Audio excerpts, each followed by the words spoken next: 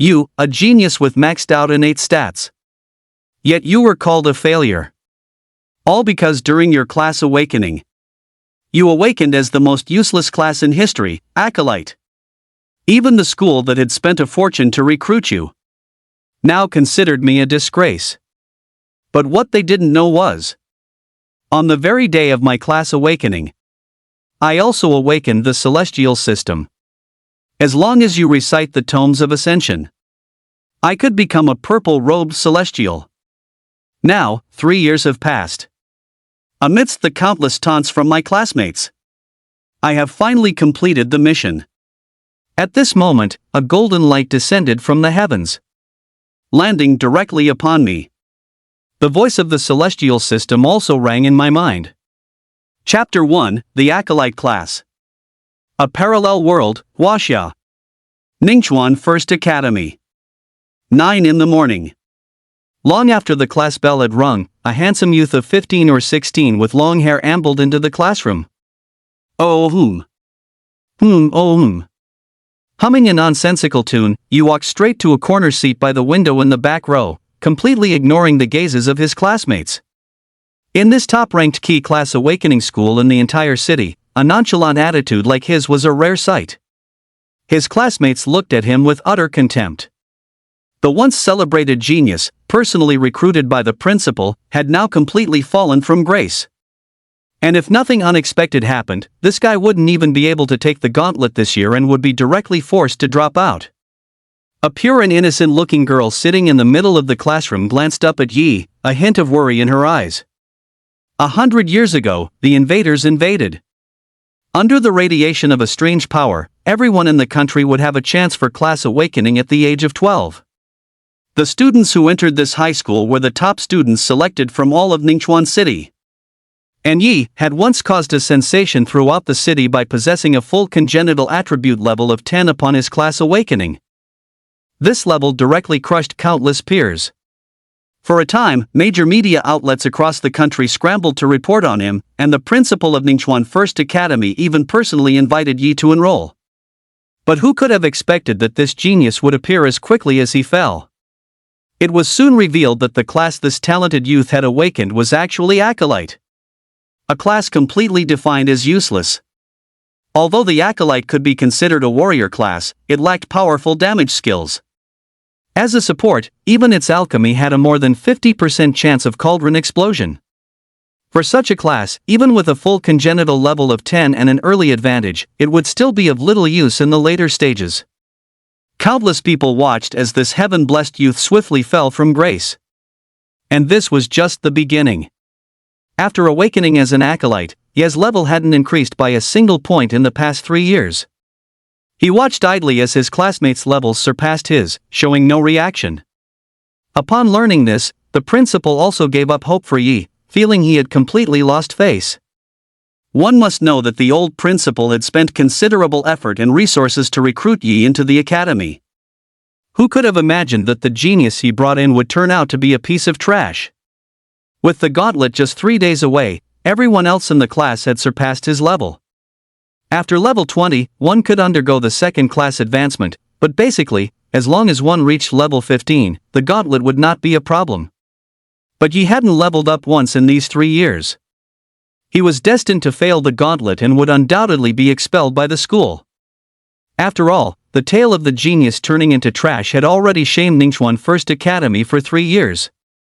This was also why the classmates looked at Yi so strangely and were no longer surprised by his slacker behavior.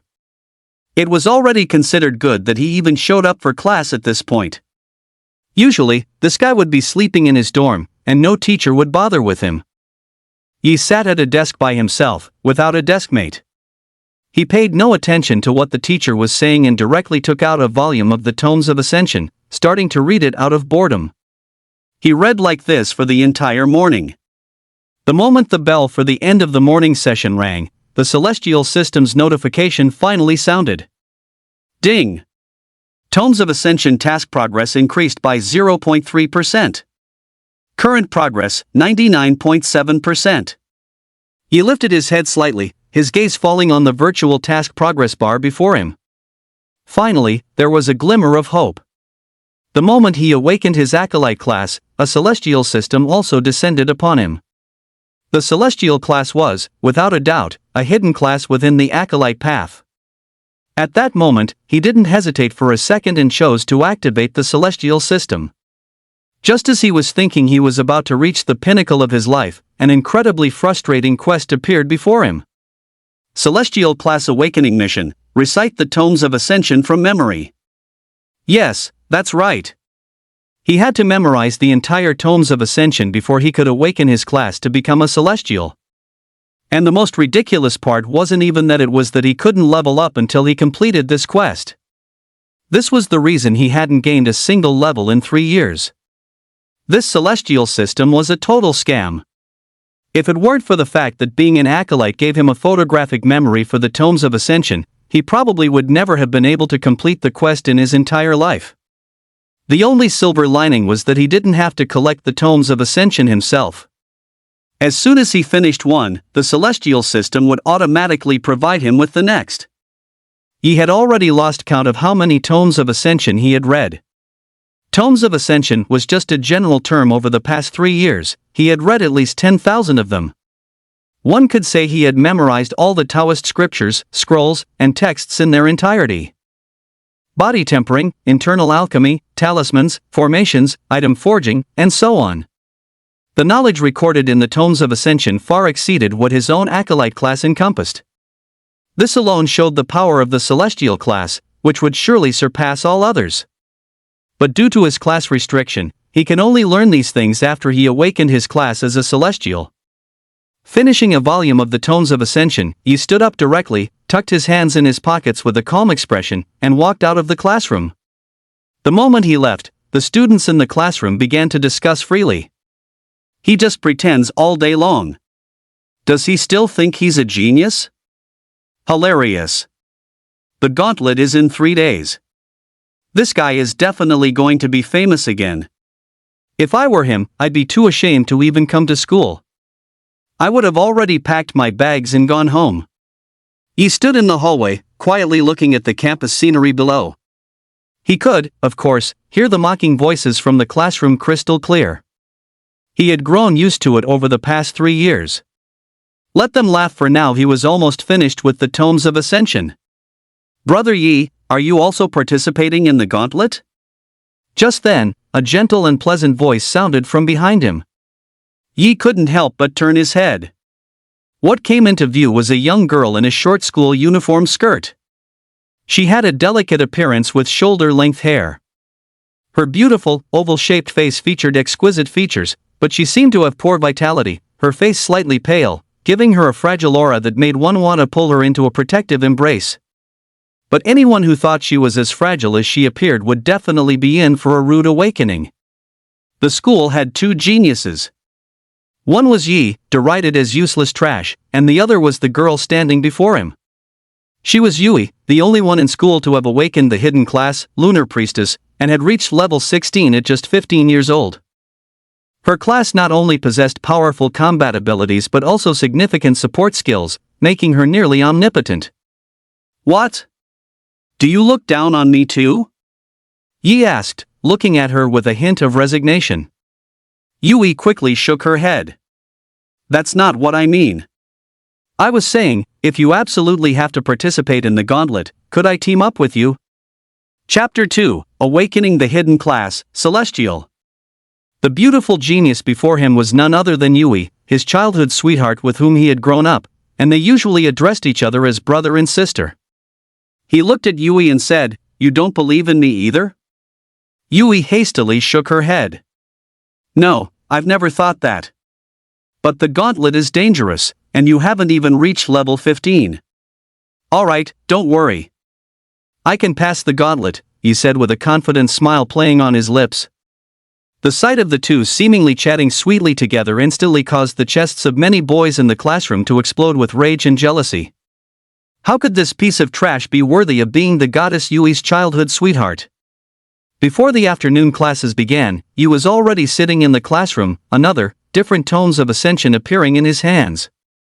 As usual, he became so engrossed in reading that several hours passed, and he didn't even notice that school had been dismissed.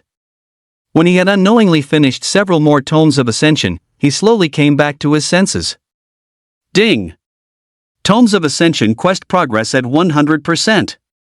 Host's class awakening quest is complete. Do you wish to awaken as a celestial? Looking at the virtual pop-up in front of him, Yi couldn't help but take a deep breath. 3 years. It had been a full 3 years. Did anyone know how he had spent these past 3 years? Raising a trembling hand, he slowly touched the screen.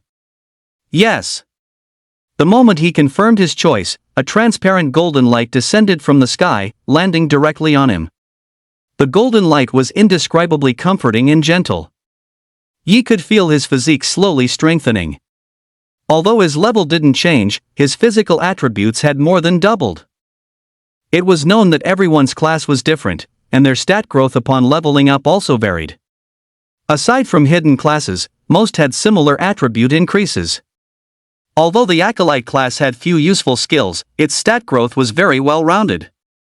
The Celestial class, on the other hand, was like a supremely enhanced version of the Acolyte. At the same level 10, its stats were once again boosted significantly. When he opened his eyes again, he felt like a completely different person. His vision grew sharper, and his perception of the surroundings suddenly became more acute.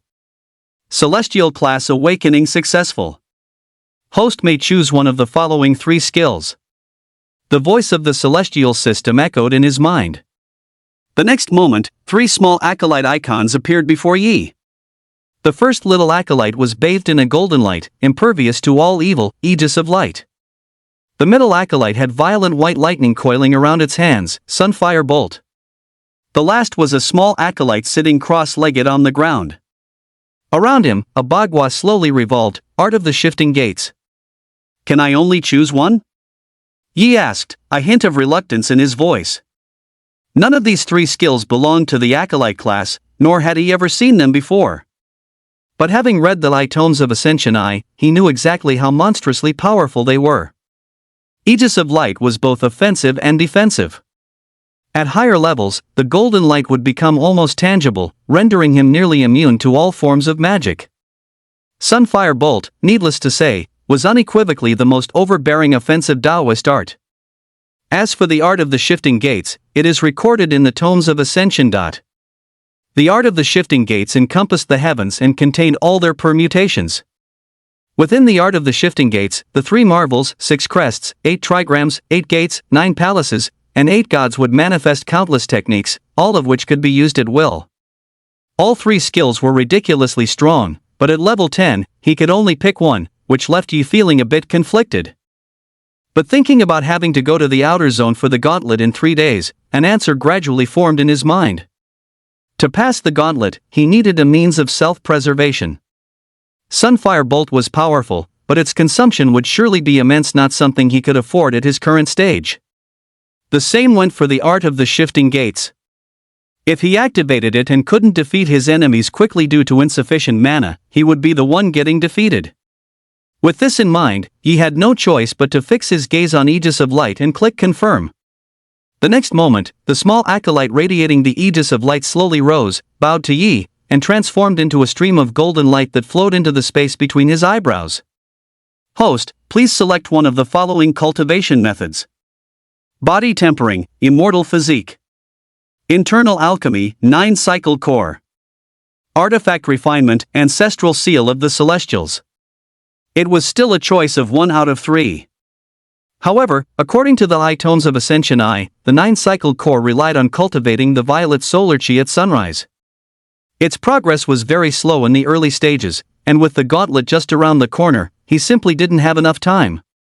Since I've chosen the Aegis of Light, my only option for body cultivation is the Immortal Physique.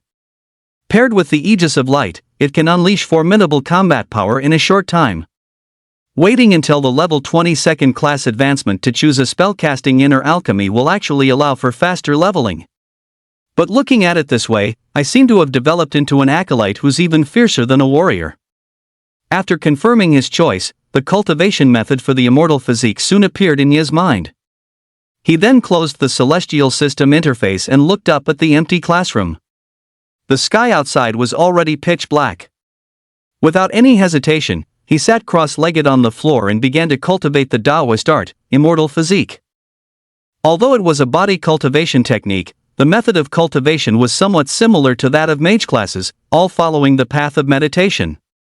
It just required him to visualize a body in his mind identical to his own, and then, upon this body, use his spiritual power to meticulously inscribe celestial runes. In his mind was a diagram of the celestial runes for the first layer of the immortal physique. Not only did he need to inscribe them all, but he also had to repeat the process 9 times before the immortal physique could be considered initiated. Because everyone's class awakening was different, their methods of leveling up were also different. And if he wanted to level up quickly now, his only option was to follow the cultivation method of the immortal physique. As the runes he inscribed in his mind spread across the visualized body, in the real world, his own body faintly emitted the same patterns. The power of the celestial runes surged into his limbs, causing his body to undergo a gradual transformation. Level 10, which had remained stagnant for so long, finally began to loosen. Back in the dormitory, a few of his roommates noticed Ye's empty bed and couldn't help but feel a little puzzled. "Our heavenly waste brother isn't back yet?" "You're right. Don't tell me he packed his bags and went home? His bedding's still here. He's probably still in the classroom reading those darn tomes of Ascension. He's been at it for 3 years. He hasn't read himself into an idiot, has he? Reading all those tomes of Ascension and we've never seen him level up.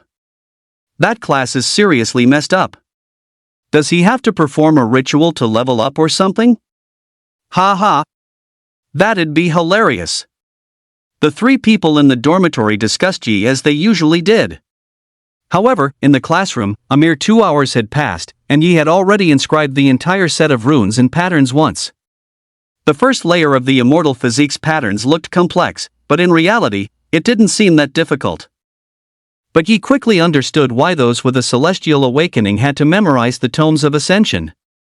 Every stroke was a result of the foundation he had unconsciously accumulated, which was why it went so smoothly. Soon, runes identical to those of the immortal physique in his mind appeared on his body, and waves of heat began to emanate from him. A gentle, strange power spread through his limbs and bones, reforming him little by little. The level 10 bottleneck that had held him back for 3 years finally broke, and he leveled up directly to level 11. Yi opened his eyes and carefully felt the changes in his body.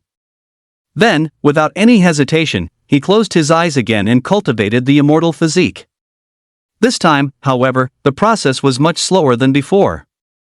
The patterns needed to be inscribed with greater detail and depth, causing the speed to drop by more than 30%. This time, it took a full 3 hours to complete the second imprinting. The patterns of the immortal physique appeared on Ye's body. As the strange power spread, his body once again surged with heat. As his body grew stronger, his level also rose to 12. Chapter 3, Immortal Physique. At this moment, the sky outside was just beginning to brighten. Yi opened his eyes, a glint of brilliant light flashing within them, and the celestial runes on his body concealed themselves. Although he had meditated all night, he didn't feel the slightest bit of fatigue. His current state was indescribably good. He didn't continue cultivating. He needed to take a short break. The difficulty of inscribing the celestial runes for the 3rd time had increased again, and it would definitely be impossible to finish in a short time. He might as well go to the virtual realm to test the Aegis of Light and, while he was at it, get a detailed understanding of the changes to himself. With this thought, he returned to the dormitory. He glanced at his roommates, who were sound asleep, and said nothing. He simply put on a holographic white helmet, and his consciousness immediately entered a digitized virtual world. 100 years ago, when the invaders attacked, although humans could undergo class awakening, they never gave up on technology. The virtual realm was a perfect data world created by humanity using technology to link with the nervous system. Here, his strength and level would be perfectly replicated 1-to-1. The school's usual combat training classes were also held here. After all, not everyone could fight invaders from birth. Before going to the battlefield, all students who had not yet graduated learned in the virtual realm. He finally found the training ground portal and clicked to enter. In an instant, the surrounding scenery changed, and he found himself in a Colosseum-style arena. He had been here once before, 3 years ago. At level 10, he faced a level 10 beast, a wind wolf. But he was brutally defeated. Since then, he had never entered the training ground again. Arriving here once more, Yi slowly stretched. Without hesitation, he once again chose his old opponent from 3 years ago, the wind wolf, only this time, it was level 12. After confirming the opponent, a lifelike cyan wolf appeared with a whoosh, staring intently at Yi. Whether in terms of aura or appearance, the cyan wolf before him seemed real. Yi took a deep breath, and his mind couldn't help but recall the memory of being mercilessly savaged by this wind wolf 3 years ago. Roar! The wind wolf roared at him and took the initiative to attack. Its speed was so fast that his eyes could barely keep up. Yi held nothing back, activating the immortal physique right from the start. Profound celestial runes densely appeared on his body, and immense power surged into his limbs. Facing the charging wind wolf, he raised his hand and delivered a mighty slap. Thwack! Woof! The wind wolf was sent flying far away by his slap, lying on the ground unable to get up. Upon closer inspection, half of its jaw had been knocked crooked by him. After its death was confirmed, the wind wolf abruptly vanished. Yi looked at his own palm in some disbelief. He had just slapped a wind wolf to death? Just how strong was he now? Please select a new opponent, or increase the beast's level. At this moment, a prompt popped up in the arena. Yi didn't hesitate and chose to increase the level. The next moment, another wind wolf appeared before him. It was slightly larger than the previous one, and the level above its head had changed to 13. Just like before, it immediately charged at him, its speed slightly faster than the last one. Yi was already prepared. Still using the immortal physique, profound celestial runes appeared around his body as he raised his hand for a simple, unadorned slap, striking down heavily. It was another mighty slap. Woof! A familiar howl of pain. The wind wolf was sent flying by his slap. But this time, it didn't fall immediately. Instead, it struggled to get back up, but after a long struggle, it finally collapsed. Still a one-slap victory. Yi was somewhat astounded. Could something be wrong with the virtual realm? Why were these wind wolves so weak? After some thought, he directly raised the wind wolf's level to 15. Swish! A much stronger azure wolf refreshed before him. This time, it finally didn't just howl and pounce. Instead, it opened its mouth and violently spat a sharp wind blade at him. Yi narrowed his eyes slightly. Wanting to test the defense of his body tempering, he decided not to dodge. Put! The wind blade landed on his shoulder and was directly blocked by the immortal physique. It didn't even break the skin. A wind blade that could easily slice through flesh had no effect at all when it struck his immortal physique. He finally realized that this celestial immortal physique was incredibly powerful. He decided to try the Aegis of Light again. After launching a wind blade, the wind wolf charged forward with the same familiar pouncing motion as the previous two. Resisting the urge to slap it, Yi quickly formed the hand seal for the Aegis of Light. Heaven and earth, the mystic sect, the root of all 10,000 chi. Through eons of cultivation, I prove my divine power. Within and beyond the 3 realms, the Tao alone is supreme. My body holds a golden light, to shield and reflect upon me. As his voice fell, a glint of gold appeared in his pupils. A faint golden light immediately appeared on his body. Facing the wind wolf, which was now just inches away, he swung a familiar slap with a familiar motion. Thwack! The familiar whimper never came. With a single slap, he had snapped the neck of this level 15 wind wolf. It lay motionless on the ground. Yi couldn't help but be a little surprised. Was the immortal physique plus the Aegis of Light really this fierce? If he learned Sunfire Bolt or the art of the shifting gates later on, wouldn't he be even stronger? But he quickly realized that since the wind wolf was the weakest beast between levels 10 and 20, it might not be a good measure. Without hesitation, he switched the beast to the strongest one available, the twin-headed corrupt serpent, level 16. After confirming and locking onto the target, he completely failed to notice that a spectator had appeared in the arena. With the gauntlet approaching, Rhea had been training in the arena for the past few days. But today, she noticed a very strange room. This room had concluded 3 battles in under a minute. Curious, she clicked to enter. Upon entering, she saw a level 16 twin-headed corrupt serpent beast appear in the center of the arena. Rhea's eyes widened. Who would choose to challenge this beast? Gao Yang? A level 16 twin-headed corrupt serpent was no weaker than a second-tier awakened fighter. Even a level 20 combat class that had undergone its second-class advancement would face a bitter struggle fighting it alone. Her gaze fell to the other side, and she was astonished to see a handsome young man with long hair. Yi. Yi was quite famous at Ningxuan First Academy. Almost everyone at the school knew him. Naturally, Rhea recognized him too. A level 10 acolyte for 3 years straight.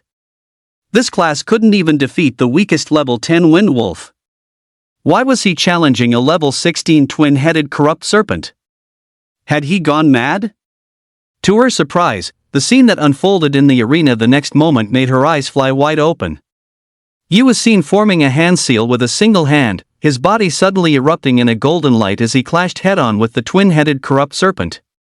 Rhea couldn't help but rub her eyes, suspecting she was still half asleep. But when she opened her eyes again, she saw Yi, bathed in golden light, raise his hand and unleash a punch that directly blew up one of the twin-headed corrupt serpent's heads. Chapter 4: The Eve of the Gauntlet. As he gradually adapted to the immortal physique and aegis of light, Yi's movements became more fluid and coordinated. After smashing one of the twin-headed corrupt serpent's heads with a punch, he pushed off the balls of his feet and swiftly retreated. Hiss roar! With only one head remaining, the twin-headed corrupt serpent went berserk, chasing him and relentlessly spitting out poisonous mist. Yi didn't approach rashly. He stared at the twin-headed corrupt serpent with calm eyes, searching for an opportunity. Soon, he found one.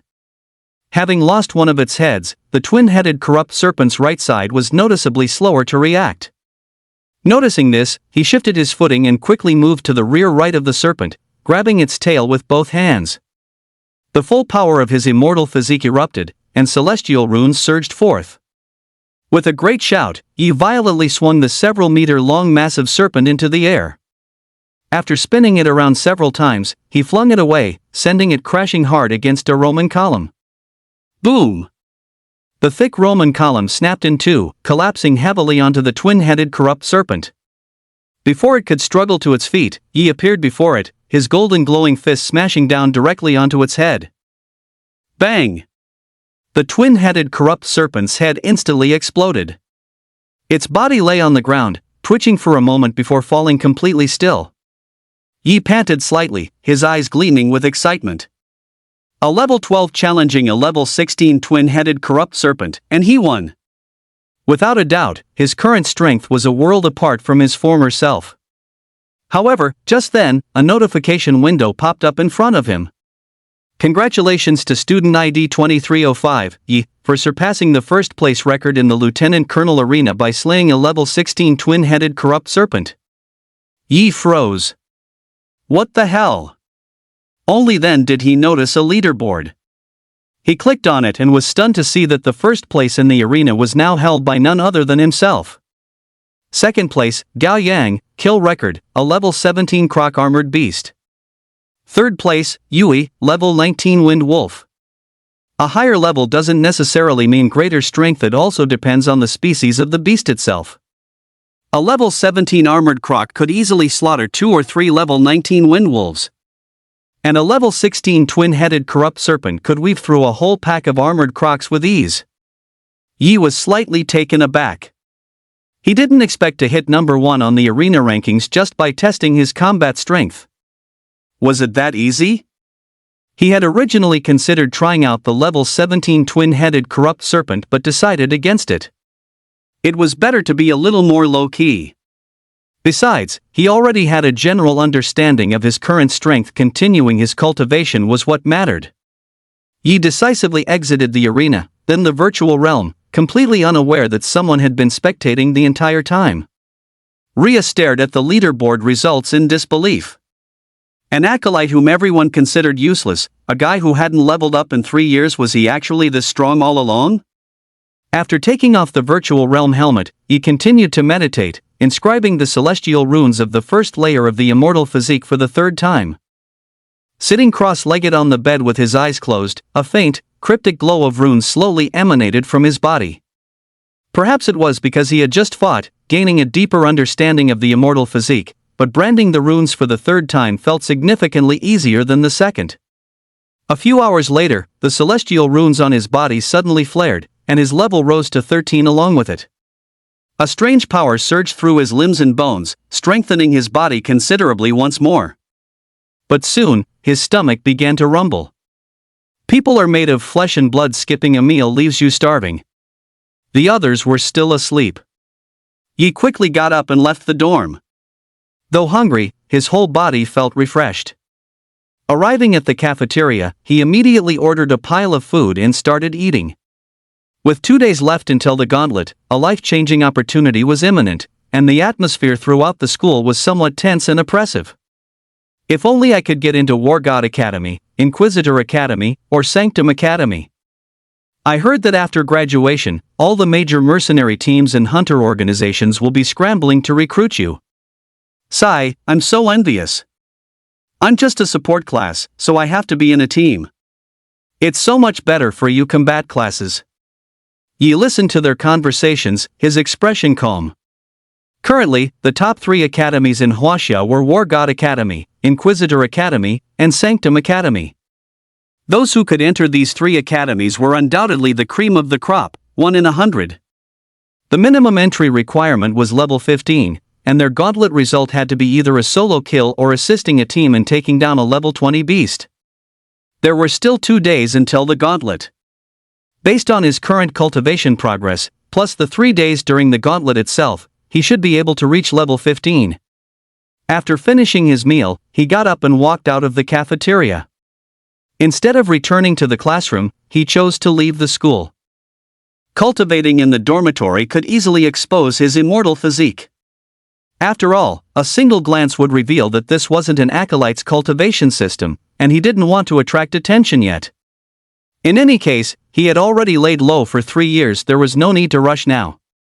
After leaving the school, he found a random hotel nearby, checked in, and continued to meditate and cultivate, imprinting his immortal physique.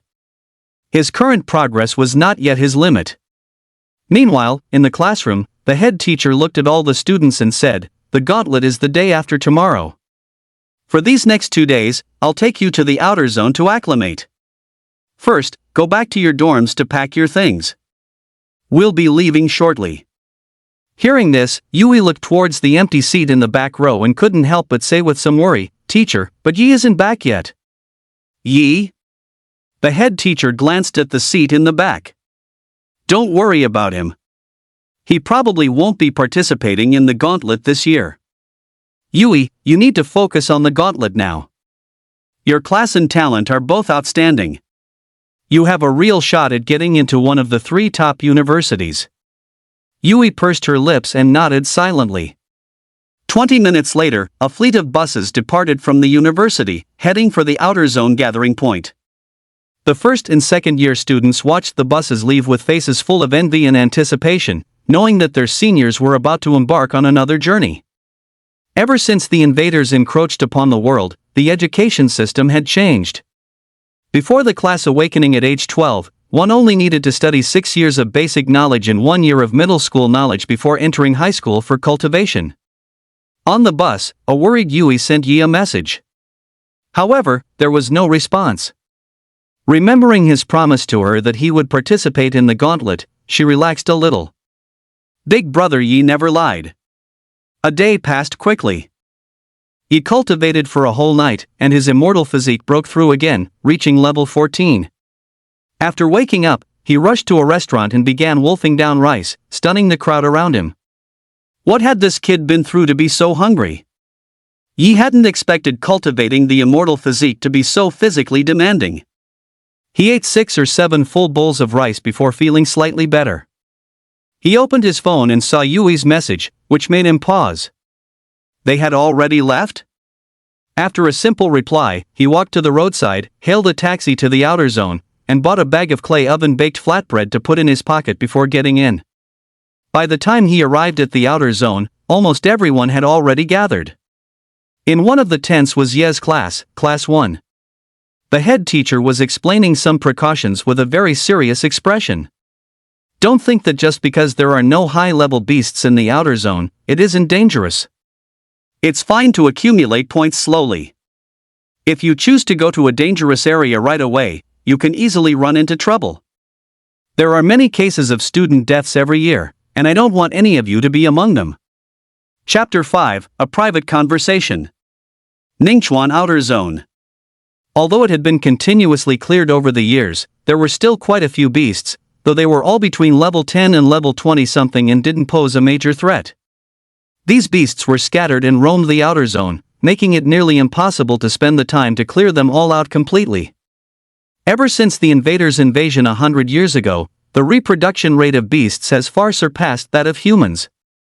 It could be said that the habitable areas for humanity now are less than a tenth of what they once were. But they still needed to be cleared out periodically. However, humanity had already devised a good method for this, using the gauntlet to eliminate all these weaker beasts, which also served to train the younger generation. The admission process for high schools was still the same as 100 years ago, based on a point system. Each beast, depending on its level, was worth a different number of points. Slaying one would earn you those points. Over 3 days, accumulating enough points would allow one to get into their desired high school. But only the top 3 high schools had strict requirements.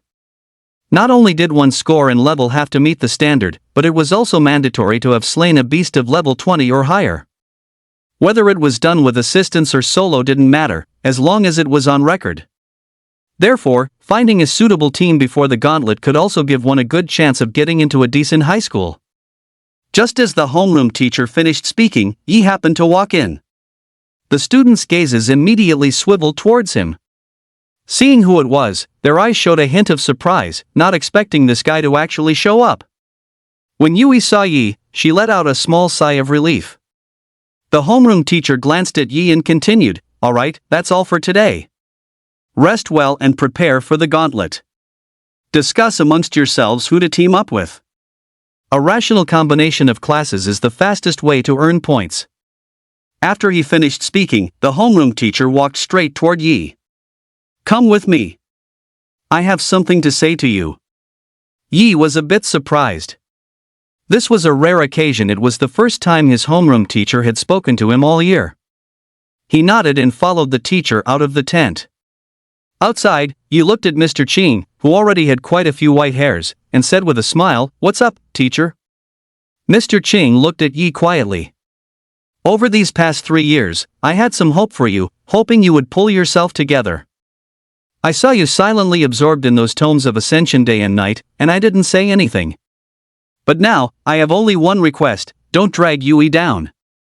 I know that given your relationship, she will definitely ask you to team up. If you truly care about her, don't agree." Yi frowned slightly but listened quietly until Mr. Qing finished. "You should be well aware that with Yui's strength, if she just finds a reliable team, she has a very high chance of getting into one of the 3 top high schools." "Teacher, I understand what you mean. You want me to know my place, right?" Yi said calmly. Mr. Qing was taken aback, not expecting Yi to be so blunt. After a moment's hesitation, he still nodded. "A level 10 acolyte can't even defeat the most basic wind wolf in the outer zone. I originally thought you wouldn't be foolish enough to participate in the gauntlet. For you, the gauntlet poses a great risk." Yi sighed helplessly, a faint smile appearing on his face. He looked up at Mr. Qing and said, "Mr. Qing, although I'm an acolyte, I'm already level 14. Mr. Qing was slightly stunned. After looking closely at Yi, he finally noticed that the aura around him was distinctly different from before. Yi couldn't be bothered to say more. He waved his hand and turned to leave. Mr. Qing watched Ye's departing figure with a slight frown.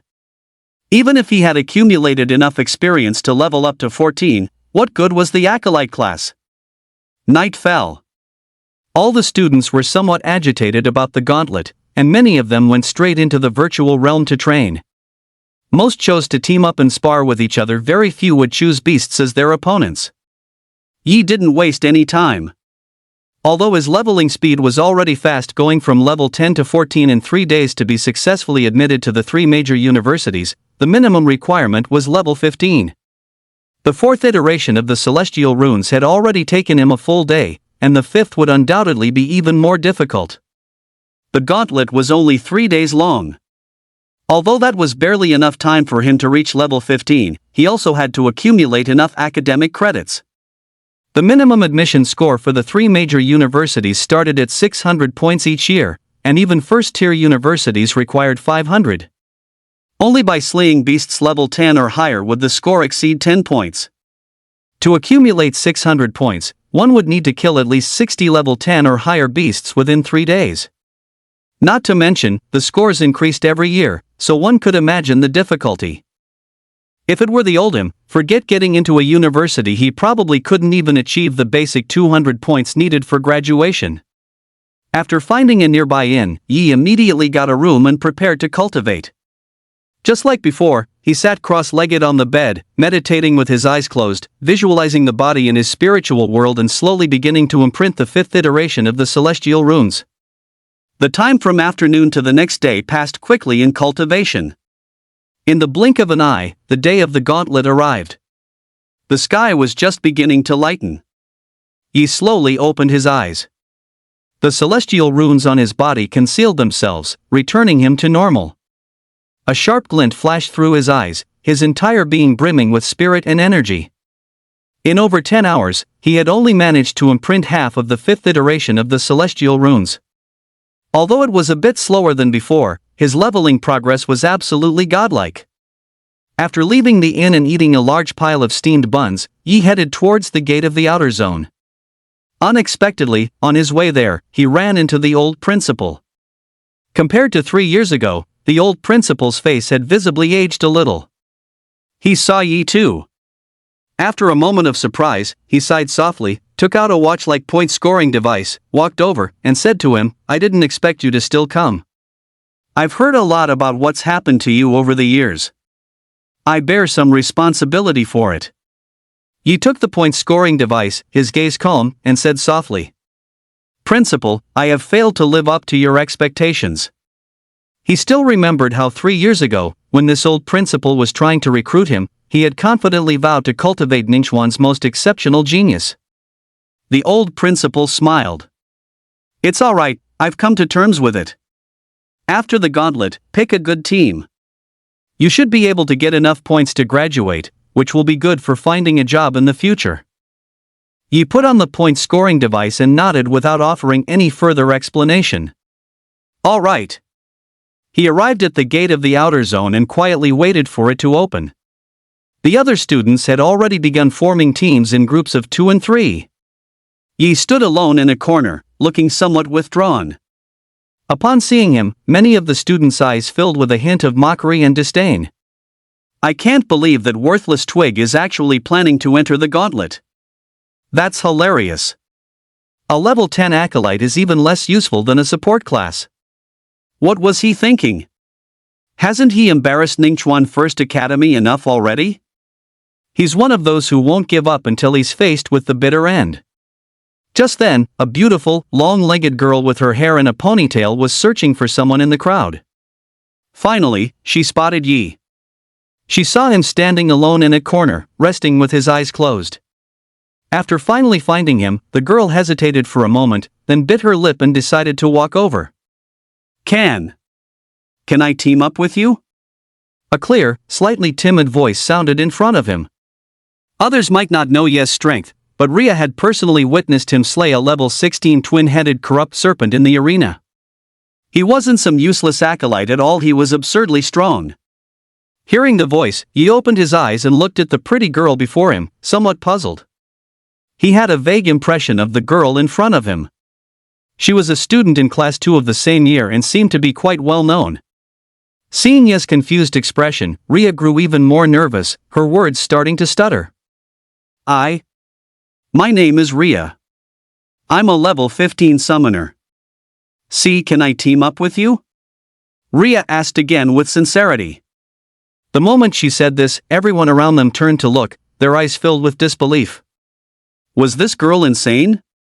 Asking to team up with a guy from a useless class? A level 15 summoner, although the class itself wasn't very powerful, she could summon 2 level 15 beasts to fight alongside her. Her combat power was not to be underestimated.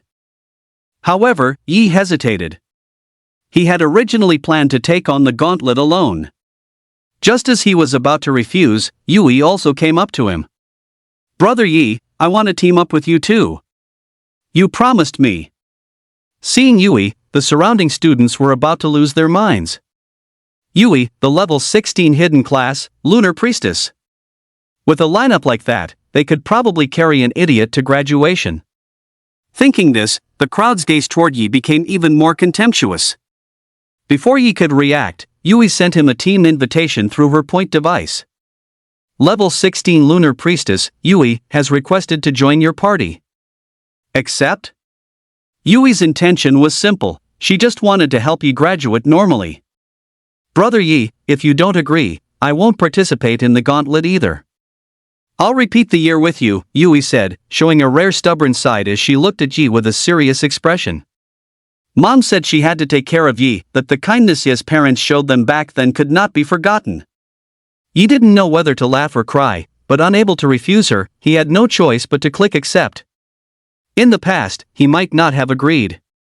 But now, as a level 14 celestial, also a hidden class, he was confident he wouldn't hold Yui back. In the distance, Mr. Cheng watched the scene with a frown.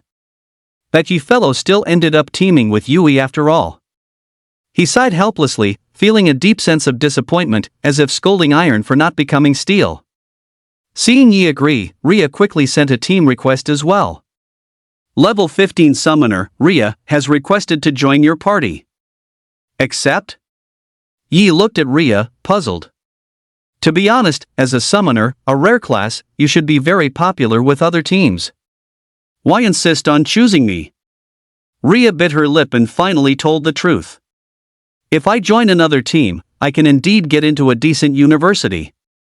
But I also want to get into a top-tier one.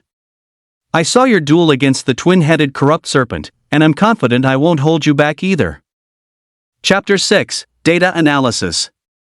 It hit Yi instantly. You saw that? After a moment's hesitation, Ria nodded. Yes. Don't worry, I haven't told anyone about your true strength. Beside them, Yui was a bit confused. What happened in the arena? Yi rubbed his temples, his mind racing. After all, one more person in the party meant one more person to share the points with. This was also why so many people wouldn't even consider Yi. What could a useless acolyte do? Start a fire to refine elixirs? But soon, a glint flashed in Ye's eyes, and he accepted Ria's party request. In his mind, several tactical combinations for efficiently farming points began to form, but they required cannon fodder. The beast summoned by a summoner could perfectly fill such a role. Seeing Yi accept her into the party, Ria was instantly overjoyed. Thank you. I'll be sure to follow your commands. Yui grew more and more bewildered. At first, she thought Ria had come for her, but now it seemed she was specifically here for Yi. Just then, the gates to the outer zone slowly opened. A clear announcement broadcasted, the gauntlet has officially begun. All students, enter the outer zone. If you encounter danger, you may press the red button on your point tracker. Support will arrive within 1 minute, but this will also signify an early end to your gauntlet. Cherish your lives, and I wish all you students a bright future. Boom! Unable to hold back any longer, all the students shouldered their backpacks and rushed toward the outer zone, Yi and his 2 companions among them. Just as the trio stepped out of the city, the female homeroom teacher of Class 2 stormed up to Mr. Ching, fuming, "Are you going to do something about that Yi from your class or not? How dare he pull our Ria into his team?" Faced with the female teacher's questioning, Mr. Cheng was momentarily stunned. Let me tell you, Ria is a top student too. If he from your class ruins her future, I'll make sure he's expelled, no matter what. It was only then that Mr. Ching realized what was happening. Not only had Ji teamed up with Yui, but he'd also teamed up with Ria, the top student from class 2? How was this kid so popular with the girls? Why are you yelling at me? Is this something I can control? Mr. Chang retorted, also a bit irritated. He had explicitly told Ji not to team up with Yui, but had the boy listened to him? At that moment, the old headmaster walked over, his face ashen. That's enough. Teachers from other schools are here. Haven't we at Ningchuan First Academy made enough of a fool of ourselves already? How many students do you think will pass the first tier line this time? The old headmaster asked, turning to look behind him. Following the old headmaster was an intellectual-looking woman wearing glasses. She tapped on the tablet in her hand, checked the school's student ranking information, and said, approximately 256 people. The old headmaster nodded in satisfaction. Ningchuan First Academy's first-tier acceptance rate was always the highest. Analyze it. How many do you think can get into the 3 top academies? The old headmaster continued to ask. The intellectual woman began to analyze all the data on these students, a faint glow emanating from her eyes. If all goes as expected, there should be 3. Wait a minute. She was a level 35 support class, a prognosticator. She could deduce many things through various data. At higher levels, they could even achieve perfect prognostication, though their own combat power was not high. Just then, she seemed to have spotted a very unusual piece of data, her expression one of utter surprise. She reached out and tapped the tablet, and a virtual light screen appeared before them. It was the arena leaderboard for the virtual realm of Ningchuan First Academy. At some point, the top spot had been replaced by a name that was both very unfamiliar and familiar. First place, student ID 2305, Yi, level 12, kill record, level 16 twin-headed corrupt serpent. Seeing this information, the several teachers stood frozen in place. Mr. Ching, in particular, thought for a moment that he was hallucinating. How is that possible? The old principal was also taken aback, somewhat surprised by the record on the leaderboard. Ms. Su, is there a problem with the virtual realm? The intellectual woman frowned and shook her head. The virtual realm's backend is maintained by tens of thousands of programmers above level 50. It's impossible for a bug to occur. There's a combat log, but it requires your authority, principal, to view the student's battle record. The old principal understood and took out a school emblem ring from his pocket, scanning it against the screen. Soon, all of Ye's combat records in the arena from the past 3 years appeared before them. The intellectual woman skipped directly to the last combat record and opened it. Sure enough, the screen showed the battle between Yi and a level 16 twin-headed corrupt serpent. When they saw him, bathed in golden light, fearlessly fighting the twin-headed corrupt serpent, the several teachers were all stunned into silence. It took a long while for them to recover even after the video ended. Finally, the old principal burst out laughing so hard he started to cough violently. Good. What a good kid. You've been hiding it for so long. Mr. Ching's expression was complicated. At level 12, he had skipped levels to slay a level 16 twin-headed corrupt serpent. The day before yesterday, the kid said he was level 14. Could it be that his strength had increased again?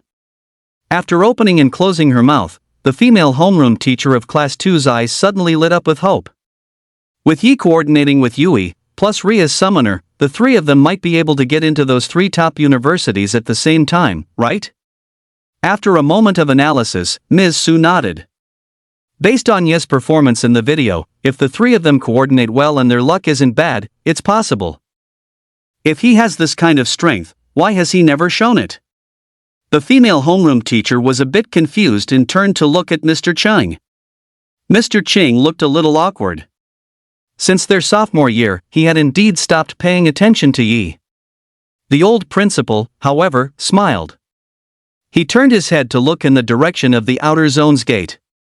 Is he hiding his abilities or biding his time? But this calm and composed temperament is certainly commendable. It seems our little Ningchuan is about to produce a dragon. However, Yi, the one they had placed their hopes on, stopped just after leaving the city gate. What's wrong, brother Yi? Yui was a little puzzled. Yi sighed and said, a bit embarrassed, I was in too much of a hurry and forgot to bring food. Yui was stunned for a moment. I have some in my backpack, but not much. I have plenty of compressed biscuits and water in my backpack, enough to last for 3 days, Ria said. That'll do. It was the first real combat for all three of them, and also their first time leaving the outer zone. They had to minimize mistakes as much as possible. I also have a map of the area around the outer zone here. Do you need it? Ria asked. She took a map from her backpack and handed it over. He glanced at the girl with some surprise, not expecting her to be so well prepared. He opened the map and discovered it was marked with the locations and general information of numerous beast hordes. Isn't this considered cheating? Yui couldn't help but ask as she looked at the map. Ria shook her head. Of course not. This is tacitly allowed by the gauntlet. A map lets students consider their own strength before choosing a target, but it can only be used as a reference. Not all the information on it is accurate. Yi studied the map intently. It seemed that reading the tomes of Ascension for 3 years had indeed made him a bit naive.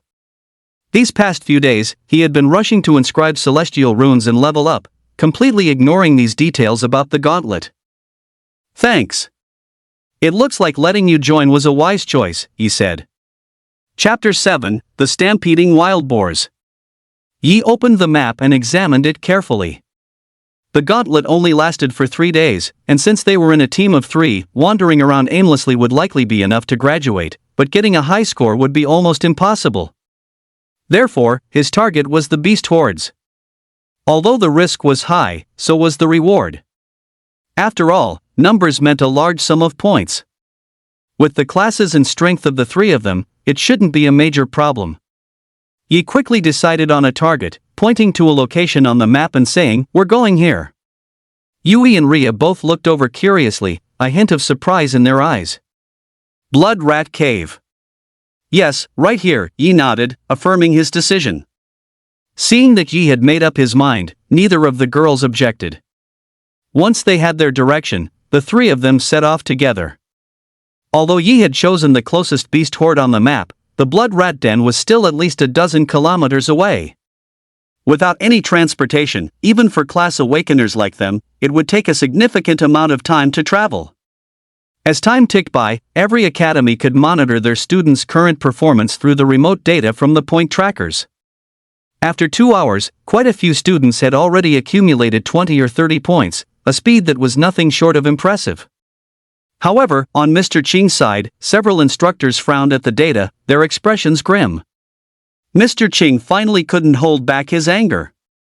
What on earth is that kid doing? Hours have passed, and the scores of all 3 of them haven't changed at all. Even killing a random wild rabbit on the side of the road would grant 1 point, but after several hours, all 3 of their scores were still at 0. If they hadn't seen other students' scores jumping, they might have suspected that the outer zone was even cleaner than the city. The female homeroom teacher beside them also frowned, her eyes fixed on Ria's score. The old principal, however, remained composed, his expression unchanging. Ms. Su, on the other hand, opened the map of the outer zone. Based on the route Ye's group was taking, she quickly deduced something and explained, they should be in a hurry. If their target is the Blood Rat Cave, they're almost there. Mr. Qing then realized his concern had clouded his judgment. He quickly looked at the map and soon understood that the Blood Rat Cave was indeed a likely target for Ye's group. The female homeroom teacher of Class 2 couldn't help but frown. Isn't that too risky? Although blood rats are only level 13 beasts, there are at least 100 of them inside, and even a level 16 Blood Rat King. If they get surrounded, it'll be too late for a rescue. Just then, the rescue teams in the distance began to set off one after another. It was clear that some unlucky students had encountered danger and chosen to call for help. Meanwhile, Ye's group arrived at the edge of a cluster of strangely shaped rocks, their eyes fixed on a cave entrance half a person's height in the deepest part.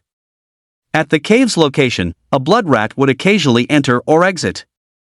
These blood rats were absurdly large, like calves, with pitch-black fur, crimson eyes, and extremely sharp claws on all four limbs. Even a southerner would be startled at the sight. "What do we do now?" Rhea asked. Below the half-person high cave entrance, there was surely a dense network of narrow tunnels. Not to mention the cramped space, they definitely wouldn't be able to maneuver freely if they went inside. "Simple. We just lure them out. Summon a low-level wild boar," he said. "All right." Rhea instantly understood. She spread her hands and, after chanting an incomprehensible spell for a moment, a circle of light flashed before her. A tusked wild boar, level 4, was randomly summoned from who knows where. Yi nodded in satisfaction and said, "You control the wild boar to wander around the rock cluster. Lure as many as you can over here, and we'll slaughter them." Rhea already knew what she planned to do. Without another word, she directed the wild boar towards the rock cluster. The wild boar was clearly terrified, but it had no choice. Under the control of her mental power, it trembled with fear as it approached the rock cluster and let out a grunt. In an instant, 6 or 7 calf-sized blood rats shot out from among the strange rocks, their crimson eyes fixed on the wild boar as they charged towards it with incredible speed. Without needing a reminder from Yi, Rhea immediately had the wild boar run back towards them. The wild boar took off without a second thought.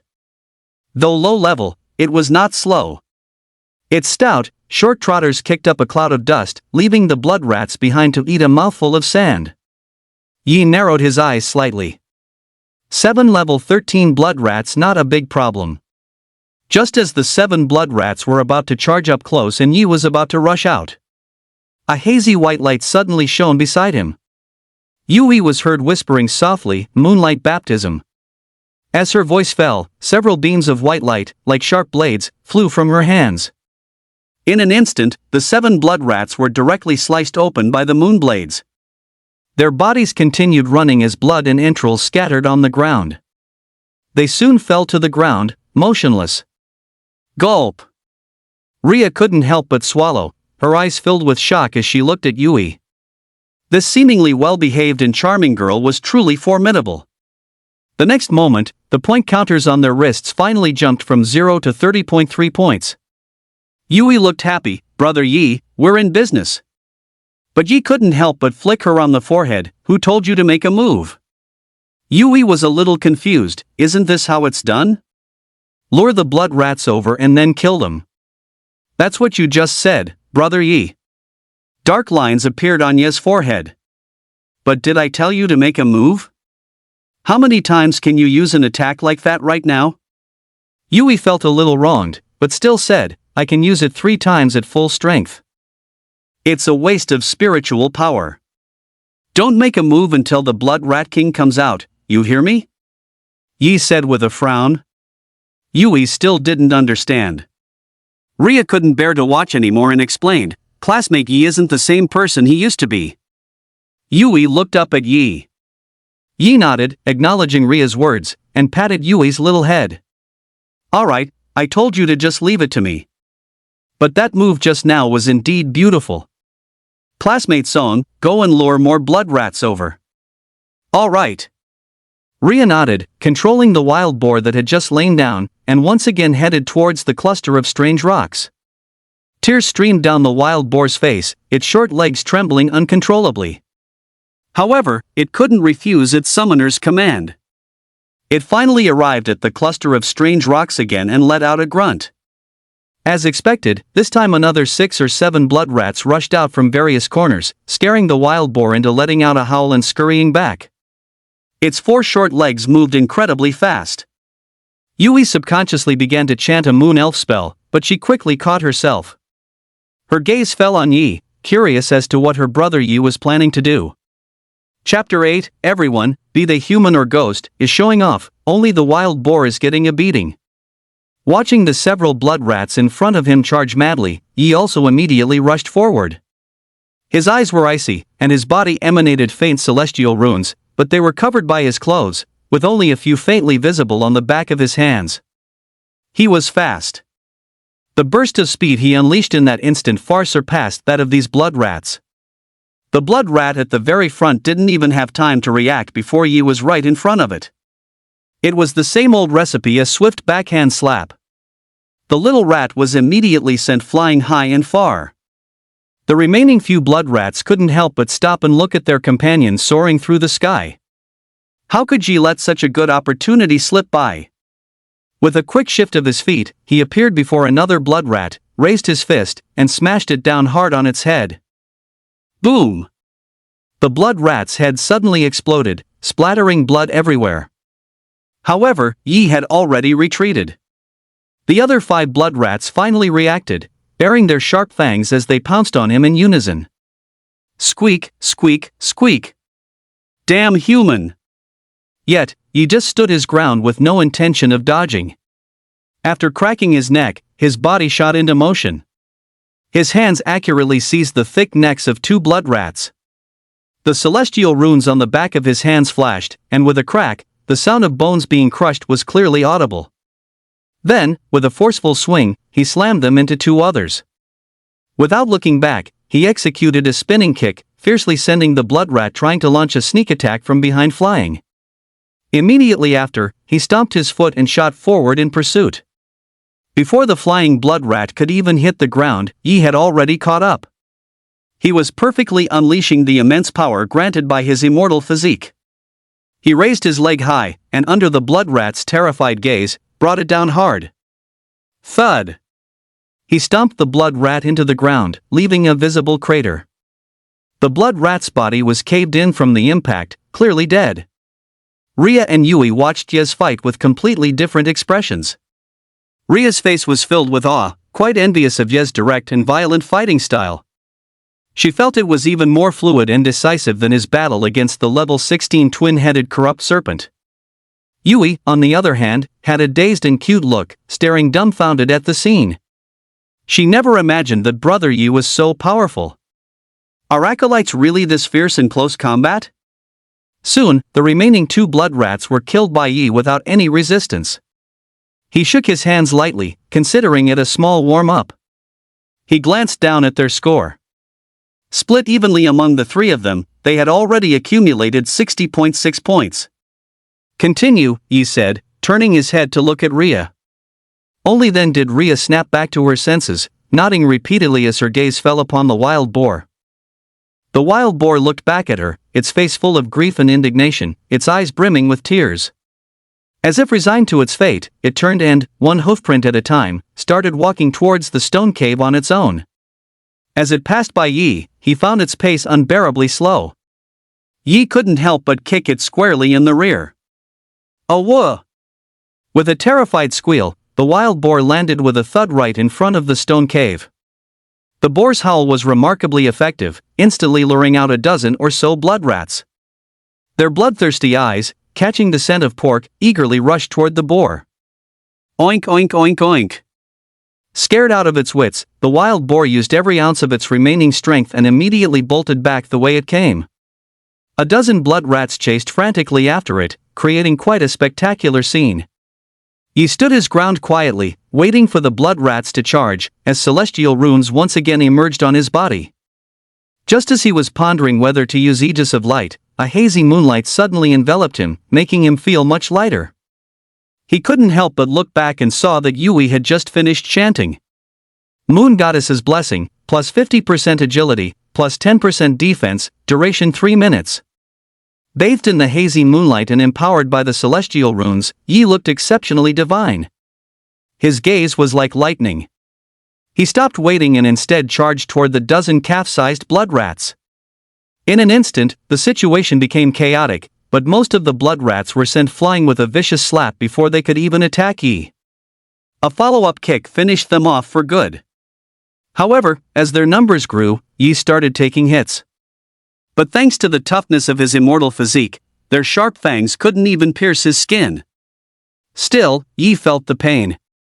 He grabbed one of the blood rats, slammed it hard onto the ground, and crushed its head with a single punch, causing its eyeballs to pop out. The wild boar watching from the side squealed, clearly gloating over their misfortune. In the blink of an eye, 7 or 8 blood rats were knocked to the ground. The remaining few finally came to their senses and tried to flee in a panic. The cowardly boar actually tried to block their path, but its 4 trembling trotters made it obvious that it was under Ria's control.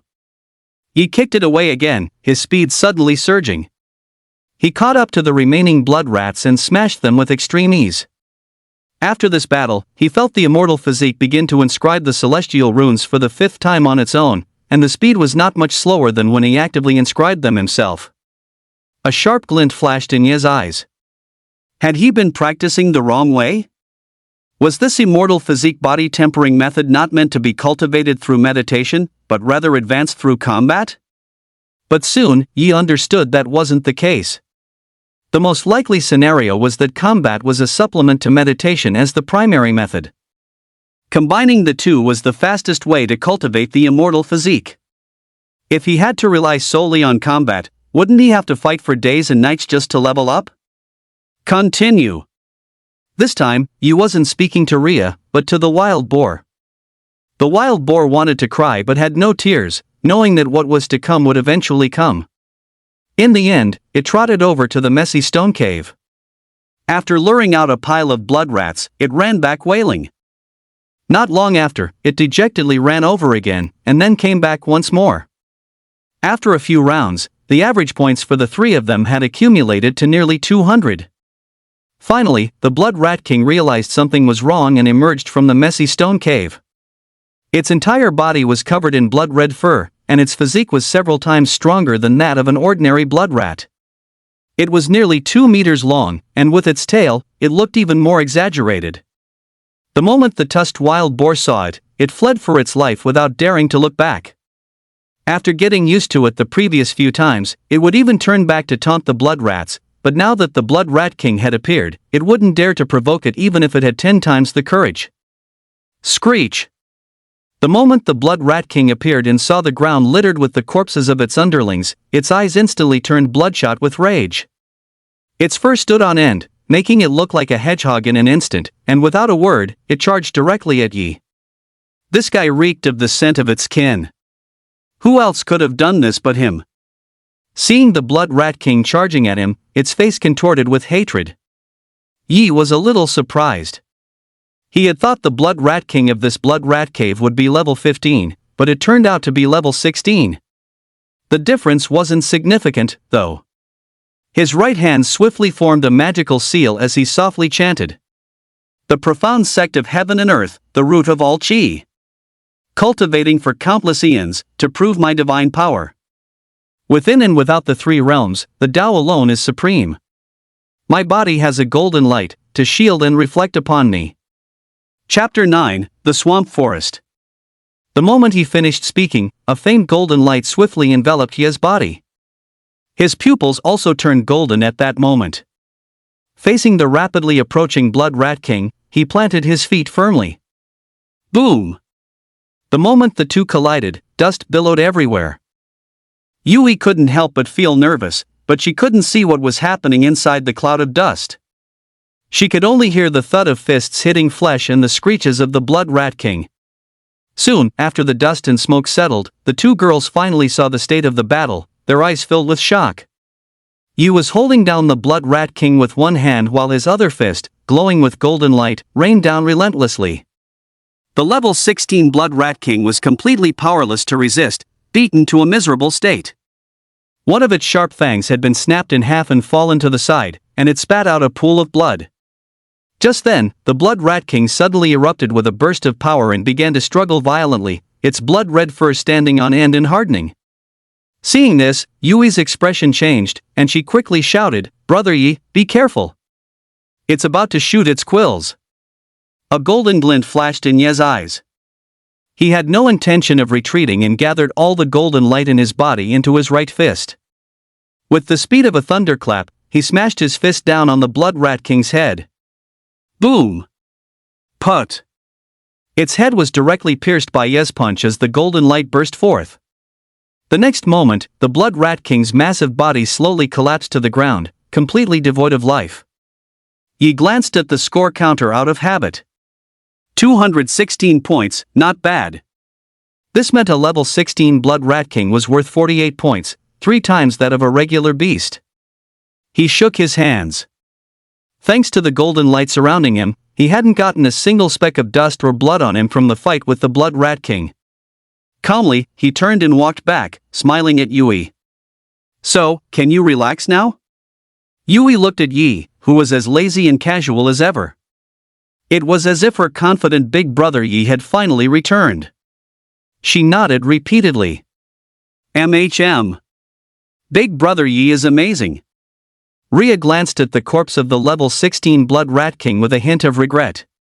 If only she were level 16, she could use this corpse to summon a level 16 Blood Rat King and greatly increase her own combat power. Yi checked the time and said, "Let's rest for a bit. We'll head out again in 2 hours. We each earned 216 points from this wave, so getting 600 points in 3 days definitely won't be a problem." "Yes, thank you. I haven't really been much help," Rhea said, a little embarrassed. These 200 points had come far too easily. Yi looked at the wild boar still trembling beside her and couldn't help but smile. "What do you mean you weren't much help?" "You were a huge help. The boar was the main force this time. We won't eat it tonight." Pigs were already quite intelligent, and a level 4 wild boar had the intelligence of a 10-year-old child. When it heard that it had worked so hard only to nearly be eaten, it wanted to cry but had no tears, feeling that its future as a pig was bleak. But Rhea couldn't help but laugh at the boar's expression. "All right, go eat. He's just teasing you." Upon hearing this, the wild boar didn't hesitate and ran towards the Blood Rat King's corpse, starting to gnaw on it with loud snorts. Before long, its level shot up from level 4 to level 7, and its body grew several sizes larger. Yi wasn't surprised by this scene. Beasts could devour each other to level up. The wild boar's level was too low, so the corpse of a level 16 Blood Rat King was of great benefit to it. The three of them found a clean, shady spot among the jumble of rocks and began to rest. Meanwhile, at the entrance to the outer zone, several teachers from Ningchuan First Academy stared in shock as the scores of Yes team shot up like a rocket. The trio's scores finally stopped at 216 points, instantly doubling everyone else's. Even Gao Yang's score was only 150 at the moment. Instructor Su calmly analyzed the data and said, "It seems they've cleared out the Blood Rat Den." The last 16 points surged simultaneously, so the Blood Rat King was most likely killed. Mr. Ching stared blankly at Ye's name. To accumulate over 200 points in just half a day, without a doubt, at this rate, the three of them would definitely qualify with high scores. They might even all get into the 3 top academies at the same time. Just then, the old principal's phone rang. He glanced at it, a slight frown creasing his brow. He then looked up at the people before him and said, "The admission scores have been released. This year, the admission score for the 3 top universities is 750. The rigid requirement of a level 15 profession has been raised to level 16. The requirement to assist in and kill a beast of level 20 or above remains unchanged, but the credit will be divided equally among team members. That is, however many people are in the squad, that's how many level 20 beasts they need to kill." Hiss. Several instructors couldn't help but gasp. "What's going on, Principal?" Last year, the admission score for those 3 universities was only 640. This year, it's jumped by over 100 points, and the requirements are so much stricter, the female instructor from Class 2 said, completely bewildered. The old principal's eyes were deep, as if he had guessed something. His gaze drifted towards the outer zone. The 3 top universities are backed by all of Huaxia. For them to make such a sudden decision, they must have detected some movement from the invaders. The 3 top universities, already notoriously difficult to get into, had raised their admission standards so drastically. Without a doubt, they were now fully committed to a strategy of cultivating only the elite. Hearing this, the instructors instantly understood. That was the only plausible explanation. Then Yi, Yui, and the others. Mr. Ching couldn't help but frown. A slow smile spread across the old principal's lips. They cleared out the Blood Rat Caves in half an hour, and you're worried they won't get into those 3 universities? You should be secretly celebrating. With 2 students from 1 class entering top universities, you're a shoo-in for Ningxuan's glorious instructor title this year. The female teacher from Class 2 looked at Mr. Ching with envy. This title and position offered a chance to work at a first-tier university in the future. However, Mr. Ching's expression grew complicated. He sighed softly. I'm unworthy of the praise. I haven't paid much attention to Yi these past 2 years. The old principal shook his head. Don't blame yourself. Even I didn't see that this kid was hiding his abilities so well. He turned to Ms. Su. Analyze where they might choose to go next. They'll most likely target another beast swarm. Ms. Su opened a map upon hearing this and quickly said, 14 kilometers from the Blood Rat Caves is the desolate grass ridge, home to a large pack of wind wolves averaging around level 15. 22 kilometers away is the swamp forest, perpetually inhabited by the twin-headed corrupt serpent. These two locations are in completely different directions. The swamp forest is one of the most dangerous places in the outer zone. Yi and the others probably won't choose to go there, will they? The female instructor from Class 2 said with a slight frown. Given the speed at which the trio was accumulating points, 3 days would be more than enough time to reach 750 points. However, the old principal and Mr. Ching exchanged a look. This kid might not be satisfied with the points from the wind wolves. At that moment, Yi opened his map to decide their next destination. His eyes flickered between the desolate grass ridge and the swamp forest, and he quickly made up his mind. We're going to the swamp forest next, Yi announced.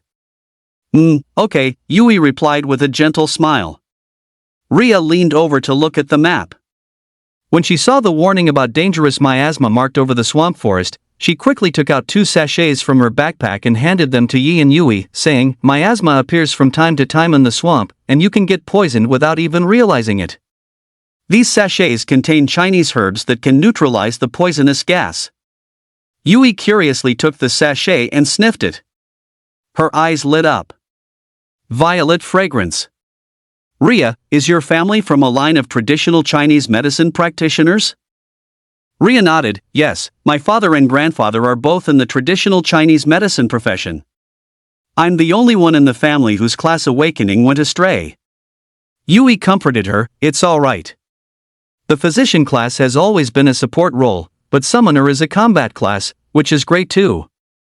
Yi took the sachet, sniffed it curiously, and then casually put it in his pocket. Student Song is very well prepared. Even without teaming up with us, she could easily get into a first-tier university by joining any decent team. Ria pursed her lips and clenched her fists, but my goal is a top-tier university. Yui gave a faint smile, right, let's do our best together. Chapter 10, Nurturing a Summoned Beast. During the short break, Yi didn't slack off on his cultivation.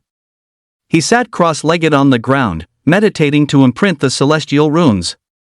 As expected, after a round of combat, the speed of imprinting the celestial runes had indeed increased significantly. Yui looked curiously at the faint celestial runes appearing on Ye's body, realizing that Brother Ye's transformation was likely due to his cultivation technique. She was a little curious about what Brother Yi had comprehended after studying the tomes of Ascension for 3 years. Although Ria was also curious, she didn't look for long. She too seized the time to close her eyes and meditate to enhance her mental power. Her talent was not low. Although not a hidden class, hers was still a rare one. Just as the instructors had said, she was certain to get into a first-tier university, but she was still a little short of getting into a top-tier one. But the stubborn Ria was determined to prove that she was no worse than her brother. 2 hours passed quickly. Yi opened his eyes right on time. His energy restored, he stood up and said, let's go. Time to set out. We'll try to clear the swamp forest before dark. Okay. Yui immediately nodded. No matter what Yi did, she would support him unconditionally. The 3 of them started on their way. After traveling for half an hour, Ria suddenly said, does this mean I don't have to conserve my mental power and can summon a flying beast to give us a ride? Yi and Yui were momentarily stunned, looking at her with a sense of helplessness. Why didn't you say so sooner? Because I can only summon a beast twice a day. The higher its level, the shorter its duration. If I summon it now just for travel, I'm afraid it won't be able to help during combat, Ria explained. Yi understood at once. After glancing at the wild boar, he pondered for a moment and shook his head. Then there's no need. There are only about 10 kilometers left, it won't take long.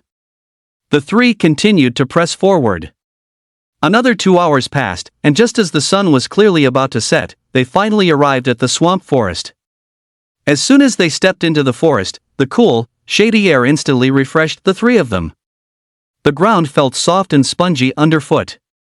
Undoubtedly, one could sink into a swamp anywhere here, but it wasn't apparent from the surface. Yi narrowed his eyes slightly. He suddenly remembered that twin-headed corrupt serpents lived in places like this, their ability to conceal themselves terrifyingly effective. Even a creature of the same level would only notice them at very close range. However, this problem wasn't too difficult to solve. He directly pulled a stack of talismans from his pocket.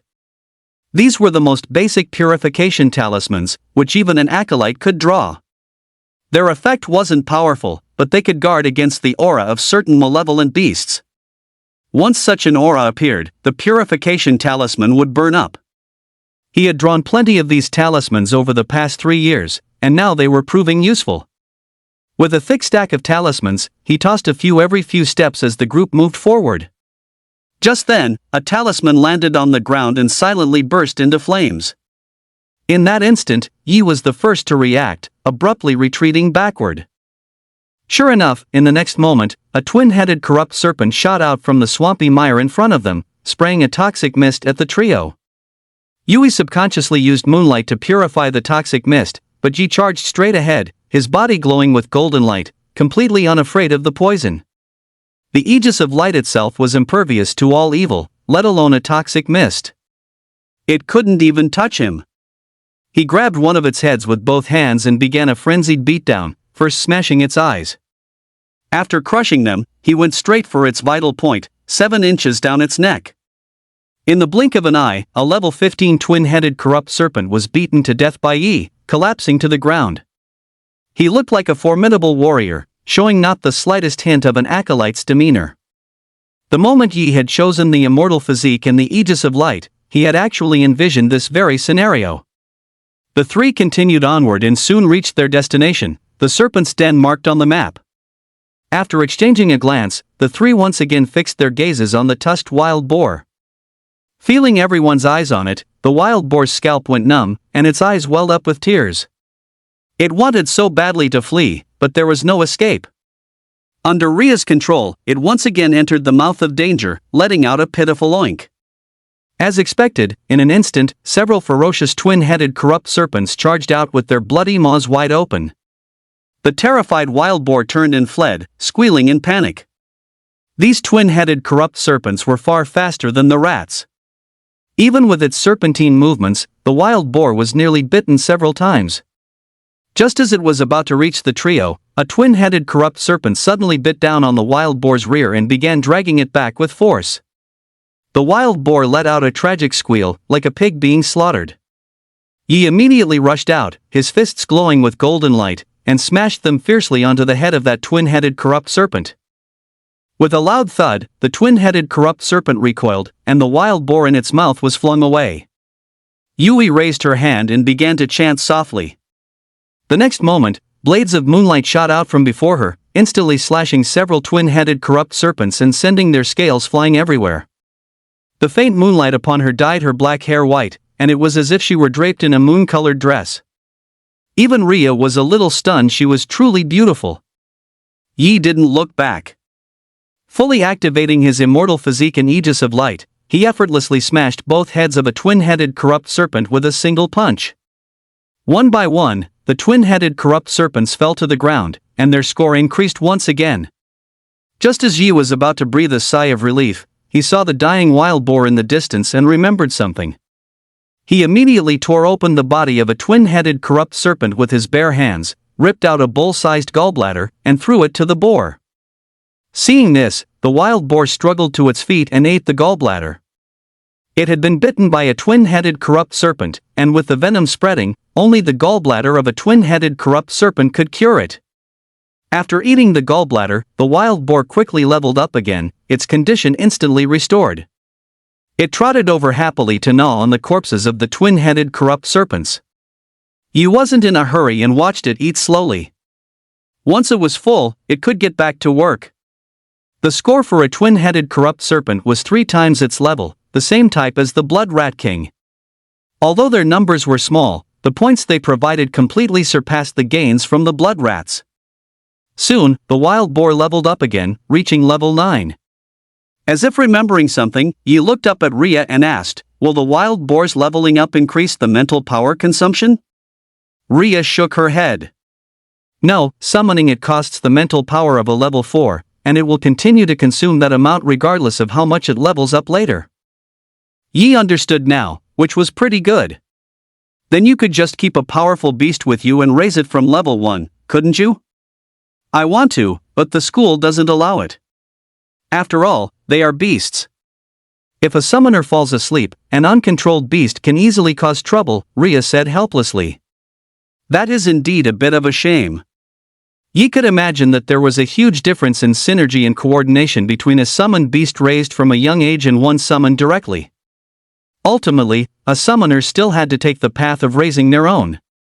"Let's just summon a level 1 twin-headed corrupt serpent. There are still 2 days left, which is enough time to level it up," he said after a moment of thought. "Okay," Rhea nodded. She immediately closed her eyes and began to meditate on the summoning formation and its parameters. Soon, a hexagram array flashed with light before her, and a level 1 twin-headed corrupt serpent, about the length of an arm, appeared in her sight. Chapter 11, Level 21 Twin-Headed Corrupt Serpent. Unexpectedly, the twin-headed corrupt serpent was actually a little cute at level 1. After a glance at its surroundings, the twin-headed corrupt serpent's gaze immediately fell upon the wild boar, and without a word, it charged straight at it. The tusked wild boar was startled by it, nearly turning tail to run. Even if it was only level 1, this little thing was still a twin-headed corrupt serpent. Rhea couldn't help but roll her eyes at the sight. This boar was as timid as ever. However, the little twin-headed corrupt serpent didn't even glance at it, instead opening its mouth to tear at the corpse of the other twin-headed corrupt serpent. The world of beasts was one where the strong preyed on the weak. To become stronger, one had to eat, whether it be other species or one's own kind, to level up. Soon, after gobbling down the meal, the little twin-headed corrupt serpent's level rose to 5, and its appearance grew several sizes larger. The once enormous corpse of the twin-headed corrupt serpent was now entirely stuffed into the bellies of the 2 summoned beasts, eaten down to the bones. It was a wonder how they managed to fit it all. Seeing that the wild boar was about done eating, he kicked it. "Get to work now that you're full." Oink howl. The wild boar let out a miserable cry as it went flying. Rhea couldn't help but burst out laughing with a pft. As soon as the wild boar got near the serpent's den, it was so scared it peed itself. The stench of boar urine instantly spread, and immediately, streams of twin-headed corrupt serpents rushed out from the den. Among them, shockingly, was one that was clearly longer than the others. Its level was actually 20. At this sight, the wild boar was so terrified this time that it prostrated itself on the ground, trembling all over and not daring to move an inch. And all this was simply because that enormous twin-headed corrupt serpent had glanced at it. The wild boar trembled all over, its 4 trotters shaking like a sieve. Yi watched this scene with a headache. This boar still wasn't brave enough. "Brother Yi, let's retreat.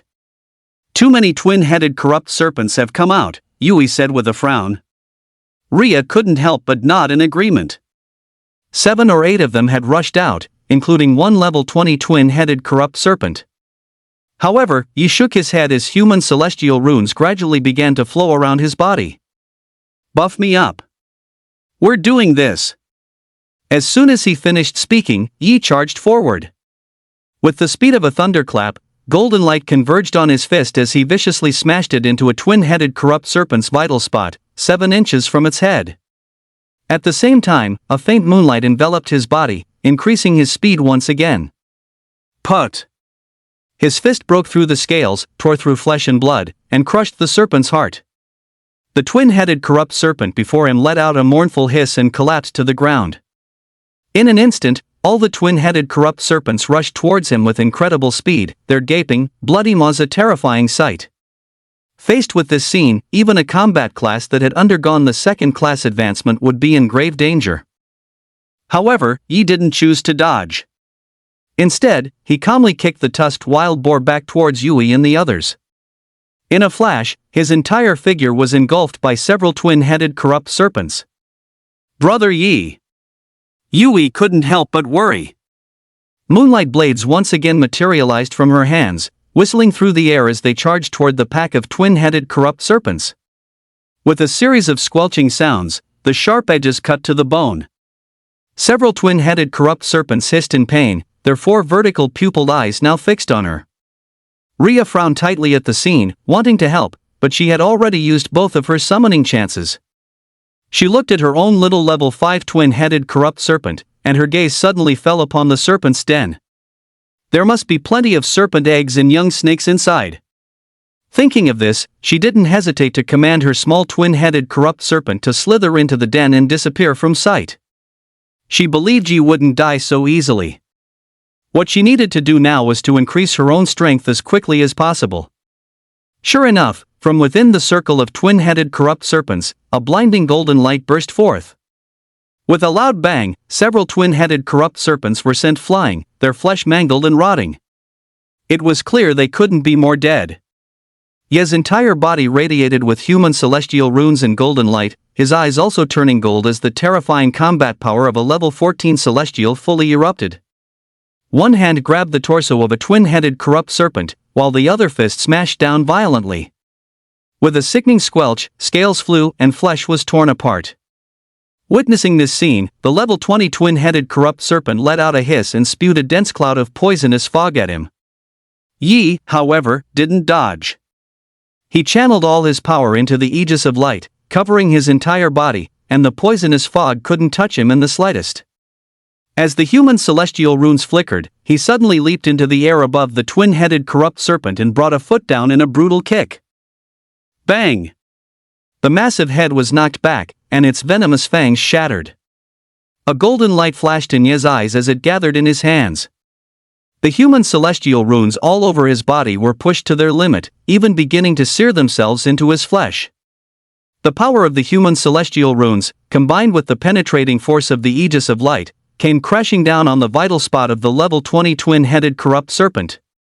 He used to be foolish, always aiming for the head, lacking combat experience. But when fighting a snake, you strike its vital spot.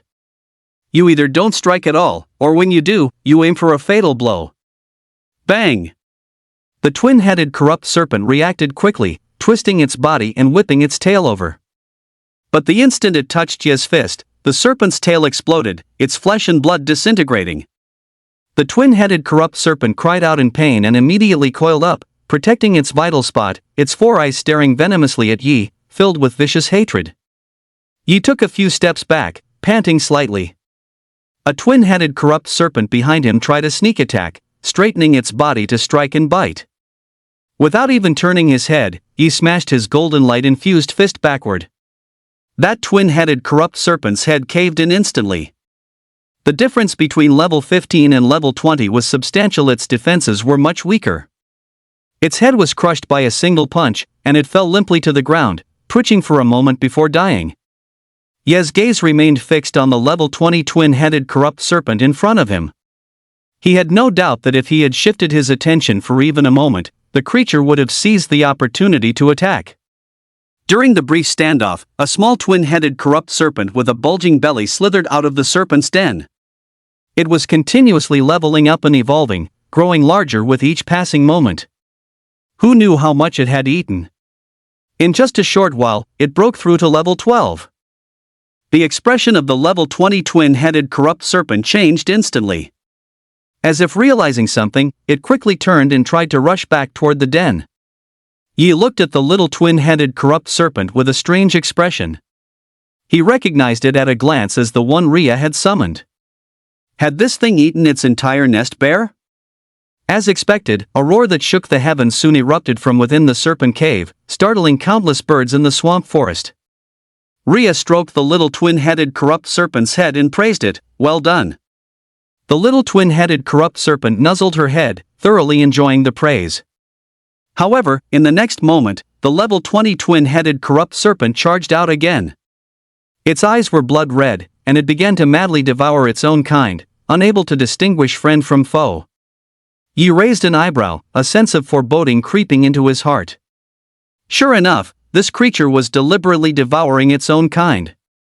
In the next instant, its entire body suddenly shed its skin.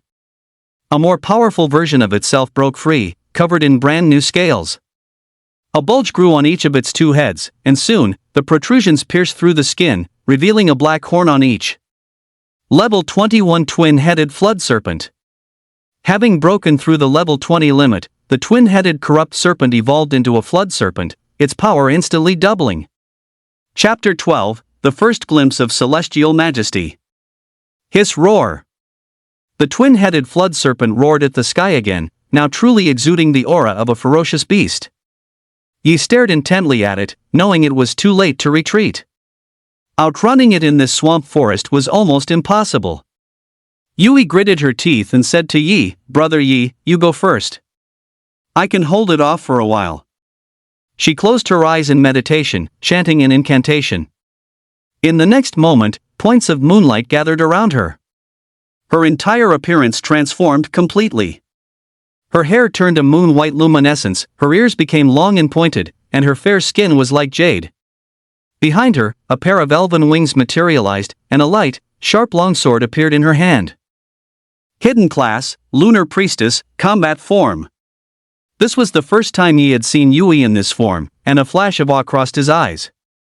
He knew this was a skill Yui had comprehended at level 15. He wondered if he would unlock a second celestial skill when he reached level 15 himself. With only the Aegis of Light, his damage was still a bit weak. Yui quickly flew to Ye's side. "Brother Yi, you guys should go. It can't catch me." However, Yi shook his head, his golden eyes radiating a magnificent majesty.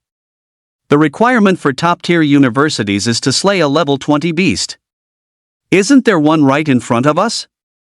Even if it leveled up and evolved, it's not like we can't fight it. Yui pursed her lips and finally nodded as well. Rhea gritted her teeth, walked over, and said, "I learned a beast taming skill at level 15. Although I definitely can't tame this level 21 corrupt serpent, I can briefly confuse its mind." "How long can it last?" Ye's eyes lit up as he asked quickly. "I don't know, but the higher its level, the shorter the effect." Rhea shook her head. She had been at school all this time and had never tried to tame a beast before. "Alright, just find the right opportunity to make your move. I'll be responsible for holding it off and taking the hits. Yui, if that long sword is sharp enough, aim for its eyes and its vital spot 7 inches from the head," he said. As soon as he finished speaking, the twin-headed corrupt serpent charged straight at him. Clearly, he was still the one it hated the most. A cold smile appeared on Ye's lips, without a trace of fear. The golden light reappeared on his body. As long as the spirit remained, the golden light would not fade. After entering the combat state, the human celestial runes began to slowly inscribe themselves again. Unconsciously, he was not far from completing the 5th inscription. Without any hesitation, he strode forward, also charging towards the twin-headed corrupt serpent. With a thunderous crash, the two sides collided. After a brief stalemate, Ye's pair of golden eyes suddenly became even more brilliant. He wrapped his hands tightly around the twin-headed corrupt serpent's neck, roared furiously, and gave a powerful, violent swing. The massive twin-headed corrupt serpent was actually lifted by him and brutally slammed into a large tree. The large tree instantly snapped in half and, with a loud crash, collapsed heavily onto the corrupt serpent's body. Yui's figure flashed, and the sharp, slender moonlight longsword pierced directly through the serpent's eye, sinking all the way in. Hiss! The corrupt serpent roared in pain, struggling to break free from the fallen tree. "Now's the time!" Yi shouted loudly. Rhea immediately rushed forward. Suppressing the fear in her heart, she ran in front of the frenzied twin-headed corrupt serpent, extended her hand, placed it on the serpent's forehead, closed her eyes, and cast her beast taming skill. An invisible mental wave began to affect the corrupt serpent.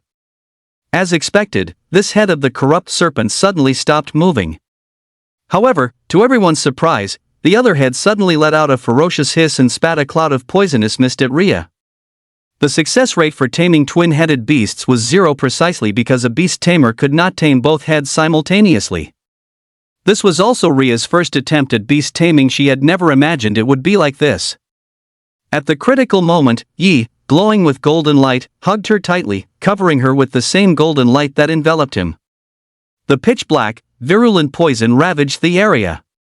Yi's pair of golden pupils caused Rhea's mind to go slightly blank. She saw the perseverance and calmness within those eyes. It was hard to imagine that these were the eyes of a boy her age. "Are you all right?" Yi asked, looking at her. Rhea shook her head blankly. Seeing this, he felt relieved and immediately turned around, grabbing the head that had been spraying poisonous mist and punching it viciously a few times. "Damn it! I dare you to spray. Spray. Go on, spray." Hiss.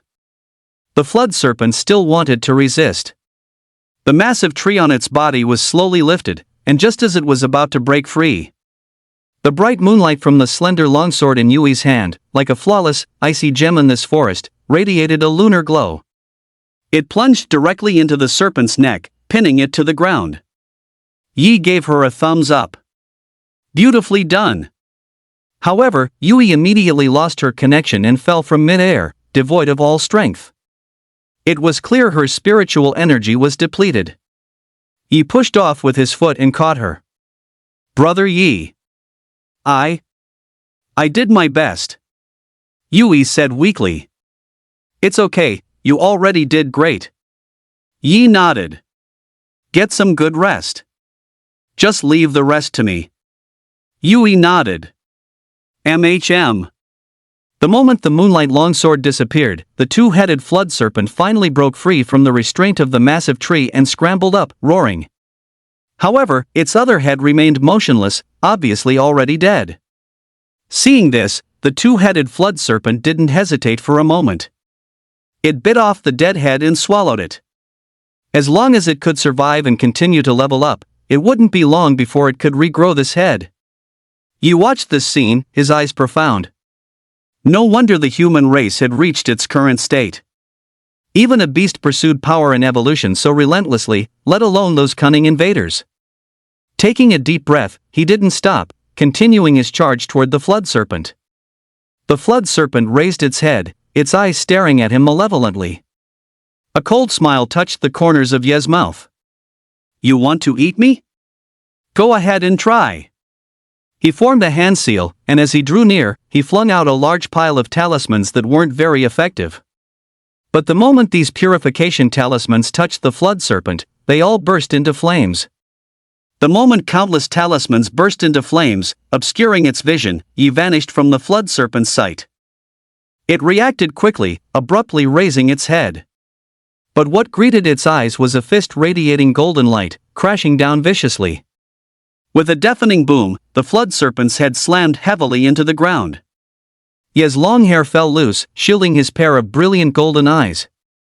He threw punch after punch, all while softly chanting, "Profound origin of heaven and earth, root of all chi. Through countless eons of cultivation, I attest to my divine power. Within and beyond the three realms, the Tao alone is supreme. Golden light, manifest swiftly, and envelop my body." At the peak of its brilliance, Yi was covered in golden light. Forming his hands into claws and combining it with the power of his immortal physique, he brutally tore open the flood serpent's body. Chapter 13, Number 1 in the Nation. The wildly beating serpent heart seemed to tremble in fear. With golden pupils in his eyes, Yi decisively reached out and crushed it in one go. Put! The flood serpent let out a final, mournful cry, and its massive body finally collapsed. On the score counters of all three, 35 points were added simultaneously. Yi panted heavily. As if by a stroke of inspiration, the human celestial runes suddenly became crystal clear, and the remaining runes swiftly imprinted themselves in his mind at an incredible speed. In the blink of an eye, the fifth complete imprint of the celestial runes was formed. A strange power spread through his limbs and bones, and his level rose to 15. Ding! The host has reached level 15. The Celestial Skill Class Awakening is available. You can randomly learn one skill. Learn now? It's finally here. Yi chose yes without any hesitation. Learning successful. Acquired the Taoist sword art, Gentle Breeze. A sword art? Yi was a bit disappointed. Did this mean he could only get Sunfire Bolt and Art of the Shifting Gates during the second class advancement? Just then, some memory fragments suddenly appeared in his mind. He couldn't help but close his eyes, and soon, he had learned the complete sword art. When he opened his eyes again, his demeanor had taken on a hint of the etherealness of a gentle breeze. He casually tied his hair back, walked over to Yui, and said, "Let's rest here for the night." The most dangerous place in the swamp forest was this snake's den. Now that the twin-headed flood serpent was dead, its lingering might remained, and other beasts dared not approach. At Ria's signal, the fanged wild boar and the small twin-headed corrupt serpent began to feast heartily. The fanged wild boar still looked at the flood serpent's corpse with some fear, but the small twin-headed corrupt serpent showed no such hesitation and started eating directly. It leveled up with just a few bites. Its leveling speed was very fast, and its body grew visibly. In a short while, it had already reached level 15. And perhaps because it had eaten the flood serpent's body. A small bump had grown on each of its two small heads. But perhaps because it was a summoned creature, its body was smaller compared to a normal twin-headed corrupt serpent. Ria couldn't help but feel happy. A level 15 mutated twin-headed corrupt serpent summon that only consumed the mental energy of a level 1 summon was almost negligible. Yi also noticed the change in the small twin-headed corrupt serpent and couldn't help but smile. It seems you're the one who benefited the most. Thank you, big brother Yi. Ria said softly. Yi shook his head. No need to thank me. Your increase in strength will also be beneficial for our upcoming actions. As the sky gradually darkened, a thick fog suddenly rolled into the swamp forest. Yi quickly lit a bonfire in the snake's den. The den was very damp, but the small twin-headed corrupt serpent had cleared out any little snakes, so there was no danger. It and the wild boar had devoured the beast corpses outside, leaving nothing but useless white bones. After a simple meal, the three of them prepared to rest and sleep. With the fanged wild boar and the small twin-headed corrupt serpent guarding the entrance to the den, there was no need to be overly vigilant. Meanwhile, all the instructors at Ningchuan High School were on edge. The entire Ningchuan Education Bureau stared in disbelief at the student score rankings on the leaderboard. The scores of the top three were exactly the same. 369 points. Yi, Yui, Ria. And the fourth place had just reached 259 points, a full 100 points behind. Why does that name Yi look so familiar? An instructor couldn't help but frown. Isn't he that student from 3 years ago, the one who was a level 10 full stat acolyte right from his class awakening? It really is him. Now that you mention it, I remember. Wasn't this kid said to be a lost cause? This score, has it surpassed the leaderboards of the high schools over in the capital? Hold on, let me check. The gauntlet was nationally unified, but judgments were also made based on the difficulty of the beasts in each city's outer zone. In the outer zones of some border cities, the beasts were exceptionally fierce, and the scores would be slightly higher. The closer to the inland, the lower the scores. This was judged based on the strength of the beasts, with no difference in the scoring itself. Soon, the assistant raised his head and said with disbelief in his eyes, it surpassed them. The current first-place score in the capital is 324 points. What about Jiannan? 319. And Yuhang? Their first place is 322. Our Ningchuan is currently number 1 in the country, and there are 3 of them, the teaching assistant said excitedly. Everyone stared intently at the 3 names, unable to help but take a deep breath. These 3 little guys were about to defy the heavens. Don't get too excited, this is only the first day. But what's certain is that these 3 kids are most likely in a team. It's normal to have an explosive scoring phase on the first day, but as the number of beasts dwindles, the points will also decrease. Many who were familiar with the Gauntlet's format began to analyze the situation, quickly identifying the drawbacks of teaming up. But they completely overlooked Ye's personality and spirit. In the temporary office set up by Ningchuan First Academy in the Ningchuan Outer Zone, almost all the instructors from the academy were present. Everyone's gaze fell upon Mr. Qing, the head teacher of Class 1, and Yuan Xayan, the head teacher of Class 2. Everyone had already received the news that Ningchuan's current score ranking was number 1 in the nation. And there were 3 of them. And those 3 were students of these 2 instructors. The old headmaster sat in his seat, quietly looking at Ye's profile and score, his gaze profound. He naturally received the news as well. The higher-ups were also paying close attention to these 3 students. Quite a few top-tier high schools had already contacted him, offering priority admission to these 3 students regardless of their gauntlet scores. "Everyone, let's analyze which beast pack Yi and his team will choose next," the old principal said. Mr. Qing, who should have been happy, was instead utterly silent. He looked at Ye's name with a complicated expression and sighed softly. He looked at the map. A genius who had laid low for 3 years was now making a stunning debut, even taking down the twin-headed corrupt serpent's den. This meant there was hardly anything left in the entire outer zone that could threaten the 3 of them. A male instructor with a receding hairline spoke slowly. To maintain their score lead, they must continue to choose more distant beast packs. On the first day, most of the scattered beasts were cleared out by the students, so their focus will also shift to the beast packs. Given the sheer number of students, these packs will be cleared out quickly as well.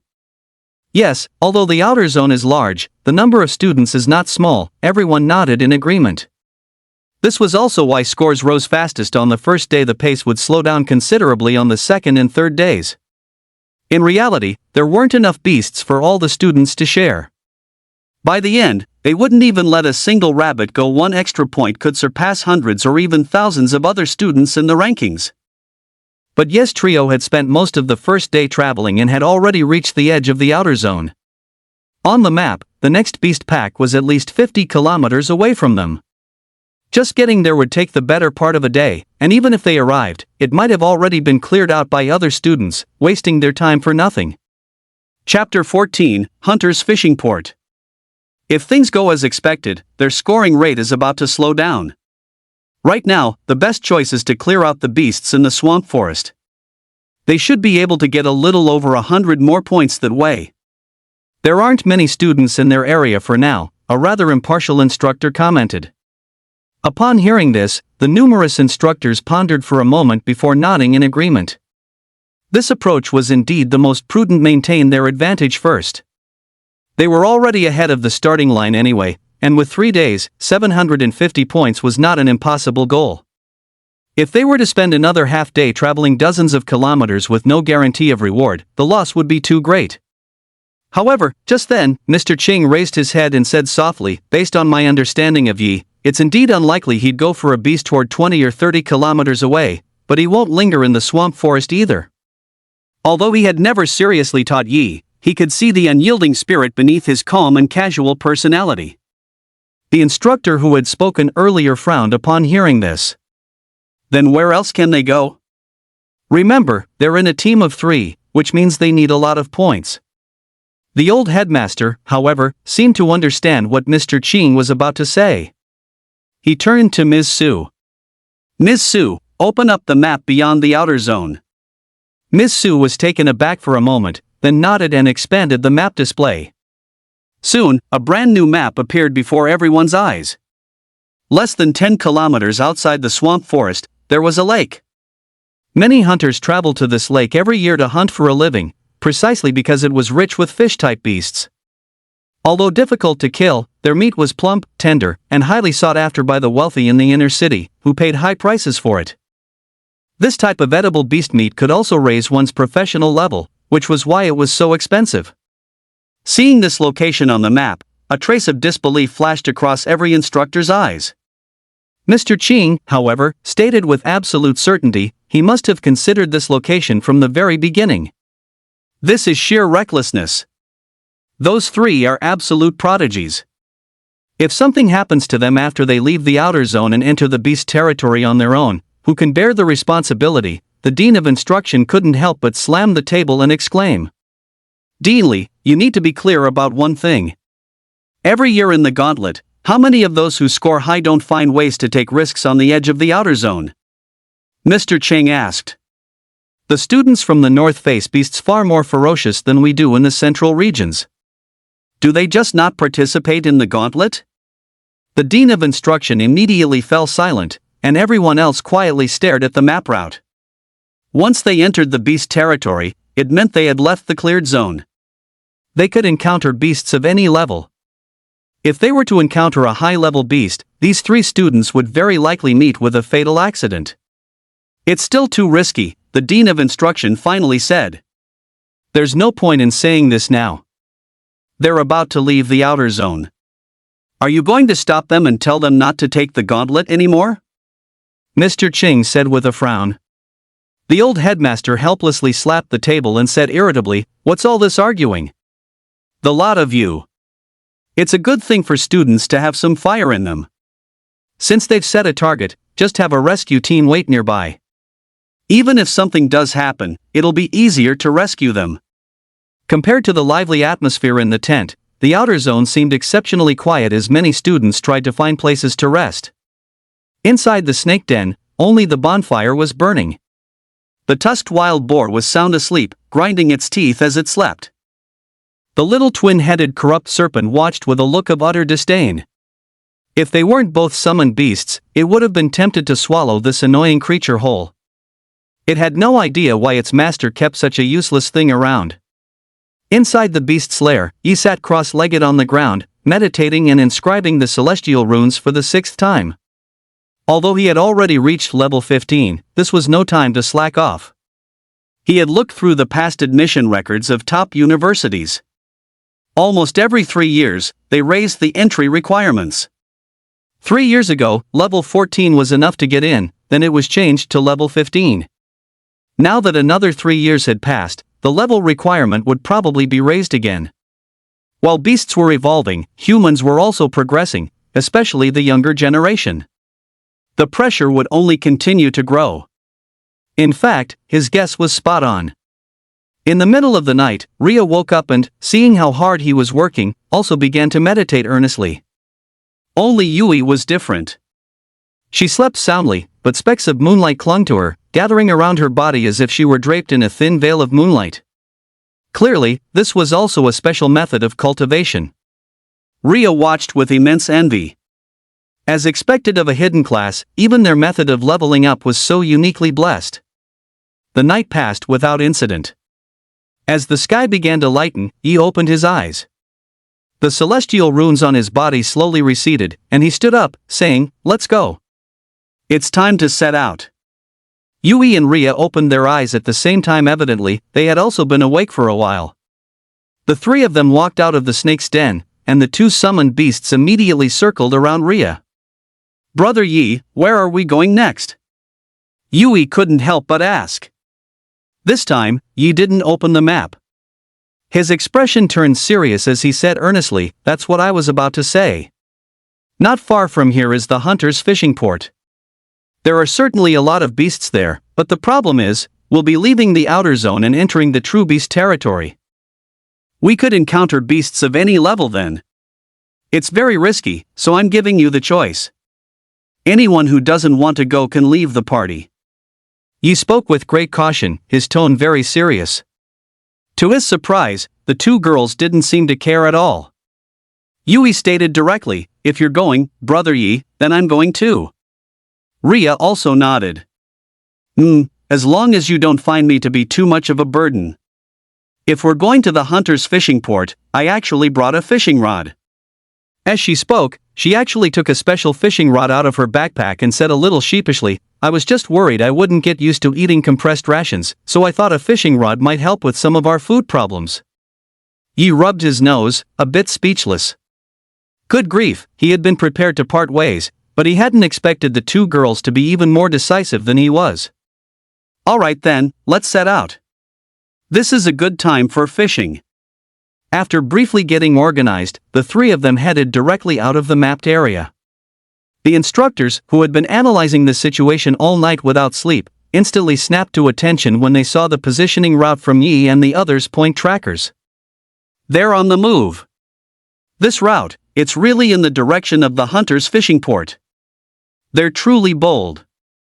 But then again, plenty of hunters pass through that area every day to clear it out, so they probably won't encounter too much danger. They're going to Hunter's Fishing Harbor, but how can they fish without any tools? One of the instructors couldn't help but ask. Chapter 15, Human-Faced Fish Beast. The three of them traveled at full speed. When they finally left the mapped area, a jungle came into view.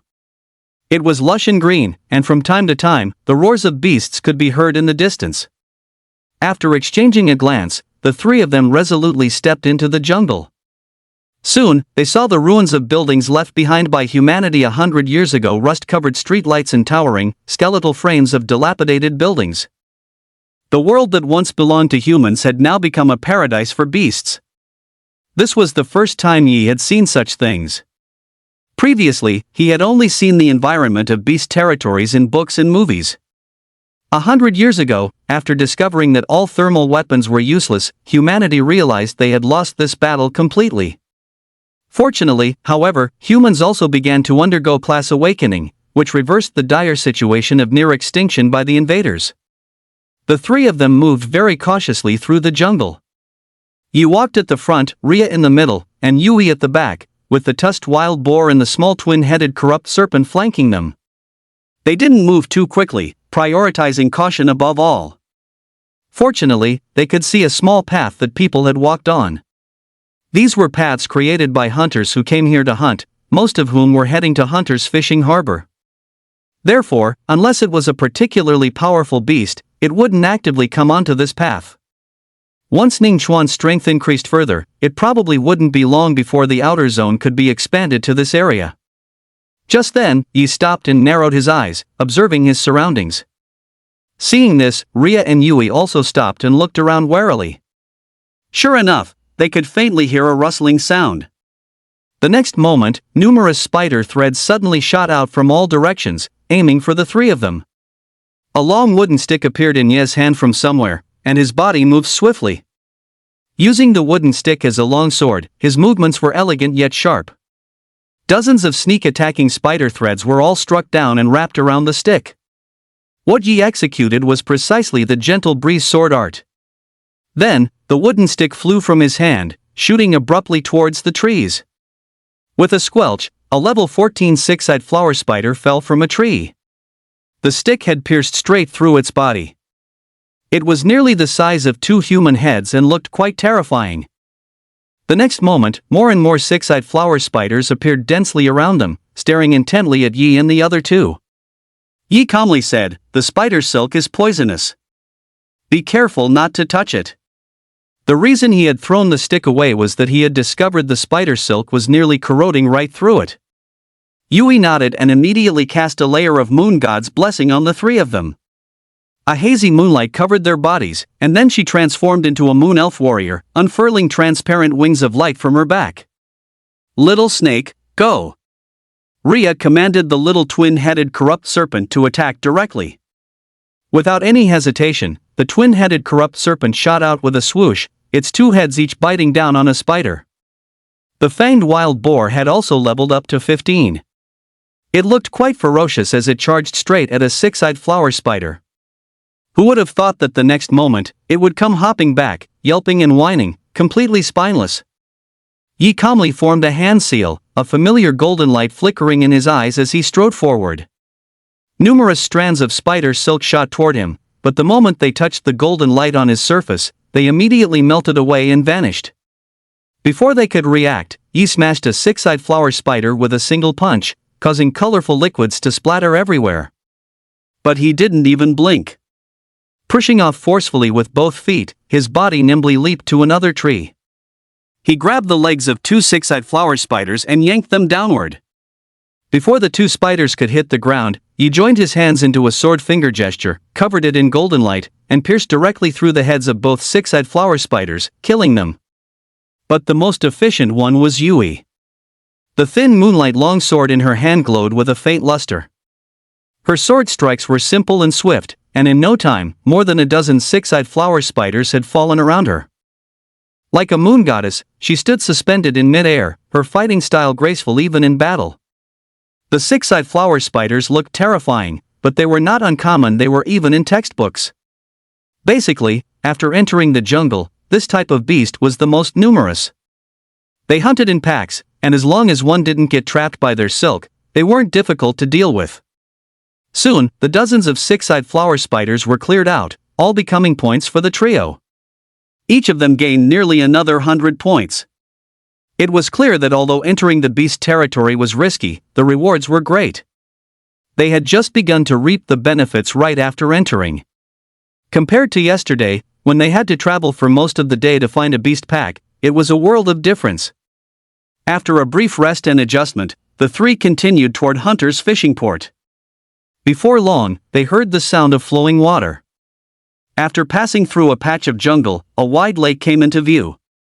Seeing the scenery before them, the three's eyes couldn't help but light up. A serene forest, a tranquil lake, blue sky and white clouds, such beautiful natural scenery was impossible to see in the inner city. "It's so beautiful," Yui couldn't help but whisper. Unfortunately, in this beautiful environment, strange dangers lurked everywhere. "Don't let your guard down too much," he said softly. He kicked the tusked boar. "Go on, take a lap and come back."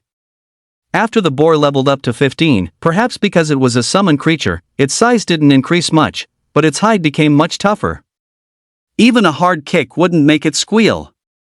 The boar looked aggrieved but still turned and ran ahead. Soon, it had attracted quite a few beasts chasing and snapping at it. Clearly, regardless of its level, the boar was at the bottom of the food chain.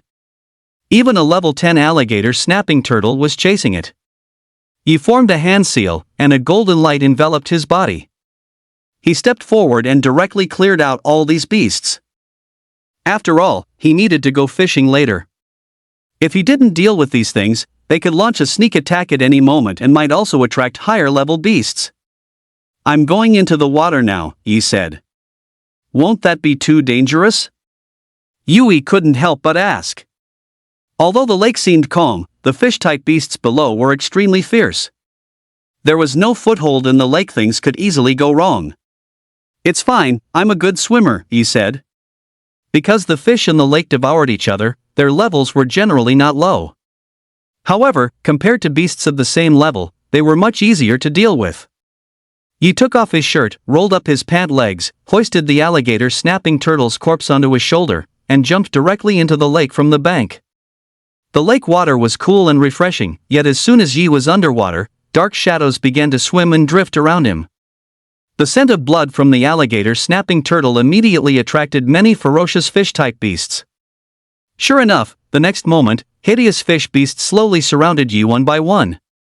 Almost all of them were level 18 or above, and among them were even 2 level 20 human-faced fish beasts. They had already grown human faces and limbs.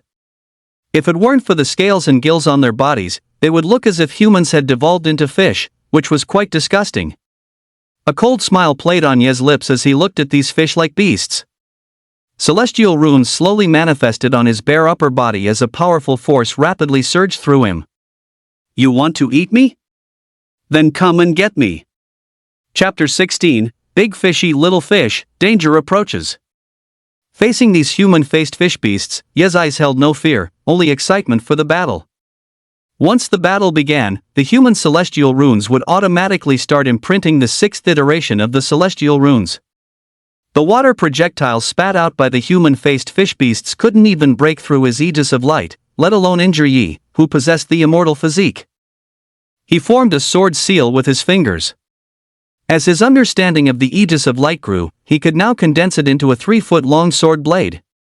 Even underwater, his speed was barely affected. Executing the gentle breeze sword art, he felled one human-faced fish beast after another. Having leveled up to 15, he found it quite easy to deal with these level 18 beasts. As he fought, his eyes remained fixed on the 2 level 20 human-faced fish beasts. As expected, these two seemed to have evolved a hint of intelligence, constantly hiding among the others and occasionally trying to launch a sneak attack. Just as Yi slew another human-faced fish beast, the 2 level 20 creatures suddenly charged at him. Opening their mouths, they spat out ice spikes that resembled blue crystals, moving with extreme speed. But Yi, having been on guard, reacted immediately. He subconsciously tried to dodge, but his movement speed was slower in the water. He had no choice but to raise his arms, covering them with a golden light. Thwack! The two ice spikes struck the aegis of light, visibly weakening it by a layer before piercing through and stabbing fiercely into his arms. The human celestial runes instantly appeared, easily blocking the ice spikes from penetrating his body, but he still felt a sharp pain, as if pricked by an awl. After slightly breaking the skin, the two ice spikes dissipated. Yi raised an eyebrow, looking at the two level 20 human-faced fish beasts with interest. Not bad, they actually broke through his defense, even if it only broke the skin a little. Recondensing the golden longsword in his hand, his figure flashed. Seizing the opportunity, he instantly rushed toward the two human-faced fish beasts. These two were incredibly cautious. He hadn't had a chance to catch them before, so there was no way he would let them go now. Seeing Yi charge over, the two human-faced fish beasts finally revealed a trace of fear in their eyes. Without a word, they turned to flee. But Yi had already caught up. The golden longsword instantly pierced through the back of one, and he then raised his other hand to grab the tail of the second human-faced fish beast. With a flash of golden light, the enormous human-like fish head was severed directly. Murky liquid mixed with the lake water, but his merciless golden eyes showed no fear. On the surface of the lake, Yui could faintly see a familiar golden glow, a hint of worry on her face. Rhea, standing to the side, offered some comfort. "Don't worry, Yi is really strong. He was able to kill a level 16 twin-headed corrupt serpent when he was only level 12." Rhea, standing to the side, offered some comfort. "Don't worry, Yi is really strong. He was able to kill a level 16 twin-headed corrupt serpent when he was only level 12. Now that he's level 15, and the fish beasts in this lake are mostly around level 20, they won't pose a threat to him." Hearing this, Yui finally processed it and asked with some confusion, "When did you see Yi kill a level 16 twin-headed corrupt serpent?" "In the Void Realm. The school's arena rankings updated the records just a few days ago," Rhea said. Yui fell silent upon hearing this, her gaze fixed on the golden light beneath the water. She knew it. Brother Yi had always been amazing. Soon, the three of them saw their academic credits start to change again, increasing by a dozen points at a time. Before long, Yi surfaced, carrying the carcasses of two level 20 humanoid fish beasts. His handsome face and perfectly sculpted upper body muscles made the two girls blush slightly. The faint outline of the celestial runes against his skin made him seem even more mysterious and powerful. After coming ashore, he tossed the carcasses in front of the wild boar and the little twin-headed corrupt serpent, saying, "I've dealt with all the humanoid fish beasts in this area. You can gather the schools of fish without worry now." The humanoid fish beasts were like the janitor fish of old, an anomaly in the water with almost no natural predators. To catch the more delicious fish, these creatures had to be cleared out first. Watching the wild boar and the little twin-headed corrupt serpent devour their meal ravenously, Rhea explained, "Yi, they won't level up anymore. They're restricted by my level, so feeding them more won't do any good." Yi shook his head. "It's fine. Even if summoned beasts have a level cap, the more they eat, the more they'll evolve, right? It'll just be a lot slower." The wild boar nodded as it ate. This detestable guy did have some conscience after all. "Thank you." Rhea didn't know what else to say, so she settled on that. "Don't mention it. The stronger your summoned beasts are, the better it is for the team." He waved his hand dismissively, his eyes falling on her fishing rod. The alligator snapping turtle's carcass should attract a lot of fish beasts. "You can cast your line now." Okay." Rhea baited her hook and cast the special fishing rod into the water. Yi, on the other hand, sat cross-legged on the ground and closed his eyes, beginning to meditate and cultivate, not wasting a single moment. After the battle just now, the sixth imprinting of the celestial runes had already begun. Now, by actively meditating and carving them, the speed increased considerably once again.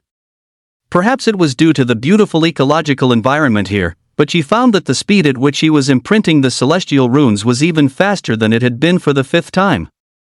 Several hours passed quietly.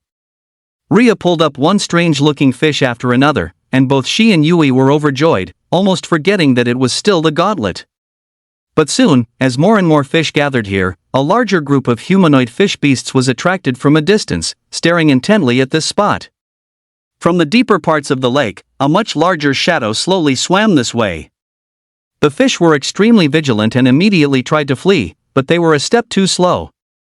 Dozens of humanoid fish beasts appeared simultaneously, rushing forward to feast. The once calm lake surface instantly turned into a scene of pure, bloody carnage. Fish struggled to escape, but in the end, they were devoured. This scene left both Yui and Rhea a little frightened. At this moment, Yi slowly opened his eyes and said calmly, "It's about time to reap the rewards." Of course, he hadn't come here just to fish. Farming points was the real goal. These human-faced fish beasts likely represented the entire population of the lake. Without any hesitation, celestial runes appeared on his body. He stood up and jumped directly into the lake, completely unafraid of the treacherous dangers lurking within its waters. Yui immediately cast a layer of the moon goddess's blessing on Yi, and Rhea promptly sent the little twin-headed corrupt serpent diving into the water to assist him. Just like before, a golden light emanated from Yi's body. In the water, these level 20-something human-faced fish beasts were no match for him at all. He forcibly killed them one by one. Soon, the trio's score surpassed 500 points and was still rapidly increasing. However, just then, Yui, a lunar priestess with a heightened sense of the natural environment, seemed to realize something was wrong. She looked toward the distant water's surface, her heart still pounding with fear.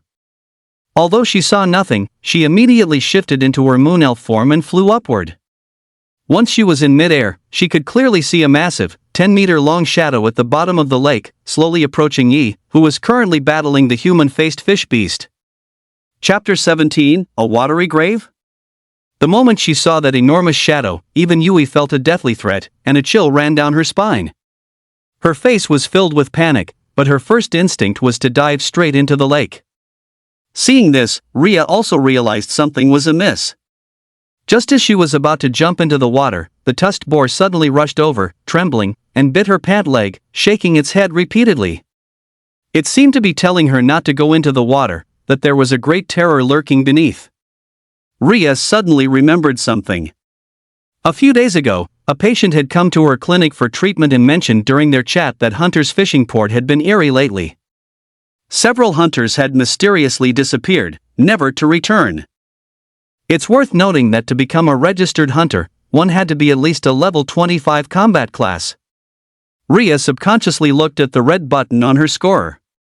She knew that if she went into the water, she wouldn't be able to help at all and would only drag Yi and Yui down. But she couldn't just stand by and do nothing while they were in danger. Her score had already reached 500, enough to qualify for a good university. But with one day left, there was still a chance to get into a top-tier institution, but... She gritted her teeth, just about to press the red button on her scorer. Suddenly, Yi and Yui broke the surface of the water. In that critical moment, a giant, catfish-like fish beast burst out after them, opening its massive maw to swallow them whole. Yi's eyes were filled with a cold, harsh light. With all his strength, he threw Yui toward the shore. He then fell back into the lake and, with a splash, seemed to be swallowed by the massive mouth, disappearing from sight. Yui and Rhea stared blankly at the scene, unable to believe what had just happened. It all occurred so fast that there was no time to react. Rhea no longer hesitated and immediately pressed the red button. She didn't care about ending the gauntlet early anymore. All that mattered was that Yi survived. In the distance, the rescue team that had just arrived in the beast domain received Rhea's call for help, and their expressions instantly changed. They had been given direct orders that, no matter what, nothing could happen to those three kids. Without a second thought, they rushed toward Hunter's fishing port. At the same time Rhea pressed the help button, her homeroom teacher, Yuan Xin, saw it and her face paled. They're in trouble. All the instructors immediately walked over and looked at the screen. Sure enough, Rhea's scorer was emitting a signal for assistance. What's going on? Aren't there three of them? Why is she the only one who pressed for help? Where are Yi and Yui? One of the instructors couldn't help but frown. The three were clearly in a party. Could it be that? Mr. Ching couldn't help but feel a surge of panic. Could something have happened to the other two kids as well? Where's the rescue team? Didn't they leave a long time ago? They're almost here, probably just a few minutes away, an instructor hurriedly said. Everyone stared intently at the screen. As expected, leaving the outer zone was far too dangerous. Anything could happen in the realm of beasts. At Hunter's fishing port, after Yu was devoured by the enormous catfish monster, it dove into the lake and vanished. The two girls stood dumbfounded on the shore, their eyes filled with disbelief. Having never experienced anything like this, they had no idea what to do. The small twin-headed corrupt serpent cautiously approached Rhea, trembling timidly. At some point, it had lost one of its heads, a testament to how ferocious the battle underwater had been. Just then, a 5-person rescue team rushed over. They were startled to see the two girls. What happened? Weren't you the one in trouble? The rescue team captain asked, frowning at Rhea. Rhea finally snapped back to her senses, her face filled with anxiety. It's our classmate, Yi. He was eaten by a huge fish monster. Right here in the lake. A huge fish monster? The rescue team captain frowned, his gaze fixed deeply on the lake as he said directly, "Prepare to enter the water. Begin the search." He then tapped the communicator by his ear and reported, "The one in trouble is Yi, attacked by an unknown beast. Requesting the location and vital signs from classmate Ye's point accumulator." The point accumulators worn by the students of the Gauntlet were naturally more than simple scoring devices. They could monitor a student's vital signs and location in real time to facilitate rescues. "Please wait," the communicator replied immediately. Location acquired. The coordinates have been copied to your information panel. The student still shows signs of life, but their heart rate is very high, exceeding 256. Hearing this, the rescue captain quickly opened the locator on his arm. A small red dot soon appeared on the screen, about 200 or 300 meters away from them and still moving. The rescue captain's brow furrowed slightly. He had initially assumed that after being eaten and spending so much time underwater, the student would surely be on the verge of death or already gone. He hadn't expected him to still be alive. Judging by his vital signs, there were no issues apart from the excessively high heart rate. Without delay, the rescue team swiftly opened their backpacks, unfolded an inflatable raft, and quickly boarded it. Yui and Rhea hurriedly followed, and the rescue captain didn't stop them. Once they were all set, the raft sped toward the location. At the bottom of the lake, several hundred meters away, the giant fish monster lay in a dark spot. Ever since it had swallowed the human, its body had been twitching uncontrollably. Within its body, a figure bathed in golden light was still struggling. Yi was gasping for air, the lake water pouring in. The oxygen in his lungs wouldn't last much longer. His eyes glowed with golden light as he relentlessly attacked the surrounding stomach walls, but the slippery, slimy membrane made it difficult to exert any force. Not only that, the stomach was filled with a corrosive fluid. If he wanted to form a golden light sword, he would have to drop the golden light protecting his body. But if he couldn't break through the stomach wall, he would undoubtedly suffocate to death.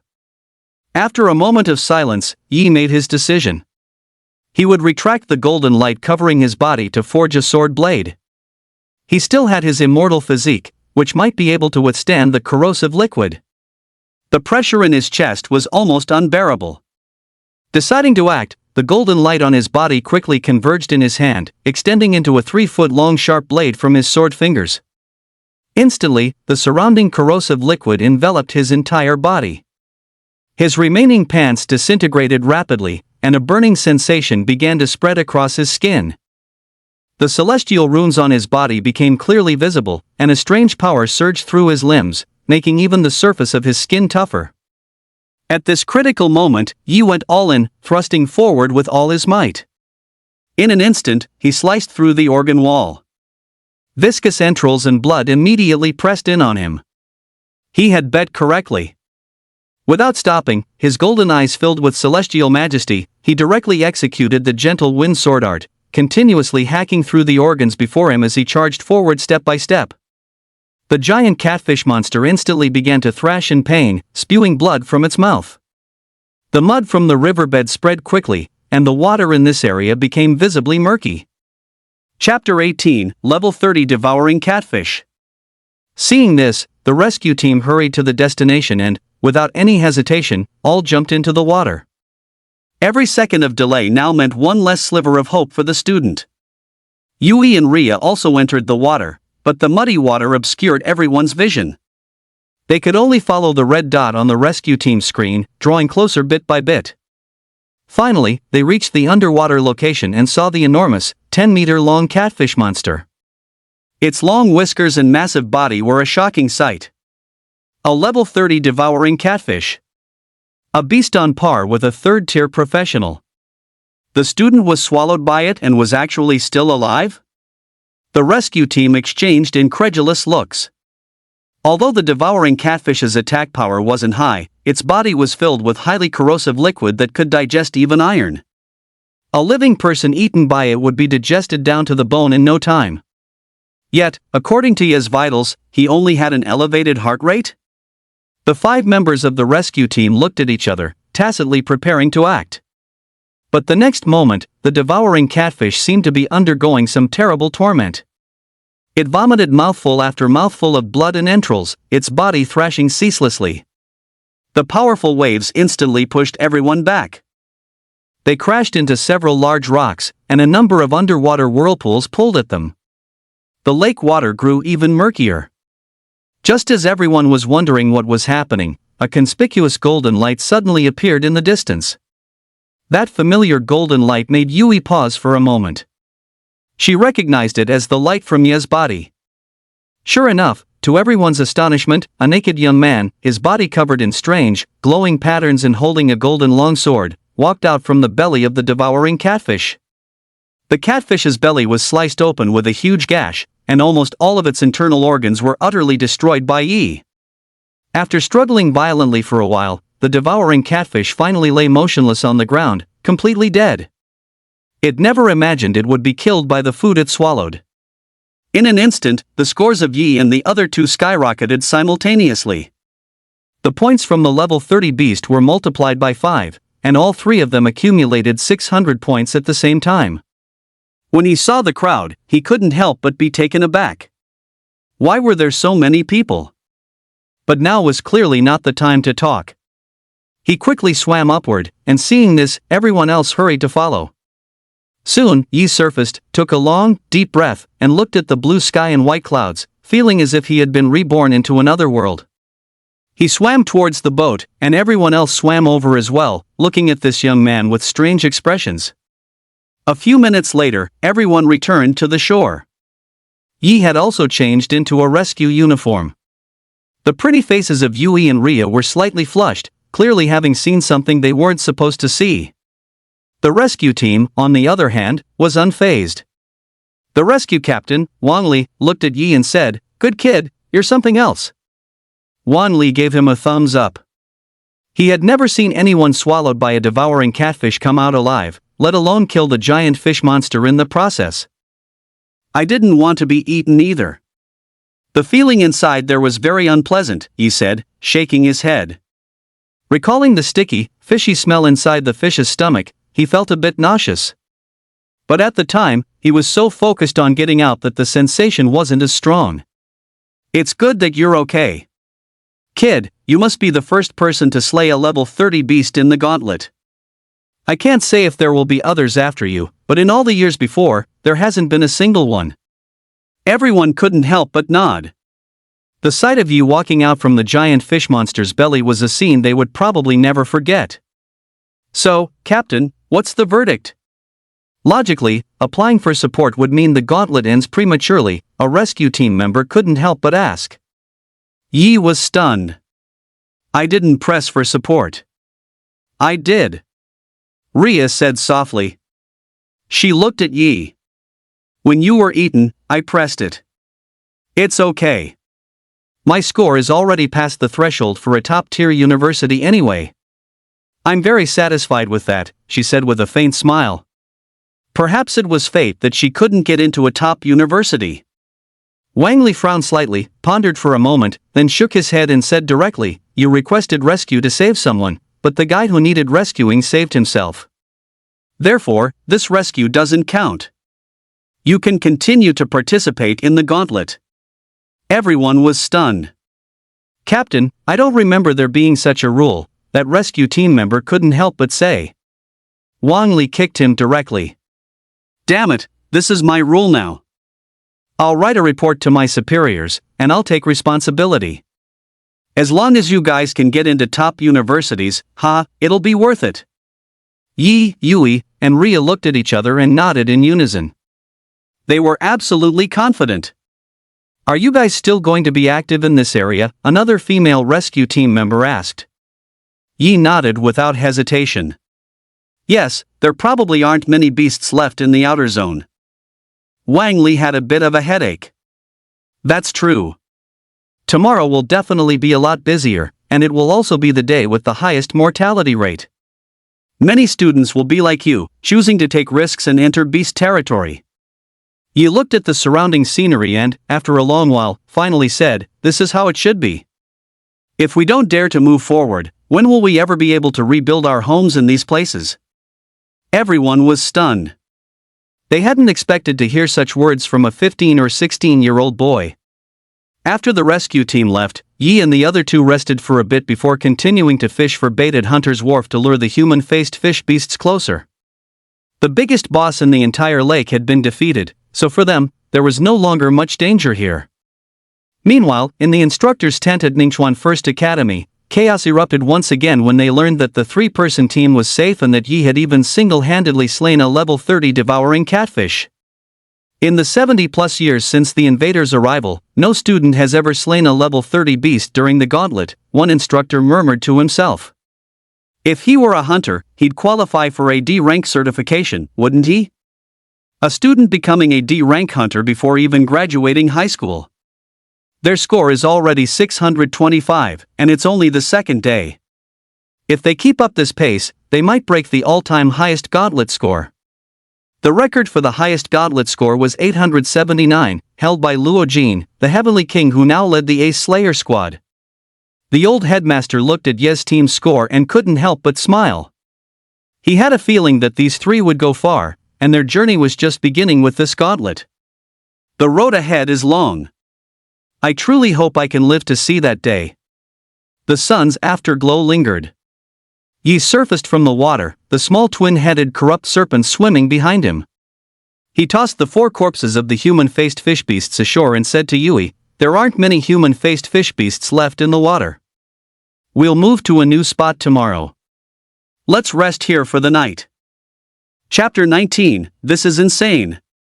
All right. The two girls had no objections whatsoever.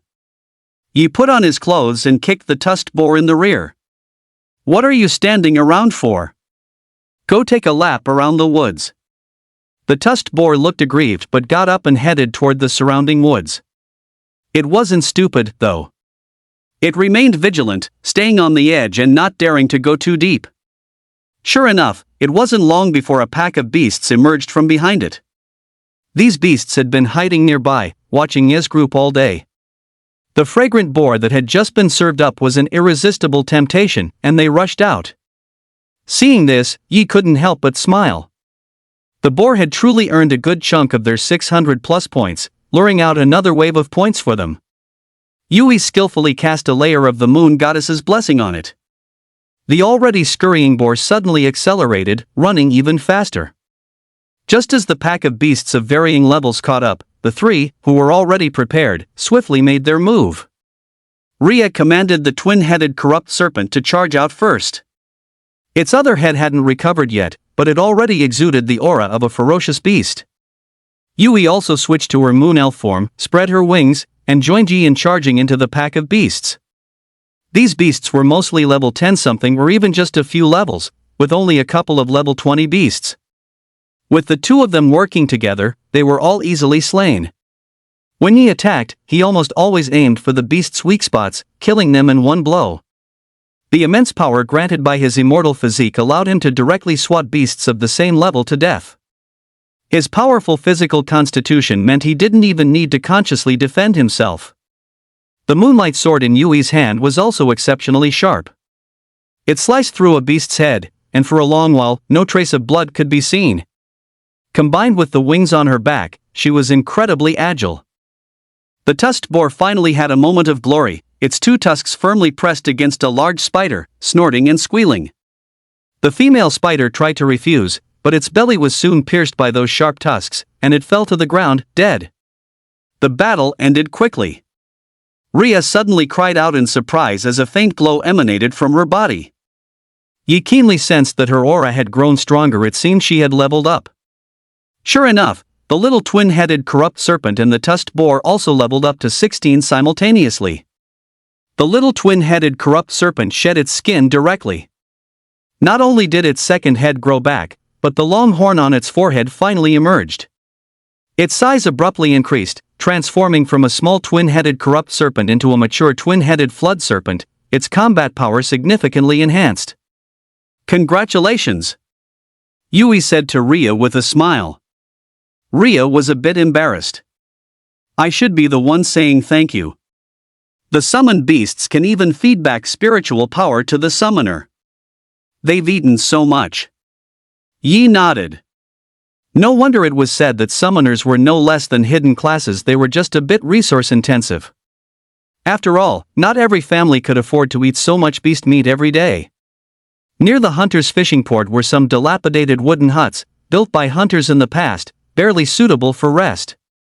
After lighting a bonfire, just like the previous night, the two summoned beasts stood watch while the three of them rested. You don't know until you cultivate. When he closed his eyes, preparing to inscribe the human celestial runes, he was suddenly startled. The sixth pass of the celestial runes was already more than halfway complete. But he quickly realized it was most likely due to circulating his immortal physique at full power inside the giant fish monster's stomach during the day. Stimulated by those corrosive liquids, the process of imprinting the celestial runes had actually accelerated. Truly worthy of being a top-tier body refinement technique of the Taoist gate. He planned to finish inscribing this sixth pass in one go. He entered a serious state of cultivation, and the human celestial runes gradually appeared on his body. These mysterious and powerful patterns caught the eyes of Yui and Rhea, filling them with curiosity. For some reason, after staring at these patterns for a while, they also felt very comfortable, and their meditation speed quickened significantly. Is the acolyte class really useless? The night passed silently. A mist rose from the lake, creating a fairyland-like scene. The beauty of nature was breathtaking. Yui got up and walked out of the wooden hut. As a lunar priestess, she loved the feeling of being close to nature, an experience she never had in the city. In this environment, it felt as if her spiritual power was invisibly increasing without any need for deliberate cultivation. Rhea had woken up at some point as well. She stroked the now very large flood dragon's head and said softly, "It seems you really like it here." Yui nodded. "Yes, it's a pity such a nice place is in beast territory." Rhea looked at the wonderland-like scenery before her but shook her head. "I've seen some photos from 100 years ago. The places where humans lived actually had very little of this natural scenery. After the invaders invaded, although they occupied most of the land, they inadvertently allowed nature to recover.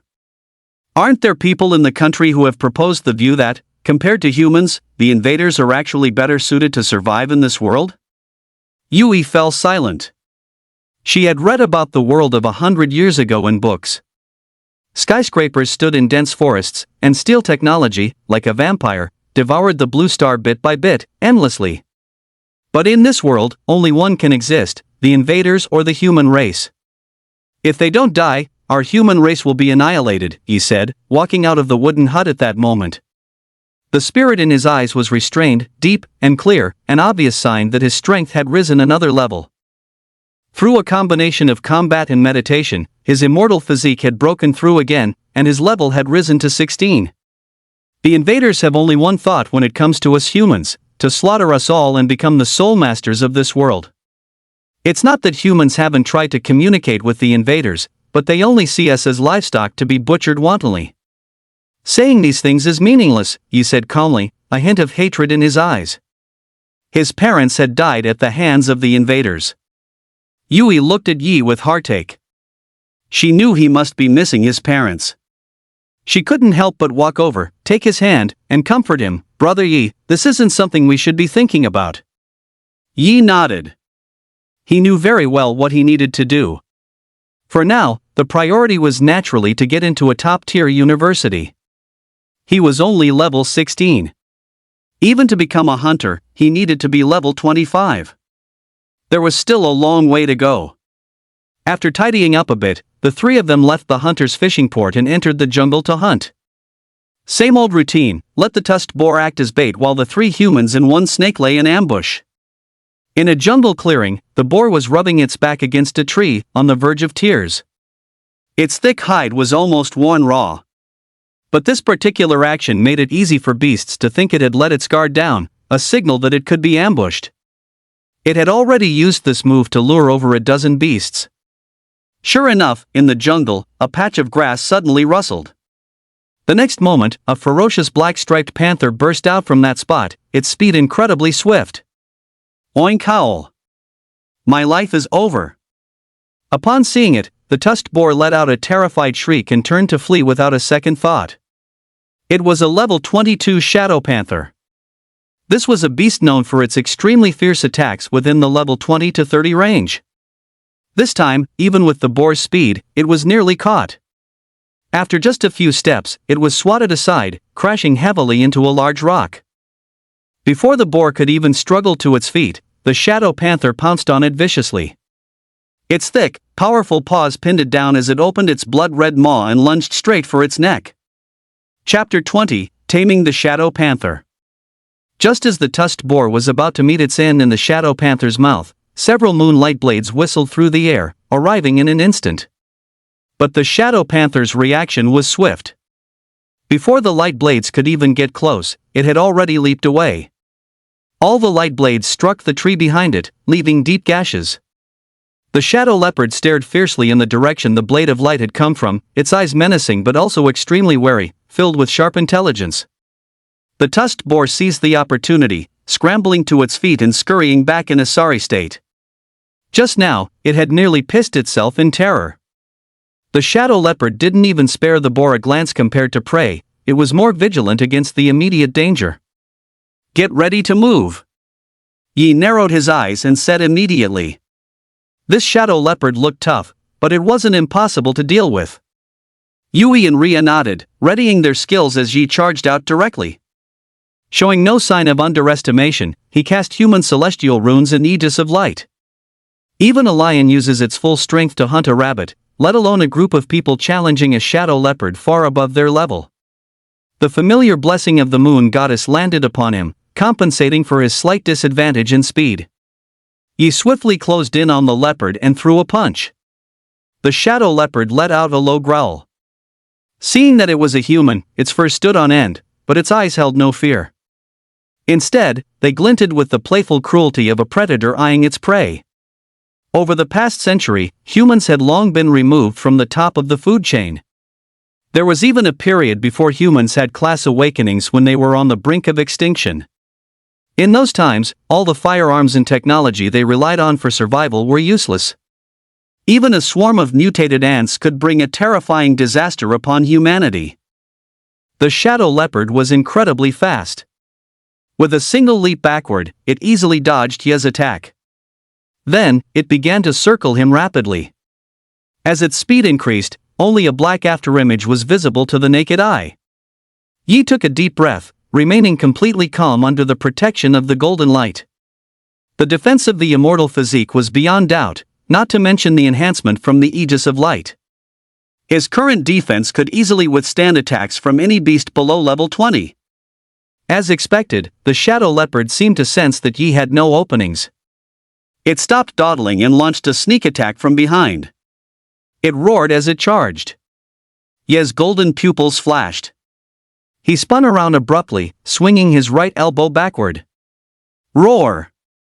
The elbow struck the shadow leopard squarely on the jaw, sending it flying into the air. Teeth shattered, its face a mask of utter bewilderment. A level 16 human boy, why was he so strong? Yi pushed off the ground, rapidly catching up. His expression was placid and calm. One hand clamped tightly around the shadow leopard's neck, and within his golden pupils was the mercilessness of a celestial. Without any hesitation, he decisively slammed the beast's head into the ground. Boom!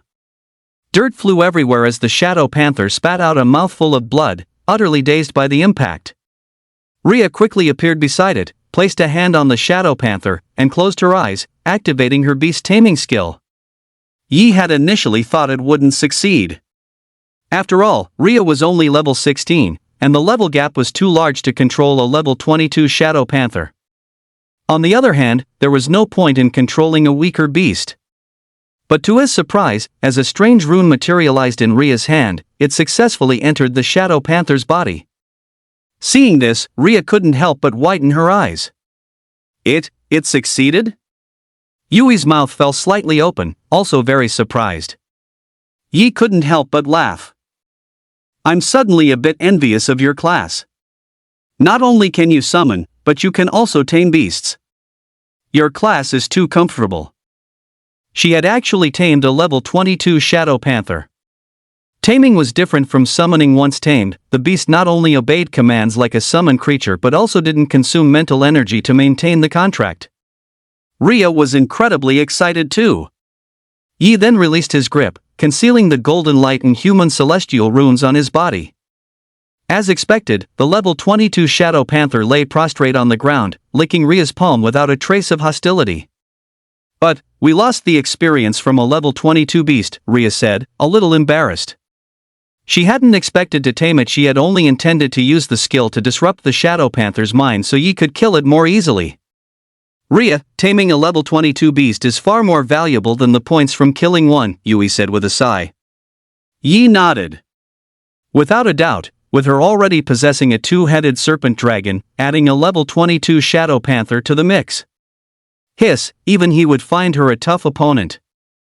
As for that tusked wild boar, aside from its large appetite, it didn't really count as much of a fighting force. It's fine. With the shadow panther, our hunting ability will definitely improve again. But how many can you tame at once? Yi couldn't help but ask. For now, I can only tame one, Rhea said. The number of tamed beasts can only be increased after the level 22nd class advancement. Yi nodded. That made sense. If she could tame an unlimited number, her class would be practically boundless. Get back to work. Yi habitually kicked the wild boar, prompting it to start working. The tusked wild boar glanced fearfully at the shadow leopard. It was clearly the first one to arrive, yet why was it always at the bottom of the pecking order? With a mournful face, it very obediently returned to the clearing and began to act as bait. As expected, this jungle was not short on beasts, but high-quality prey like the tusked wild boar was even rarer. Soon, several more beasts set their sights on it. Just as they were about to make a move, several figures appeared beside them and struck viciously. The next moment, these beasts all became school credits. With this baiting rhythm, even though the three were in a team, their score surpassed 800 points. In the tent at the entrance to the outer zone, all the instructors were watching the scores of Yi, Yui, and Rhea on the screen. 836 points. They were directly ahead of the fourth place Gao Yan by nearly 150 points. The most outrageous part was that the three were in a team, sharing the first place rank. The gauntlet ends at 9 p.m. Without a doubt, the three of them could absolutely get into a top university and might even surpass the highest score record in the gauntlet's history. Yi and the others are still holding first place nationally. The second highest score is currently from the top student in Kyoto, with 776 points. That's a huge gap, an instructor murmured. The heads of admissions from the three top universities are said to be on their way here. The mayor arrived yesterday afternoon. During the gauntlet, student scores are naturally kept confidential, but that only applies to ordinary people. Those who perform exceptionally well are noticed during the gauntlet itself. However, this year's students are also the most spirited we've seen in years. Many top students have chosen to leave the outer zone and enter the beast territories. The death rate is also 2 to 3 times higher than in previous years. The rescue teams are already overwhelmed, and instructors sighed helplessly. But there was nothing to be done. If humanity wanted to reclaim its homeland, these children, as the future pillars of the nation, were destined to endure battles of blood and fire. It was unavoidable. In the jungles of the beast territories, Yi stomped out the campfire, stood up, and said, "It's time to head back. Our score should definitely be high enough now." The two girls nodded. They had grown accustomed to doing whatever he said. Yi looked at the map of the outer zone, his gaze falling on an icon. Silent Forest. Chapter 21, Silent Forest, Bloodthirsty Treants. The danger level of the Silent Forest was even higher than that of the Swamp Forest. The map data indicated it was home to many mutated treant monsters. The area was once a small city with a simulated ecosystem. But when the invaders attacked, too many people died, and their blood and bodies all became nutrients for the rare plants there. Many of these plants evolved into strange, bloodthirsty treants. Not a single living creature could be seen in the entire forest. It was eerily quiet, which is why it came to be called the Silent Forest. Almost all students subconsciously ignored this location. No sane person would choose it as a target. Not only was it dangerous, but the treants were also very difficult to kill. Each one seemed to have its vitality maxed out, and it would take a team of several people half a day just to kill one. Therefore, very few students would target the Silent Forest. However, for those aiming for top-tier universities, the treants here were of a higher level. It was easy to find level 20 treants, and as long as one was willing to spend the time, they could wear down and kill a treant monster. But once they met the threshold for the top universities, they too would give up on this place. Killing a single treant was simply too time-consuming and not worth the effort. The score was based on a point system. A level 20 treant was only worth 20 points, and even less when split among a team. It was more cost-effective to spend time killing several teenage-level beasts instead.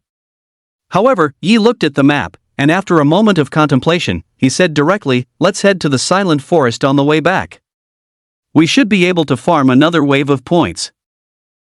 Brother Yi, our score is actually already very high," Yui said softly. Yi looked up, his gaze profound. "I know, but this isn't our limit." The breeze blew through his long hair. 3 years ago, from the moment he began reading the tomes of Ascension, he had never cut his hair again. The Tao does not strive for victory, but if something is rightfully his, why should he yield? The three of them set off, leaving the jungle. They slayed beasts along the way and returned to the outer zone. In the distance, the figures of some students suddenly came into view.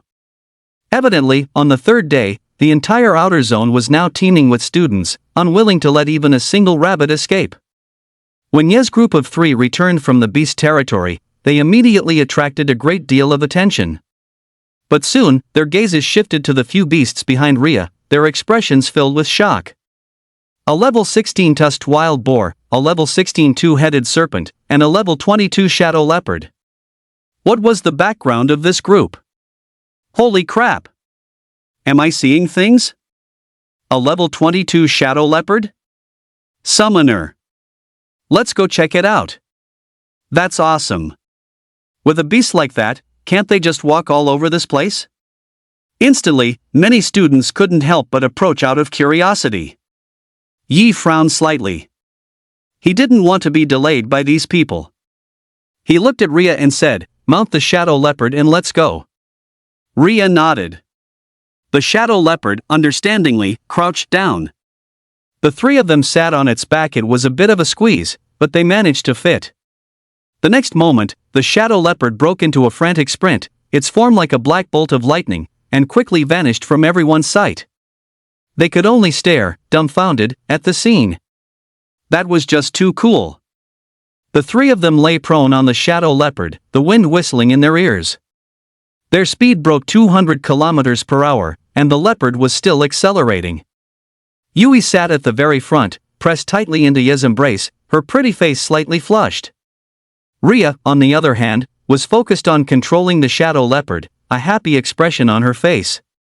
As long as she raised the shadow leopard well, at least until level 30, she wouldn't fear any opponent of the same level, not even those with hidden classes. What was originally a journey of nearly 20 kilometers, thanks to the shadow leopard's speed, took only a little over 10 minutes, even while carrying 3 people, to arrive at the outskirts of the silent forest.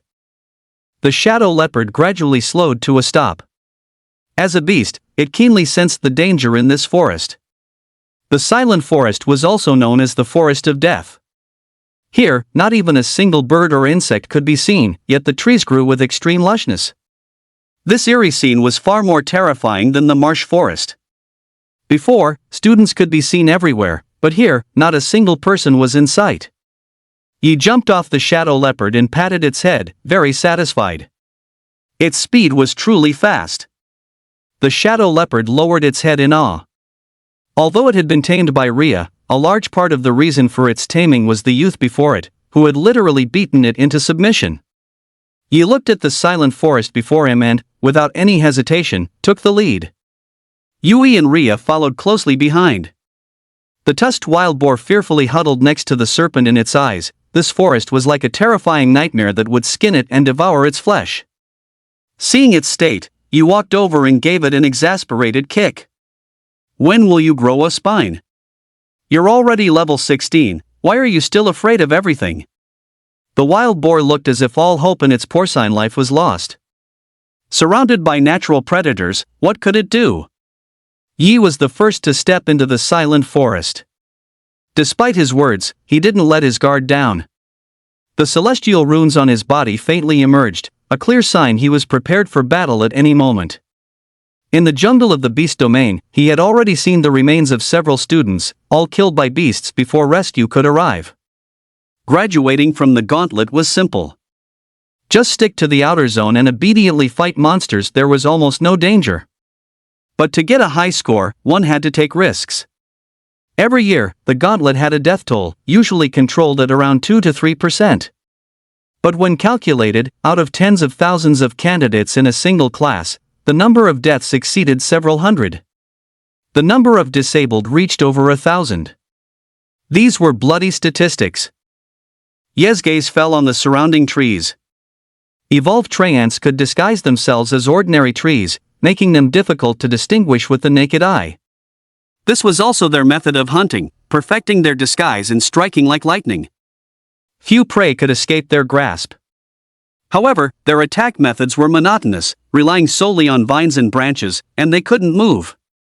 But because of their tough bark for defense and powerful life force, these tree ants were considered very difficult to kill. Yi once again pulled some talismans from his pocket. They were still the most basic purification talismans, which were effective for detecting these tree ants.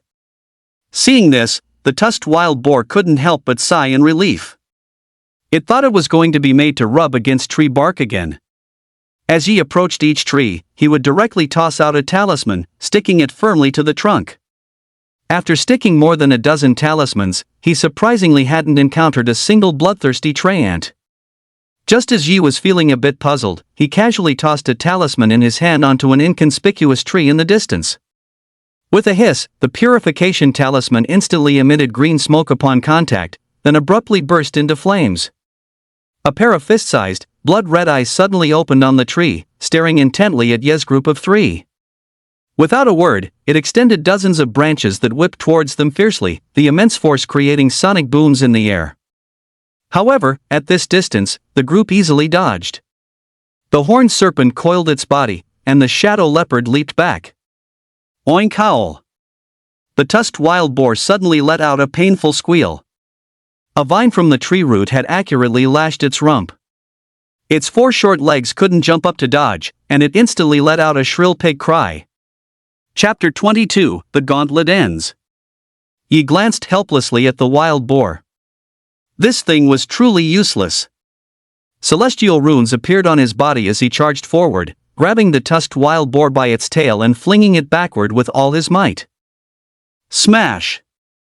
With another explosive sound, several vines whipped toward Yi. Instead of retreating, Yi advanced, his eyes gleaming with a sharp light. He swiftly dodged several vine whips, forming a sword seal with his fingers. A golden light surged, materializing into a 3-foot-long green-edged sword. He directly executed the gentle breeze sword art. With graceful movements, his sword strikes were swift, severing all approaching vines in the blink of an eye.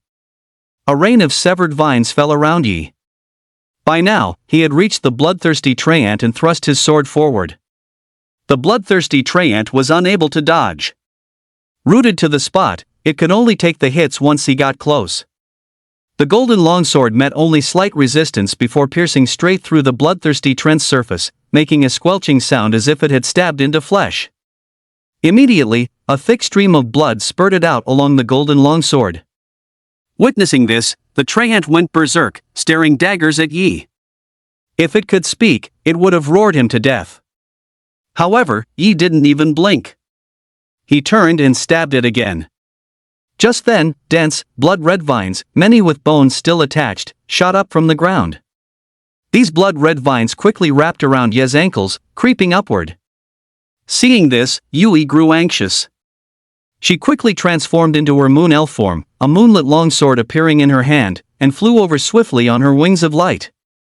Each slash of her sword fell like moonlight, severing all the vines once again. Yi never stopped for a moment, the golden longsword in his hand completely sinking into the body of the bloodthirsty treant. A faint smile touched the corner of his lips. The tomes of Ascension recorded that under the aegis of light, ghosts and demons would tremble, and spirits would lose their form. Against this kind of spirit, the aegis of light was its perfect counter. As expected, the golden longsword exploded violently within its body. Poochie! Poochie! Poochie! Poochie! Beams of golden light erupted wildly from within the bloodthirsty treant, splattering viscous liquid everywhere. Yi had already pulled back, dragging Yui with him. To kill this treant by hacking at it from the outside was almost impossible, but to make it explode from within took only a single strike. Sure enough, the bloodthirsty treant began to wither rapidly. Its once lush green leaves all turned a scorched yellow, then scattered like ashes in the wind. Just like that, a level 21 bloodthirsty treant was dealt with, becoming academic credits for the three of them. This was why he had chosen the silent forest. Dealing with these spirits was far simpler than dealing with other beasts. Easy to kill, and high level too. Let's go, on to the next one. If all goes well, we should be able to break 900 points today. Yi said. Rhea stared blankly at the treant's gruesome end and nodded in a daze. He's really become so powerful now. Following his usual routine, Yi tossed a talisman at every tree he saw. Even if it wasn't the target, he didn't bother retrieving it. It helped with identification and saved time. For 3 years in high school, he had either been reading the tomes of Ascension or drawing talismans. He himself didn't even know how many he had saved up. Just then, another talisman stuck to a tree suddenly burst into flames. The purification talisman had a reaction. This time, the three of them reacted swiftly. The tusked boar let out a howl and ran back, while the shadow leopard and Yi charged forward together. Yi formed an aegis of light in one hand, shaping it into a long sword. As expected, this bloodthirsty treant had intended to feign innocence, but seeing this scene, it hastily brandished countless vines, bringing them crashing down. This tree was much larger than the previous one, and the number and reach of its vines were clearly greater. A level 25 bloodthirsty treant? Yi licked his lips. Time to become academic credits. Under Rhea's command, the shadow leopard darted in front of Yi, its sharp claws swiftly severing many of the vines. Unfortunately, there were too many vines, and it was soon enveloped by them. Using this opening, Yi had already reached the treant. The golden longsword instantly pierced into its body with a squelch. A pair of large, blood-red eyes opened, staring at him with crazed intensity. But it was all over. The golden light suddenly exploded within its body. With a boom, dense rays of golden light shot out from the inside, covering the entire tree. The next moment, it abruptly burst apart. Just like before, the treetop rapidly withered and fell off, and the sky full of leaves turned scorched yellow in the blink of an eye. The shadow leopard broke free from the withered vines, its gaze towards Yi filled with even more reverence. One by one, they checked each tree, quickly dispatching another 6 bloodthirsty treants. Almost all were treants above level 20, so the points accumulated rapidly. In just 2 hours, the trio's score had reached 889. They only needed to find 2 more treants to surpass 900 points. This rate of point farming undoubtedly far exceeded that of their peers. Even a level 25 hunter might not be able to achieve 900 points in 3 days. Another hour passed, and they finally emerged from the silent forest, followed by 3 formidable beasts.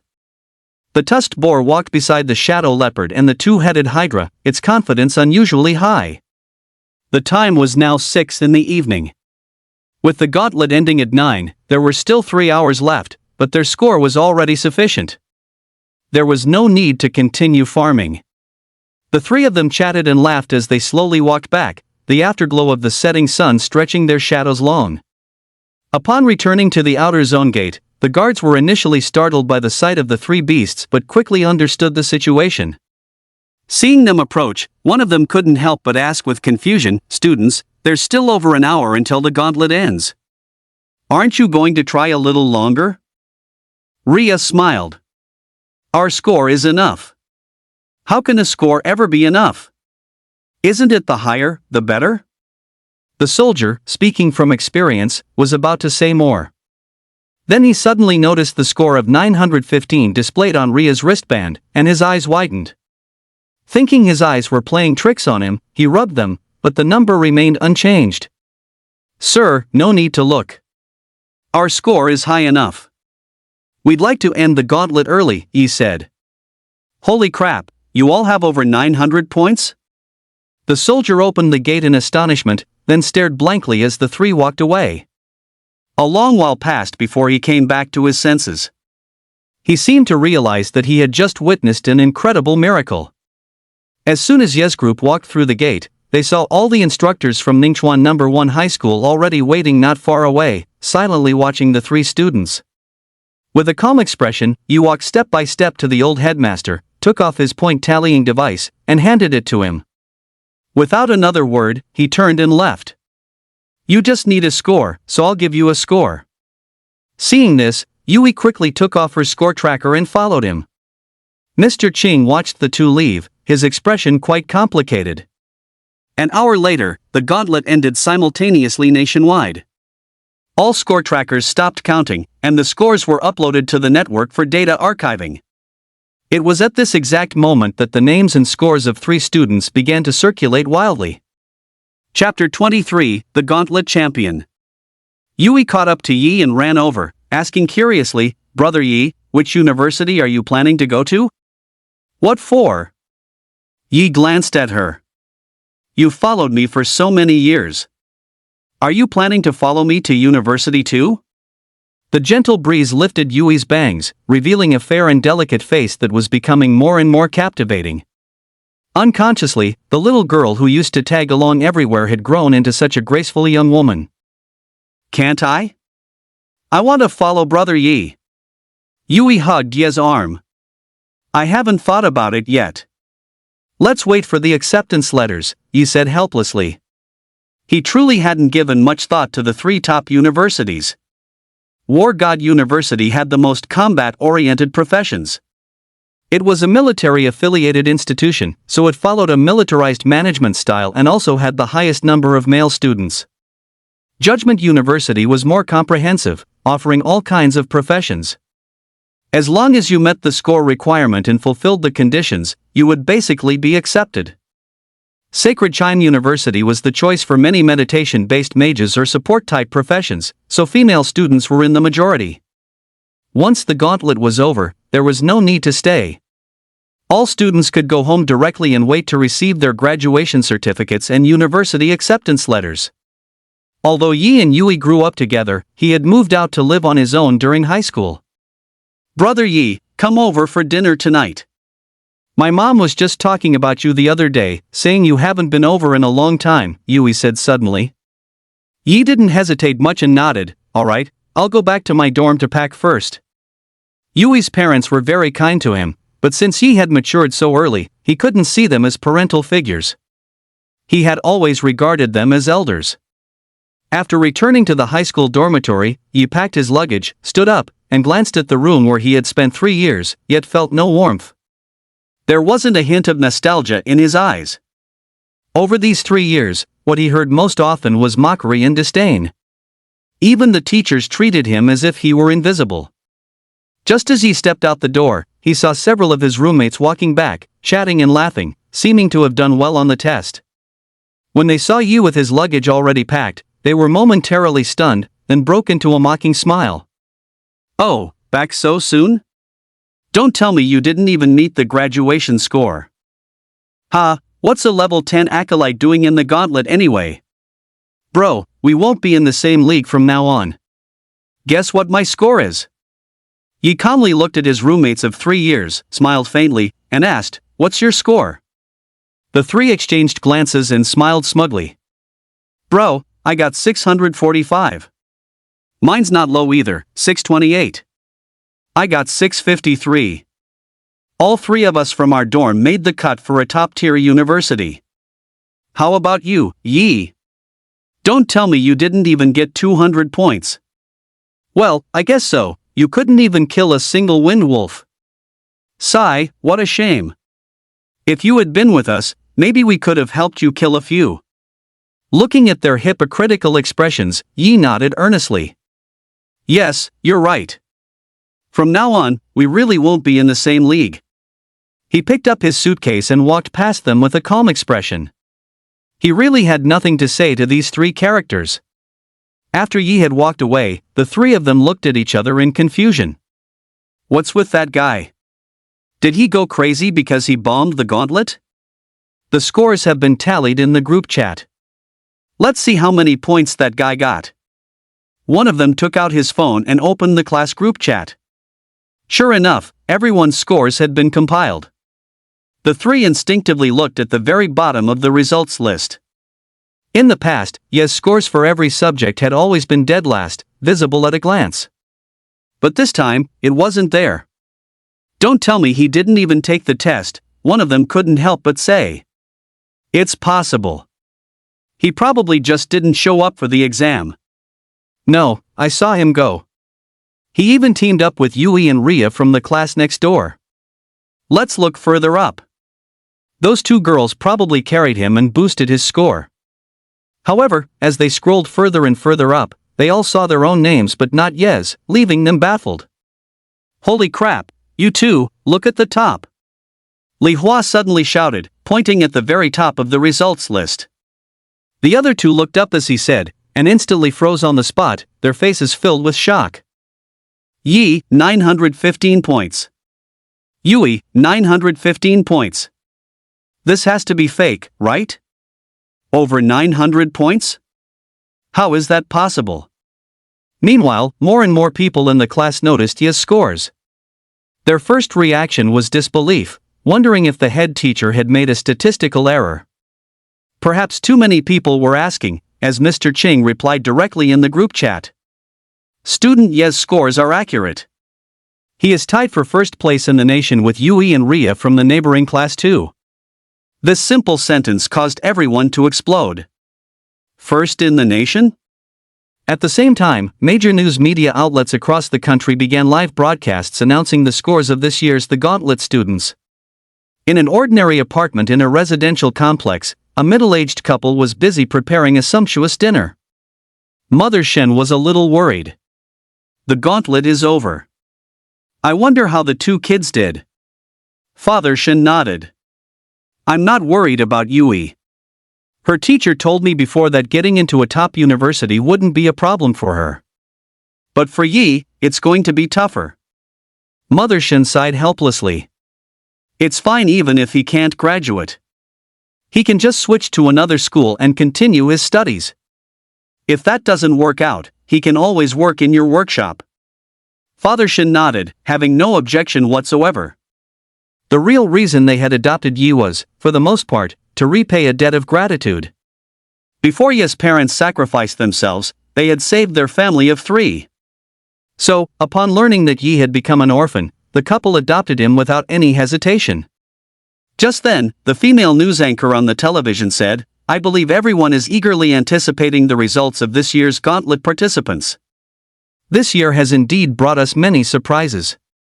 No one could have expected that there would be 3 top scorers in this year's gauntlet. That's right, you heard correctly. There are 3 top scorers in this year's gauntlet. After 3 years of arduous study, of toiling day and night in training, the future hope of humanity rests on the shoulders of these children. And this year's 3 students who tied for first place in the nation all come from Ningchuan First Academy. Hearing the familiar school name, the couple couldn't help but look up at the television. Ha! The same school as their 2 kids?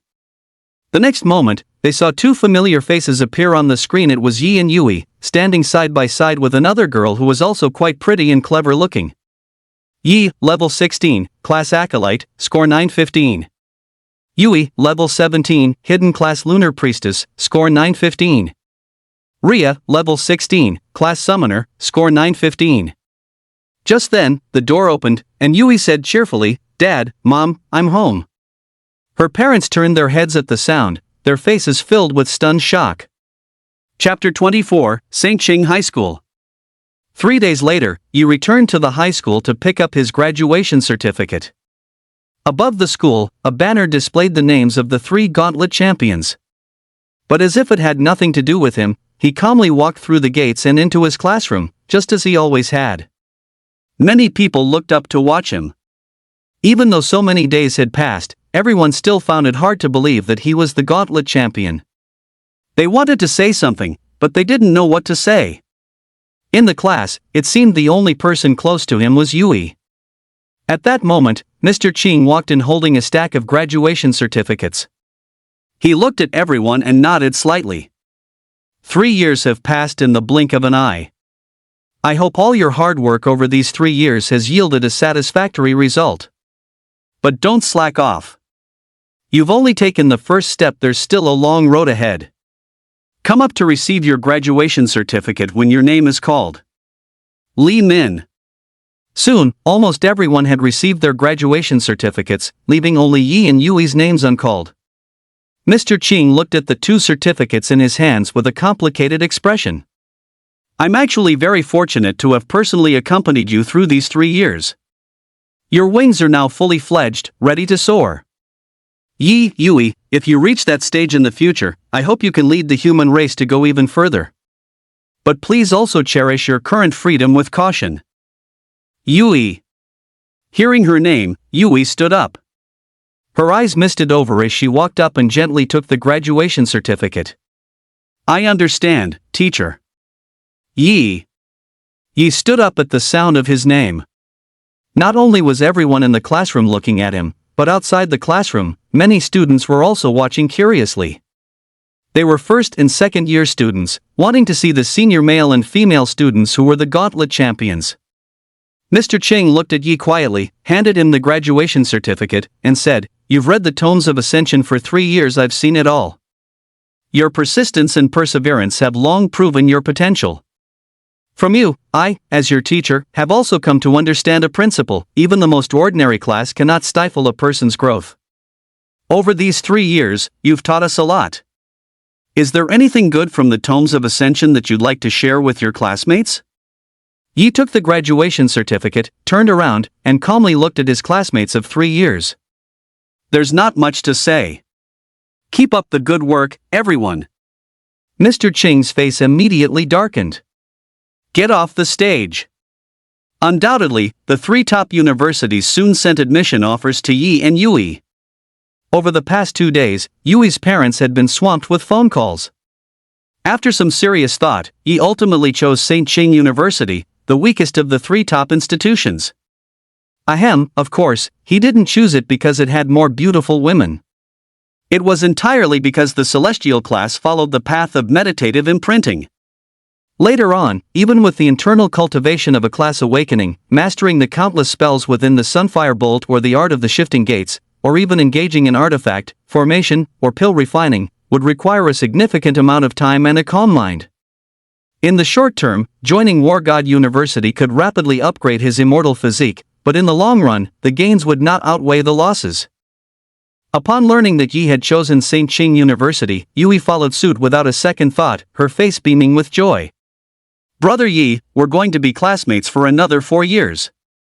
Yi felt a bit helpless, but her class was also a good fit for St. Ching University. He suddenly thought of Ria. With her summoner class, she would most likely choose Judgment University. We have to head to the capital to register in a month. Let's focus on training and raising our levels for now, Yi said.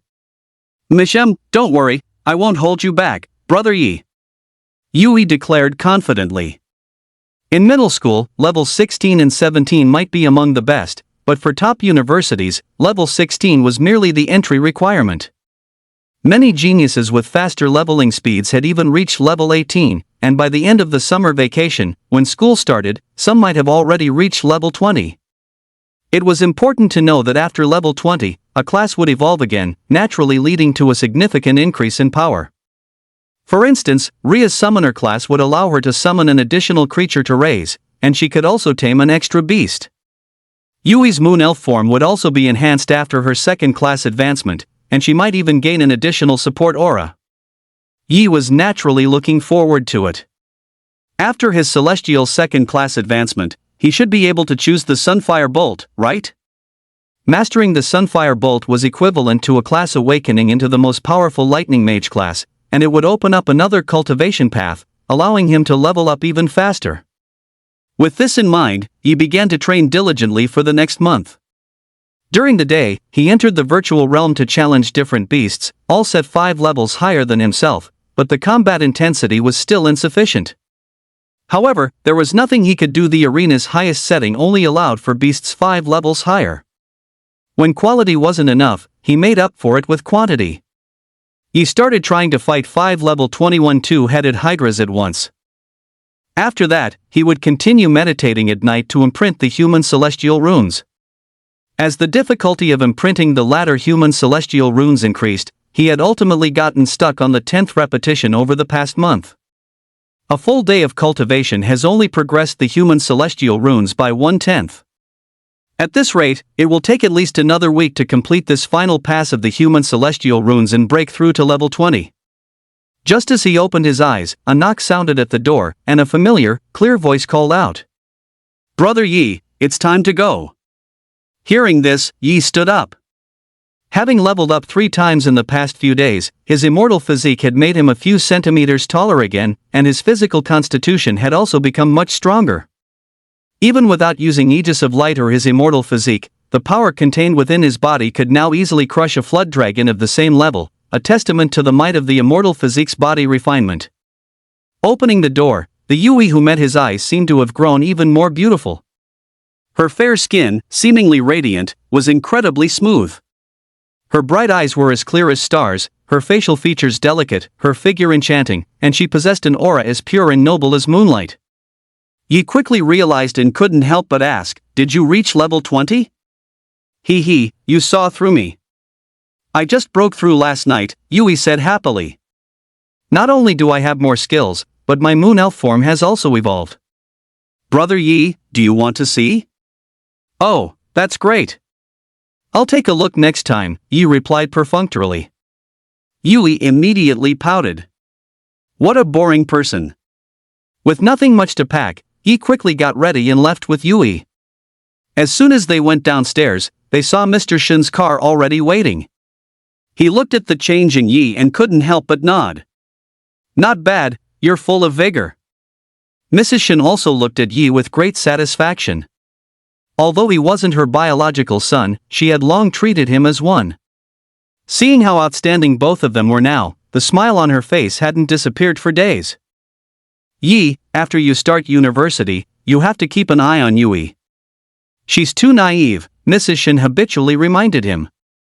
This familiar scene was just like when they were starting high school 3 years ago.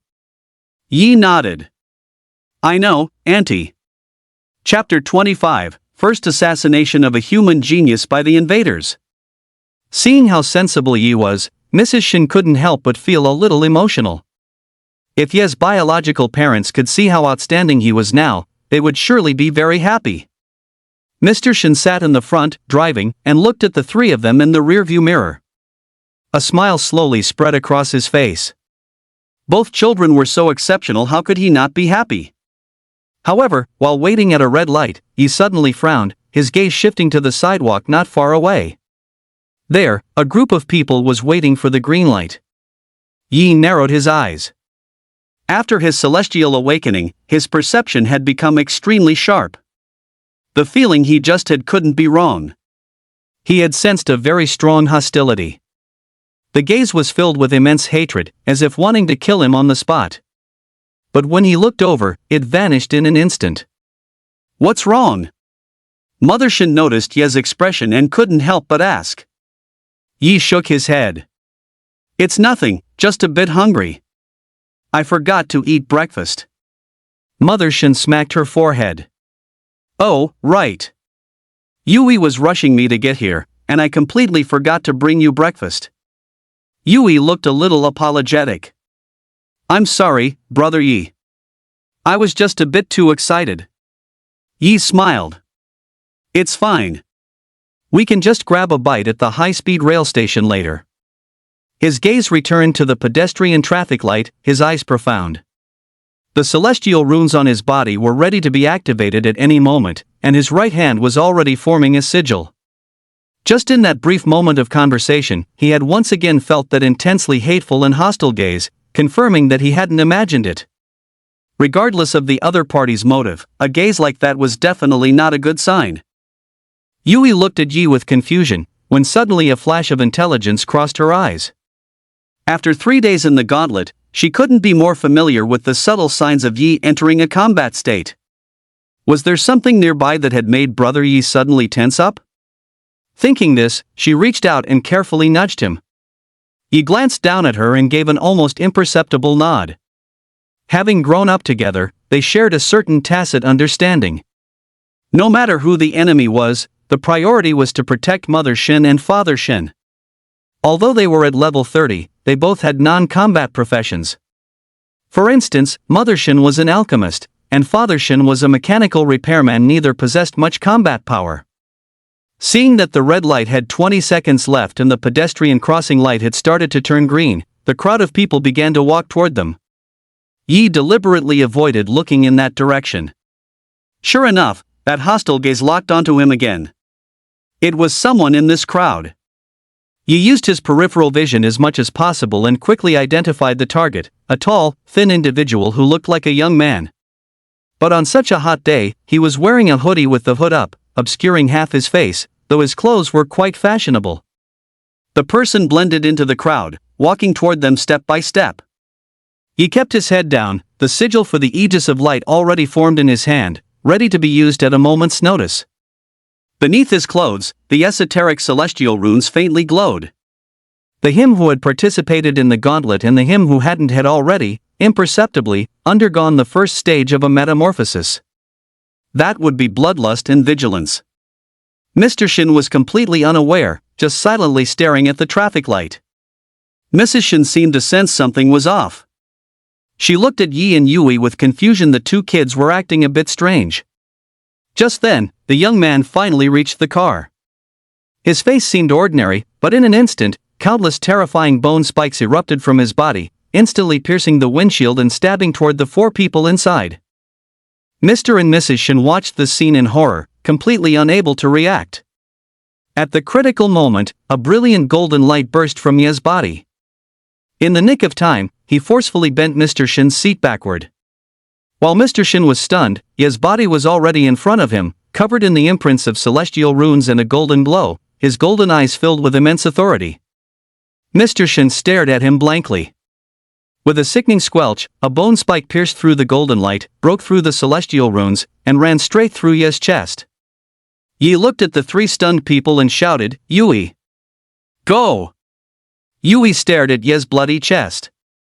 Growing up, this was the first time she had ever seen her brother Yi injured, and so severely at that. But she knew this was not the time to be distressed. Moonlight enveloped her as she swiftly transformed into her moon elf form, her ordinary wings of light changing into soft, feathery wings. She grabbed her parents, slammed open the car door, and rushed out. Seeing this, Yi let out a slight sigh of relief, then spat out a large mouthful of blood with a cough. Fortunately, he could feel that the bone spike hadn't hit any vital organs. It had just passed between his ribs and out the other side. The golden light solidified into a long sword, which he used to slash the bone spike in half. Seeing that Yi could still move, the humanoid monster covered in bone spikes was visibly stunned. He wasn't dead? Yi also recognized the creature before him. He watched as its face bizarrely twisted from that of a human into an invader. It was a level 40 skeletal invader. How is this possible? Since when did invaders have the ability to disguise themselves as humans? Interesting. The skeletal invader's voice was hoarse and grating as it stared intently at Yi. Like humans, these invaders possessed intelligence and a complete system of inherited knowledge. The invaders were divided into 12 major clans, and the skeletal invaders were one of them. But no one could have imagined that an invader had managed to infiltrate Ningchuan City. At this moment, Yi clutched his chest, panting heavily as he stared deadly at the skeletal invader. This creature's bone spikes had instantly shattered his aegis of light and immortal physique. The disparity in their strength was clearly immense. From a distance, Yui saw the monster in front of Yi and clearly recognized it as an invader, finding it a bit hard to believe. When Mother Shin saw the bone spur that had pierced Yi's chest, her heart ached so much she was about to cry from distress. "Quick! Call the police!" The people around saw this scene but hadn't yet processed what had happened. At this moment, the skeletal invader no longer concealed itself. It ripped off its clothes, which were already riddled with countless bone spurs. The next moment, a tall, humanoid skeletal monster appeared before everyone's eyes. The surrounding people were instantly terrified and fled in a panic. The invader before them had no flesh or blood. Its entire body was composed of bone. Its skeleton was tough and strong, and its pair of blood-red eyes were incredibly eerie. It stared intently at Yi and Yui, a strange smile playing on its lips. Human genius list, Yi, Yui. Targets confirmed. Hearing this, Yi finally understood. After a glance back at Yui and his aunt and uncle, he gritted his teeth and suddenly sprinted in the opposite direction. Seeing this, the skeletal invader quickly gave chase at an astonishing speed. Father Shin immediately understood that Yi wanted to face this terrifying monster alone. He gritted his teeth. "Yui, go help Yi, but neither of you is allowed to get hurt, understand?" Yui gave a powerful flap of her wings, and her whole body shot towards Yi and the invader. At the same time, a piercing alarm sounded at the patrol bureau. Alert! Alert! Invader sighted on Zijing Street. Invader sighted on Zijing Street. All the patrol officers were stunned. How could there be an invader in the city unless it was a large-scale invasion? For a moment, they thought they had misheard. Just then, the main door was kicked open, and a woman in a patrol uniform with a ponytail walked in. Looking at the group of people in the room, she shouted coldly, "What are you all standing around for? Didn't you hear the alarm? Move! Now! Immediately! If you don't catch this invader, you can all expect to be fired." Chapter 26, Celestial Second Class Advancement. True Sunfire Bolt. Yi darted through the alleys, making sharp turns and leaps. Relying on his familiarity with the area, the invader couldn't catch him for the time being. Just as he passed a fork in the road, Yi jumped up and vanished from the spot. The skeletal invader looked around, bewildered, then suddenly raised its head to look up. Sure enough, a sky full of talismans suddenly fluttered down. Yi knew that just running was not a viable option against his opponent. It was better to risk it all in a fight. Seeing so many talismans, the skeletal invader instinctively raised its arm to shield itself. It never expected that these were merely the lowest level purification talismans. With a whoosh, they all burst into flames. In the instant its vision was obscured, Yi, wielding a golden longsword, executed the gentle breeze sword art and thrust directly at it. Clang! Yi had still underestimated his opponent. A level 40 invader, whether in terms of combat power or reaction speed, was beyond his imagination. A single bone spur had effortlessly blocked his attack. The skeletal invader looked at Yi with disdain, taunting, "You overestimate yourself."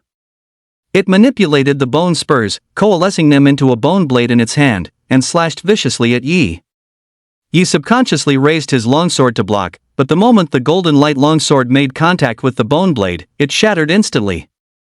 The Aegis of Light still couldn't block the opponent's attack and broke apart directly. However, in the instant it shattered, it still provided a slight obstruction. Yi didn't retreat. Instead, he closed the distance to the skeletal invader, his golden eyes radiating a terrifying authority. For some unknown reason, when the skeletal invader saw those golden eyes, it couldn't stop the trembling in its heart. By now, Yi had pushed his immortal physique to its limit, also concentrating the Aegis of Light on his right fist. With a loud thud, his fist slammed into the skeletal invader's chin, sending it flying high into the air. A golden glint flashed in Ye's eyes.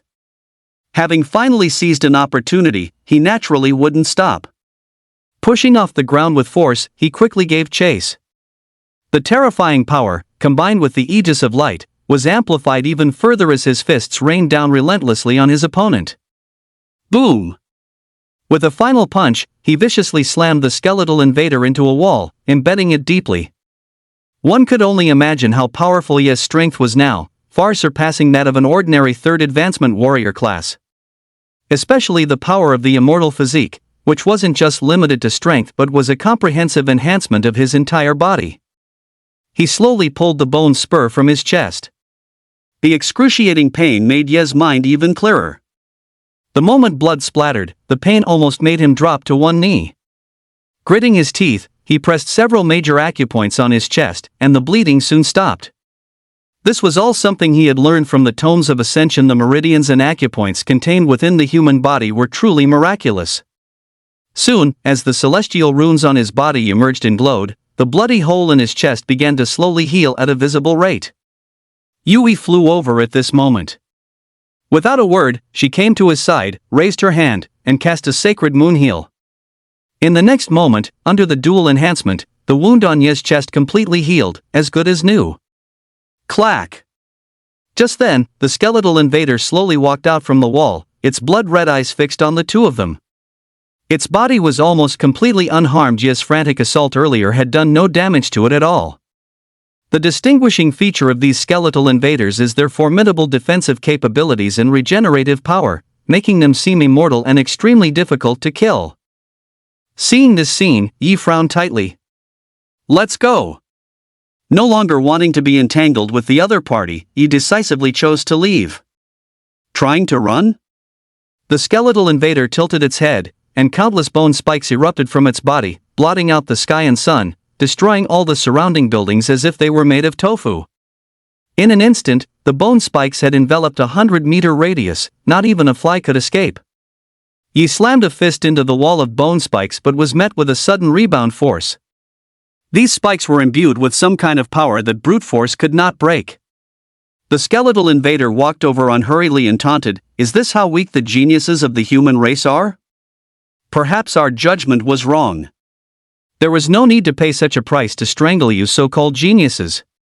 Yui spread her wings, and a dozen moonlight blades swiftly condensed in front of her, flying rapidly toward the skeletal invader.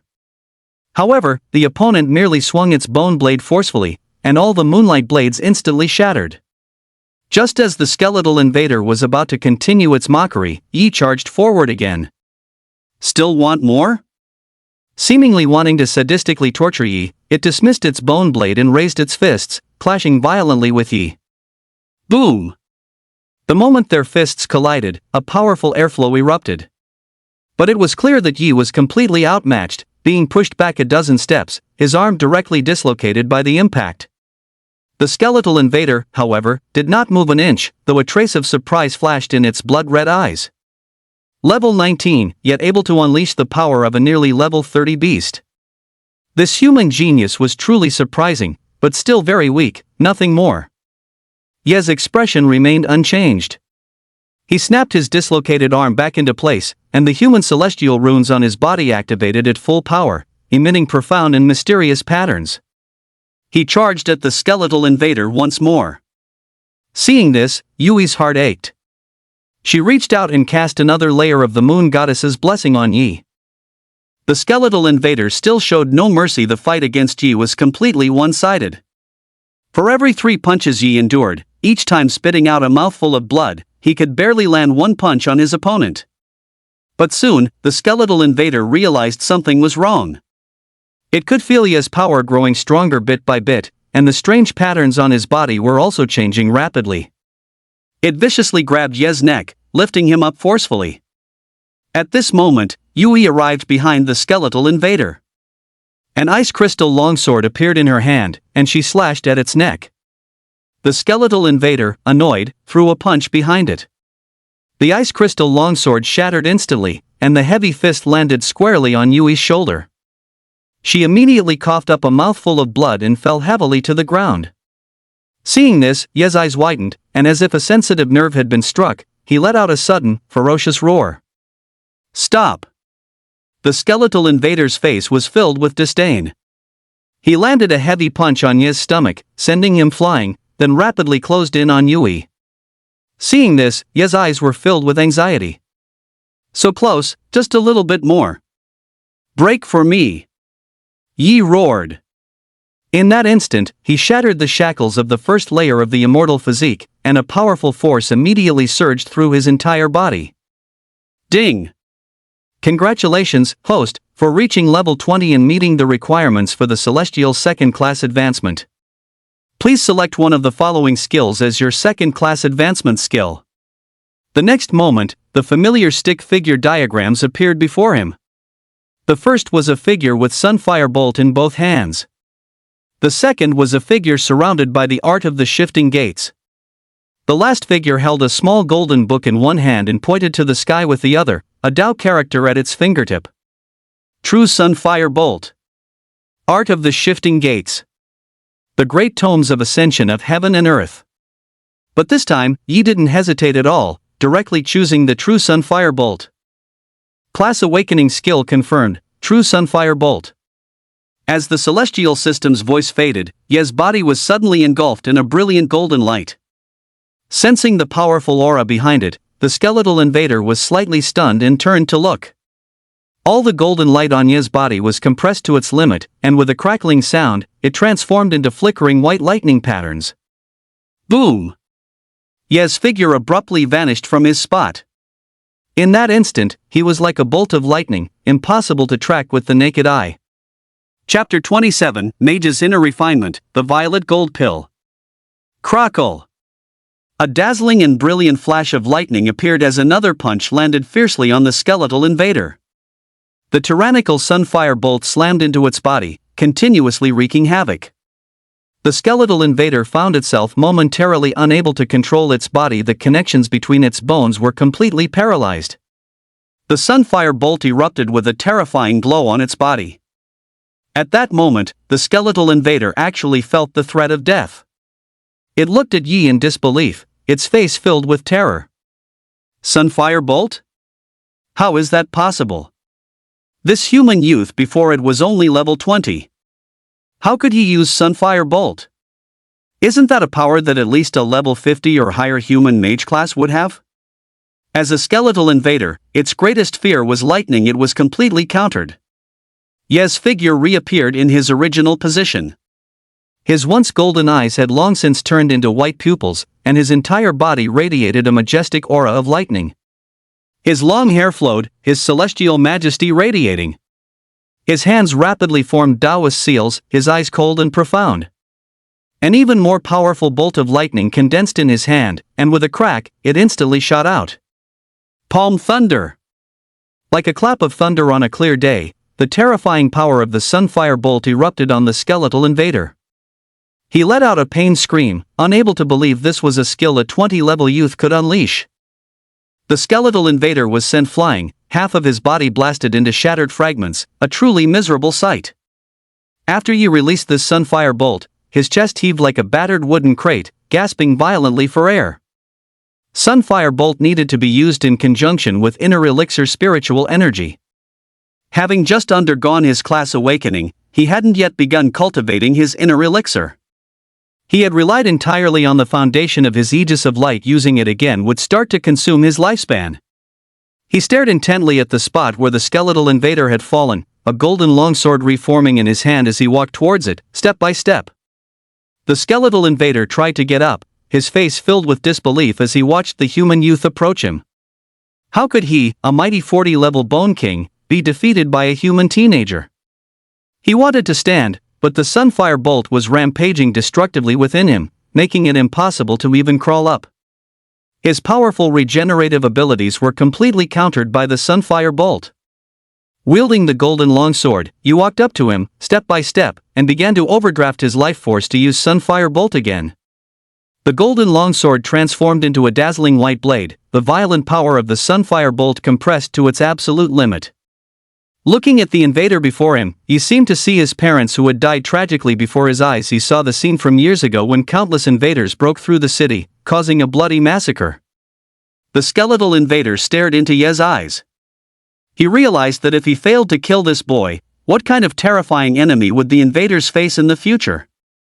The human and the otherworldly being stared at each other, their eyes reflecting the same hateful, murderous glint. Yui covered her mouth, unable to believe the change in her brother Yi. He had actually, truly defeated a 40-level skeletal invader. "Remember my name, Bai Kai," the skeletal invader said, closing his eyes as if accepting his fate. Ye's eyes narrowed slightly, as if sensing something, a faint smile playing on his lips. He took a swift step forward, but then abruptly stopped. In that instant, like a white lotus blooming, countless blood-colored bone blades blossomed out, surrounding Bai Kai.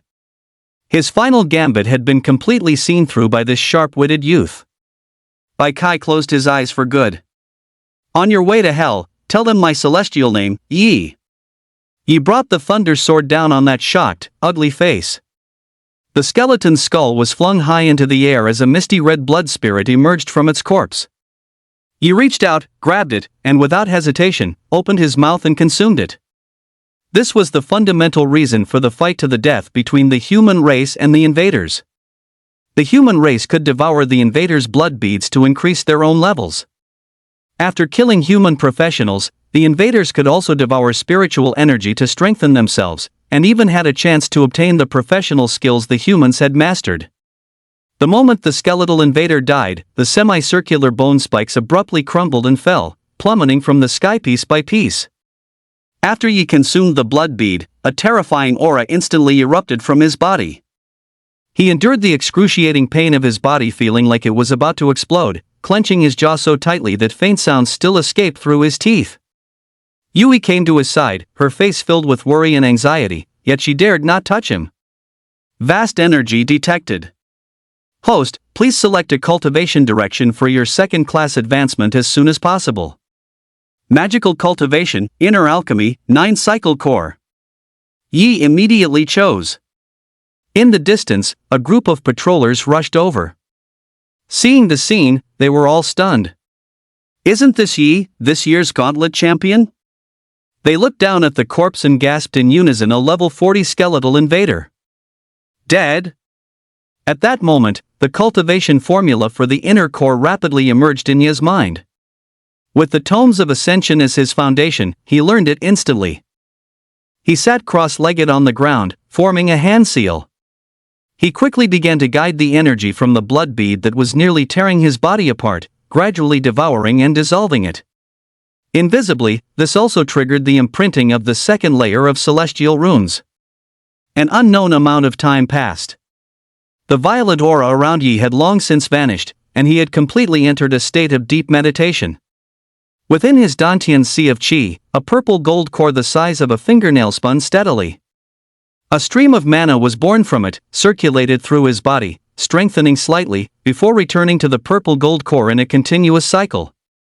His physical senses gradually returned, and he heard the sound of soft breathing beside him.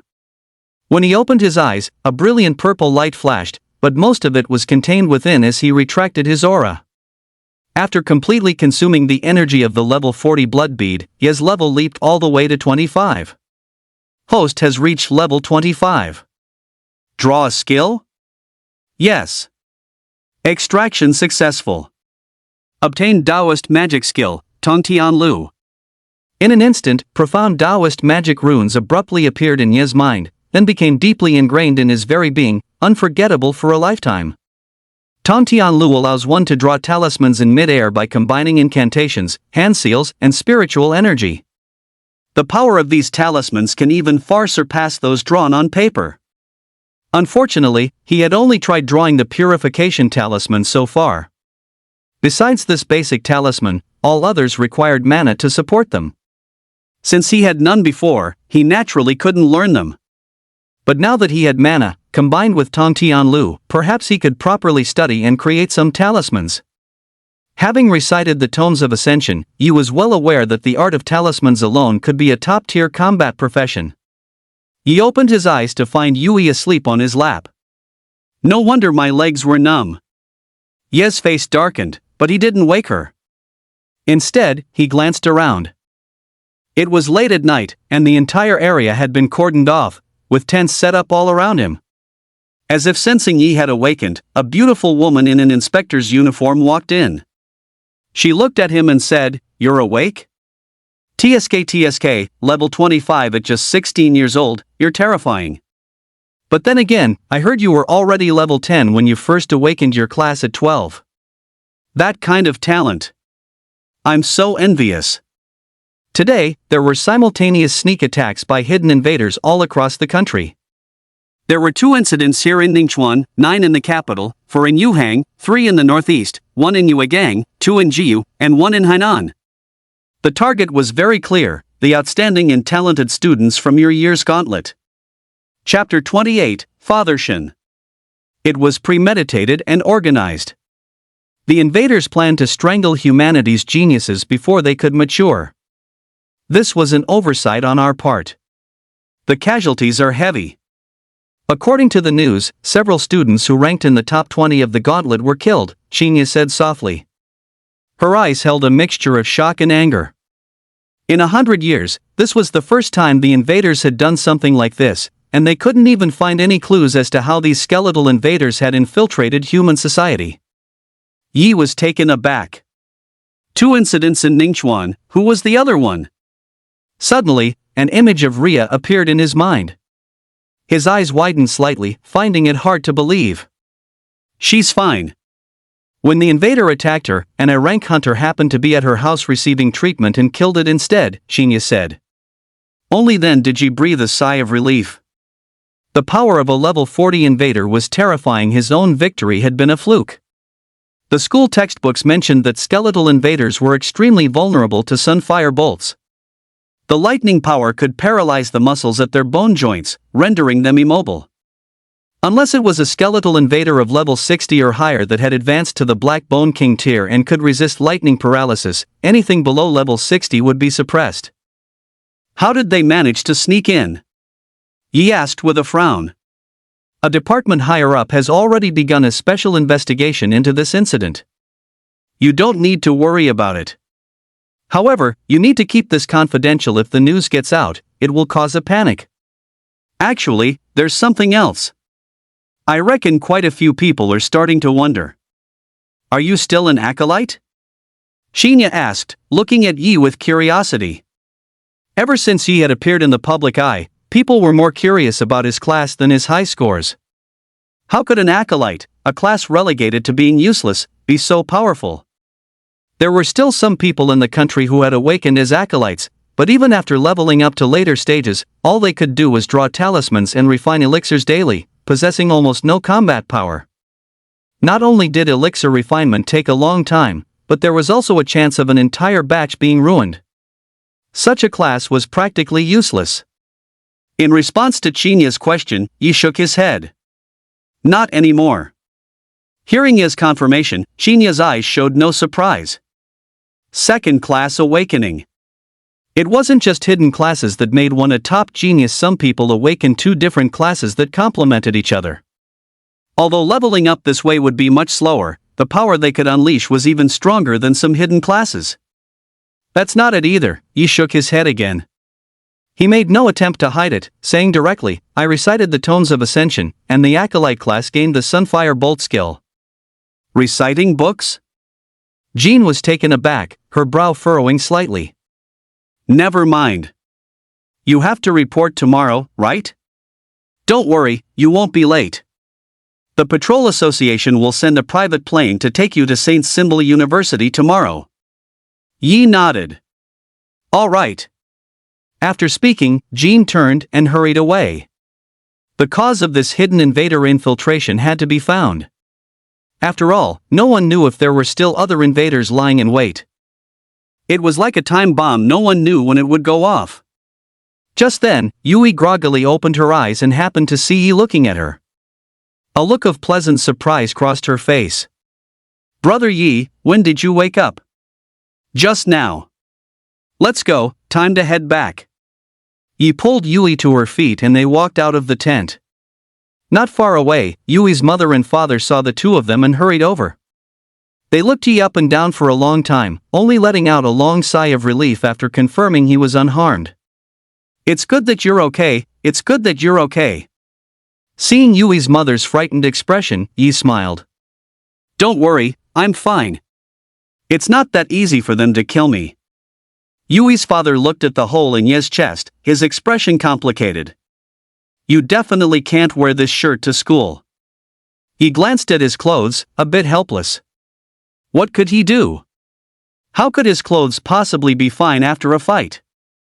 "I have a friend who's a level 55 enchanting tailor. He can enchant clothes with attribute bonuses. How about I have him make a set for each of you?" Yui's eyes lit up, but she quickly became hesitant. "Dad, enchanted clothes are so expensive. A single piece costs at least 100,000, let alone a full set." "It's too much." Yi also nodded. "Clothes are just for wearing. Enchanted clothes don't help that much." But Yui's father's expression turned stern. "Listen to me. If I say we're doing it, we're doing it." Yi and Yui exchanged a helpless glance. Their uncle's stubborn streak was showing again. Once he made up his mind, not even 10 bulls could drag him back. Shin Tianyang's thinking was actually quite simple: do everything in his power to help these two kids reach the next level. Enchanted clothing was something that hunters, soldiers, or mercenaries who frequently went on missions would use. For students, it was indeed too early to prepare. But after what had just happened, Yui's father would no longer hesitate. The two kids were lucky this time and escaped the crisis, but what if there was a next time? Yui's mother, who was usually frugal, pursed her lips and didn't object.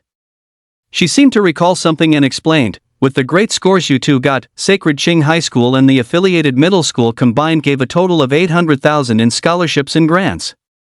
You don't have to worry about not having enough money." Hearing Mrs. Shin say this, Yi didn't argue further, simply etching her kindness into his heart. He glanced up at the back of Mr. Shin smoking in the distance, feeling a bit puzzled. "What's really wrong with Uncle?" Mrs. Shin said softly, "Child, when you risked your life to save him in the car, you look just like your parents did when they saved us all those years ago. So similar, truly so similar." At this point, Mrs. Shin couldn't help but shed tears. "We were so worried. If you died because of us too, what face would we have to see your parents in the afterlife?" Seeing her mom cry, Yui couldn't help but tear up as well. The whole family was very sentimental. Yi shook his head. "Auntie, you're overthinking it. I was confident in myself. Even if it happened again." "Brother Yi." Yui, rarely angry, pinched him. Right, no next time. Look at me, jinxing it." After finishing his cigarette, Mr. Shin walked over to Yi. Though not father and son, they had developed a certain unspoken understanding over the years, and neither said much more. "Let's go, let's get a nicer outfit made." Before long, Yi and the others arrived at an incredibly luxurious shop. Displayed inside were nothing but enchanted garments, with prices starting from over 100,000 to several 100,000. Even Yui started to tread carefully. "Dad, I didn't know you had such a loaded friend," Yui asked, a little curious. Father Shin smiled confidently. "If your dad hadn't gotten injured more than a decade ago and lost control of his right hand, I might have made it as a national-level mecha designer by now." He wasn't bragging. Father Shin's profession was a mechanical repairman. It sounded common, but it was important to know that the country had been pursuing a path of integrating technology with class awakeners for years to unleash even greater power.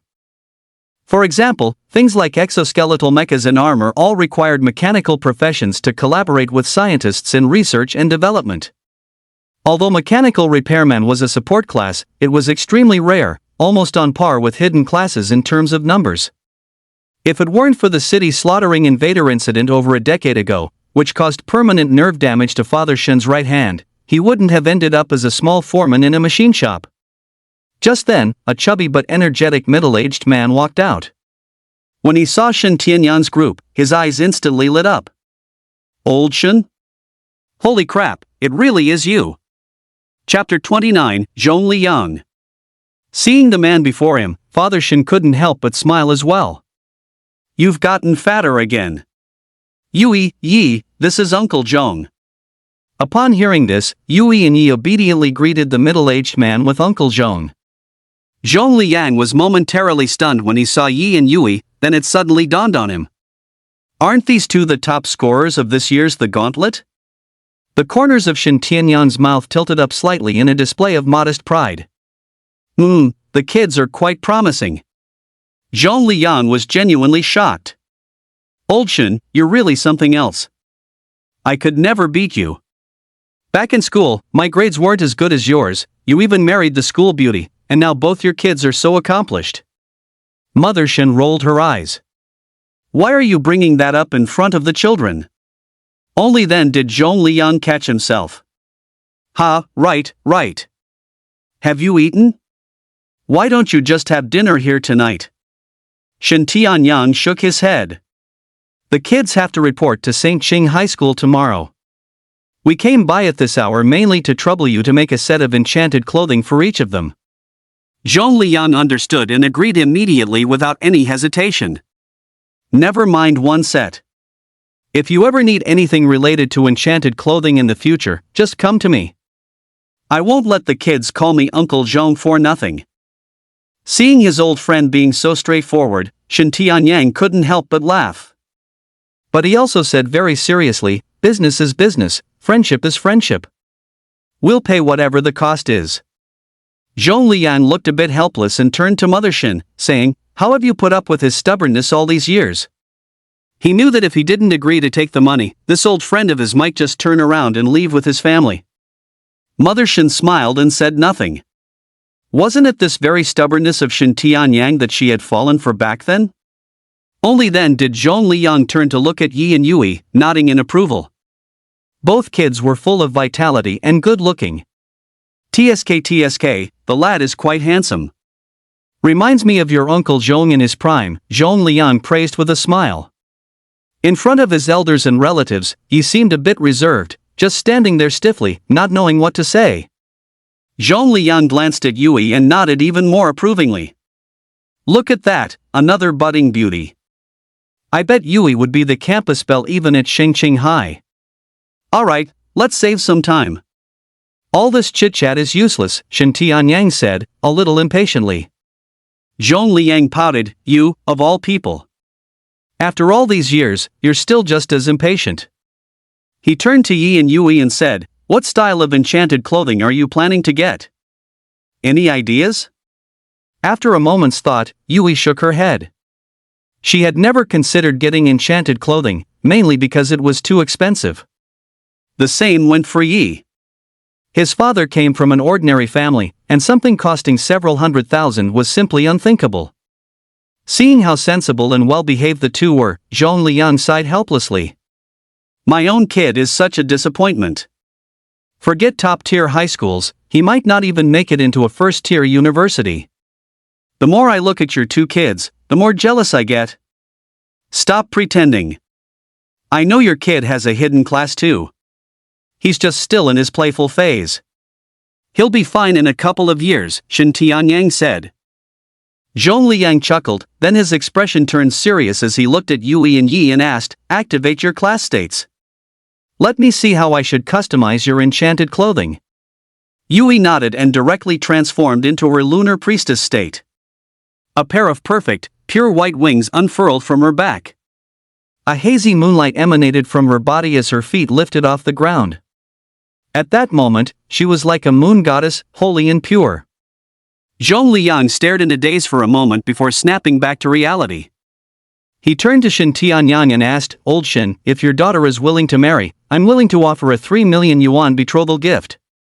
Get lost, Shen Tianyang said directly.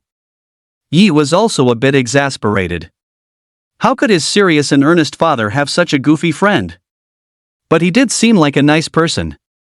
After a careful observation, Zhong Liang nodded. All right, you can come down now. I have an idea. No problem, I guarantee I'll make a set of enchanted clothing that's a perfect fit for you. Thank you, Uncle Zhong, Yui said sweetly after returning to her normal form. Oh, that just melts my heart. Could you stop being so disgusting? Shen Tianyang really couldn't resist the urge to kick him. Zhong Liang ignored old Shen and turned to Yi, continuing, I actually remember you. 3 years ago, all of Ningxuan was filled with news about you in 8 max stats at level 10, an acolyte class. It hasn't been easy for you to get this far. You have a steady character. The more I look at you, the more impressed I am. Yi nodded, thank you, Uncle Zhong. You're welcome. That invader that appeared this morning, it wouldn't be hunting the two of you, would it? He asked curiously. The appearance of an invader this morning caused quite a stir. Later, I heard it was hunting 2 geniuses and had been ambushed and killed. Yi nodded, I later chopped off its head. Good. That's gutsy. A boy should be like that. Zhong Liang was stunned for a moment, then couldn't help but excitedly slapped the table hard. Damn it, it's only because I'm a support class. If I were a combat class, I would have long since killed an invader. I bet he'd run faster than anyone.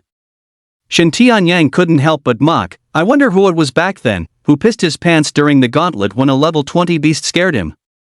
Zhong Liang's neck and face immediately flushed red. Old Shen, are you bored, Mother Shen looked at her husband as if he was a different person, and playfully pinched his waist. Only then did Shen Tianyang quiet down.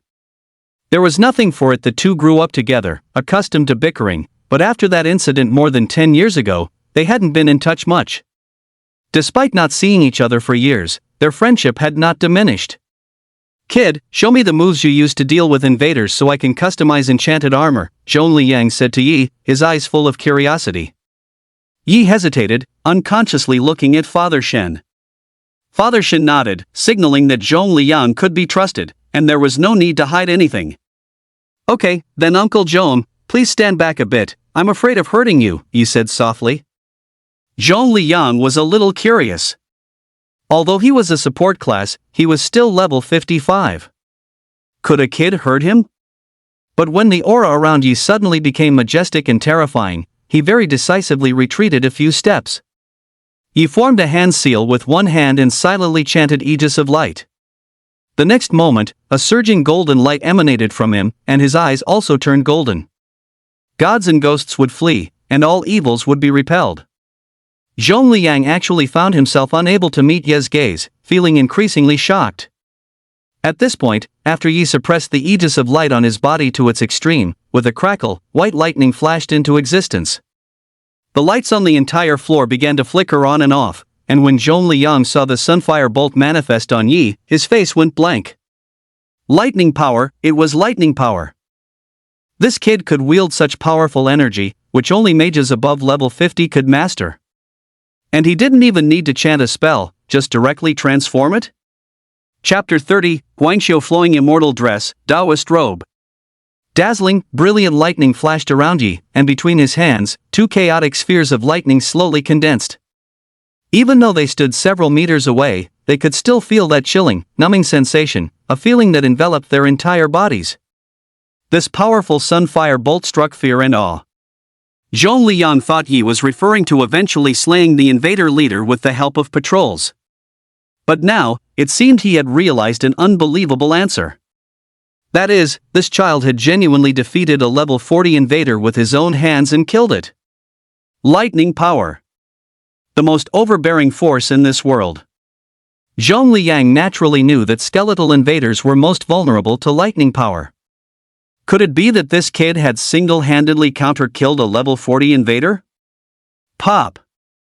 A light bulb suddenly burst. Enough, enough!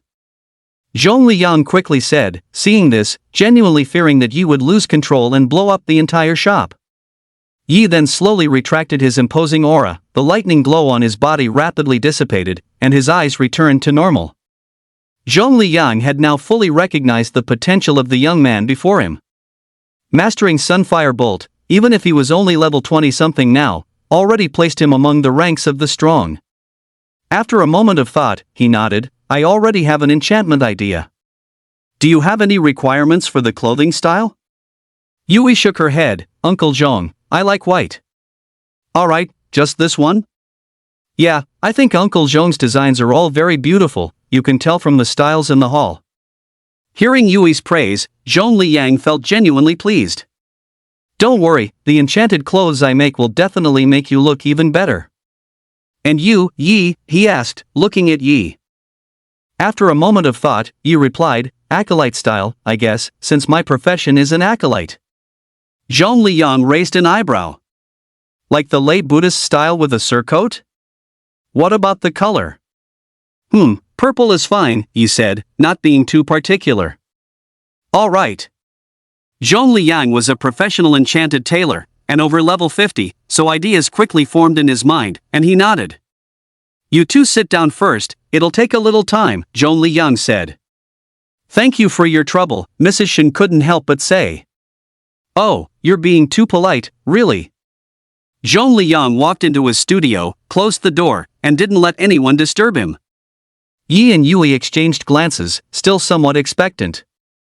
A set of enchanted clothes could at least boost a professional's combat power by 10%, but the main factor was the enchantment effect. An enchantment tailor over level 50 could produce effects that would even benefit fourth transference professionals. Time passed little by little, until it was 3 in the morning. The studio door finally opened, and a somewhat tired Zhong Liang pushed out 2 mannequin models, covered with cloth. His expression, however, was a little proud and confident, seemingly very satisfied with his performance this time. I didn't expect this enchantment to even level me up. I really outdid myself. Both sets of clothes have an extra enchantment effect, completely enough for you to use until the 4th transference stage. Under everyone's eager gazes, Zhong Liang didn't keep them waiting and directly pulled back one of the cloths. The next moment, a white, intricately embroidered immortal flowing dress came into view. The long silk gown gently draped over the mannequin, flowing to the floor like rippling water. With just one glance, Yui fell in love with this enchanted garment. Zhong Liang said with a smile, the best aesthetic is still that of our ancestors from thousands of years ago, Yui, what do you think? It's very beautiful. Yui nodded. Zhong Liang's lips curved slightly, it's not just beautiful. This flowing immortal dress is enchanted with 6 effects, accelerated spiritual power recovery, mental clarity, 10% light attribute amplification, 10% moon attribute amplification, 20% gliding amplification, and an invisibility effect. Yi couldn't help but admire these enchantment effects. They were indeed tailor-made for Yui, even taking into account wing acceleration. Not a single enchantment attribute was wasted. As for the invisibility effect, it meant that when worn, it would be invisible outside of combat. Don't listen to him brag, just try it on first. Shen Tianyan walked over and said. Despite his words, he was actually very pleased with this enchanted garment. Okay. Yui nodded gently upon hearing this. She picked up the enchanted garment and went into the changing room. Not long after, she pulled back the curtain and walked out. At that moment, everyone was collectively stunned by her. She truly looked like a fairy walking out of the moon palace, with her slender waist and jade belt, dancing in heavenly gauze, as if a celestial maiden had descended to the mortal world. Zhong Liang also hadn't expected this enchanted garment to look so beautiful on Yui. After thoroughly pulling on his beard, he couldn't help but turn to Shen Tianyang again. Old Shen, I'm willing to offer 8 million as a betrothal gift, what do you say? I promise to treat her like my own precious daughter. Get lost. Shen Tianyang refused outright. Yui looked at herself in the mirror and couldn't help but be surprised. She was really beautiful. She quickly walked in front of Yi, slowly spun a circle, and elegantly asked, "Brother Yi, does it look good?" Yi nodded, "Yes, it looks very good." Seeing this scene, Zhong Liang raised an eyebrow slightly, seemingly discerning something. He glanced at Father Shin and Mother Shin, who merely smiled faintly without saying anything. Zhong Liang understood immediately, sighing softly. Well, no one knows a daughter like her mother. If he could see a little, how could they not feel it? His sigh was just a pity that his foolish son likely had no chance. "All right, let's look at the second item," Zhong Liang said. He didn't dawdle and directly pulled back the second white cloth. What came into view was a purple-collared long gown, a Taoist robe. At first glance, it seemed ordinary, but the more one looked, the more pleasing it became, very simple and grand. Ye's eyes lit up slightly. He, too, instantly liked this enchanted garment. Zhong Liang looked at Yi and said, "Don't underestimate the design. The enchantment effects are no worse than Yui's, and they're all combat-focused. Accelerated spiritual power recovery, mental clarity, 10% light attribute amplification, 20% lightning attribute amplification. I even specifically looked through the Acolyte class data and, according to the data, enchanted and imprinted the Taoist 9-character mantra. When you cast Taoist-related skills, there's a 10% casting amplification, plus an invisibility effect. How is it? Are you satisfied? The 9-word true mantra of Taoism?" A trace of surprise flashed in Ye's eyes. From this, it was clear that Uncle Zhong had indeed put in his best effort and heart. "Thank you, Uncle Zhong." Yi nodded sincerely. An enchanted robe with 6 enchantment effects, a set would cost at least 500,000 on the market, not to mention it was custom-made. "Try it on?" Zhong Liang smiled. "MHM." Yi took the long gown and Taoist robe and put it on directly. His profession had changed from acolyte to celestial, but his level was still low, and the Taoist essence on him wasn't very obvious. However, as soon as he put on the long gown and Taoist robe, the feeling immediately changed. He looked like a young acolyte who had lived alone in the mountains for many years, carrying an otherworldly aura. Chapter 31, Reporting to College. Ye's hair was tied up casually, giving him a somewhat lazy and free-spirited air. After a careful look, Shinmu finally realized what was wrong. She walked over and restyled Ye's hair into a bun. Yi looked a bit helpless, and Yui giggled, making a face at him. "Do you have wooden chopsticks?" Shinmu asked Zhong Liang. Zhong Liang immediately understood. "I'll go get one." Soon, he brought over a chopstick. Shinmu directly snapped off a small piece and inserted it into the bun to secure it. Seeing Yi look much more spirited, she nodded in satisfaction. Now you look like an acolyte." "Auntie, I am an acolyte," Yi said somewhat helplessly. "You look sluggish and unenergetic." "It's always been like this, which is why so many people dislike you," Shinmu said softly. "Why do I need so many people to like me? As long as I'm comfortable, that's fine." Yi subconsciously reached to put his hands in his pockets, only to realize the robe had no pockets. "You are only an acolyte by profession. Only when you understand the true meaning of your profession can you go further," Shinfu said softly. Yi was startled, then nodded, earnestly committing it to memory. Zhong Liang also nodded, "That's very well said. You must understand your profession. No path is just a name. All right, hurry back and rest." "Old Zhong, we'll head back first," Shin said. Zhong Liang let out a tired yawn. "I was originally thinking of having a couple of drinks, but these 2 outfits really wore me out. Looks like it'll have to be next time." No sooner had he spoken than Shin Tianyang had already scanned the code and transferred 1,000,000 over. He rolled his eyes directly. "That's your problem, you're so boring." He waved his hand dismissively. "All right, be careful on the road. Yui, study hard. The burden of the human race's future might truly fall on your shoulders one day. Uncle Zhong can't do much else, but at least for enchanted clothes, they're lifetime replaceable here with Uncle Zhong." "Got it, Uncle Zhong." "Thank you, Uncle Zhong." "All right, I'm closing up now." After the 4 walked out of the shop, Shen Tianyang hailed a cab and went home. Yi returned home and closed his eyes, meditating on imprinting celestial runes. Even after directly leveling up to 25 in one go, he still didn't slack off in the slightest. This level was merely just reaching the hunter's threshold. Killing that level 40 bone invader was also due to the counter effect of Sunfire Bolt. If it were other level 40 invaders, he and Yui might have already died. The cultivation method of a spell cultivator refining the violet gold core is different from immortal physique. It only requires absorbing the invisible purple chi from the east into the abdomen at sunrise, using an ancient breathing technique. Therefore, it does not conflict with immortal physique cultivation time. As long as there's a breakthrough on either side, he can upgrade. This is the comprehensive advantage of the hidden celestial class. Body tempering, spell cultivation, artifact refining, formation arranging, and alchemy can all accelerate one's leveling speed. All things are Dao. Dao gives birth to 1, 1 to 2, 2 to 3, in a cycle. Yi knew he was walking an invincible path.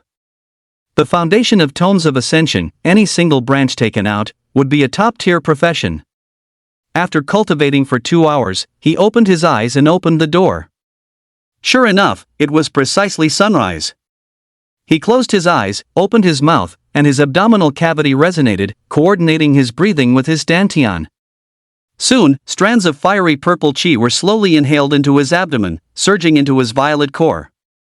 The violet core immediately began to spin rapidly. If one looked closely, they would find that after absorbing the purple chi, the violet core in his sea of chi dantian seemed to have grown slightly. 10 minutes later, the sun had fully risen, and the purple chi disappeared.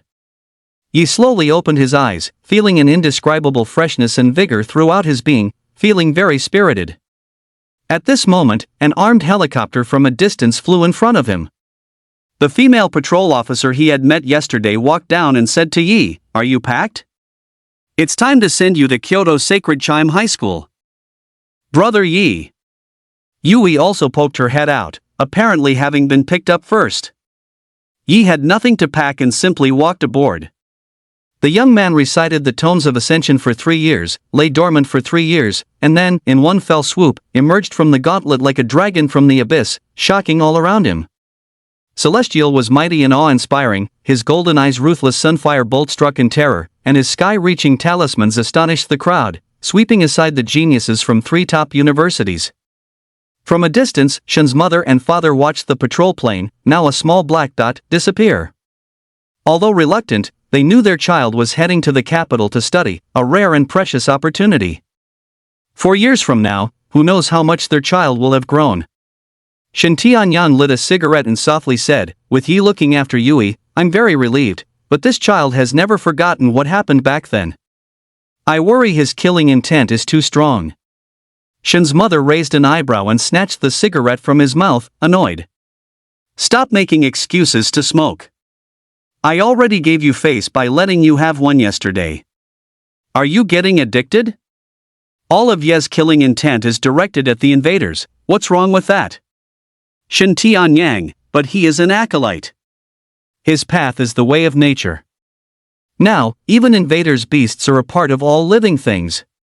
How will he overcome the trial of the Tao heart in the future?"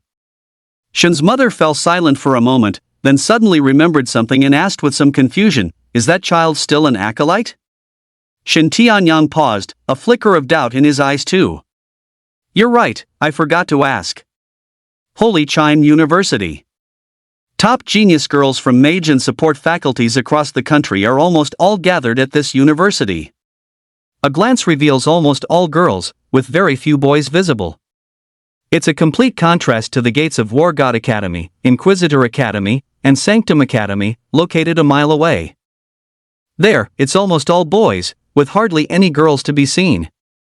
Only the Inquisitor Academy side is relatively balanced, with nearly equal numbers of boys and girls. Rhea, followed by 3 spirited beasts, looked at the gates of War God Academy, Inquisitor Academy, and Sanctum Academy before her eyes filled with immense anticipation for university life. The gates of the 3 universities, on a map, resembled a triangle, with the neighboring schools nestled against each other. Just then, a patrol plane flew in and landed in front of the Holy Chime University gate. The surrounding students couldn't help but look over. Everyone knew that many talented students had been assassinated by invaders yesterday, so special planes were arranged for escort. Those on board were at least among the top 20 geniuses from this year's The Gauntlet. The next moment, a fair-skinned, exquisitely beautiful girl stepped out of the private plane. Her pure and elegant temperament was fully displayed, and a faint smile on her face made her seem like an otherworldly fairy. Following closely behind her was a handsome and lazy young man, dressed in a loose, casual blue tracksuit, with long hair tied back. Although very handsome, he exuded a sense of lethargy and fatigue, as if he hadn't fully woken up, barely lifting his eyelids. Yi, hands in his pockets, casually looked around. As expected of a top university, after a summer break, most new students were already around level 20. "Brother Yi, didn't Mom tell you to look more energetic?" Yui couldn't help but say. Auntie's not here, it's fine," Yi nodded. As they spoke, the two walked side by side into St. Chime Academy. This scene immediately ignited the students around them. Everyone naturally recognized at a glance that these two were the top scorers who had made the news and broken the Gauntlet's historical score, and rumor had it they had even slain a level 30 beast. They never expected them to choose St. Chime. Chapter 32, Dormitory Upon Entry. As soon as the two walked into the school, they attracted many people's attention. Just then, two people, a man and a woman, wearing student union armbands, hurried over from the reception desk. The tall girl looked at Yui and said, "We've finally been waiting for you, Junior Yui. I'll take you to the dorm." The boy nodded and looked at Yi, saying, "Junior Yi? My name is Lin Feng, and I'm responsible for this year's student admission reception. Your dorm has been arranged, follow me?" Yi was stunned, and Yui was about to say something when she was enthusiastically pulled away by another senior sister. Lin Feng, however, looked at him doubtfully. "Junior, where's your luggage?" "No luggage, just a backpack," he said.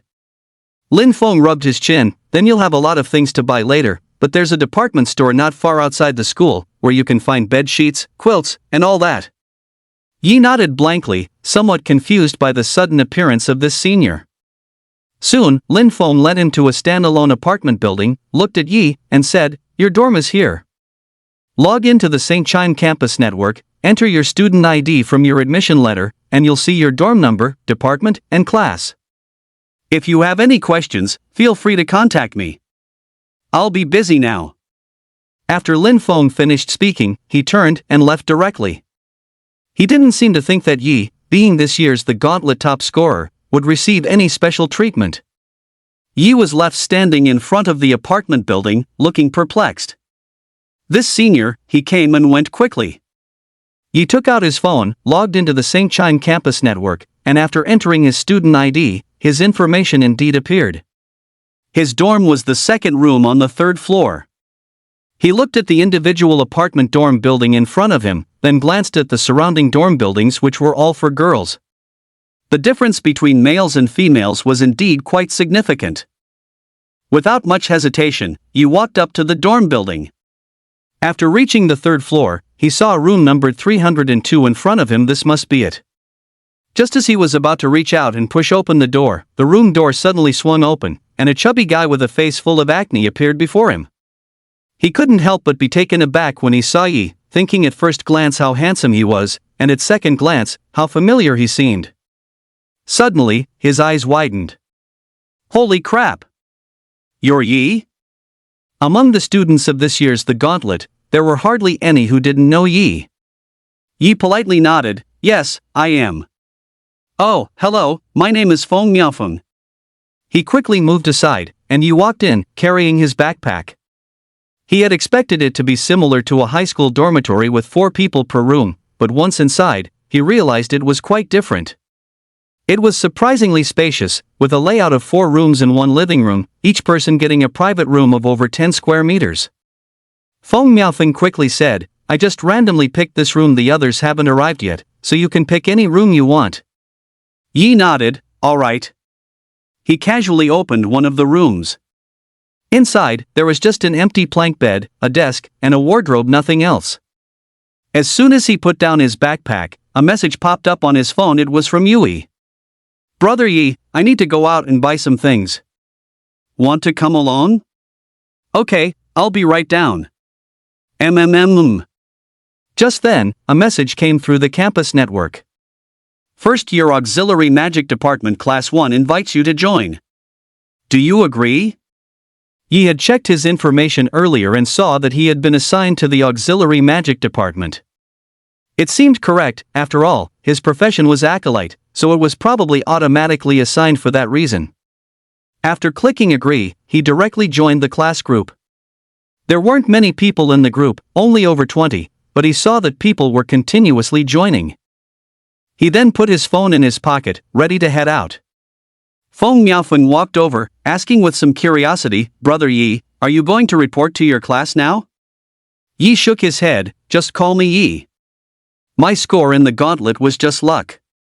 I'm going downstairs to buy some things. Of course, Feng Miaofeng didn't believe that. Luck to get the top score, surpassing the highest score in previous years, and killing a level 30 beast? However, he did feel that Yi seemed easy to talk to, without the arrogance unique to geniuses. Perfect, I also need to buy some things. Let's go together, Feng Miaofeng immediately said. What he thought was to build a good relationship with Yi. With his looks and strength, if they became buddies, would there be any shortage of girls in this St. Chime Academy? Feng Miaochuan thought secretly. Yi didn't think much of it and nodded, all right. The two walked out of the dorm, heading downstairs. As they passed the stairwell, they happened to see a burly young man approaching. Yi glanced at him, noticing that his eyes were full of hostility and displeasure, and there was even a hint of oppressive presence. He couldn't help but raise an eyebrow slightly. As expected of a top academy, there were truly many geniuses. The burly young man also glanced at Yi and Feng Miaochuan, a flicker of disdain in his eyes, and continued walking upstairs. Only after he had walked far away did Feng Miaochuan swallow hard. I didn't expect him to choose St. Chime as well. Wouldn't the War God Academy be more suitable for his profession? What's his background? Yi asked. The top student from Yuhang region, Chen Wanyan, 833 points in the gauntlet, hidden profession, dragon battle mage, a very strong profession in both melee and spell combat. Yi stroked his chin. It certainly sounded impressive, and the person looked quite fierce. After the two reached downstairs, Yi took out his phone and sent his location to Yui. What the two didn't know was that the burly young man who had gone up earlier kicked open the door to room 302. A young man who had just arrived in the room was startled by him. Just as he was about to speak, he was intimidated by the other's violent gaze. He didn't dare to make a sound. Chen Wanyan glanced at him, snorted coldly, casually pushed open a room, and went in. Then, he violently threw out a backpack, flinging it onto the floor, scattering some documents and an admission letter everywhere. The young man in the living room was so scared he didn't even dare to breathe, wailing internally about how he ended up being assigned to a dorm with such a ruthless person. The young man didn't even dare to help pick up the backpack, only able to mourn for its owner for a minute in his heart. Downstairs, Yi and Feng Miaochuan were waiting. Just then, Yui walked over from a distance, quickly calling out, Brother Yi. Hearing the sound, Feng Miaochuan couldn't help but look in that direction. When he saw Yui, his eyes immediately lit up. What a beautiful girl, absolutely angelic. Wait, isn't that Yui? Yi, on the other hand, noticed that a pretty girl was also with Yui. Her looks were above average, but her figure was quite good, with a full, round chest. Yui walked up to them, looking at the little beauty beside her and introduced, She's my roommate. She's coming with us to buy things. The stunningly beautiful girl looked at Yi, a little reserved, and nodded, Hello, my name is Songya. Hello, my name is Feng Miaochuan. Feng Miaochuan also quickly and proactively said. He felt increasingly that his idea of following Yi was simply too clever. In just a short while, he had already met two such captivating girls. Chapter 33, Big Shots Fighting? Yi nodded at Songya, alright then, let's go. After the four of them got acquainted, they headed out of school. They spent 2 hours shopping and everyone came back with a large pile of things. Brother Yi, I'll call you out for dinner tonight, don't forget. As they parted, Yui said to Yi. Yi nodded, okay, sure. Yui happily left with Sonya by her side. Yi turned to look at Feng Miaochuan and couldn't help but smile, already discouraged? At this moment, Feng Miaochuan looked dispirited, letting out a long sigh. He naturally knew that there was no chance with a fairy-like girl like Yui, so he had been fawning over Sonya all afternoon, but she barely paid him any attention. Brother Yi, am I really that bad? He couldn't help but look up and ask. Yi nodded seriously, lose weight, take good care of your skin, there are so many girls at Shengqing College, you'll definitely find someone suitable. He could actually tell that Sonya was very annoyed it wasn't easy for her to endure it all the way. Feng Miaochuan instantly regained his confidence, you're right. With so many girls, I'll definitely get rid of my single status. Yi frowned slightly. Having experienced the invader's assassination, he didn't quite understand why, after getting into university, people would think about such things. But he said nothing, carrying the bedsheets, bedding, and some daily necessities upstairs. Opening the dorm room, Yi immediately saw his backpack and its contents scattered all over the floor. Feng Miaochuan was also stunned when he saw it. The young man who had been sitting on the sofa in a daze saw that someone had finally arrived and was so excited he almost cried. Hello, my name is Wang Jun. Suddenly, he looked at Yi and froze, recognizing him instantly. You're Yi? Yi didn't speak, he just put down the things in his hand, looked at the backpack on the ground, and asked Wang Jun, what's going on here? Wang Jun's eyes widened in disbelief. This guy really was Yi? The top scorer of this year's The Gauntlet? I'm asking you what's going on. Seeing the guy staring blankly, Yi frowned slightly and asked again. After a moment of hesitation, Wang Jun pointed to the room door and said, it's exactly as you see it, it was thrown out. As soon as he finished speaking, the door suddenly opened. The burly young man they had seen on the stairs earlier walked out, looking impatiently at them and shouting, what are you all arguing about? Can you keep your voices down? Yi looked up, staring silently at him, a cold glint in his eyes. Did you throw my backpack? And I chose this room first, didn't I? Chen Wanyan glanced at the backpack, scoffed, yeah, I threw it. What about it? And who told you that first come, first served? Yi smiled. Wang Jun and Feng Miaochuan couldn't help but exchange glances, feeling the atmosphere in the dorm suppressed to an extreme in that instant. A top scorer of the Gauntlet, and the number one in Yuhang City, holy cow, are these two big shots clashing on the first day of school? Yi walked step by step towards Chen Wanyan, who looked at him fearlessly. He suddenly scoffed, I wondered why you looked so familiar. I remember you now. You're the top scorer in the Gauntlet, rumored to have made it by teaming up with girls, a useless acolyte profession, isn't that right? Yi looked at him with calm eyes. You have two choices, pick it up, apologize, and leave my room. No need to say more. Who are you trying to scare? I won't pick it up, what are you going to do about it? Chen Wanyan scoffed mockingly. Feng Miaochuan and Wang Jun instantly had an ominous premonition. Sure enough, Yi nodded.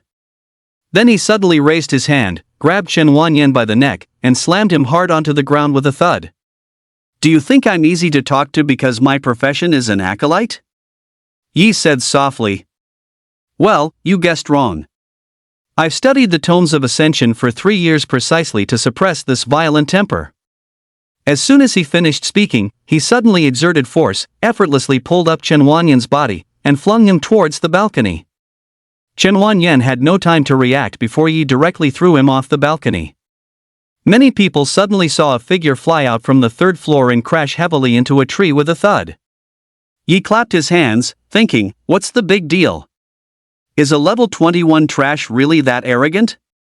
Even without using celestial runes, Ye's current immortal physique strength far surpassed that of an ordinary second-class advancement warrior. Chen Wanyan's furious roar suddenly echoed from downstairs. Red flames suddenly erupted from his body, and he strode angrily towards the dormitory. Feng Miaochuan, who witnessed this from the balcony, couldn't help but feel uneasy. Yi, no fighting, you'll be disciplined. Oh, it's fine. If I get expelled, I'll just go study next door, Yi said indifferently. Wang Jun. Is this the confidence of the gauntlet's top scorer? Before Chen Wanyan could come up, a golden light flashed in Ye's eyes, and his celestial runes also appeared. He directly jumped off the balcony. The height of 3 floors had no effect on him whatsoever. With a thud, he landed on the ground. Chen Wanyan heard the movement and couldn't help but turn his head. When he saw Yi in front of him, a sinister smile appeared at the corner of his mouth. "Useless acolyte, you really have guts." A ferocious, blood-colored armor, like dragon scales, slowly appeared on his body. Yi recognized it at a glance as enchanted clothing. It looked quite exquisite and expensive. Roar! He roared up at the sky, and the dragon flames on his body burned even more fiercely. All the surrounding students, hearing the commotion, rushed over. At level 21, to possess such an imposing aura, Chen Wanyan is undoubtedly a top-tier human prodigy. Ye's face was devoid of expression, and he had no intention of using his enchanted armor. After the fierce battles against level 40 bone invaders, a fight with only anger and no strong killing intent seemed to hold little interest for him. Seemingly sensing Ye's disregard, Chen Wanyan sneered, "Then I'll just have to see how deep the water runs with you, the gauntlet champion." He stomped suddenly. His figure instantly shot forward, appearing before Yi in a flash, and the full set of dragon armor, covered in grotesque spikes, smashed fiercely towards his face. Dragon battle mages possess terrifying close-quarters combat capabilities.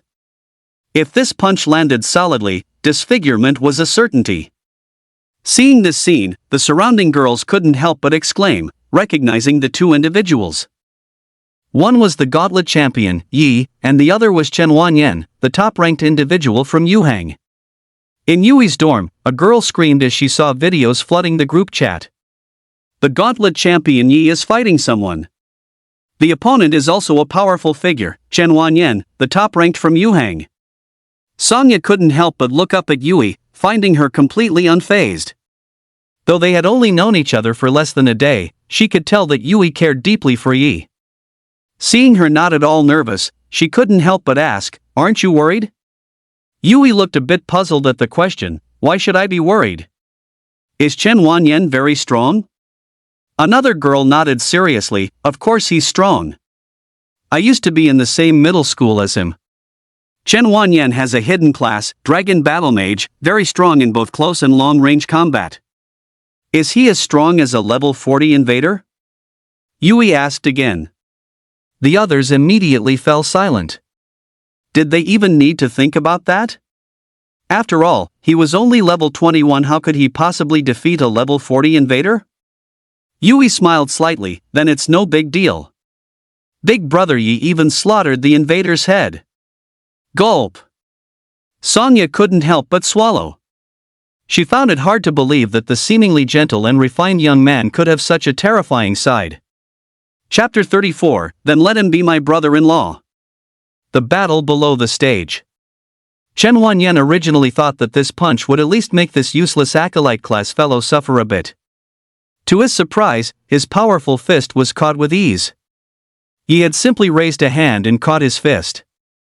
A pair of purely golden eyes stared directly at him. "Is that all you've got? Didn't you eat?" Staring into those majestic, cold eyes, Chen Wanyan's heart couldn't help but tremble. Before he could react, an irresistible force transmitted from the other's hand, just like when he had been thrown down before. Boom!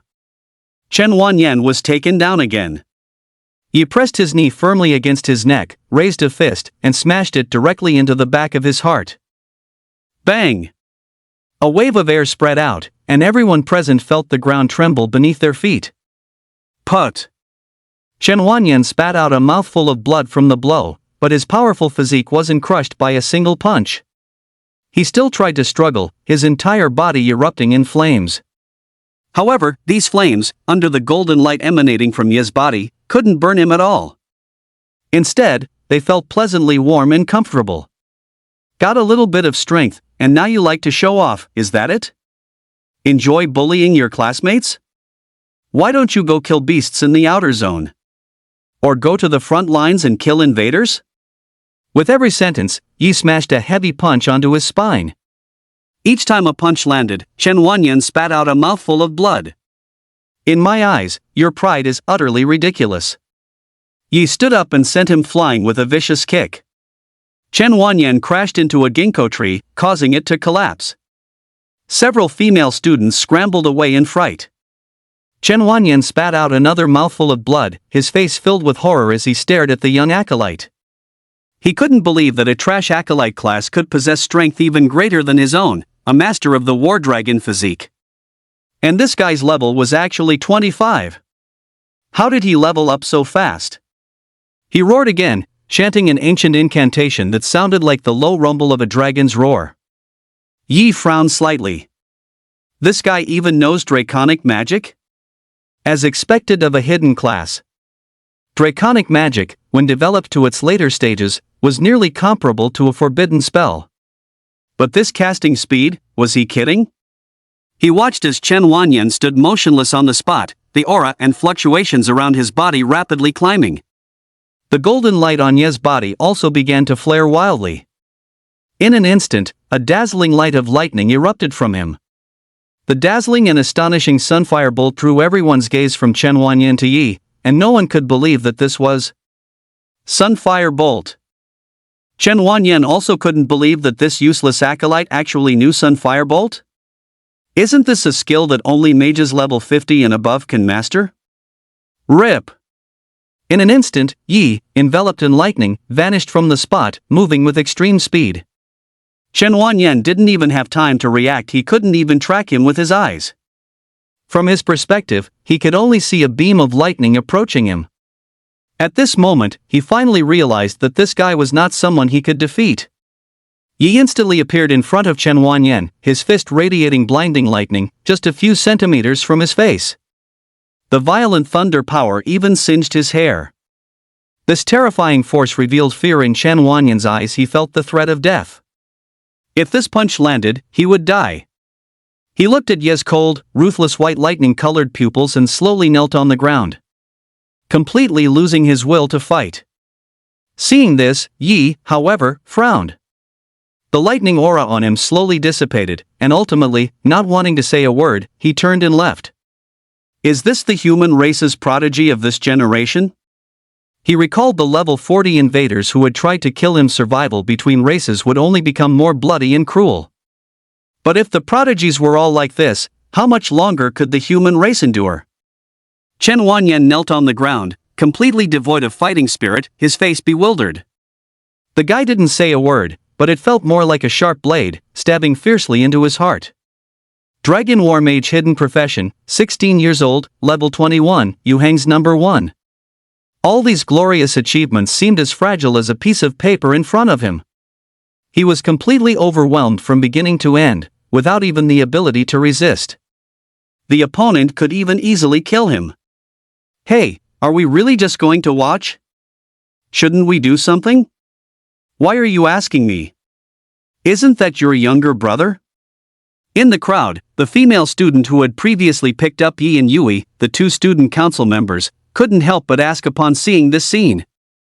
Lin Feng looked at Ye's retreating figure as he went upstairs, a slight smile playing on his lips. Chen Wani rolled her eyes. I don't care. The higher-ups probably deliberately arranged them in the same dorm, right? They just want to see the strength of our top scholar junior. What do you think? The girl replied without a second thought. He's strong. Very strong. His class is definitely not acolyte. Just the Sunfire Bolt alone makes it impossible. I've never heard of an acolyte using Sunfire Bolt. Lin Feng rubbed his chin. Looks like I'll have to check the library. Has a class that can use Sunfire Bolt at level 20 ever appeared before? Chen Wani smiled. Don't forget to tell me what you find. It's no fun keeping it all to yourself. Lin Feng rolled his eyes. Actually, there's a faster way. Why don't you just go ask him?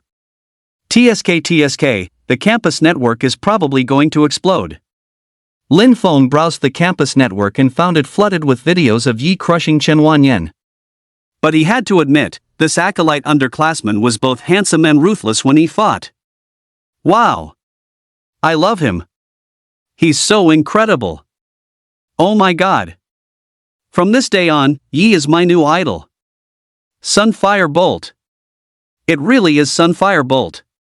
And it's clearly completely different from the Sunfire Bolt spell of mages above level 50. There's no incantation, and he can even imbue it on himself. That speed, it simply doesn't give you a chance to chant. As expected of the Gauntlet's top scorer. It seems the rumor about him killing a level 30 beast wasn't false.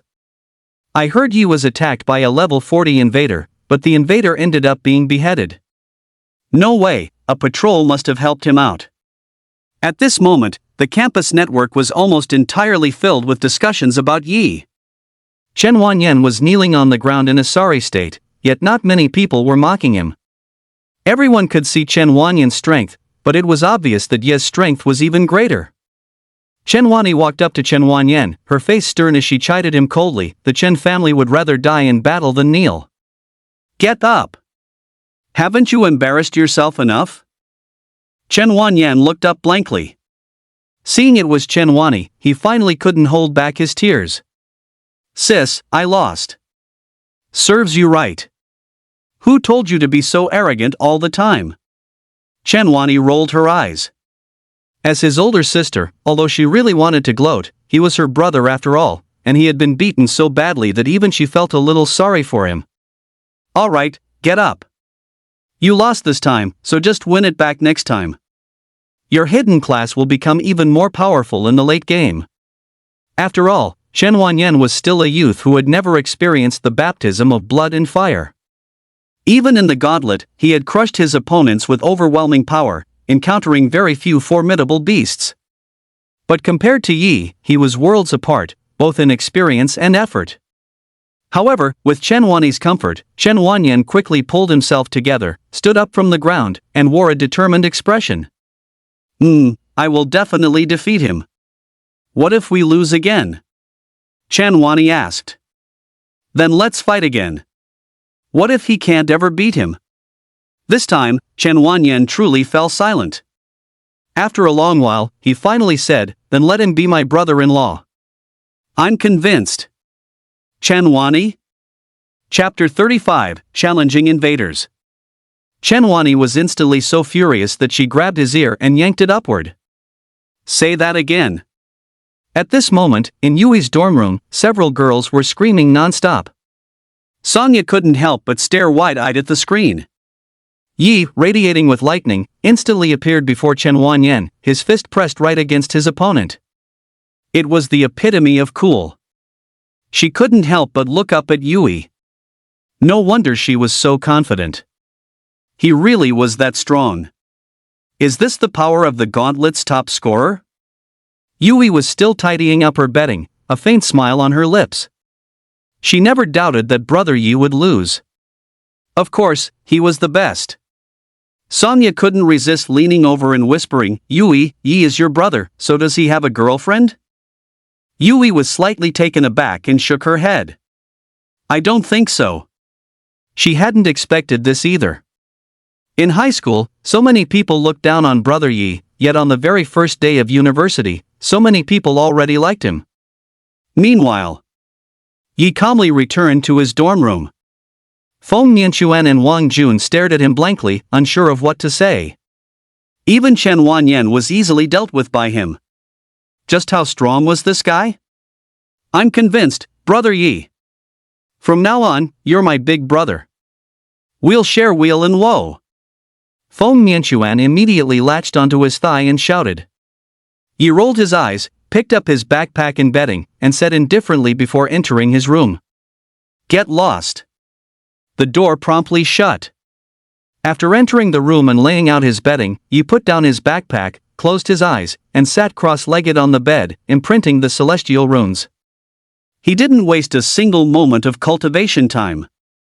The first few imprints for each layer of the celestial runes were very fast, but it became slower the further he progressed.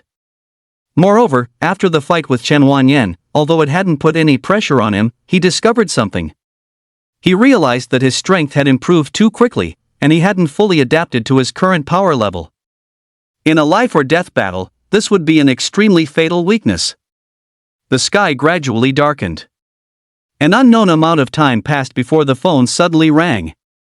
Yi opened his eyes, the profound celestial runes receding beneath his skin.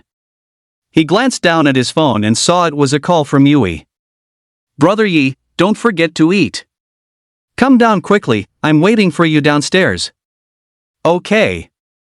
After a simple reply, Yi hung up, got up, and went downstairs. Downstairs at the boys' dormitory, many guys couldn't help but stare when they saw Yui. What an ethereal girl. Who is she waiting for? However, they soon found out the answer. A long-haired young man walked out of the stairwell entrance, and Yui actively ran over to him like a little elf, saying happily, "Brother Yi, what are we eating tonight?" "How about hot pot?" Yi asked. "I feel like the hot pot in Kyoto isn't as good as ours in Ningchuan." Yui pouted.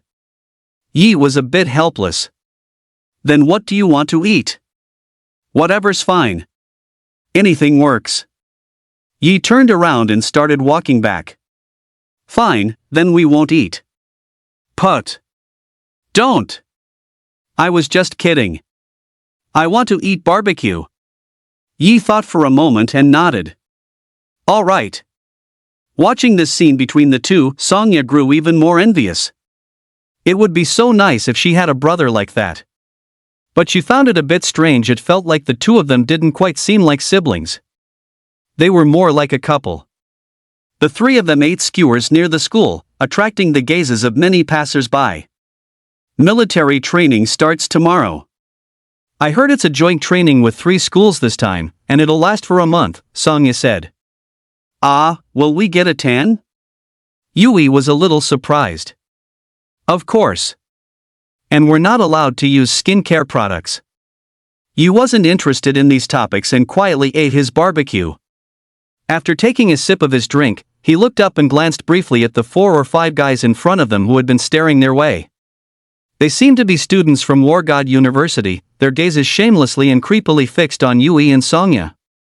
Songya obviously noticed their stares and frowned slightly. "Let's go, we'll eat in a private room," he said calmly. "Yes." The 2 girls had no objections and carried their plates inside. However, unexpectedly, not long after they entered the private room, those same boys pushed open the door, roughhousing and laughing with each other. Finally, a very pretentious-looking boy walked over. While fixing his hair, he secretly glanced at Songya's ample chest and couldn't help but swallow. He walked directly up to Yui and said, "Hey girl, how about giving me your WeChat? I'm 180 centimeters, by the way."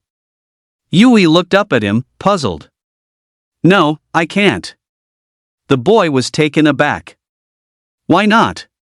"Because if I give you my WeChat, I won't have it anymore."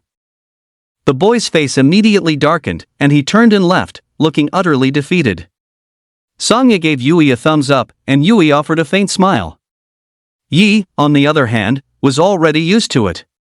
Ever since middle school, countless people had tried to hit on Yui.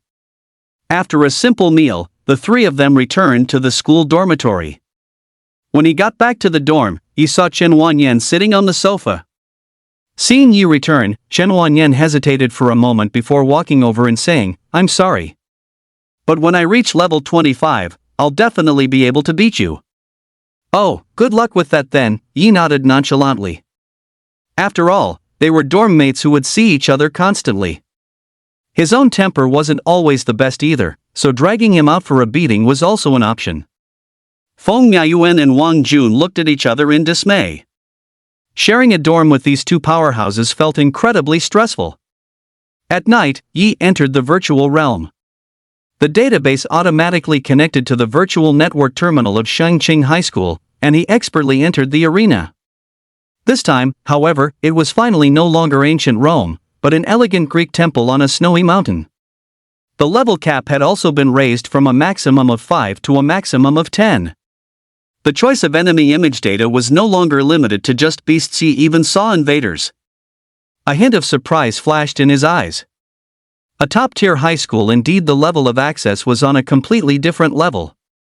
Looking at the invader panels above, he noticed that out of the 12 invaders, only 9 were listed here. The other 3 belonged to the invader royalty and were not among them. Was it impossible to collect their data, or were they just considered too powerful? Yi narrowed his eyes slightly. These 9 invaders were the Skeletal Invader, the Nightmare Eye Invader, the Flame Butcher Invader, the Horned Demon Invader, the Serpent Shah Invader, the Blood Beast Invader, the Twin Invader, the Frost Devil Invader, and the Six-Eyed Invader. After a moment of thought, he casually selected a Horned Demon Invader, level 35. Still the level cap. In the next moment, a humanoid invader appeared before him. It had a single blood-red horn on its forehead, a towering build, and powerful limbs. Its muscles were like solid rock, coiled and intertwined. The moment it saw Yi, a cruel smile spread across its lips. Without a word, it charged straight at him.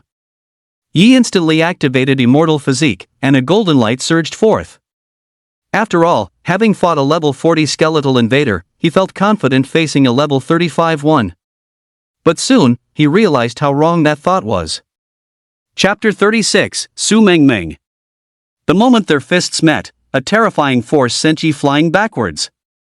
On his virtual realm character data, his health bar instantly dropped by half. That was equivalent to being almost critically injured by a single punch. The level 40 skeletal invader's strength lay in its bone spike extension and regenerative abilities. But it had underestimated Yi, foolishly thinking it could toy with him in close combat. In the end, its regeneration was countered by the Sunfire Bolt, and it was forcibly killed in melee, never getting a chance to use its innate powers. The Horned Demon Invader before him, however, was different. It was inherently immensely strong, second only to the Ghost Azura royalty among the 12 invaders in terms of power. Even with his body refining Immortal Physique, the 10-level gap made it impossible to overpower it through brute force.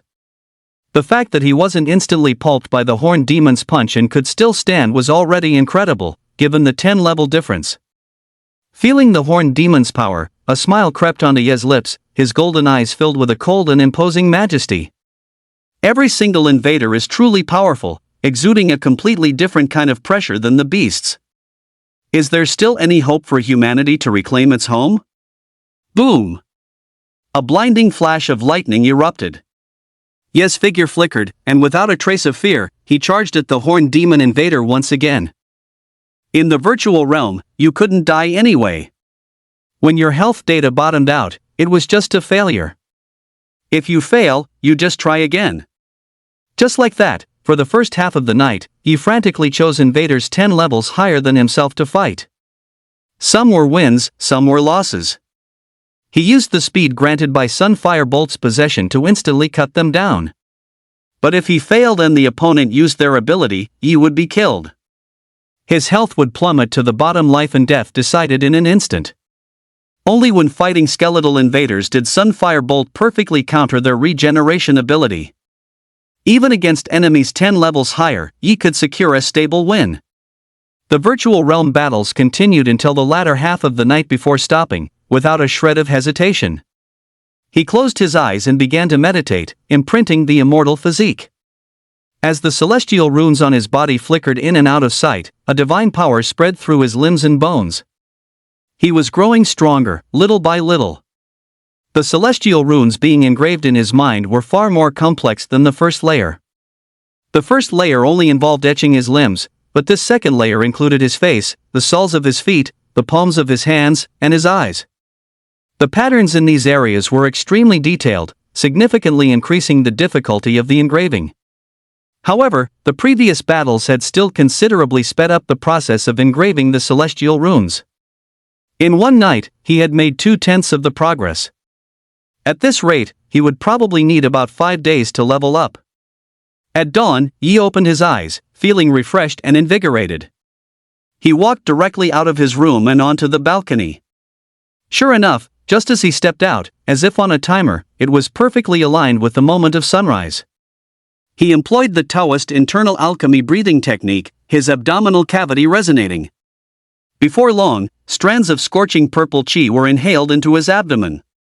The purple elixir in his dantian spun rapidly, devouring these few strands of purple qi in a flash.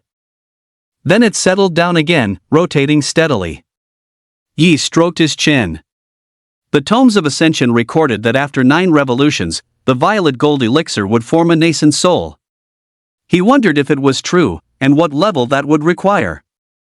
Finishing his cultivation, he happened to see Wang Jun walking out. Noticing Ye's gaze, he smiled a little sheepishly. Did I disturb your cultivation? No, Yi shook his head. After washing up, a message from the class group chat popped up on his phone. Gather in the classroom at 10 a.m. Su Meng Meng. At the same time, Wang Jun and a just-woken Feng Miuchuan also received the message. Feng Miuchuan was somewhat surprised. Whoa, our instructor is her? What's wrong? Wang Jun was a bit puzzled. Su Meng Meng, level 48, 22 years old. Her class is Holy Priest. She was one of the 3 great goddesses of the previous graduating class at Xingqing. I didn't expect her to choose to stay at the school as an instructor after graduation, Feng Miuchuan explained. Look, she's really beautiful. Yi also leaned in, curious. He found that she was indeed very beautiful, with an oval face and a delicate, gentle appearance.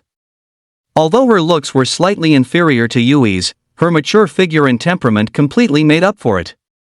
Level 48 is also very strong.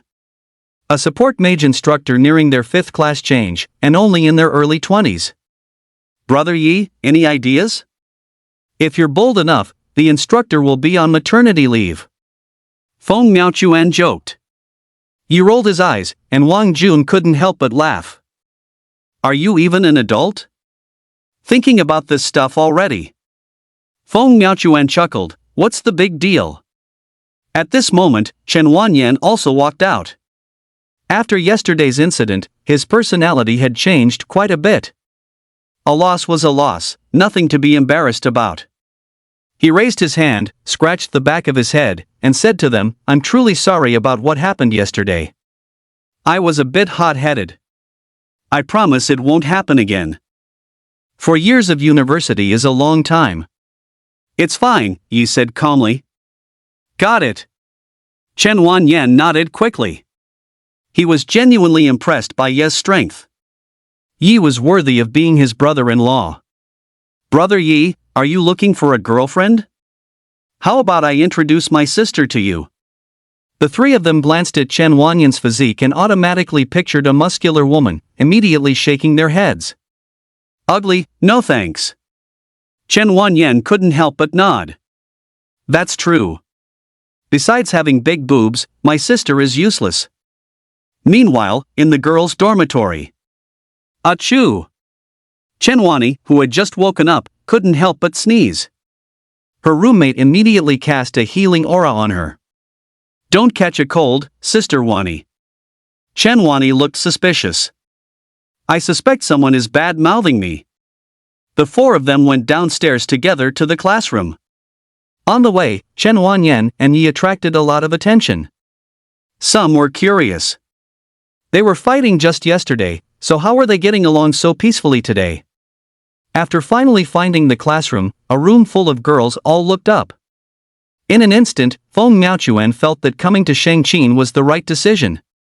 It was all girls. He didn't notice, however, that almost all the girls' gazes were fixed on Yi. The 4 of them found some random seats and sat down. Not long after, Yui and Songya also walked in.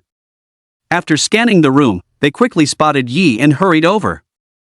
The moment Chen Wanyan and Wang Jun saw Yui, they were both stunned. What a beautiful and pure-looking girl. It wasn't until they walked right up to him that the 2 of them realized. Yui and Songya sat down on the other side of Yi. Brother Yi, have you had breakfast? I brought you some small buns and milk. Not yet. I knew it. You always skip breakfast. Mom has told you about it several times, Yui said. Feng Miaochuan, standing to the side, looked on eagerly. Goddess Shen, I haven't eaten either. Me neither, Chen Wanyan chimed in shamelessly. Can't you buy your own? Songya couldn't help but roll her eyes and say. At that moment, a woman in a white slip dress walked in through the doorway. She had long white hair and wore gold-rimmed glasses, looking even more beautiful than in her photo, especially with her nearly flawless figure. She was Su Meng Meng.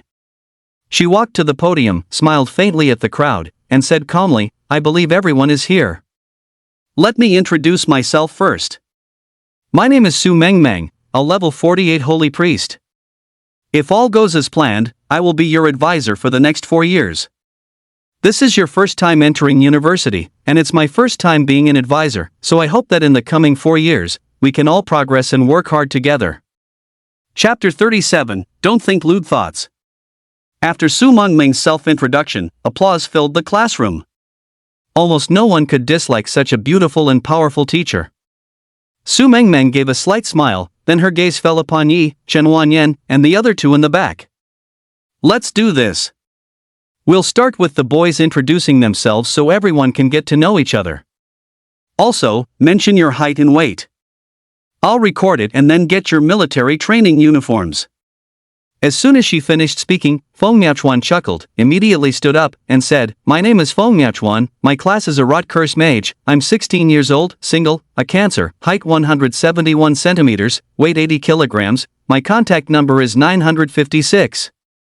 If you like me, you must contact me. After a long spiel, Feng Miaochuan finally sat down.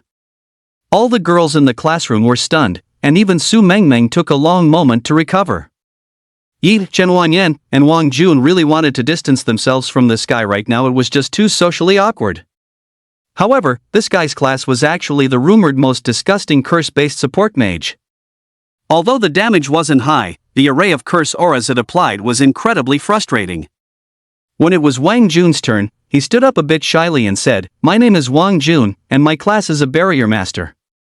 If you encounter danger, you can come to my side. My height is 170 centimeters, and my weight is 65 kilograms.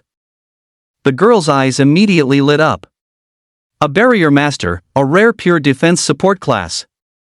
Its rarity was no less than that of a hidden class. Su Mengmeng couldn't help but be a little surprised. The classes of these two boys were both very special. One curse-based, one pure defense. Combined, they would be quite a nauseating duo. Evidently, Feng Miaochuan also realized this. He looked at Wang Jun in disbelief and chuckled. Well, what do you know? We're quite a good match. Wang Jun shook his head. My mom said I'm only supposed to protect girls. Feng Miaochuan's face darkened. I can't possibly go get a sex change, can I?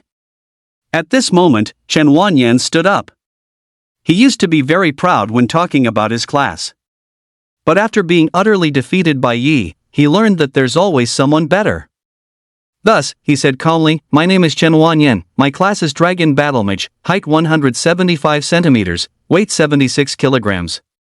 Everyone couldn't help but applaud. Although this guy lost yesterday, it didn't mean he wasn't strong. The pressure from his draconic magic was palpable even before he casted it. Was a very powerful class. Su Mengmeng, however, was a bit puzzled. This was clearly a powerful combat class, so why had he come to the support mage department? Was this an order from above? Her gaze fell upon Yi, as did the rest of the class. Clearly, many were curious about Ye's current class, wondering if he was still an acolyte. After all, everything he had shown so far had absolutely no connection to an acolyte. Yi stood up. Due to cultivating the immortal physique, he was already taller than his peers. Yi, class. Yi was silent for a moment, a trace of contemplation flashing in his eyes. After the incident with the invader's assassination attempt, he had developed a vigilance he didn't have before. That is, even among the human race, it wasn't absolutely safe. And to this day, there had been no disclosure as to how the invaders had infiltrated.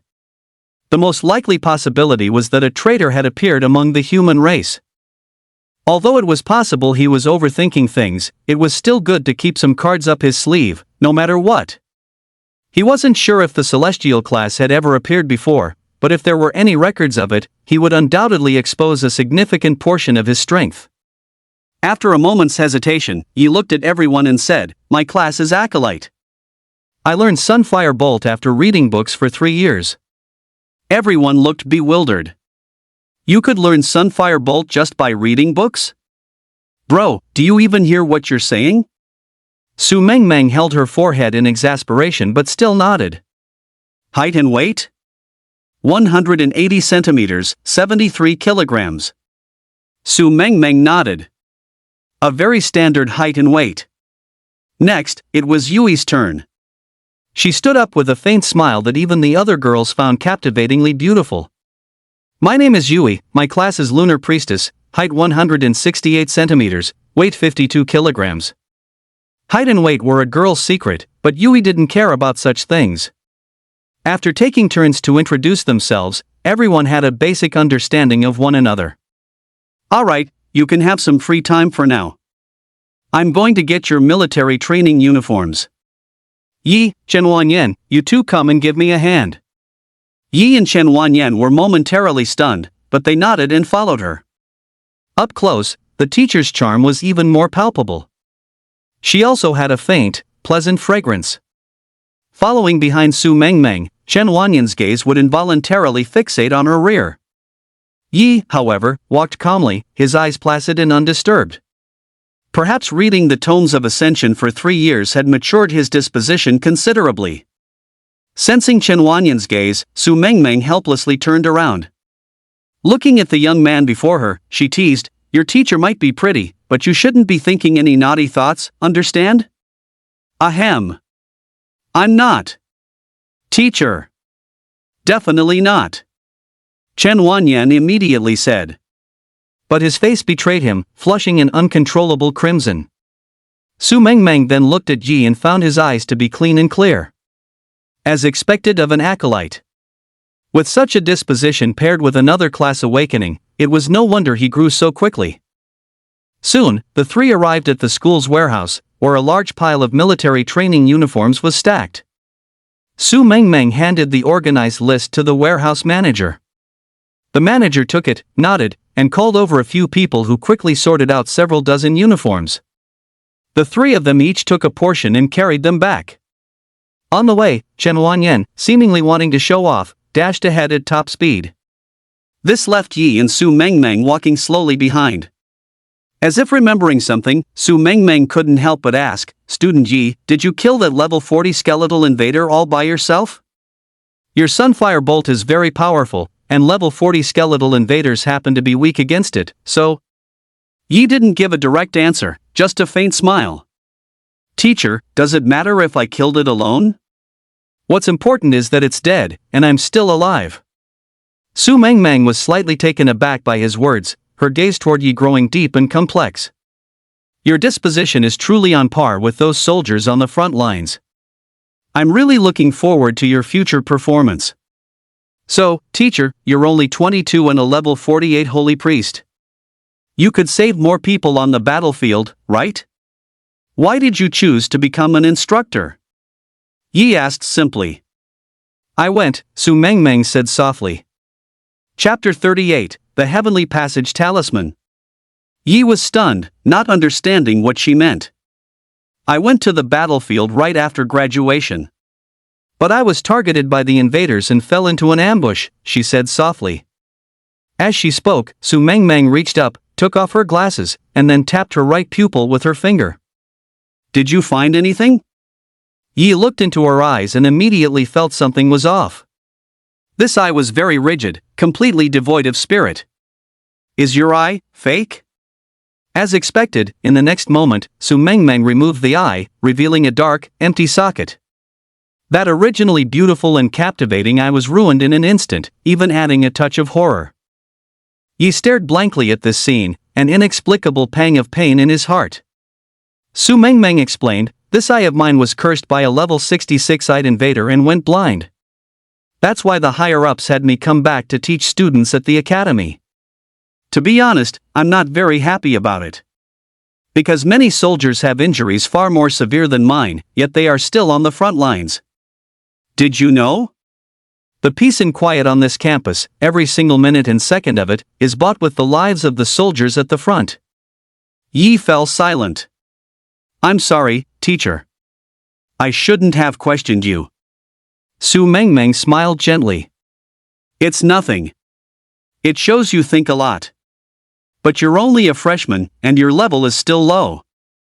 And without a doubt, you're definitely like me, on the invaders' assassination list for geniuses. Once you're on the battlefield, you'll be targeted 100% of the time. If you're lucky, you might make it back like me. If you're unlucky, you could die. For now, just focus on cultivating and leveling up. After speaking, Su Mengmeng had already put the glass eye back in place, adding with a touch of playfulness, "This is a secret between you and your teacher. You can't tell anyone else, okay?" Yi was taken aback for a moment, then nodded. After the two returned to the classroom together, they began distributing the military training uniforms. Once they confirmed that all the sizes were correct, Su Mengmeng looked at everyone and said, "Tonight at 8 o'clock, assemble on the athletic field. The month-long military training will begin." This time, the military training will involve all the freshmen from 3 academies. You will be going to a military base in the Kyoto outer zone to receive training. Hearing this, the students all nodded, indicating they understood. Alright, that's all for today. You're all dismissed. Go and enjoy your 4 years of university life, Su Mengmeng said with a smile. Wow, I'm in love. I really love this teacher, Feng Miaoyuan said, clutching his heart. Can you stop being so gross? Chen Wanyan said, looking a little speechless. Brother Yi, what are you doing later? Yui asked, looking at Yi. I recently learned a new skill. I'm going to the meditation room to practice it, Yi said truthfully. I'll go with you, Yui said immediately. Mind if I come along too? Songya said with a smile. Chen Wanyan stroked his chin. I'll go too. He had to keep up with Ye's pace. He couldn't afford to slack off when this guy was working so hard. The result was that they all went to the meditation room. Each class had 3 main areas: the classroom where they had just attended their lesson, a meditation room for cultivation, and a virtual realm network classroom. The meditation room was vast, over 200 square meters, spacious enough for dozens of people to move around freely and find a spot to meditate. Cushions were placed on the floor, making it much more comfortable to sit on. The entire meditation room was specially designed. Once the door was closed, no sound from the outside could penetrate, ensuring complete peace and quiet. Here, everyone could meditate and cultivate to their heart's content. After Yi casually found a spot and sat down, Yui sat down one cushion away to his right. The others followed suit, calming their minds to meditate and cultivate. However, Yi hadn't come here to meditate, but to learn a new skill, the heavenly talisman. Using the internal elixir mana as a foundation, he would combine incantations, hand seals, and spiritual energy to draw talismans in the air. With a slight movement of his hand, a transparent purification talisman materialized before him in the blink of an eye. It was effortless and simple after all. He had spent 3 full years drawing this very talisman. A perfect purification talisman floated before him. But after a short while, the purification talisman dissipated on its own. Without mana to sustain them, the talismans would vanish. This was considered the only drawback of the heavenly talisman. They couldn't be preserved for long periods like those drawn on paper. There were many types of talismans, but they were broadly divided into 3 ranks: human talismans, earth talismans, and heaven talismans. With his current internal elixir cultivation, he could only use human talismans for now. The tomes of Ascension recorded a great deal of knowledge about talismans. Because of his acolyte class, you remembered it all clearly, not having forgotten a single detail. Among the human talismans were the Scorching Sun Talisman, Locking Talisman, Heavy Water Talisman, 1,000-Mile Talisman, and many others, each with a different effect. Yi carefully recalled the incantation and stroke order for the Scorching Sun Talisman. Soon, he raised his hand, his 2 fingers glowing with spiritual light as faint lines condensed before him. In a short while, a Scorching Sun Talisman slowly formed in front of him. With a whoosh, scorching flames erupted. Yi could regulate the mana used for the heavenly talisman, so when this Scorching Sun Talisman was cast, it was like a small fireball. If unleashed with full power, its might would be at least 10 times greater. Yi nodded in satisfaction. The versatility of the talismans at least compensated for some of his lack of combat techniques and finer details, making it a very practical skill. The only issue was that it purely consumed a bit too much mana, and his inner core cultivation was still too low. But that made sense. After all, it was a spell-type skill, completely different from the celestial runes which relied entirely on stamina. As expected, no matter the class, body tempering was still stronger in the early stages. Yi tested the remaining talismans, familiarizing himself with the speed of drawing runes in the air. As he got faster and faster, he would eventually be able to draw several, or even dozens, of talismans in an instant. By combining different talismans, he could unleash even greater power. Just like that, Yi spent the entire afternoon engrossed in the heavenly talisman art, until in a single moment, he drew 3 scorching sun talismans in the air before him. In the blink of an eye, they transformed into small fireballs and burned fiercely. Yi knew this was his limit after all, his level was still low.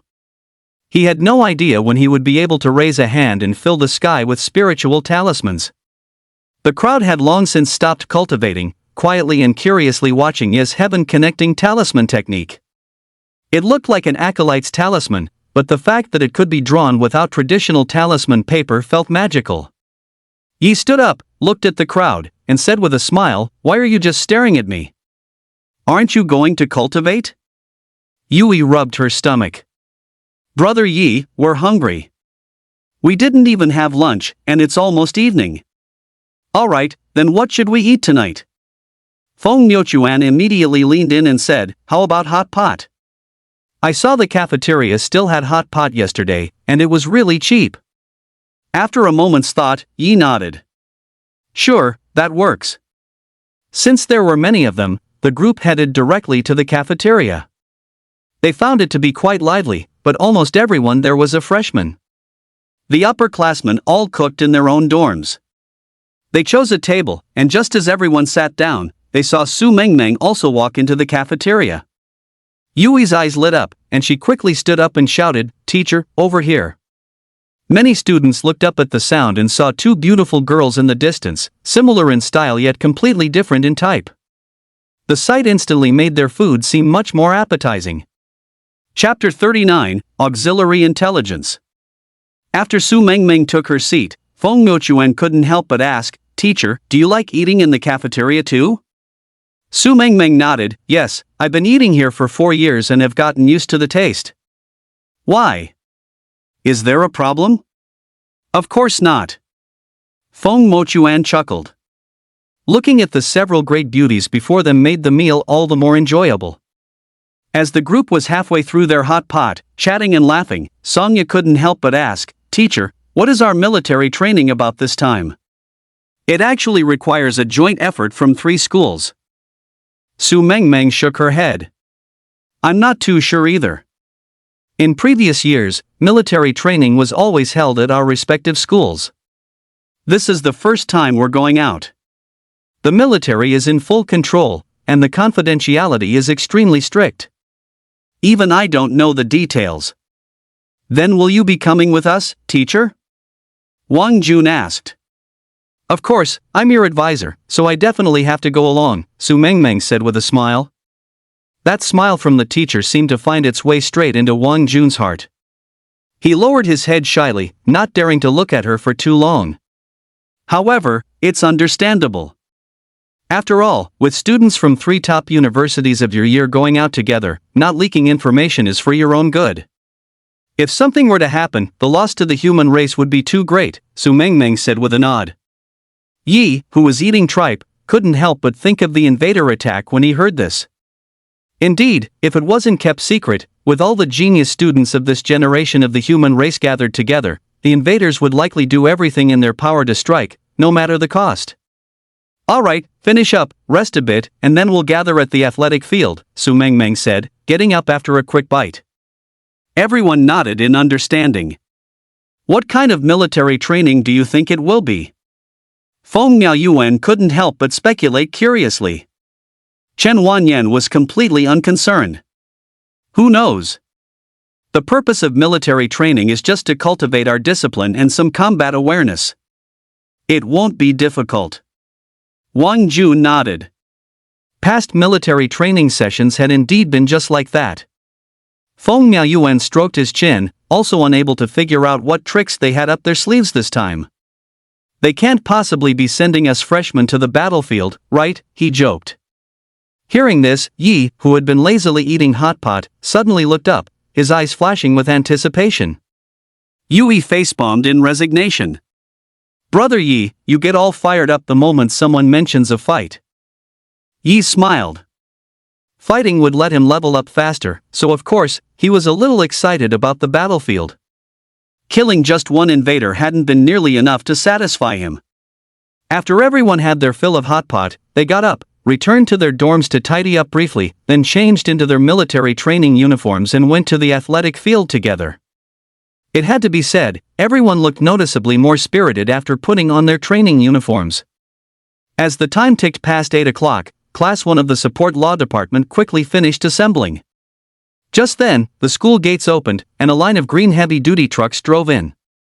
Amidst the gasps of all the new students, they pulled up in front of the crowd. A soldier got out, walked over to Su Mengmeng, nodded, and saluted. Then, he turned to the students before him and shouted, "All personnel, get in the trucks." Everyone was stunned. They were leaving already? Sure enough, as each person boarded the trucks, the once bustling athletic field suddenly became empty. The heavy-duty military trucks had arrived quickly, and they departed even faster. The road was pitch black at night, no one knew where they were headed. Yui nervously gripped Ye's arm. Yi patted her head, knowing she had always been a little afraid of the dark since she was young. This was also why he would light a bonfire even in the beast domain during the gauntlet. Su Mengmeng suddenly remembered something, slapped her forehead, and looked at the students of her class. Sorry, I forgot. We haven't chosen a class president yet, have we? Do you want to vote or have people volunteer? Everyone was taken aback for a moment, then subconsciously turned their gazes toward Yi and Yui. With two gauntlet champions right here, what else is there to consider? I'm not interested, Yi said directly. Being the class monitor involved a lot of work, was troublesome, and wasted time. Su Mengmeng was a bit helpless and had no choice but to turn her gaze to Yui, saying softly, "Yui, would you consider being the class monitor?" Under everyone's expectant gazes, Yui didn't know how to refuse and could only nod her head. Everyone immediately burst into applause. They naturally had no objection to her being the class monitor. Yi couldn't help but smile. Yui had always been the class monitor since they were young, it was practically a habit. The truck continued on its way, and the atmosphere gradually relaxed. At Su Mengmeng's invitation, everyone started singing. A cheerful atmosphere began to spread, but it was as if time itself took a turn at that very moment. Because the military training awaiting this year's students would be hellish, for both men and women. The reason was that half a month ago, several of China's border defenses had fallen simultaneously, and tens of thousands of soldiers had all been sacrificed. Although emergency reinforcements later retook the border defenses. But this was already a signal that the invaders were planning another major offensive against the human race. This attack on the defense lines was definitely not an offensive that a single invader could organize. Several border defenses fell in an instant, so quickly that there wasn't even time for rescue. Time ticked by. After driving for nearly 7 or 8 hours, it was around 3 or 4 in the morning when the heavy truck finally came to a stop. Clang! The rear doors opened, and bright lights shone in. The soldier from before walked over, his stern expression instantly making them nervous. The soldier looked at the students in the truck and spoke. "You can get out now." Hearing this, everyone disembarked in order, and their vision suddenly widened. It was as if they had arrived at a military factory. Everyone couldn't help but stare with wide eyes. "Whoa, this place is huge!" Feng Nianchuan couldn't help but exclaim. As more and more students got off, they discovered it was densely packed with people, numbering close to 10,000. It was clear that all the new students from the 3 top universities had been gathered together. Just then, tens of thousands of sphere-like electronic devices flew over, landing in front of each student. Everyone was stunned. Wasn't this the auxiliary AI exclusive to military soldiers? What on earth is going on? Soon, an auxiliary AI flew in front of Yi as well. After the electronic eye scanned Yi from top to bottom, the AI's voice spoke. "Support type system number 0713, binder, Yi, age 16, level 25, class, acolyte." Binding successful. Hello, Comrade Yi. I will be your auxiliary AI for the next month, responsible for customizing your personal training, missions, attendance, and performance evaluation. Those with excellent ratings will enter the officer training system starting from their freshman year. At this moment, everyone had a similar auxiliary AI in front of them. They couldn't help but look at each other in bewilderment. The officer system? Starting from freshman year? Isn't this equivalent to graduating 4 years early and joining the military? Su Mingming's expression turned serious. This was an excellent opportunity. If seized, it would be like saving 4 years of time, potentially landing a good position within the system right after graduation. But she also knew very well that not everyone was suited for the officer system. Although tensions were high between the human race and the invaders, the basic societal structure still needed to function. Chapter 40, Special Military Training. But if they truly couldn't even defend their homes, the only outcome would be a nation of soldiers. Realizing this, Su Mingming immediately guessed that something must have happened at the front lines. Perhaps to avoid causing a nationwide panic, the situation at the front was not reported, but it surely couldn't be hidden for long. She looked up at the entire underground training ground, her expression somewhat complicated. They were directly using a military base for the military training of these freshmen. Could these kids really handle it? Meanwhile, on the top floor of the base sat a white-haired old man. His expression remained unchanged as he looked at the screen. On the screen were the 10,000 new students, representing the top future talents of this generation. Everyone in the entire nation recognized this old man. He was the current chief of Huaxia, Zhou. Just then, the door opened, and a secretary-general walked in. He looked at the old man, nodded, and said, "Chief, everything is ready." Upon hearing this, old Zhou slowly closed his eyes. His face showed reluctance, helplessness, but also resolve. He finally nodded. "Then begin the guidance. I hope these children won't hate me in the future." The Secretary-General pressed his lips together, reached out, and tapped confirm and submit on the screen. Bzzz, ding ding. All the auxiliary AIs chimed with a notification sound as electronic glasses extended from the inner wall and were placed on Ye's face. The auxiliary AI announced, initiating military training mission 1, log into the virtual realm and kill the target within 10 minutes. Support classes may team up with combat classes, but the number of targets will increase accordingly. The first 500 to complete the mission will receive 1 point. The moment the announcement ended, Feng Miaochuan decisively sent Yi a team invitation. Although he was fast, team requests soon flooded in, stacking up one after another. Nearly half the girls in the class chose to team up with Yi right away. Yui pursed her lips. This time, she didn't choose to team up with Yi. Instead, she looked at Songya and said, "You team up with me.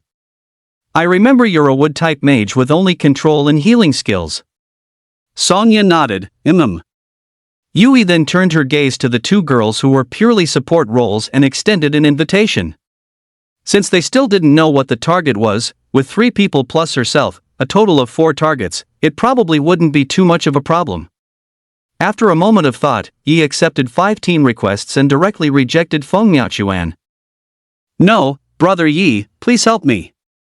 Seeing the rejection, Feng Miaochuan was on the verge of tears. Yi rolled his eyes. "You're a curse mage, which is a combat class. Go team up with Wang Jun." "Oh." Without even looking, Chen Wanyan accepted all the team requests on his end, a full 6 of them. "Time is up. Please log in to the virtual realm to complete the mission." As the auxiliary AI's voice fell, everything went dark. The next moment, he entered the virtual realm. The environment was still the military base, but now there were only 5 other people around, making it feel suddenly very spacious. Those 5 were the girls whose team requests he had just accepted. They looked at Yi and let out a slight sigh of relief. Yi noticed a 1-minute countdown in front of him, with 54 seconds remaining. He spoke directly, "Quickly state your levels and classes. The mission should be starting soon." Level 20 illusionist, a girl with purple eyes said promptly. The other 4 girls immediately followed suit. Level 23 Prognosticator. Level 19 Hydro Support Mage. Level 20 Scout. Level 20 Hidden Class Spirit Stripper. He raised an eyebrow, his gaze falling on the last girl. She seemed a bit timid, not daring to meet his eyes. He hadn't expected a hidden class. Spirit Stripper was a very powerful one. All its attacks targeted the spirit, making them nearly impossible to defend against, though it was weaker in the early stages. But in the later stages, in a war, a single mass soul tampering spell could take down an entire area of enemies. Stand together and watch your surroundings. When the targets appear, your first priority is your own safety. Leave the rest to me, he said. The girls nodded at his words. After all, with a prognosticator and a scout, 2 of them were completely non-combat classes. As the countdown reached its final 10 seconds, the 5 auxiliary AIs also materialized beside them in data form and began recording. 10, 9, 8, 7, 6, 3, 2, 1. The instant the countdown ended, 5 invaders abruptly appeared before them. Their bodies were covered in blood-red skin. They crawled on the ground with hunched backs, their faces contorted in bloodthirsty ferocity as they stared at them. Yi narrowed his eyes. Blood Beast invaders, all level 22. Was this based on the team's average level? The girls seemed to be seeing such terrifying invaders for the first time as well. They were momentarily scared, but quickly realized they were in the virtual realm and wouldn't be truly harmed. Last night, I fought the level 35 Blood Beast invaders twice. They're very fast, and when they're half dead, they enter a berserk state. Either you don't attack them, or you must kill them in one blow. Otherwise, once they go berserk, you'll only end up getting slaughtered.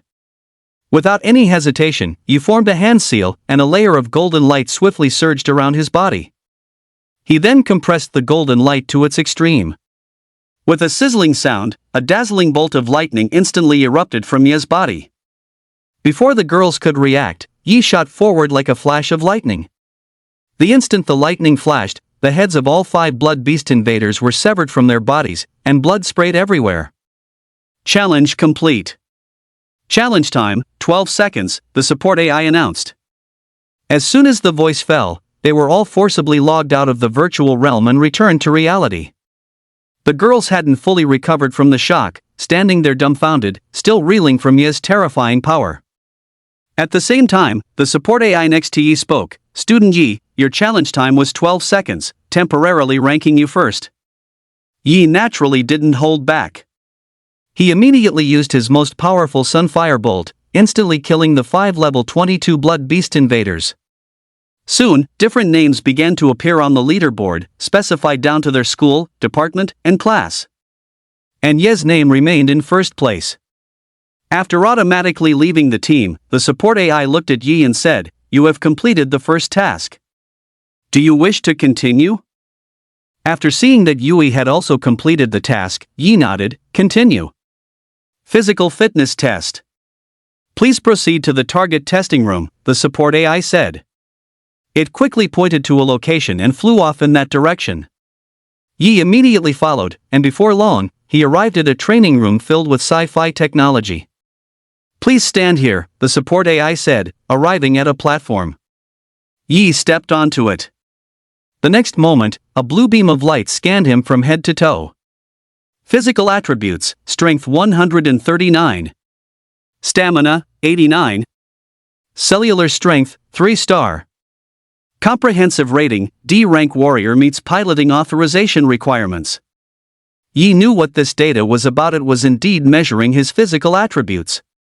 A D-rank warrior was a comprehensive combat power assessment standard used by the military, but what did matching operation authority mean?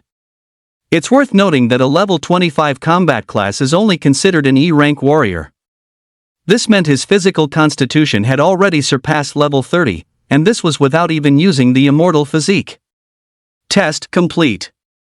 Commencing second mission, infiltration. Student G, please re-enter the virtual realm, the auxiliary AI stated. Chapter 41, A Thunderbolt Within, the Thunder God Concealed. Yi tapped his glasses, and the data linked to his neural network. But this time, for some unknown reason, the connection was very slow. His vision was pitch black, with only a long string of data visible. Loading. 1%. 12%. 55%, the numbers crawled upwards. Yi frowned slightly but didn't harbor too much suspicion. At the same time, above the base, a dozen or so scientists suddenly fixed their gazes on a screen. A student has passed the test and is now synchronizing with a mecha puppet warrior through the port. Data transmission in progress. Yi? Is that this year's champion of the gauntlet? Truly outstanding. He's already level 25, and his physical assessment actually requires a level 30 mecha puppet? Isn't that a bit of an exaggeration? An elderly scientist looked up upon hearing this, his eyes glinting with wisdom. He was none other than the leading figure in China's scientific community today, the level 89 top-tier mechanical neurologist, Yang Huiming. Monitor the student's status. Ensure a stable connection. Don't assume that a damaged mecha puppet will only cause a minor mental strain on the student. We cannot afford any accidents. Hearing this, the assembled scientists nodded seriously. Neural connection stable. Mecha puppet activation stable. Student's condition stable.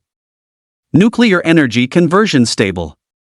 The group watched the screen, observing Yi's status and that of a fully titanium-forged mecha puppet thousands of kilometers away. Yi watched as the data loading bar before him reached 99%, and in the next moment, it finally jumped to 100%. Connection successful. As the thought formed, Yi opened his eyes. Upon looking around, he was somewhat puzzled to find himself in what appeared to be some kind of military warehouse. Just then, an intelligent assistant flew over and said to him, "Comrade Yi, please proceed to the marked location on the map, lie in ambush, and wait for a squad of invaders to approach." Hearing this, Yi understood. Only then did he notice a communicator on his arm, which he hadn't seen before. After tapping the small red dot on the screen, a map appeared before his eyes. After confirming the target, he set off immediately without hesitation. When he stepped out of the military warehouse, the scene before him was quite startling. A desolate, blood-red land, an abandoned base, and corpses scattered everywhere on the ground, some belonging to beasts, others to humans. Looking at this scene, for some unknown reason, even though he subconsciously felt it was just a simulation created by the virtual realm, he still felt a touch of sadness. Yi had a rough idea of the military training method, most likely using the virtual realm to simulate a real battlefield to temper them.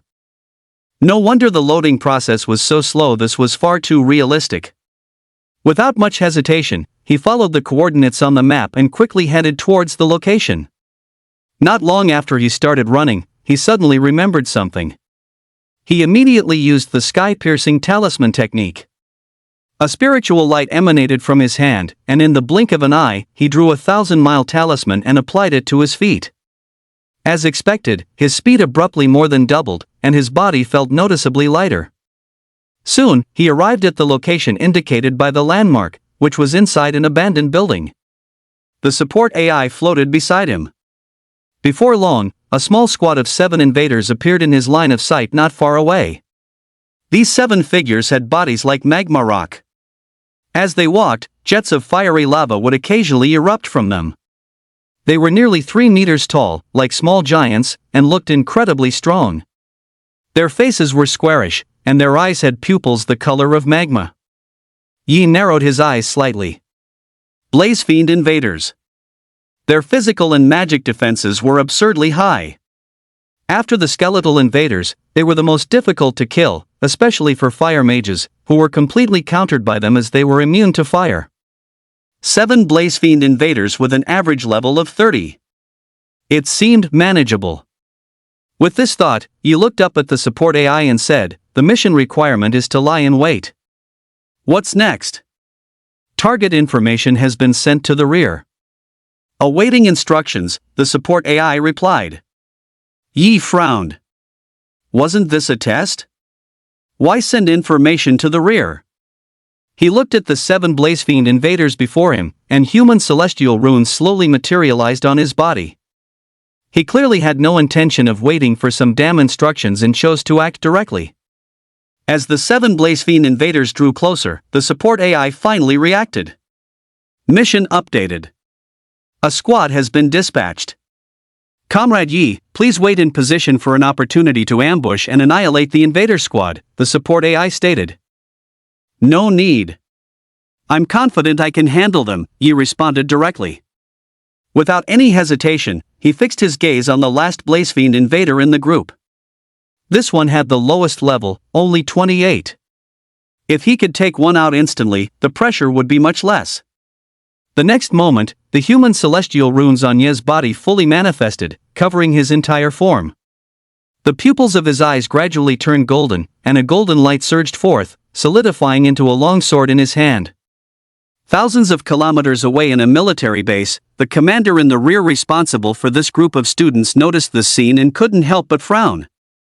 The so-called instructions were the very orders he had issued. Currently, only Yi had linked to a mecha puppet and begun to act, so the commander's attention was naturally on him. Seeing his actions and the long sword in his hand, a helpless smile touched the corners of his mouth. His expression then turned serious as he said, "Are all students these days so reckless? Even if he thinks this is a virtual realm and he won't really die, what's the point of being so rash? When the mission ends, give him a low score. I won't give him any special treatment, even if he is the gauntlet champion." Another subordinate commander shook his head helplessly. A single mecha puppet is worth millions, destroyed just like that. Sigh, the most important thing is that we don't have many mecha puppets on the front lines to begin with, only 500 at present. Clearly, everyone could see that Yi intended to make a move. But could a level 25 acolyte really take on 7 Blazefiend invaders with an average level of 30? Did he really think the battlefield was some child's play like the gauntlet? As expected, Yi made his move. His burst of speed was incredibly swift. At this sight, many of the commanders couldn't help but nod. This gauntlet champion did have some skill. At this moment, Yi had already rushed behind the last flame slaughterer. The creature, having clearly sensed the movement, swiftly turned around. But what met its eyes was a talisman. The moment the heavy water talisman landed on its body, it exploded like a waterfall. With a boom, the immense force of the water slammed the creature heavily onto the ground. With a sizzle, like cold water hitting a hot wok, thick white smoke billowed from the flame slaughterer invader's body. Before this flame slaughterer invader could get up, Yi directly unleashed the clear wind sword art. Fierce sword light landed all over its body, carving out one sword mark after another. Each strike would leave a wisp of golden light within the opponent's body. This was a subtle change that came after Aegis of Light advanced to the second tier. In an instant, dozens of sword strikes were made. Yi walked past the flame slaughterer invader with a calm expression. He slowly formed a hand seal and softly chanted. "Within lies the thunderclap, the thunder god's name concealed." As his voice fell, the golden light sword chi remaining on the flame slaughtherer's body behind him emitted a dazzling glow. It stared blankly at its own body, not yet realizing what had happened. The next moment, with a sudden boom, its body was blown to smithereens. Molten lava scattered down like a celestial rain of flowers. Chapter 42, The Scout Squad Annihilated. At that moment, not only did the remaining 6 flame slaughterer invaders fail to react, but even the group of commanders thousands of miles away couldn't help but be stunned when they saw this breathtaking scene. "This kid is just too cool," a female commander couldn't help but cover her face, her expression one of utter astonishment. Especially at the instant the lava burst apart into sparks, it was simply magnificent. Who knew combat could be this beautiful? And all of this was merely the beginning, the start of Ye's conquest of the battlefield. Facing the remaining 6 flame slaughterer invaders, Yi drew a talisman in the air with his left hand. His eyes were downcast. "By my decree, bewildering illusions." The talisman shattered. The flame slaughterer invaders before him suddenly saw 4 or 5 identical figures of Yi appear, a dazzling and confusing sight. They all attacked the invaders before them simultaneously, the golden light longswords in their hands sharp and fierce, all executing the clear wind sword art at the same time. Naturally, only one of them was real. He appeared before a level 30 flame slaughterer invader and brought his sword down with a heavy chop. Without a second word, this flame slaughterer spewed a mouthful of molten flame, surging towards Yi as scorching heat washed over him. Yi was astonished, clearly sensing this difference. The military's virtual realm was significantly more realistic than those of top universities. Without getting too distracted, Yi turned sideways. The golden longsword in his hand dispersed, transforming into golden light that covered his entire body. He directly withstood the flames, approached the flame butcher, and threw a heavy punch. Bang! A piece of rock flew from the flame butcher's face, smashed by the immense force. Its entire stone head was left dazed from the impact. Such great strength. Is he a horned demon? Yi didn't stop, throwing one punch after another. The terrifying power of the immortal physique, heavy as a mountain, combined with the aegis of light, made the level 25 Yi resemble a humanoid tyrannosaurus. He threw over a dozen punches in an instant, forcibly blowing the flame butcher's head apart. 5 more left. Yi shifted his feet, attacking while once again drawing a talisman in the air. A spirit talisman was formed. He flung it towards the remaining flame butchers. Besides being durable, the level 30 flame butcher invaders could only breathe fire. Their other attacks relied on their highly rigid lava bodies, giving them very few options. Their main role was that of a vanguard tank. A locking talisman landed on them and shattered, transforming into long mana chains that bound them all together. The 5 flame butcher warriors were enraged. They raised their hands and roared, about to tear the chains apart. To their surprise, in the next moment, a violent power erupted from Ye's body. It instantly terrified the flame butchers. They looked up, their faces filled with disbelief. Sunfire Bolt. After compressing the golden light to its absolute limit with a crackle, Sunfire Bolt surged wildly. The instant the white lightning bloomed, Yi gathered it between his hands. He aimed at the 5 remaining flame butchers, his eyes utterly cold. Palm Thunder. Boom! A ferocious ball of lightning burst from his hand, instantly striking the flame butchers. At this moment, time seemed to stand still. Before the extreme heat of the lightning ball could even explode, the rocky tissue of the flame butcher warriors was rapidly melting and vitrifying. But as the lightning ball detonated with a boom, the violent Sunfire Bolt exploded outward. The 5 flame butchers instantly shattered and disintegrated, sent flying with dust and debris, all of them slain. After accomplishing all this, Yi let out a long sigh of relief. The mana in his body was nearly depleted, and the lightning arcs around him slowly dissipated. In mid-air, the auxiliary AI silently recorded everything, stunning the group of people in the command room. A level 25 student annihilated a squad of invaders with an average level of 30? Chief Commander Zhou Jing also took a long time to recover before he snapped back to his senses and immediately issued a command. The auxiliary AI quickly said, "Comrade Yi, you have completed the mission, killing 7 level 30 invaders and earning 210 academic credits. Please return to the military warehouse via your original route immediately." Yi was a bit confused. Wouldn't it be easier to just log off? Why make it so complicated? But he immediately understood that this was probably to get them accustomed to the battlefield. He nodded, and just as he was about to turn back the way he came, 7 blood spirits emerged from the dissipating smoke and dust. Yi couldn't help but be startled. He subconsciously walked over and reached out to touch one, but the blood spirit was not absorbed. He scratched his head. Right, this was all fake. How could he possibly absorb them? It was a bit of a shame. If these 7 blood spirits were real, they would probably be enough for him to level up once. Without much hesitation, Yi turned and headed back the way he came. However, on his way back, he encountered a 5-person squad of human warriors with an average level of 35. They were all taken aback when they saw Yi, and one of the older men looked particularly stunned. A mechanical puppet? I think it's the high-tech stuff they recently sent over from the rear. I hear each one is quite expensive. Captain, the mission was suddenly cancelled, a teammate behind him said in confusion.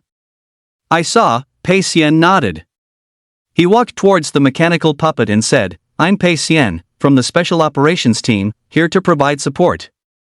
Has the mission target already been eliminated? Yi couldn't help but be stunned. Does this simulated battlefield have to be so realistic? It even has NPCs? He nodded. Yes, the target has been eliminated. I am now returning. Pei Xian nodded. It seemed the new mechanical puppets researched at the rear were quite useful. In his eyes, Yi currently looked like a mechanical puppet, while in Ye's eyes, he himself was just a digitized simulation. Therefore, the two had no trouble communicating. After saluting Yi, Pei Xian turned and left. There wasn't much conversation. On a real battlefield, not a single second is for catching your breath. A round of battle had just ended, and those invaders were constantly sending out scouts to investigate the specific situation on the human side. The 7 flame butchers that Yi had just eliminated were one of the squads sent out by the invaders. On the way back, Ye's expression grew heavier as he looked at the gruesome corpses littering the ground. At some point, he had walked back to the military warehouse and, following the AI assistant's guidance, stepped into a strange, human-sized pod. Congratulations, Student Yi. This mission is complete, and your tasks for today are finished. You have accumulated 211 academic credits. Your performance today is rated as excellent, and you are awarded 10 points. Please continue to do your best tomorrow, the AI assistant said to him. Yi nodded calmly and said, "Exit virtual realm." As soon as he spoke, his vision went black, and the connection terminated. Strangely, connecting was slow, but disconnecting was also slow. After waiting a long time, he finally logged out completely. Yi took off the goggles and looked around. He was still in the testing room, but this time, the experience in the virtual realm felt like a lifetime ago. He got up, pushed the door open, and walked out. At this moment, the top 500 students had been selected on the large screen. Both Yui and Chen Wanyan had successfully made it into the top 500. And Yi was still in first place, but unlike the others' names, his had 221 credits displayed next to it. What Yi didn't know, however, was that his previous battle record was, at this very moment, sweeping like wildfire through the upper echelons of the human military. A level 25 freshman, controlling a level 30 mechanical puppet, had completely annihilated a squad of level 30 flame butcher invader scouts. Chapter 43, Inner Core Meditation, Epiphany. Student Yi, this is your dormitory. Today's tasks are finished. Please rest well. We will assemble in the plaza at 6 a.m. tomorrow. Led by the AI assistant, Yi arrived at the dormitory area. After his identity was authenticated at the door, it opened automatically. Yi walked into the room and saw that it was half the size of a university dorm room, barely large enough for a bed and a nightstand. As expected of military training, the conditions were indeed very strict. After speaking, the AI assistant stopped flying and landed on a fixed point on the wall, a spot seemingly reserved just for it. Yi glanced at the time. It was only 1 a.m, and his tasks were already over? This military training feels pretty average. He closed his eyes to cultivate, imprinting the human celestial runes. As his body-refining immortal physique grew stronger, Yi also felt his combat power steadily increasing. Aegis of Light could be amplified, and the burst of speed from Sunfire Bolt's possession placed a significant burden on the body. His former self would definitely not have been able to withstand such speed. But as his immortal physique progressed and his physical fitness improved, his speed while possessed by Sunfire Bolt would only get faster and faster. The true speed of lightning far surpasses that of sound. But to achieve that speed, he had no idea which level of the immortal physique he would need to reach. With the body-refining immortal physique, the law-refining violet gold pill, and the skills Aegis of Light, Sunfire Bolt, and Heavenly Talisman.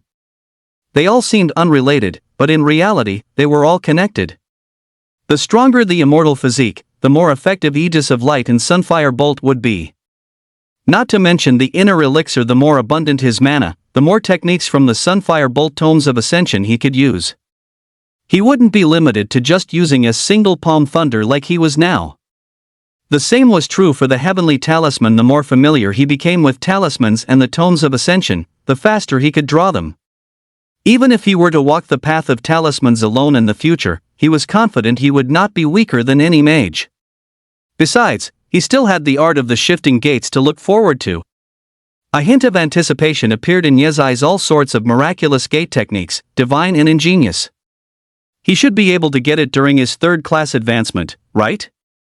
He didn't dwell on it, clearing his mind of distracting thoughts and beginning his meditation and imprinting. The human celestial runes on his body flickered in and out of existence. Suddenly, he discovered that the speed of his meditative imprinting today far surpassed that of the past. Yi was a bit surprised. He always fought beasts in the virtual realm, so why was it faster this time? It felt almost the same as a real battle. Time trickled by. An entire night passed quickly in cultivation. Halfway through imprinting the human celestial runes for the 6th time, Yi suddenly opened his eyes. He stood up, looked at the intelligent assistant, and asked, "Can I go outside for a moment? My cultivation requires the moment of sunrise." The intelligent assistant opened its electronic eyes upon hearing this. "Your cultivation status has been reported. Please wait a moment." Soon, it flew up and said, "This is an SSS-class secret military base. No students are allowed to leave." Yi frowned slightly. If he couldn't absorb the purple chi, wouldn't the progress of his inner elixir cultivation be delayed by a month? However, student Yi, an exception can be made for you. Please follow me. The auxiliary AI's tone suddenly shifted. It arrived at the door, and the dormitory door opened automatically. A hint of surprise flashed across Ye's eyes. When he first heard SSS rank, he thought it would definitely be impossible, but he hadn't expected an exception to be made. They walked through a long corridor, flanked by dormitory rooms. After walking for several minutes, he hadn't seen a single person, not even military officers. Soon, the auxiliary AI led Yi to an elevator. After flying inside, it scanned the button panel, and an electronic voice sounded. Authorization required to proceed to the top floor. Authorization successful. Yi could clearly feel the elevator ascending rapidly, for an unknown duration. The elevator doors slowly opened. The moment the scene came into view, he found himself standing in a very ordinary warehouse, facing the large warehouse doors. As the large doors slowly opened, his field of vision suddenly widened. He saw 2 soldiers standing at the entrance, staring straight ahead without blinking. Before he could react, a sliver of sunrise dispelled the darkness, like a speck of golden light, bringing hope. Yi immediately began circulating his inner elixir breathing technique, slightly opening his mouth and resonating his abdominal cavity. In an instant, a few wisps of scorching purple chi surged in through his mouth and nostrils, settling into his dantian. The purple elixir began to spin rapidly, quickly absorbing these few descending wisps of purple chi. As a continuous stream of purple chi descended, the purple elixir's speed of rotation and absorption grew faster and faster. Just then, the purple elixir suddenly trembled. A mysterious and profound aura spread throughout his body.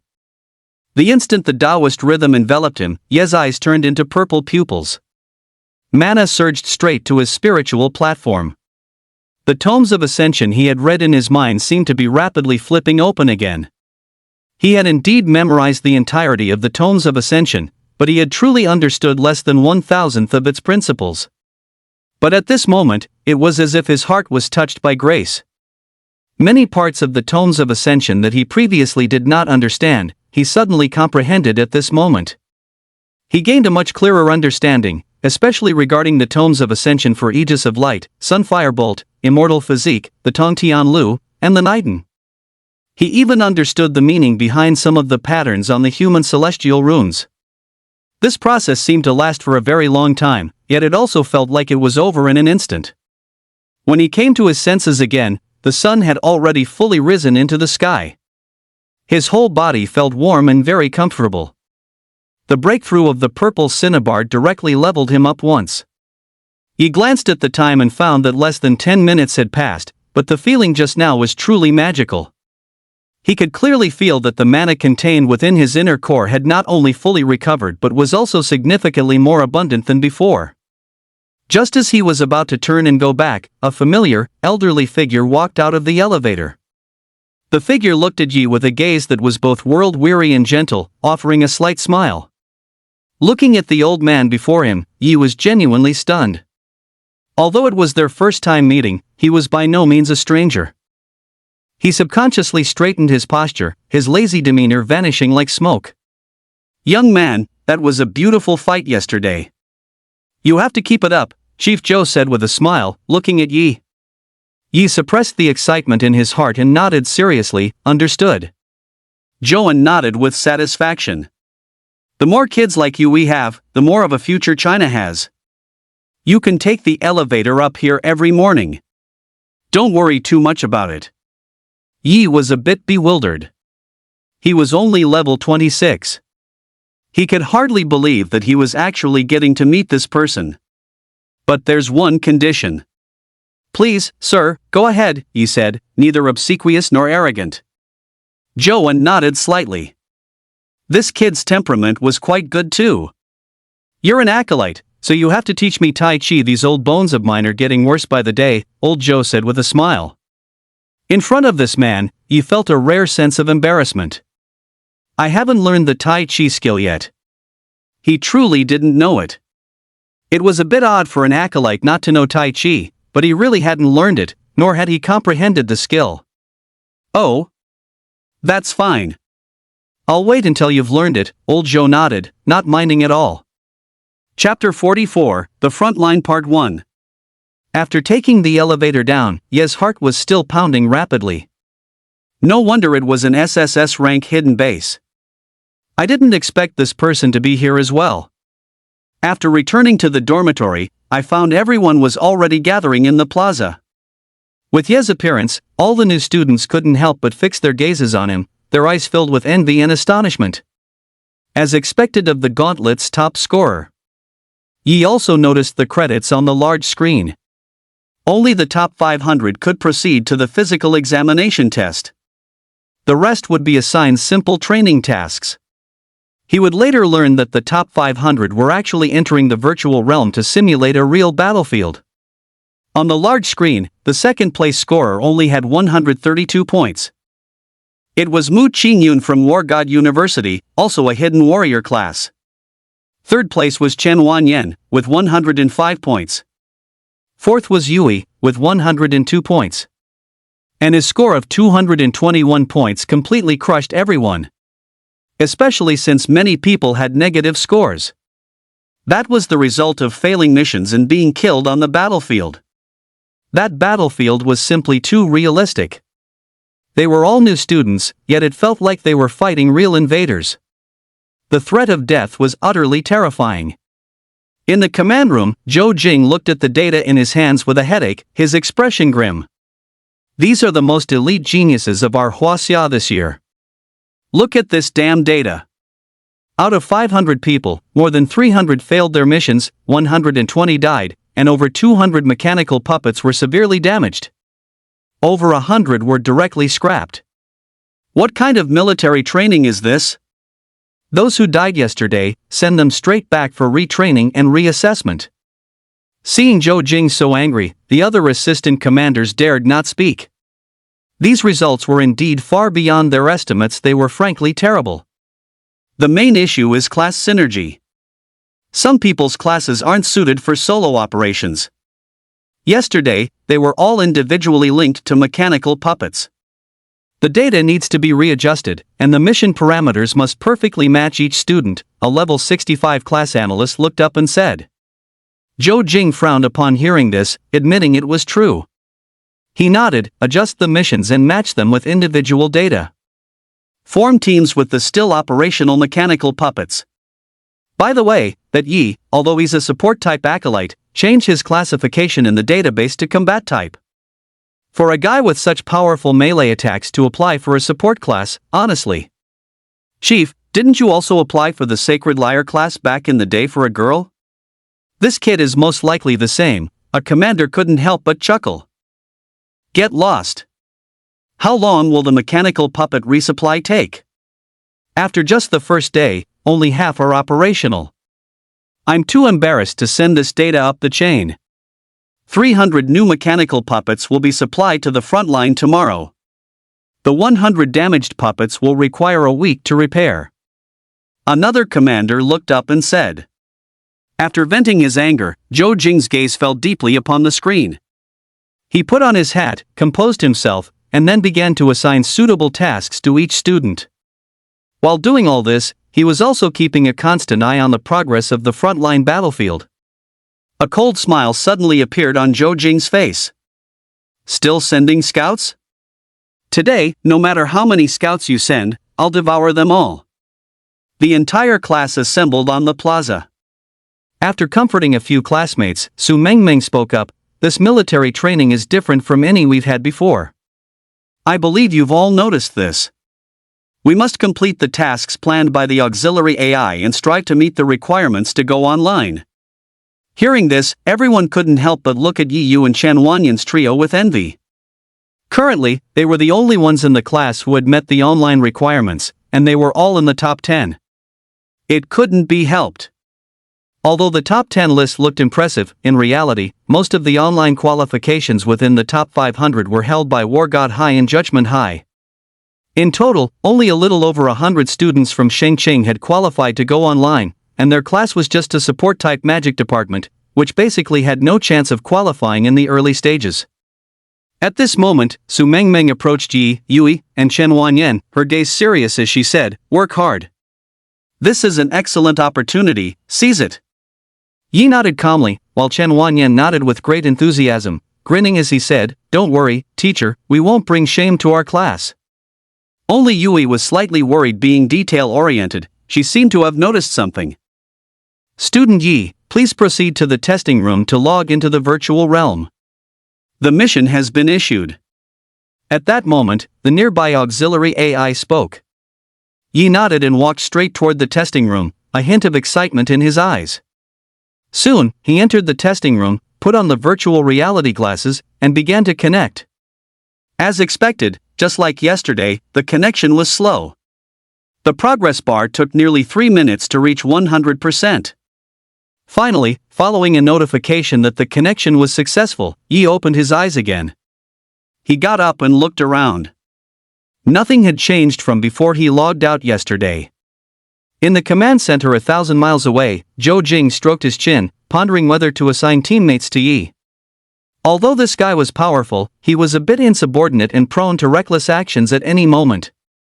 A whole team could easily be wiped out. Forget it. Let him play solo for a few days and see how it goes. Comrade Yi, today's mission has been issued. Defend this coordinate and do not let any invaders pass. The auxiliary AI spoke. Hearing this, Yi opened the map, confirmed the location, and nodded to show he understood. He walked out of the warehouse and found that the scene outside hadn't changed much from the previous night. It was still the same as yesterday. However, many of the human corpses had been collected and were all gone. All that remained was the brownish-red earth, a scene of devastation. No matter how many times he saw it, the scene and atmosphere before him were unbearably sorrowful. Yi couldn't comprehend it. Was this a simulation of a scene that had once happened, recreated by the virtual realm? It was just too real. Without lingering, he gradually made his way toward the mission coordinates. Along his route, he also saw some silent human soldiers, endlessly carrying corpses from the ground, their faces numb and filled with hatred. Comrades were dying one after another, and perhaps it would soon be their turn. But if they didn't go, who would? You walked past them in silence, unable to bear the sight of the brutally slain warriors' bodies. He was reminded of his own parents again, a flash of hatred and endless coldness crossing his eyes. His pace quickened as he moved forward, the intelligent assistant following alongside, flying around as if scouting the surrounding terrain and situation. Soon, he arrived at the coordinates indicated on the map and glanced around. It seemed a bloody battle had just taken place here. The ground was littered with the corpses of beasts and humans. Their blood flowed together. He watched the scene silently, repeatedly telling himself that none of it was real, that it was all just a simulation. Until he noticed a soldier lying on the corpse of a blood beast. The soldier's hand seemed to twitch slightly. Chapter 45, The Frontline Part 2. Yi initially thought he had seen wrong, but after seeing the hand twitch again, he confirmed he wasn't mistaken. He quickly walked over and carefully turned over the blood-soaked soldier. Once turned, he saw a young soldier, his face covered in blood and exhaustion. He looked to be only in his 20s, his eyes somewhat vacant. The young soldier looked at Yi, his numb eyes slowly focusing. He tried to open his mouth, but no sound came out. Yi's heart trembled slightly. The intelligent assistant flew over, quickly scanned the young soldier, and said, "Body functions have declined by 80%. Initiating emergency rescue protocol." It opened an inner compartment, took out a vial of green potion, and injected it into the young soldier's heart. After a long, deep breath, a hint of color appeared on the young soldier's pale face. The life potion seemed to have some effect, but after the intelligent assistant scanned him again, it fell silent. The young soldier reached out, grabbed Yi's hand, and said through gritted teeth, hold the line. Help me, hold this position. The Dagger Company will not fail its mission." Yi gripped his hand tightly, nodded silently, and said softly, "I know. Leave it to me." The young soldier glanced at the blood beast he had fought to the death, a slow smile spreading across his lips. In the end, his hand fell. Yi took a deep breath, looking at the human corpses scattered all around. He finally realized this wasn't a simulated virtual realm at all. This was the front line, the real front line of the human race. He gently laid the young soldier down and walked forward, step by step. The intelligent assistant silently watched his figure, offering no explanation, saying nothing. This matter couldn't be hidden from intelligent people anyway, especially after a scene like this. Zhou Jing watched the young soldier on the screen, his expression silent and solemn. Wang Cheng of the Dagger Company, C-rank warrior, level 36, 22 years old. Enlisted for 4 years. Last night, the entire company was killed in an ambush by Bloodfiend invaders at their position. Even in the face of the attack, the position was not lost. Yi arrived at the very front of the battle line, his gaze fixed on the distance, his eyes incomparably cold. Time ticked by. After an unknown amount of time, a small squad of Bloodfiend invaders finally began to advance slowly in this direction. Watching this scene, Yi did not move, remaining prone on the ground. This Bloodfiend squad consisted of a full 12 members. They moved on all fours, like blood-red spiders, crawling swiftly. Their humanoid heads would occasionally flick out long tongues, looking utterly disgusting and vigilant. Target detected, Bloodfiend Scout Squad, average level 28. Requesting support, the intelligent assistant inquired. No need, he said. His current level was already 26. Although these Bloodfiends were numerous, the strongest among them was only a level 30 Bloodfiend invader leading the group. Its body was slightly larger than the other Bloodfiends. With a quiet gaze, it led the way, slowly approaching Yi's position. Yi pressed himself tightly against the ground as human celestial runes gradually appeared on his body. With his left hand, he silently drew one talisman after another in the air. Just as they were a dozen or so meters away, the level 30 Bloodfiend invader suddenly sensed something and stopped in its tracks. It looked around suspiciously. Just a moment ago, it had felt a heart-pounding threat. Its gaze carefully scanned the surroundings, not missing a single corner. Soon, it spotted Yi, but in its eyes, it was a peculiar titanium humanoid machine. What is this thing? Have the humans created another strange new weapon? At this moment, in the command room, everyone held their breath, unsure of what Yi planned to do. The Bloodfiend was seen walking step by step towards the mechanical puppet. Yi kept his head down. Just as it closed to a distance of 5 meters, dozens of blood-red threads suddenly shot out from the Bloodfiend's body, whipping swiftly towards him. In that instant, Yi abruptly sprang into action, flinging out several talismans. Who? Scorching flames exploded around the Bloodfiend, completely obscuring the view. Yi formed a hand seal, a long sword of golden light condensing on his sword fingers. It instantly pierced through the talisman flames, impaled the Bloodfiend's neck, and sliced its head clean off. Put! Blood spurted high into the air as the blood beast's head dropped directly onto the ground. The remaining 11 blood beasts stared, dumbfounded, at the scene, unable to process what had just happened. Their leader was dead? Just like that? Hiss! The 11 blood beast invaders charged forward in a frenzy, surrounding and engulfing Yi. But the next moment, golden light spread out, then rapidly compressed. In an instant, a blinding flash of lightning erupted, filling a 1-meter radius. Within this range, the 11 blood beasts were instantly paralyzed by the electricity, and a series of shrill, wretched screams rang out. With a deafening boom, they all suddenly exploded. Not even bones remained. Killed 12 blood beast invaders. Gained 348 points, the smart assistant announced. Meanwhile, back at the military base, many students still struggling through the assessment noticed Yi's score skyrocket once again. This guy is a real monster. Students from the War God Academy, Inquisitor Academy, and Sanctum Academy couldn't help but exclaim. It's too fast. Yesterday, I went through hell and back just to take down one invader for 22 points. Just how strong is this Yi? In the command room, Zhou Jing watched as Yi instantly killed the 11 blood beasts with a thunderstorm, his eyes flashing with shock. Even if Yi's level was higher than many students of the same year, for a level 26 to instantly kill 11 level 28 blood beasts was something not even a highly trained elite soldier could do easily. The Sunfire Bolt, a skill that can only be mastered at level 50 or higher. At this stage, this kid is practically invincible, a commander said. Everyone nodded in agreement. This was the root cause. The Sunfire Bolt's attack was simply too terrifyingly powerful. Wait! Look! We've detected another 24 blood beast targets. 2 scout teams are rapidly approaching him, a sharp-eyed female commander suddenly said. Everyone looked at the map radar. Sure enough, 200 meters away, 2 blood beast scout teams were quickly closing in on the front line. Zhou Jing frowned slightly.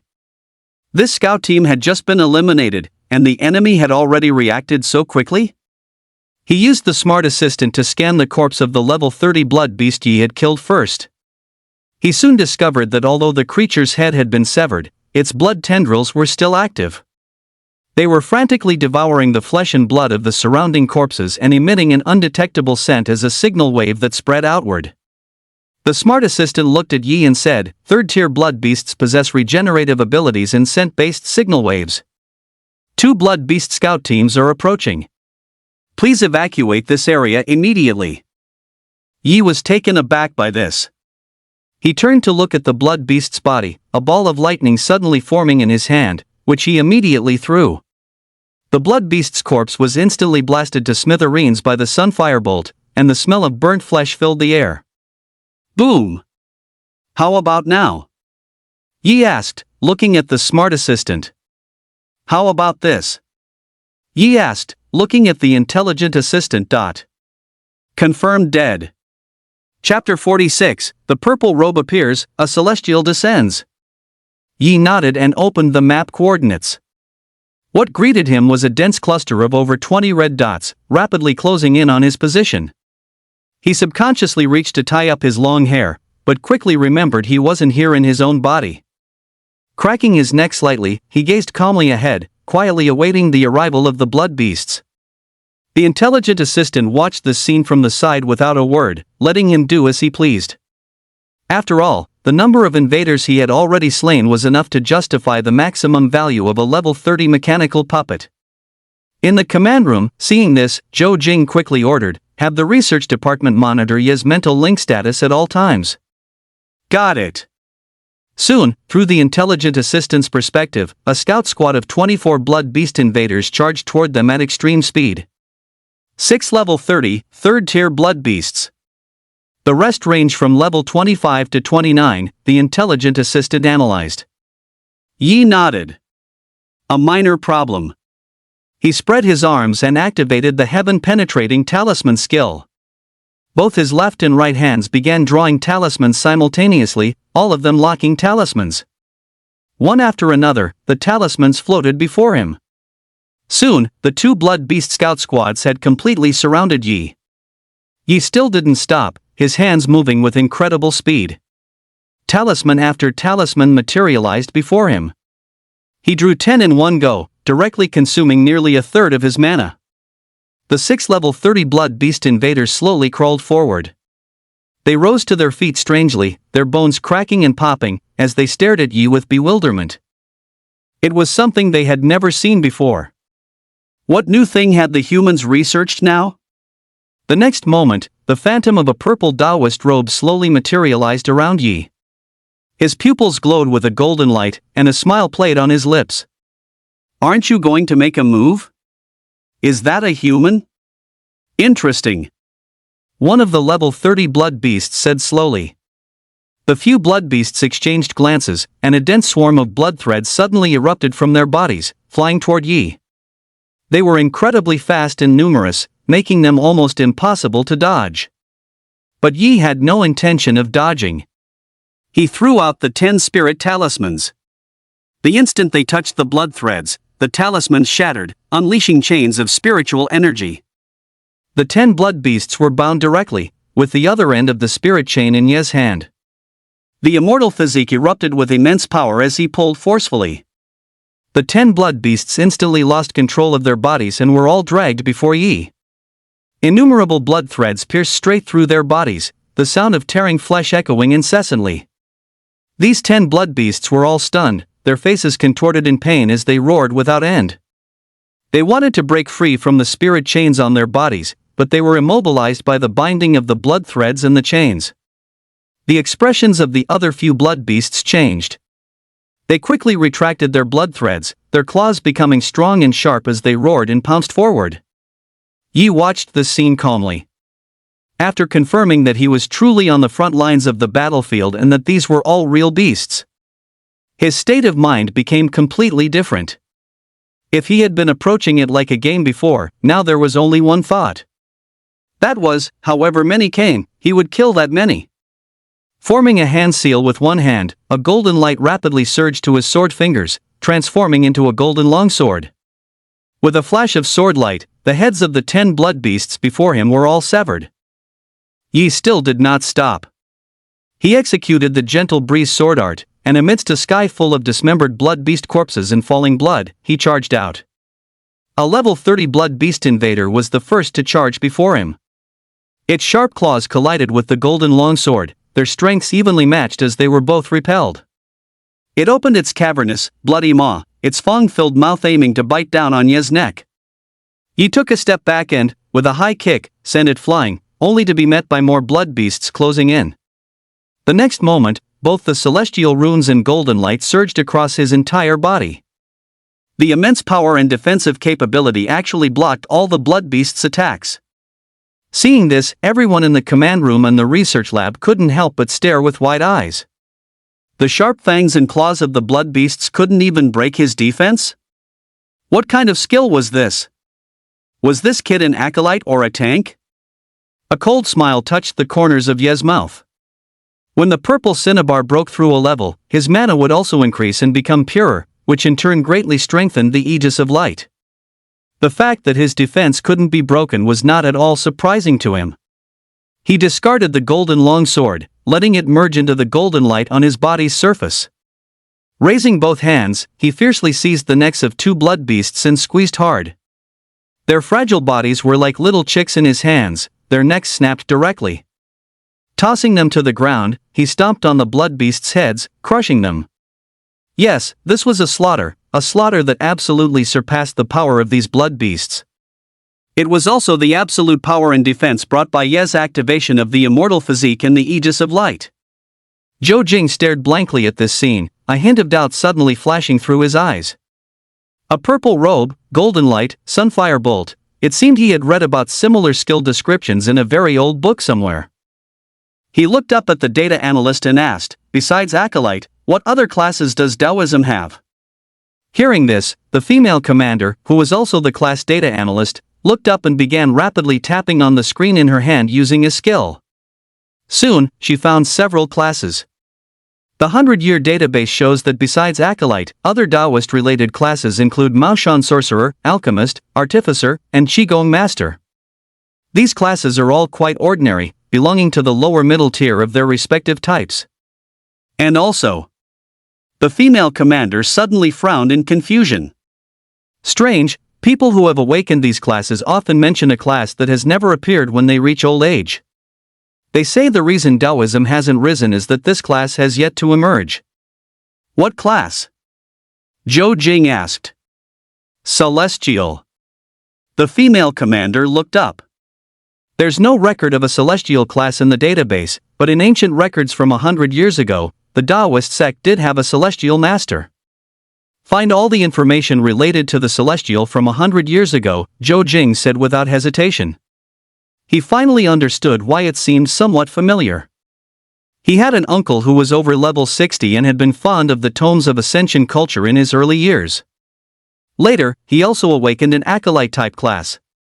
In his later years, he often mentioned the celestial. Found it. The female commander pulled up some photos of rare and ancient books from the database.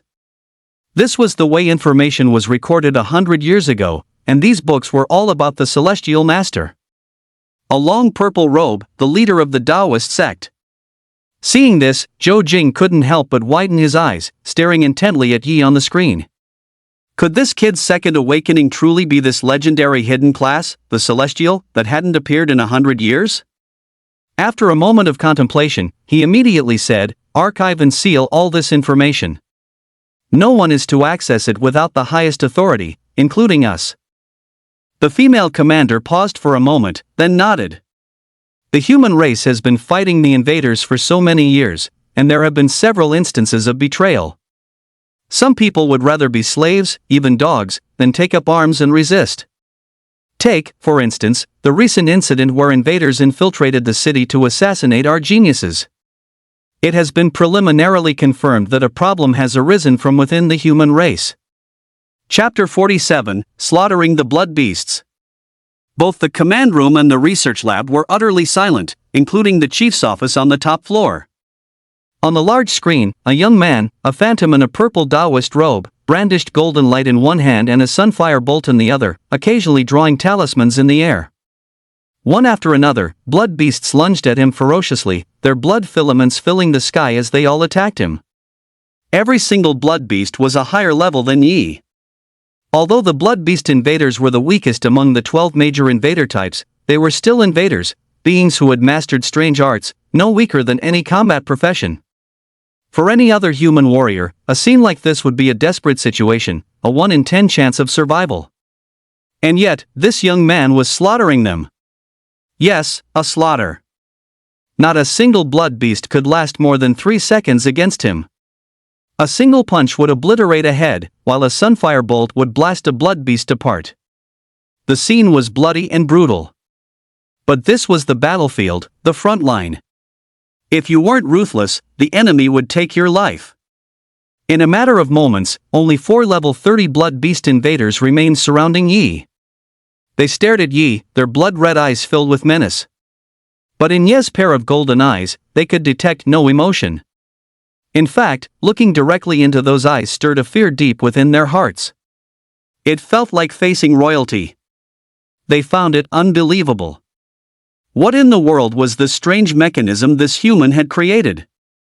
The blood filaments of the 4 level 30 blood beasts intertwined, exchanging information in an instant. 2 of the beasts began to retreat, while the other 2 chose to continue their attack on Yi. Seeing this, the commander in front of the screen immediately guessed that 2 of the blood beasts were trying to escape and bring back information. The support AI spoke up, "They're planning to run." Yi understood and nodded. "I know." Facing the 2 level 30 blood beast invaders, he stood his ground, not moving. But the golden light all over his body suddenly compressed to its absolute limit, and for a moment, he lost the protection of the Aegis of light. Seeing this, the 2 level 30 blood beasts thought it was their chance. A cruel smile spread across their faces, and they lunged forward even faster. Just as they were about to close in on Yi, a dazzling and brilliant flash of lightning suddenly erupted. The 2 blood beast invaders abruptly lost sight of Yi in their pupils, seeing only a blinding white light fill their vision. Then, they felt their entire bodies go numb and lose consciousness. Their vision went dark, and they knew nothing more. Boom! The bodies of the 2 blood beast invaders directly exploded. The incredibly swift white light shot out from the chunks of flesh, transforming into a single line. In the blink of an eye, it caught up to the 2 blood beast invaders that were attempting to flee. With a crackling sound, the bolt of lightning instantly pierced through their bodies. The moment Ye's figure was rescanned by the auxiliary AI, the heads of the two rearmost blood beast invaders flew high into the air, their bodies obliterated by the sun firebolt. Yi panted heavily, the mana in his inner core depleted, and the lightning around his body slowly faded. However, in the research lab and the command center, thunderous applause erupted. Even the lifelong research scientists couldn't help but feel their blood boil with excitement after watching Ye's battle. Their blood surged, and their adrenaline skyrocketed. They almost felt the urge to grab a wrench and charge to the front lines. In the chief's office, old Zhou couldn't help but laugh heartily, extremely pleased. If all goes as expected, the human race will see an incredibly bright star rise in the near future. That golden radiance and the dazzling sunfire bolt, whenever seen, couldn't help but give people a sense of rising hope. Though still a youth before them, he represented the future of the human race. At level 26, he had slain over 20 blood beast scouts with an average level of 28. This combat record shocked everyone. The young boy already displayed an aura comparable to a king of soldiers. At the same time, in the military base, the score of the top-ranked individual on the leaderboard shot up again, instantly breaking 1103 points. The second-place score was currently only just over 200. The students in the top 500 couldn't help but swallow hard as they looked at this score. Anyone who had been to the front lines knew that those were genuinely terrifying invaders. Killing even one could cost you your life.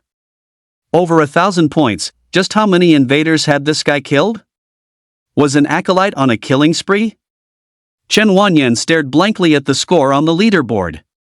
Clearly recognizing the gap between them, he slowly clenched his fists. He had to work harder. He was a hidden class, a dragon battle mage. There was no reason he couldn't surpass an acolyte. At this moment, Yi, having just finished the battle, did not choose to turn back. Instead, carrying the heads of the two blood beast invaders, he walked step by step toward the young warrior. In the command room, the excited atmosphere gradually fell silent.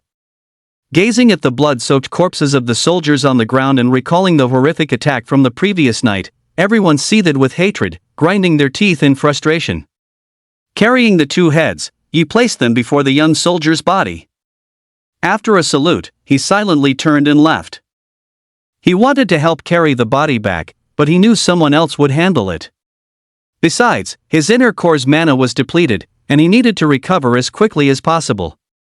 Instead of returning to the warehouse, he walked back to the recent battlefield, sat cross-legged on the ground, and circulated his purple elixir to restore his mana. The auxiliary AI issued no new commands. Under the commander's operation, it simply deployed the radar to its full extent, searching for any nearby invader movements. Zhou Jing stared at the radar displaying the entire front line, issuing one command after another. One by one, the mechanical puppets, controlled by the students, entered the front lines. However, unlike Yi, the other students operated in small squads of several people. But with fewer than 200 mechanical puppets remaining, they could only form about 20 squads to be dispatched to different frontline areas. Just as he had said, no matter how many scouts the invaders sent, he would devour them all. This gave the soldiers time to rest. It was highly likely the invaders would launch another attack at night. Thinking of this, he took a moment to glance at Ye's screen. While the others were just red and blue dots on a topographical map receiving commands, he paid special attention to this one, keeping the video feed open to watch him. However, they were all students, after all.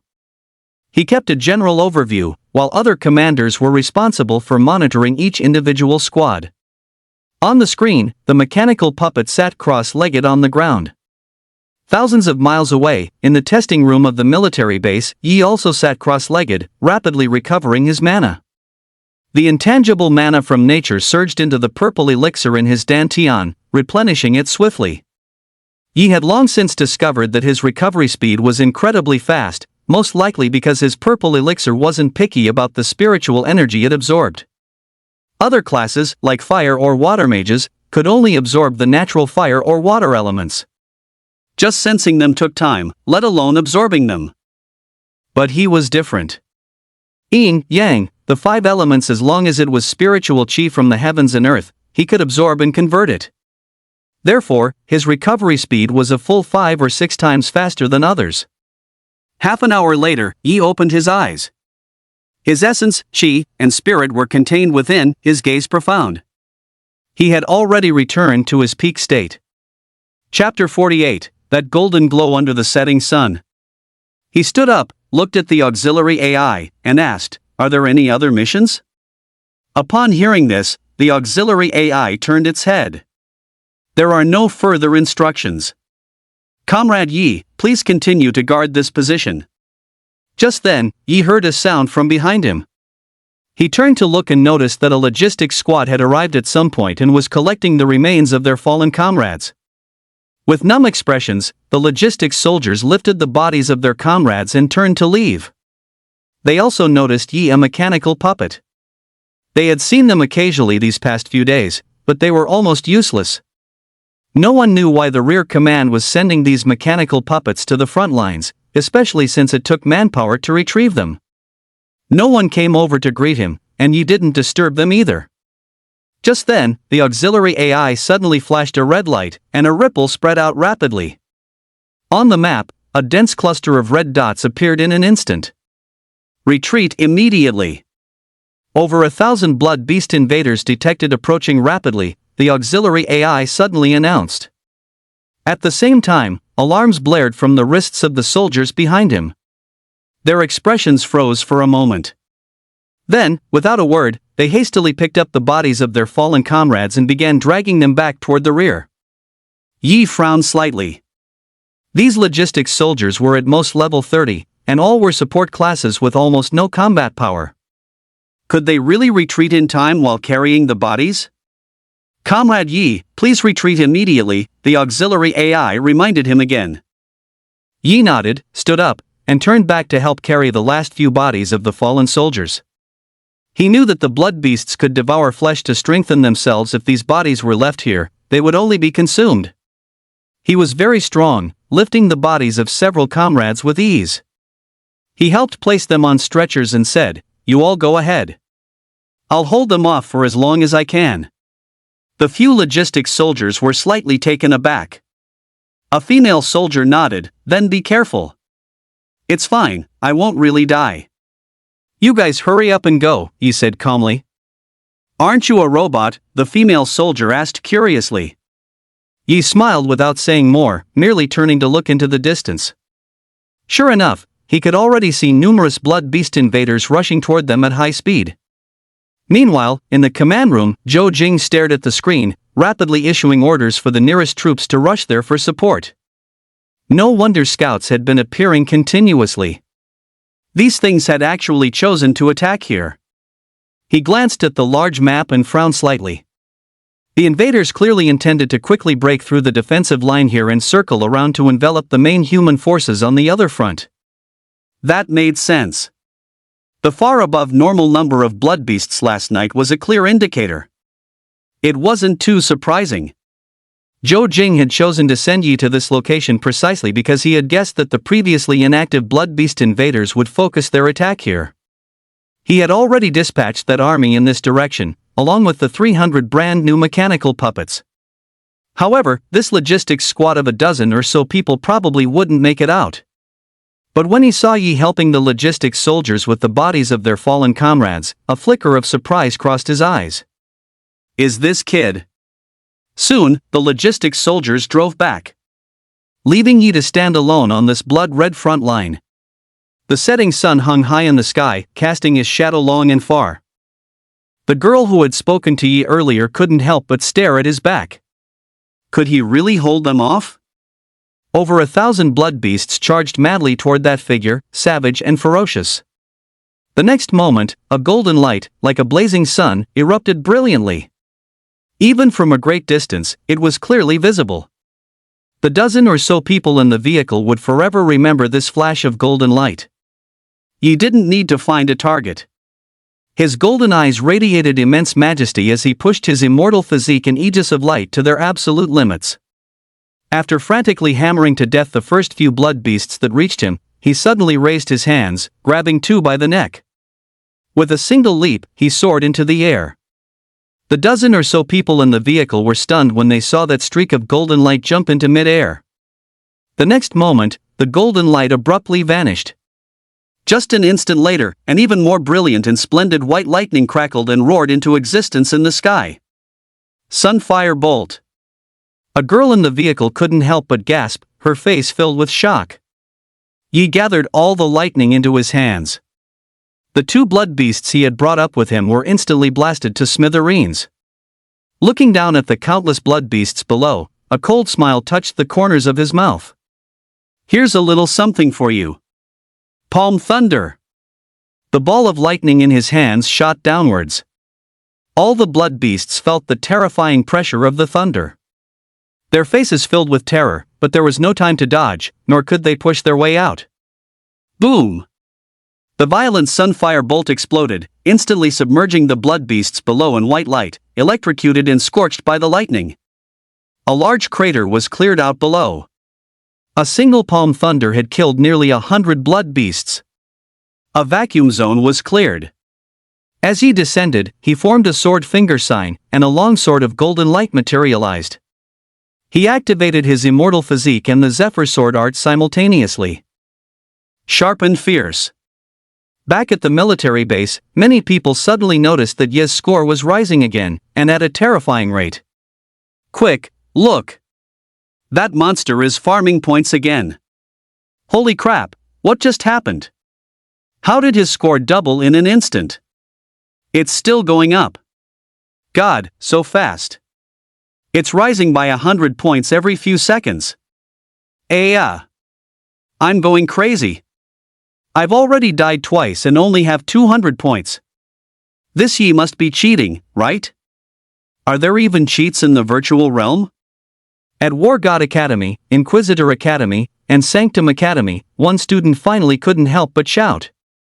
In an instant, it struck a chord with everyone.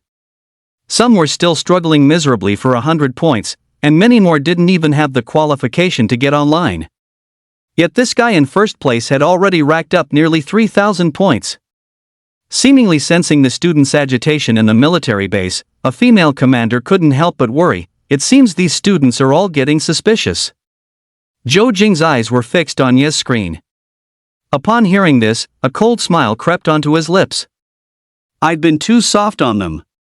If I showed them this kid's performance, all those self-proclaimed geniuses would be utterly ashamed. Still, I should spare them the blow, lest they get too discouraged. So now. Simple. Just hide Ye's score so they can't see it. TSK, those poor souls. It's truly tragic to be in the same year as this monstrous acolyte, Zhou Jing remarked with a sigh. The female commander nodded upon hearing this and turned to leave and handle the operation. At that moment, in the military base, nearly all the students and mentors were staring at the score behind Ye's name. Even Su Mengmeng was starting to wonder if this guy was actually cheating. The instant the score broke through 3,000, it suddenly vanished, leaving a blank space. Everyone's eyes widened in disbelief. What was going on? Meanwhile, on the frontline battlefield, the furiously slaughtering Yi had quickly exhausted his core's mana again. After all, his level was still low, and Sunfire Bolt couldn't sustain such reckless use. In the end, he was still rampaging, relying on his second-level immortal physique to bludgeon his enemies. His immense physical strength allowed him to grab a blood beast and tear it to shreds. He was knocked down time and time again, only to get back up each time. He was even more ferocious than the blood beasts, stronger than the horned demons, and had more terrifying physical resistance than the flame butchers. Just then, a stooped yet incredibly swift blood beast, wielding a bone blade, closed the distance in an instant. It viciously and accurately pierced through the celestial runes and impaled Ye's chest. In the next moment, it severed his 4 limbs. The attack speed was terrifyingly fast. Yi had no time to react before his body lost control and collapsed powerlessly to the ground. In his peripheral vision, he finally saw the blood beast invader with a savage grin on its face. It was slender and emaciated, but its entire body was covered in bloody veins, and its head was an elongated, disgusting oval shape. The first time Yi saw it, he felt an overwhelming sense of evil, terror, and bloodlust. It was like a malevolent spirit. Level 55, the ace elite of the Blood Beast Invaders, the Bloodthorn King. Yi felt no fear, his golden pupils locked onto it. Soon, having lost his ability to move, he was swarmed by countless blood beasts that tore his body to pieces. The Research Institute reacted swiftly, having already severed the connection a moment before. Chapter 49, Member of the Ace Assassination Squad. Ye's vision went black, and he couldn't see anything. But soon, he opened his eyes again and found himself back in the testing room. The auxiliary AI quickly flew over. Comrade Yi, you have perfectly completed the mission. Your performance is rated as outstanding. 10 academic credits. Yi fell silent, his mind replaying the images of the fallen soldiers' bodies and those ferocious blood beasts. There was also that terrifying elite blood beast, the Bloodthorn King. He would not forget its ugly and vicious appearance. Without a word, he sat cross-legged on the ground and quickly began to recover. Half an hour later, he opened his eyes. His gaze burned as he looked at the auxiliary AI and said, "I request to go online again." His tone was resolute and allowed no room for doubt. The nearly 1,000 blood beasts had clearly broken through the front line. He didn't know if those dozen or so people had managed to escape. Seeing this, Zhou Jing couldn't help but smile helplessly. This kid. The auxiliary AI didn't respond to Ye's words. Instead, it opened a light screen. The video showed that after his mech puppet was destroyed, 1,000 soldiers on a forced march had already approached this battle line to resist the blood beast's charge. Although the time he had bought wasn't long, he had achieved a crucial delay. Otherwise, those dozen or so logistics soldiers wouldn't have survived, this battle line would have been lost, and the cost to reclaim it would have been even greater. It could be said that a level 30 mech puppet, in Ye's hands, had already displayed value far beyond what was estimated. Its production cost was only a few million, but the benefits it brought far exceeded that price. It was a dozen, or even hundreds of human lives. He stared intently at the screen and soon noticed three very powerful figures among the soldiers. One of them, an earth mage, cast a great earth burial, directly causing an area of several dozen meters in radius to collapse. It was like the earth dragon turning over, instantly burying hundreds of blood beasts underground. There was another who was clearly a warrior class, wielding dual blades with blood chi surging around him, frantically slaughtering blood beasts. The last one was almost hidden in the shadows, cloaked in a black robe, making it difficult to notice them. Only a pair of cold, stunning eyes were revealed, fixedly staring at the level 55 Bloodthorn King among the blood beasts. The next moment, her figure abruptly vanished from the spot. Like a phantom, when she reappeared, she was already behind the Bloodthorn King. Two sharp daggers materialized in her hands, striking like a black cross slash. With a squelch, two bloody holes were pierced through the Bloodthorn King's back. The attack was originally aimed at the neck, but the opponent was clearly not slow to react and had barely dodged it. A powerful earth elementalist, a berserker, and a shadow assassin. Yi instantly guessed the identities of these three. The Ace Assassination Squad, the elite unit of the human race. All who could enter it were, without exception, top-tier experts responsible for hunting the powerful among the invaders. Take, for example, the level 55 Bloodthorn King before them. Under the trio's assault, the Bloodthorn King was quickly forced onto the defensive. Despite being a few levels higher, it still couldn't break free. The three cooperated with exceptional synergy. Finally, with a loud roar from the male berserker, his dual blades sliced off the Bloodthorn King's hideous head. Blood splattered all over him, yet his face was filled with extreme excitement as he charged even more frantically toward the other blood beasts. A few minutes later, the 1,000+ blood beasts were all cleared out. The three slaying squad members turned and left without a word.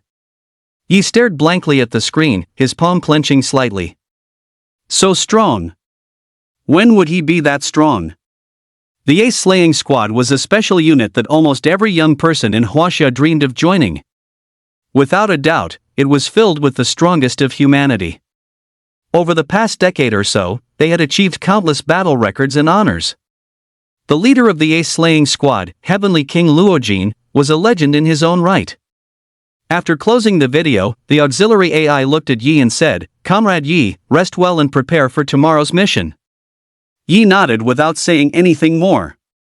He stood up and walked out of the testing room. The moment the door opened, everyone's gaze instantly fell upon him. Ye's eyes were somewhat cold, and a faint killing intent emanated from his body. He glanced at the crowd and retracted his killing intent. Then he asked, confused, "What's wrong?" Feng Nochuan couldn't help but rush over, saying with a look of admiration, "Brother Yi, you're the man. Are you using cheats or something?" "What cheats?" Yi looked completely baffled. Feng Nochuan pointed directly at the leaderboard. "Look. After your score passed 3,000, it just vanished. Brother Yi, what on earth did you do?" Yi raised his head to look at the screen. His score was indeed gone, but he was still in first place. "Nothing much, just killing some beasts." "How many did you kill?" Feng Manchuan asked subconsciously. Others might not know Ye's strength, but Feng Manchuan knew it very well. Chen Wanyan was already incredibly strong, yet Yi could still toy with him. This guy's top rank in the gauntlet wasn't just a rumor about being carried by someone else. "Didn't count. Around 200, I guess," Yi said. In an instant, everyone around fell silent, staring blankly at the big screen. Over 200 invaders? But after seeing the performance of the three from the execution squad, Yi didn't feel there was anything to be proud of. He was still far behind. The significance of these academic credits seemed like a child's game. Yi glanced at Yui on the leaderboard and saw she already had over 600 points and was still online, ranked second. She was improving quickly. Looks like she leveled up again. Chen Wanyan followed closely behind. The rest were all from the War God, Inquisitor, and Sanctum Academies. Sanctum Academy's overall number of online players was much lower. However, another 300 people had passed the piloting qualification today and could prepare to go online tomorrow. "Brother Yi, have you eaten?" Feng Mianchuan asked curiously. "Not yet." Feng Mianchuan chuckled. "My treat. Brother Yi, you're absolutely blowing up right now. All the students from the three top academies are staring at you. A lot of girls have come to me for your contact info these past 2 days." Yi rolled his eyes. "Let's go." After fighting 2 battles in one morning, he really did feel hungry. The two arrived at the cafeteria. Before long, many people noticed Yi, and a crowd quickly swarmed over. Finally, a male student with the War God Academy, Inquisitor Academy, and Sanctum Academy emblem couldn't hold back any longer. He walked over, looked at Yi, and said bluntly, "I highly doubt your score. Even if you're level 26, your class is just an acolyte. From your score in the gauntlet to your current rank on the leaderboard, it all seems extremely unrealistic." Yi had just finished his meal and was munching on an apple. In his relaxed state, he appeared extremely lazy. This made many people even more suspicious that he was all show and no substance. Only the Sanctum Academy students didn't think much of it. After all, many of them had witnessed Yi schooling Chen Wanyan, even though the student council had quickly deleted that video. But the Sunfire Bolt that Yi had cast was undeniable proof of his strength. Looking at the male student from the War God, Inquisitor, and Sanctum Academies before him, Yi nodded. "Aha, and then?" Chapter 50, Oh, and then? The students from War God Academy, Inquisitor Academy, and Sanctum Academy were completely taken aback by Ye's attitude. You admit it?" "Admit what?" Yi spread his hands helplessly. "That your score is fake."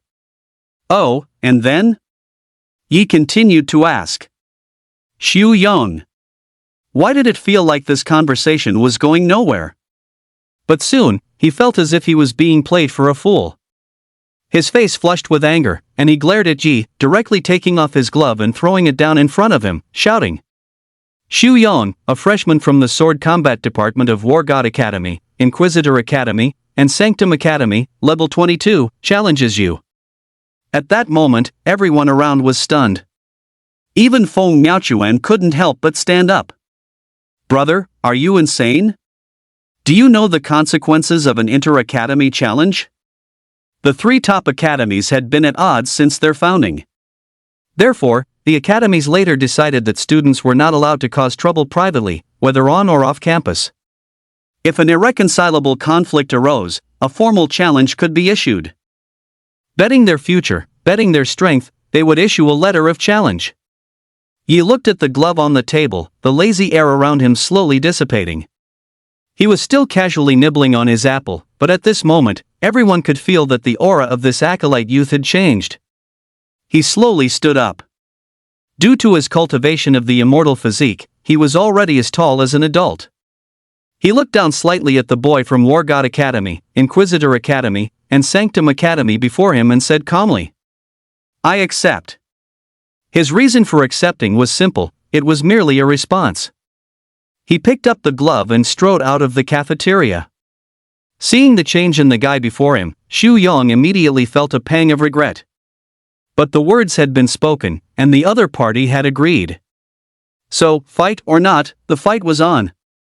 He gritted his teeth and followed right after him. The two went directly outside the cafeteria, where the crowd formed a circle, leaving them enough space. Others who saw the scene came over, curious and wondering what was happening. Soon, a piece of news spread to everyone. Someone from War God Academy was challenging Yi, the top-ranked student on the leaderboards. Almost every student, except for those from Sanctum Academy, doubted Ye's abilities and achievements. An acolyte? How was that possible? As more and more people gathered, the instructors and military officers took notice. After understanding the cause and effect, many instructors frowned. This was utter nonsense. Ye's score couldn't possibly be fake. This wasn't just doubting him, it was doubting the commanders. Within the circle dozens of meters wide, Yi stood with his hands in his pockets, calmly looking at Xu Yong. "Come on. I'm in a hurry to get back to my training."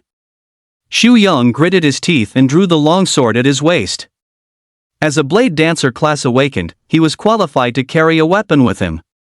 He glanced at the longsword and raised an eyebrow, paying it no mind. He just stood there, seemingly full of openings. More and more students began to think this guy was probably all talk and no substance. At this moment, Ria was also in the crowd. Seeing this scene, she couldn't help but frown. After learning what had happened, she already knew the outcome. Having gone through the gauntlet with Yi, she knew exactly how strong he was. If it weren't for him, she wouldn't have been able to get into a top academy at all. Back then, he was only level 16, and now he was already level 26. His strength must have grown even more. Even back then, Ye's strength was on par with students from top academies, let alone now. Xu Yong looked at Yi, who seemed full of flaws. Without hesitation, he activated a faint white layer of fighting aura, which also coiled around his longsword. His entire demeanor changed abruptly, becoming sharp and menacing. Seeing this, the crowd couldn't help but nod. The people from War God Academy did have some skill. Now it was time to see what this top-ranked fellow was really made of. Xu Yong strode forward, rushing toward Yi at great speed. In the blink of an eye, he was in front of Yi, his longsword thrusting forward with even greater ferocity, leaving afterimages in its wake. Yet Yi remained standing in the same spot, as if scared stiff. But just as the longsword was about to pierce his chest, and many of the girls couldn't help but cover their eyes, afraid to watch, Yi calmly raised his hand and caught the opponent's longsword between two fingers. On the back of his hand, faint celestial runes emerged. The powerful force prevented the opponent from advancing even a fraction of an inch. "Is that all you've got?" Yi asked, looking at Xu Yong. Xu Yong's face was filled with shock. He tried to pull his sword back with all his might, only to find he couldn't move it at all, as if it were clamped in a vice, welded between the other's fingers. Disdain, mockery, humiliation? A torrent of emotions flooded his mind. Xu Yong roared, his fighting spirit erupting from his body as a blade of light shot out from the tip of his sword, exceptionally sharp. But he quickly realized this was bad, it might kill the other person. In truth, Xu Yong was overthinking it, and he quickly realized just how much he had been overthinking. Chapter 51, The Curse Mage. He saw Ye's eyes turn golden, and in that instant, a terrifying celestial majesty emanated from him. Thwack! The white blade of light was instantly dispersed by an aegis of light, effortlessly. With this level of strength, you'd have trouble killing even the most common blood beast. Yi drove a knee straight into Su Yong's abdomen. Su Yong's face contorted in pain, and he spat out everything he had just eaten. He collapsed powerlessly to the ground. Seeing this, Ye's expression turned icy. At that moment, everyone felt a terrifying aura from him. The lazy young man from before seemed to have vanished. Yi grabbed the guy's hair and demanded, "You get kicked once and you can't get back up? Do you know the consequences of not being able to get back up on the battlefield? Do you even know what it means to fight for your life? Get up!" He hauled Xu Yong to his feet, shouting loudly. Hearing these words, the instructors and military officers who were about to stop the fight froze in their tracks. The officer watched the scene in silence. As expected, this year's gauntlet champion had likely figured out the truth. Provoked by Ye's shout, Xu Yong gritted his teeth, stood up, raised his longsword, and charged at Yi once more. However, the moment he got close, he was slammed to the ground by a heavy punch. Is this the kind of weak and feeble sword you use to face your enemies? Do you think you're slicing a watermelon? Where are your skills? Where is your battle aura? On the battlefield, any blood beast could easily kill you. Do you think they won't kill you just because you're lying on the ground? Get up again! Yi shouted once more. At first, the students didn't understand why Yi was doing this, thinking he was just brutally beating him. After all, most of them didn't even have the qualification to go online yet. But after hearing about the invaders, they all fell silent at once. Ah! Xu Yong suddenly let out a great roar, his eyes bloodshot as his battle aura erupted from his entire body. He had actually forced out his potential. Gripping the sword hilt with both hands, he instantly unleashed a cross-shaped sword chi, slashing towards Yi with incredible speed and ferocity. But in the next moment, he simply drew a talisman in the air before him with a calm expression. The instant the cross-shaped sword chi touched the talisman, it was violently shattered by the heavy water and instantly dissipated. Xu Yong knelt on the ground, half collapsed and utterly spent, his face a mask of disbelief. He now clearly understood the terrifying gap that existed between him and his opponent. From start to finish, the scene felt entirely like a senior student schooling a junior.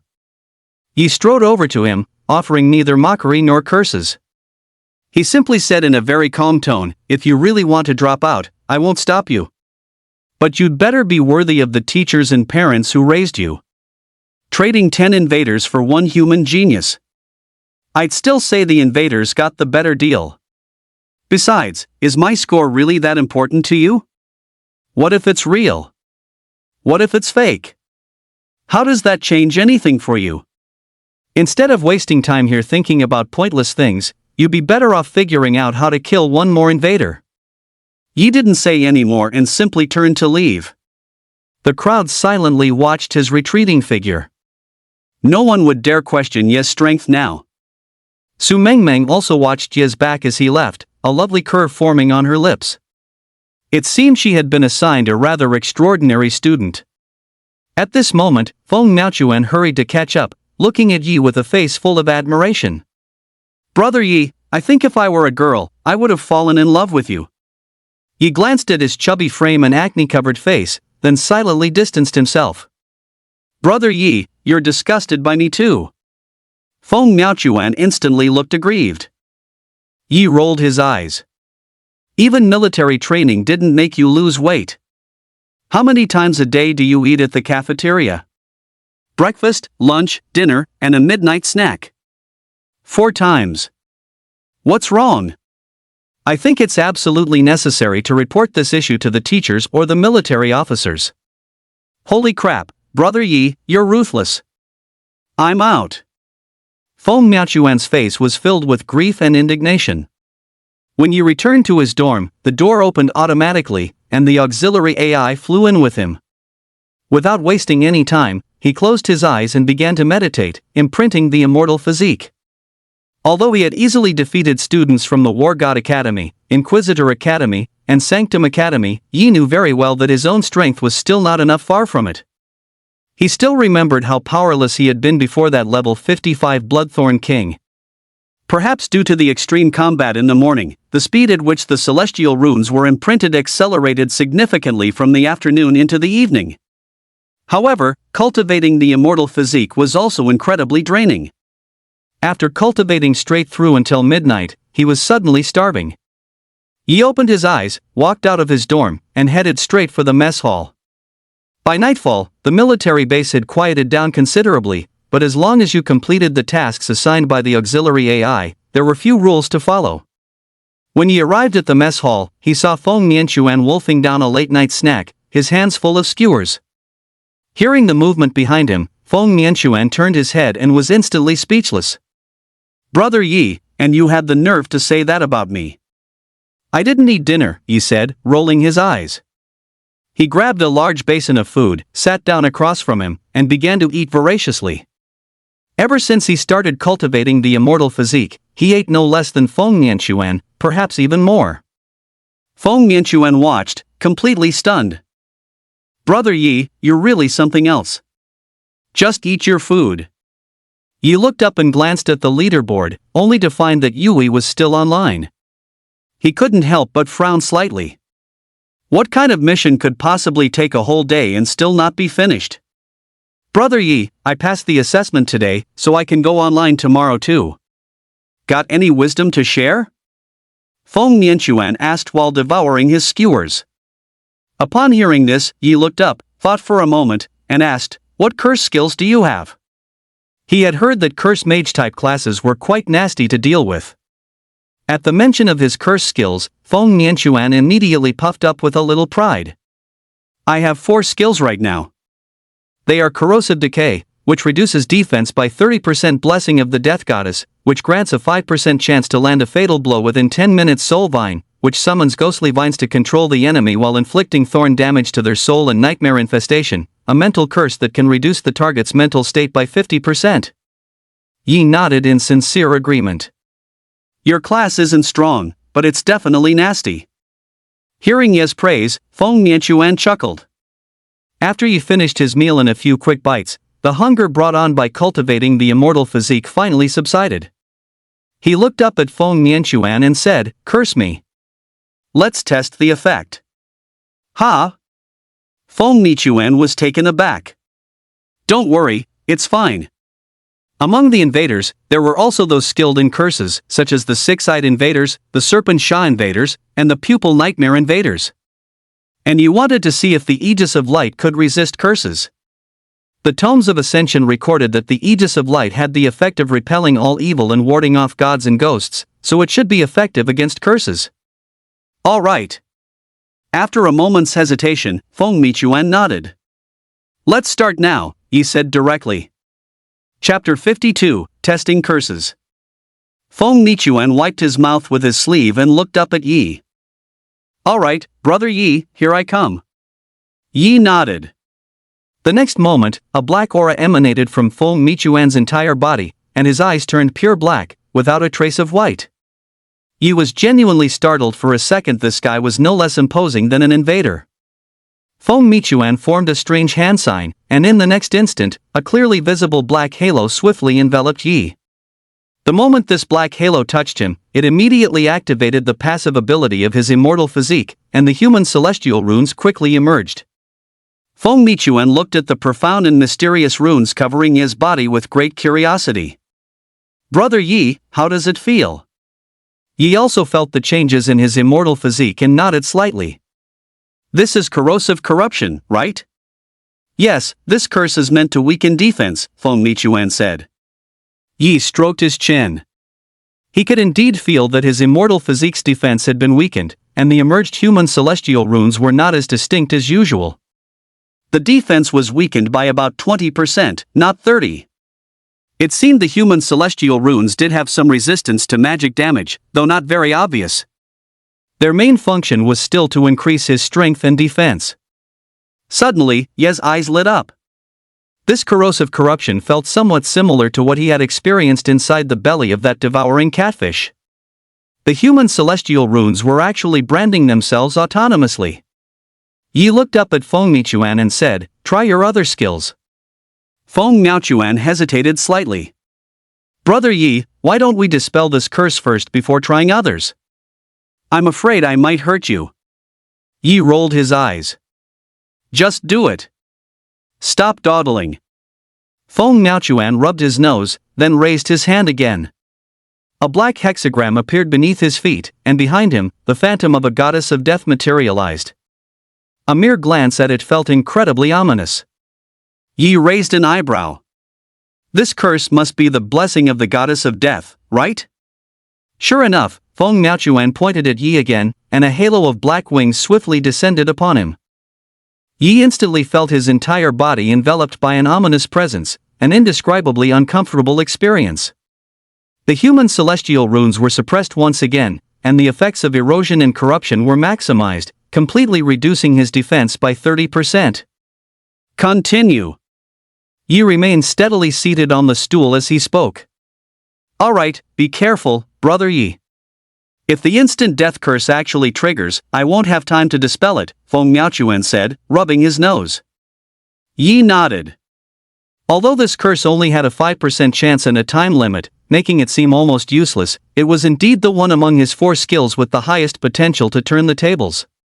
Once the instant death condition was triggered, the goddess of death would descend, a veritable final destination scenario. Feng Miaochuan began to chant again. The black mist around him grew stronger at a glance, one might mistake him for a malevolent spirit. Yi waited quietly. It was a common weakness of mages, their casting speed was truly slow. Any warrior class could have completed a full combo in this amount of time. But it wasn't too slow. The curse took effect. A dark curse array suddenly appeared beneath his feet, and countless hideous grey vines coiled up towards him. In the blink of an eye, they had wrapped around his entire body. The thorns on the vines seemed capable of piercing through flesh and stabbing into the soul, sending a dense, tingling numbness throughout his body. That's right, a tingling numbness. And surprisingly, it was a bit comfortable. In particular, the imprinting of the human celestial runes had sped up considerably, even faster than when he intentionally cultivated it. Feng Miaochuan, on the other hand, looked at Yi a little nervously. Brother Yi, how is it? It's very comfortable, Yi said truthfully. Ha? Feng Miaochuan stood frozen on the spot. Comfortable? How could being directly stabbed in the soul by thorns be comfortable? Yeah, it's really comfortable, Yi nodded. He understood the reason why.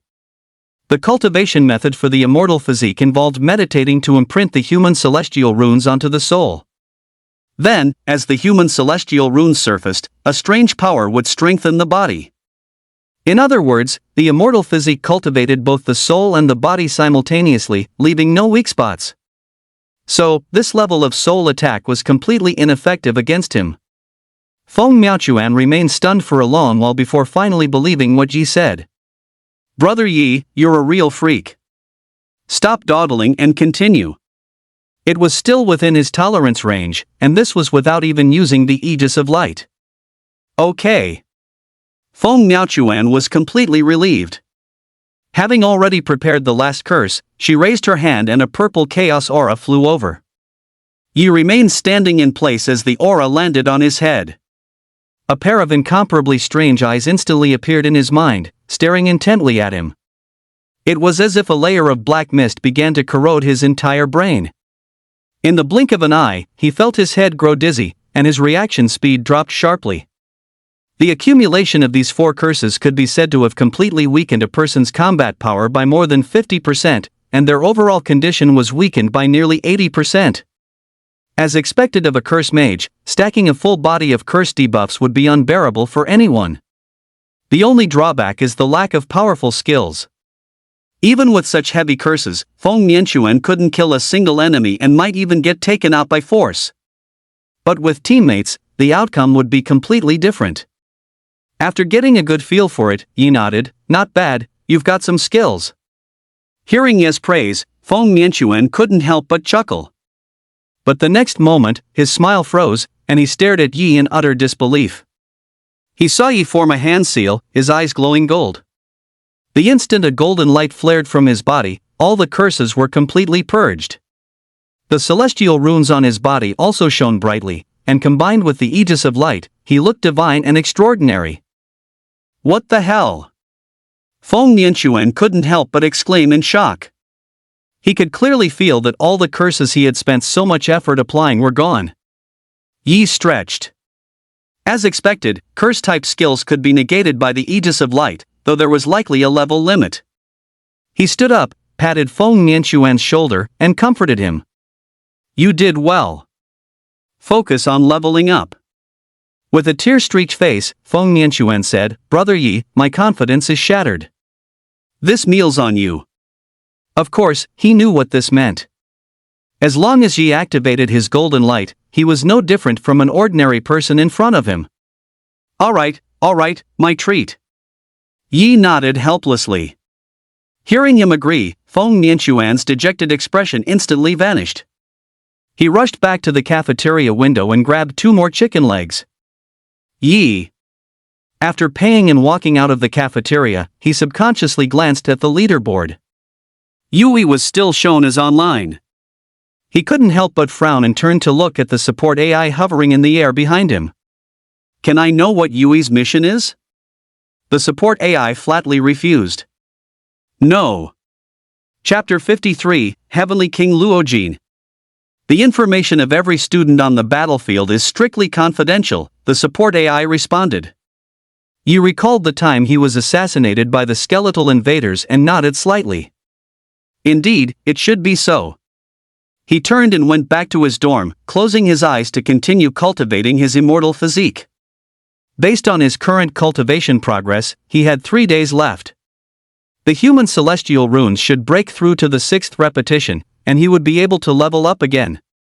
His inner core could only be cultivated using the violet chi, so its progress was relatively slow. It would probably take about half a month to break through. But in reality, his leveling speed was already quite fast. Body refinement and the inner core didn't conflict at all, and he was currently maintaining a pace of 1 level per week.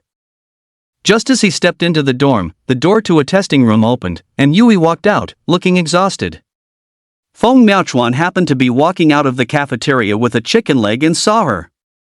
He couldn't help but smile. What a coincidence, Brother Yi just went back to the dorm.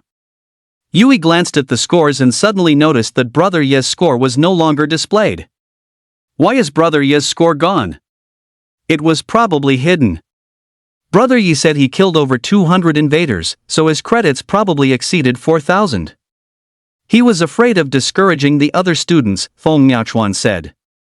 Actually, he thought it was fine. Who was Brother Yi?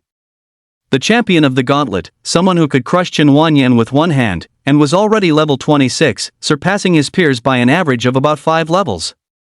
He was almost catching up to the second-year students. There was no surprise on Yui's face. Ever since she saw Brother Yi personally slay the level 40 skeletal invader, she felt that he was truly different from before. Why were you online for so long? Feng Miaochuan asked curiously. At that moment, Sanya also walked out of a testing room, her magnificent chest jiggling. So tired. Feng Miaochuan looked at Sanya in disbelief. When did you get online?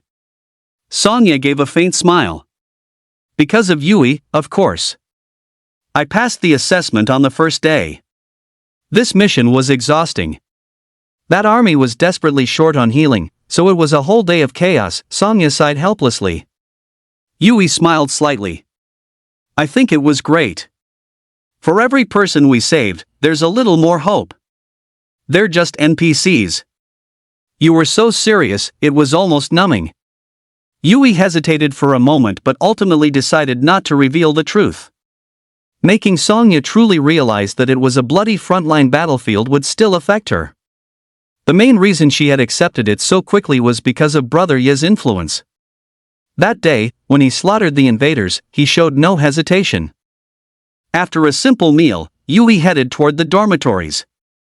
As she passed by Ye's room, she hesitated for a moment before turning to leave. It was better not to disturb Brother Ye's cultivation. Time flew by. Yi opened his eyes right on schedule, got up, and went out. The auxiliary AI silently recorded Ye's daily schedule. For 2 days straight, it had never seen him slack off. Yi walked to the elevator. This time, he didn't need the auxiliary AI to request authorization. After he pressed the button for the top floor, the elevator ascended rapidly. The elevator doors opened to the same familiar layout. A sliver of sunrise was just appearing outside the main entrance, instantly bursting forth with thousands of rays of light. He closed his eyes, activated his breathing technique, and let his abdominal cavity resonate to absorb the purple chi. More than 10 minutes later, his internal elixir cultivation ended. He opened his eyes, his gaze sharp and focused, a fleeting purple glint in their depths. His entire being was brimming with vigor. He was in his absolute peak state. He turned and walked back to the elevator. Just as the doors were about to close, a burly man in a military uniform strode straight in from outside. Yi looked up at him and froze. It was Heavenly King Luojin. As he approached, an overwhelming aura, like a mountain of corpses in a sea of blood, surged forward. Yi's pupils constricted, a chill ran down his spine, and he broke out in a cold sweat. Such a powerful and terrifying aura. But in an instant, the aura vanished. Luojin smiled at Yi and said, "You must be one of this year's new students, right?" Yi took a deep breath and nodded. "Yes." "Not bad, kid. You'll have a chance to join my decapitation squad after graduation," Luojin said with a satisfied nod. For a young man to actually withstand his aura, he was indeed promising material. After Luojin pressed the button for the 27th floor, the elevator began to descend. Before long, the elevator doors opened again. He walked straight out. Yi silently watched his imposing and strong back, engraving the image into his memory. Heavenly King Luojin. More than 20 years ago, when the front lines were on the verge of total collapse, he appeared out of nowhere, leading the decapitation squad to tear through the entire battlefield, even pushing straight into invader territory. Half a year later, he returned carrying the heads of 2 invader thrones. The entire nation was shocked. Among the 12 invader races, there were only 12 thrones. Luojin had essentially annihilated 2 major invader races and decapitated their thrones. As long as Luojin was around, he was like a pillar supporting the hope of the human race. This was the first time Yi had seen Luojin at such a close distance. Having met 2 of Huaxia's most important figures within 2 days, he was truly a bit dazed. The elevator continued its descent and soon returned to the military base. The auxiliary AI looked at him and said, "Mission updated. Comrade Yi, please go online immediately." Yi came back to his senses, nodded, and stepped out of the elevator. He went straight to the testing room, put on the glasses, and went online. 27th floor. Luojin pushed open the door to the chief's office. Upon seeing him, Joan couldn't help but smile. "Little Luo, you're even busier than I am. Have a seat first." In all of Huaxia, the only one qualified to call Heavenly King Luojin Little Luo was the chief standing before him. Luojin first saluted, then sat down and said directly, "Chief Zhou, I suspect a throne is stirring restlessly on the front lines this time." Zhouan's expression instantly grew heavy, and he let out a long sigh. The invaders have no intention of letting the human race catch its breath. Luojin nodded. He stood up, his eyes turning deep and cold. "I plan to enter invader territory again. If a throne comes, I'll slaughter it all the same." "Nonsense. You still haven't recovered from that injury over 20 years ago. Are you planning to trade your life for this?" Cough, cough. Hearing Luojin's words, Joan was so angered that he started coughing. Luojin fell silent. Over 20 years ago, he had been severely injured, his foundation shattered, and his level hadn't increased in a very long time. Forcibly slaying a throne level depended on a forbidden skill from his hidden class. Each use required him to pay an unimaginable price. Keep in mind, he was not even 50 years old yet and was a powerful human class awakener, but white hair had already begun to grow. If he fought a throne level one more time, even he didn't know if he would make it back alive. "Don't worry. The 20+ years you bought for Huaxia were useful. Don't be rash," Joan said comfortingly. Luojin nodded silently. He hoped so. He raised his head and looked at the screen, only to be surprised when he saw the young man he had met earlier. This young man? Joan looked at Yi on the screen and couldn't help but smile. Yi. A very good kid. A level 26 acolyte. Yesterday, he connected to a level 30 mechanoid puppet and killed 200 blood beasts on the front lines. Just like you back in the day, he's this year's gauntlet champion. Speaking of mechanoid puppets, you should take a trip to the Research Institute. You might be in for a surprise. Chapter 54, Desert Castle Fortress. On the screen, the scene changed. A mechanoid puppet slowly opened its eyes. Connection successful. Mental state stable. Comrade Yi, your orders have been issued. Please defend this fortress. The auxiliary AI flew in front of the mechanoid puppet and spoke. Luo Jin watched this scene with great interest. Joan also couldn't help but smile, looking forward to Ye's performance today. Over the past 2 days, the smiles on his face had become much more frequent. Yi opened his eyes from the darkness and glanced around. He realized he was no longer in the previous military warehouse. That made sense. The last mechanoid puppet body had been destroyed by the Bloodthorn King. He stepped out of the rest pod and walked through the door. The first thing he saw was a large number of soldiers. They also looked at him with curiosity. Relative to the entire front line, even with the replenishment of 300 mechanical puppets, many people had never seen this special type of unit and were guessing if they were intelligent robots. After glancing around, he followed the route guided by the auxiliary AI and moved forward. About a few minutes later, he passed through a long corridor, several narrow lounges, and climbed a flight of stairs. The scene that greeted him was somewhat unexpected. This was a cliff's edge, surrounded by precipices and white snow. The entire fortress was stationed right here. Below the cliff was a wide, frozen river, its surface long since turned to solid ice. On the other side was the invaders' territory. Seeing this scene before him, Yi immediately guessed where he was. This was Mo City, the northernmost front line of the Huaxia territory. Back then, it was from here that Luo Jin led the Decapitator squad into the invaders' territory, returning half a year later with the heads of 2 thrones. While the entire nation was shocked, the invaders were also forced to retreat. Heavy snow was falling, limiting visibility, but it didn't affect the auxiliary AI. It flew around, scanned the area, and then flew back. In just a short while, it was already covered in a layer of snow. He stepped out of the fortress and walked up to a soldier on guard duty, standing silently beside him. The temperature in Mo City had dropped to 42 degrees Celsius, and even a breath would quickly freeze into frost. The soldier beside him stared intently across the frozen river, his gaze unwavering. This fortress had fallen no fewer than 100 times over the past century, but no matter the cost, it was always reclaimed. Because this was China's bottom line. Once Mo City fell, the invaders could launch a full-scale invasion of China's entire northern region and devour it. He stood guard alongside the soldier, his gaze fixed quietly on the frozen river. It was as if he could see the boiling blood of soldiers and the grotesque corpses of invaders beneath the ice. Layer upon layer. With nothing else to do, he suddenly closed his eyes and tried to meditate on imprinting the human immortal, discovering it actually worked. However, perhaps due to the connection with the mechanical puppet, the speed of imprinting the human celestial runes was very slow, only half his usual pace. Time trickled by, and the morning quickly passed in cultivation. Just then, another soldier emerged from the fortress exit behind them. It was time for the changing of the guard. The soldier who had been standing motionless finally turned around. The two exchanged salutes to change shifts.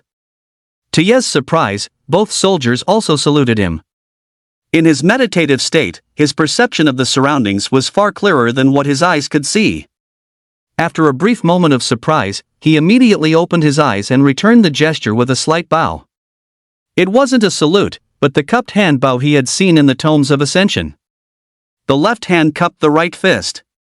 Seeing the mechanical puppet's strange gesture, the two soldiers looked a bit surprised, but they didn't ask any questions.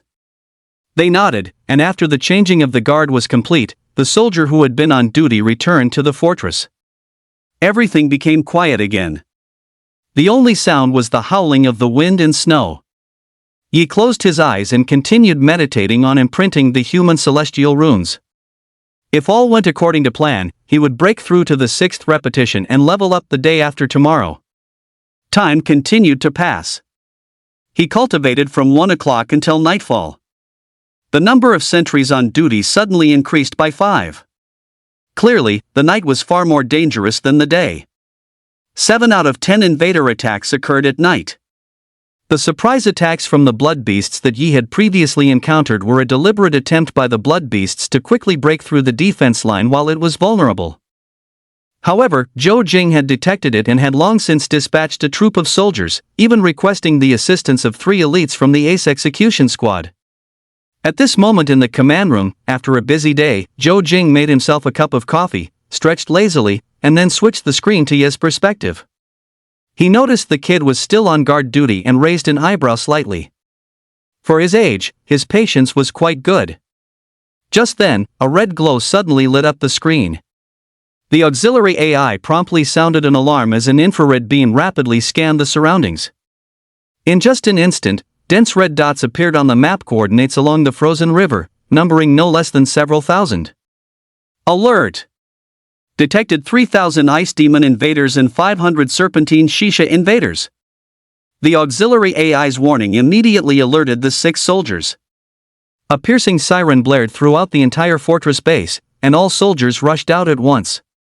Yi had also already opened his eyes and was looking into the distance. The heavy, downy snow continued to fall. In the pitch-black night, it was impossible to see anything under these conditions. But just then, with a loud thud, high-powered searchlights on the fortress base suddenly switched on, illuminating everything below on the frozen river with perfect clarity. Countless ice demon invaders, covered in ferocious azure armor with thorny double horns on their heads, were seen rapidly charging towards them. These ice demons were even larger than the flame slaughterer invaders, all around 3 meters tall and wielding waist-high ice-spiked maces.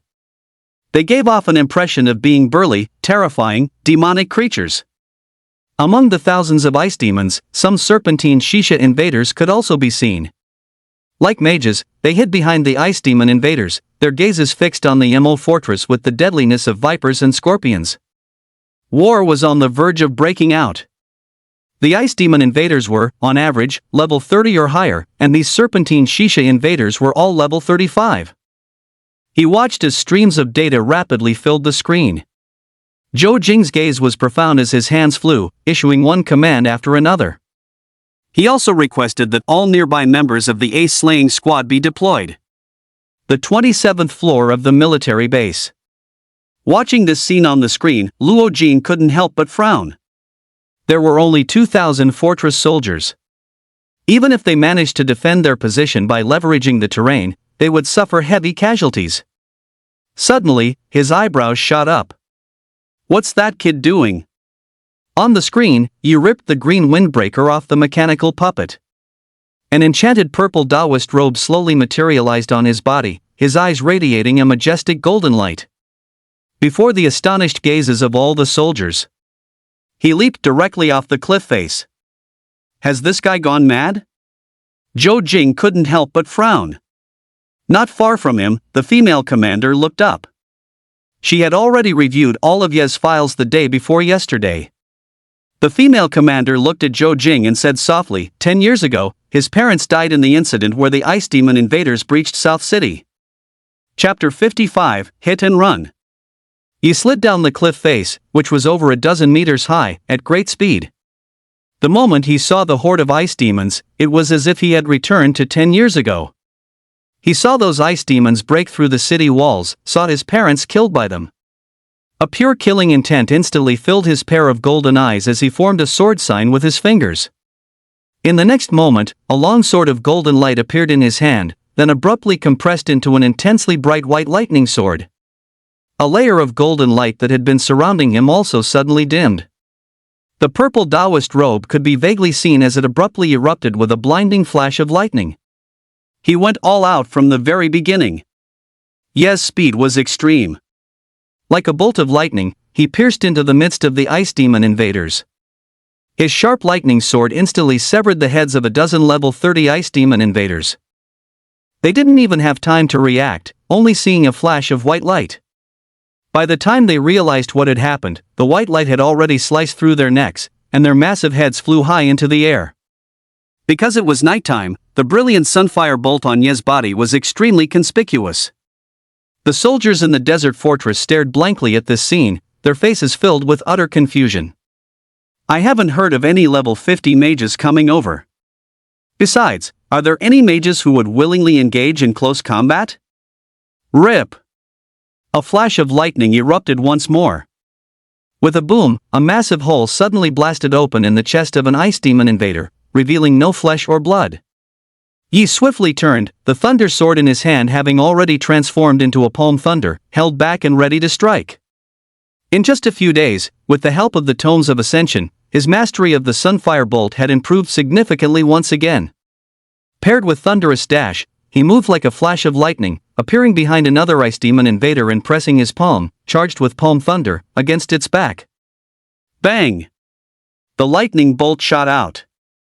Before this ice demon could even turn around, its chest was pierced, and it slowly collapsed to the ground. The strength of the ice demon invaders far surpassed that of the blood beast invaders, owing to their size, immense power, and immunity to ice magic. However, their weakness was their slow movement. With the combination of immortal physique and the enhancement of Sunfire Bolt, Ye's speed was so fast it was impossible to track with the naked eye. After once again easily killing an ice demon invader, Yi suddenly sensed danger and quickly retreated. Who knew he was still a step too slow? 6 Serpent Sha invaders had unknowingly surrounded him. Their serpentine bodies were covered in black patterns, and their faces were demonic. Their eyes were long and narrow, their mouths split wide open, revealing sharp fangs and forked tongues. These Serpent Sha invaders were all level 35. After surrounding Yi, their dark purple eyes swiftly radiated a demonic glow as they stared at him. Yi instantly felt his body gradually stiffening. It was a petrification curse. And it was petrifying him from the inside out. Realizing this, his face showed no panic. Instead, the corners of his mouth curled into a disdainful smile as he raised his hand to form a mantra. Golden light within, cover my body. The next moment, the sunfire bolt covering his body rapidly dissipated, and a layer of dazzling golden light suddenly bloomed. Like a small sun, it shone with extreme brilliance. Several serpentine invaders immediately covered their eyes in misery as bloody tears streamed down. The moment the golden light dimmed, it transformed into a 3-foot-long golden sword. He executed the clear wind sword art, his figure moving with dashing and elegant grace as he weaved through the battlefield. The sharp tip of his sword instantly pierced the hearts of the Shisha invaders, running them clean through. 6 level 35 Medusa invaders were slain by him in the blink of an eye. In the command room, the commanders who witnessed the scene couldn't help but stare with wide eyes. That golden light on him seems to grant immunity to the petrification curse of the Medusa invaders, a commander exclaimed in astonishment. Zhou Jing could also see this. None of this kid's skills were simple. Most importantly, Yi also knew that the Serpent Sha invaders were afraid of sunlight, so he directly turned the golden light to its maximum, blinding their eyes. It seems that even with the taunt effect, his mind remains calm. If he had truly charged forward recklessly, seeking revenge for his parents, that would have undoubtedly been a major mark against him. What's his academic credit score? As if remembering something, Zhou Jing looked up and asked. 5,200 credits, the female commander beside him quickly replied. Zhou Jing pondered for a moment before nodding. Then let him be. Our original estimate was that 1,000 credits would be the maximum value for a mechanical puppet. This kid still came out ahead. Have we located the enemy's leader? Zhou Jing asked, his eyes narrowing slightly. Not yet. Zhou Jing frowned. The intelligence of the Frost Fiend invaders was about the same as the Flame Fiend invaders, so it was unlikely they would also arrange for 500 level 35 Medusa invaders. This lineup was coordinated with remarkable ingenuity. There must be a leader commanding them from behind. At this moment, the battlefield on the glacial river in Mo City seemed to have become Ye's personal show. No Ice Fiend invaders could catch him at all. By the time the ferocious and terrifying ice-spiked maces came smashing down on him, Yi was already long gone. Instead, a few clumsy Ice Fiend invaders accidentally smashed through the ice surface and fell directly into the Emo River. An army of thousands was brought to a standstill by a single person. But at the same time, Ye's mana was also being consumed at a terrifying rate. After all, his 9-cycled core was still at a low level and couldn't last long. As expected, when the lightning glow attached to his body could no longer be maintained, his figure was suddenly revealed, exposed to the eyes of the Ice Fiend invaders. The surrounding Ice Fiends, already enraged to the extreme, roared and charged madly at Yi with their ice-spiked maces raised. On the fortress of Emo City, thousands of soldiers couldn't help but feel nervous as they watched the scene. What's wrong with this mechanical puppet? If it can't fight anymore, it should come back quickly. 27th floor.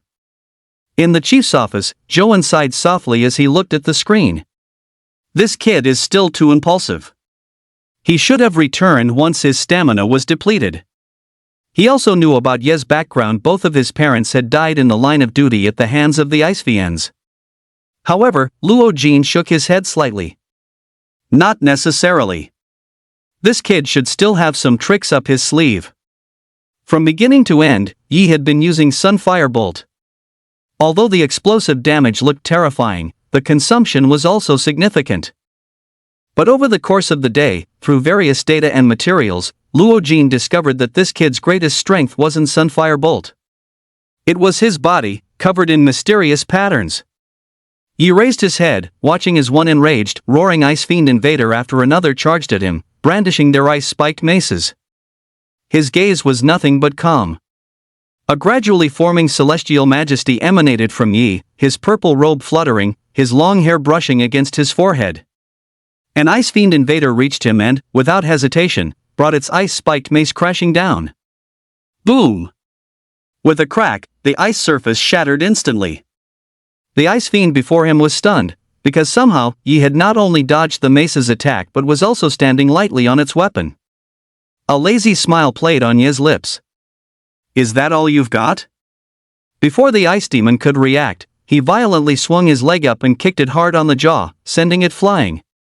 He then used the momentum to backflip once, landing stylishly.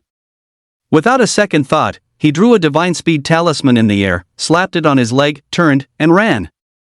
With his mana and stamina nearly depleted, what was the point of fighting? He'd come back after he recovered. The few surrounding ice demons were stunned for a good while before they reacted. This shameless human was just posturing. Wow! He's so cool even when he's running away. A female commander couldn't help but gush like a fangirl. On another level, Luo Jin's face darkened, not wanting to meet Chief Zhou's teasing gaze. Chapter 56, The Fallen Charm Royal Family. Although he didn't have the Sunfire Bolt active, Ye's speed was still considerable, relying on the velocity and explosive power of his immortal physique. However, at that very moment, a massive ice demon invader that had been hiding under the glacial river's water slowly opened its eyes. Compared to the other ice demons, its body was even larger, its ice demon armor more ferocious and complete, and it even wore a blue cape. A pair of azure eyes stared intently at the rapidly running Yi on the ice surface. For some reason, Yi suddenly had an ominous premonition, as if he were being watched by something terrifying.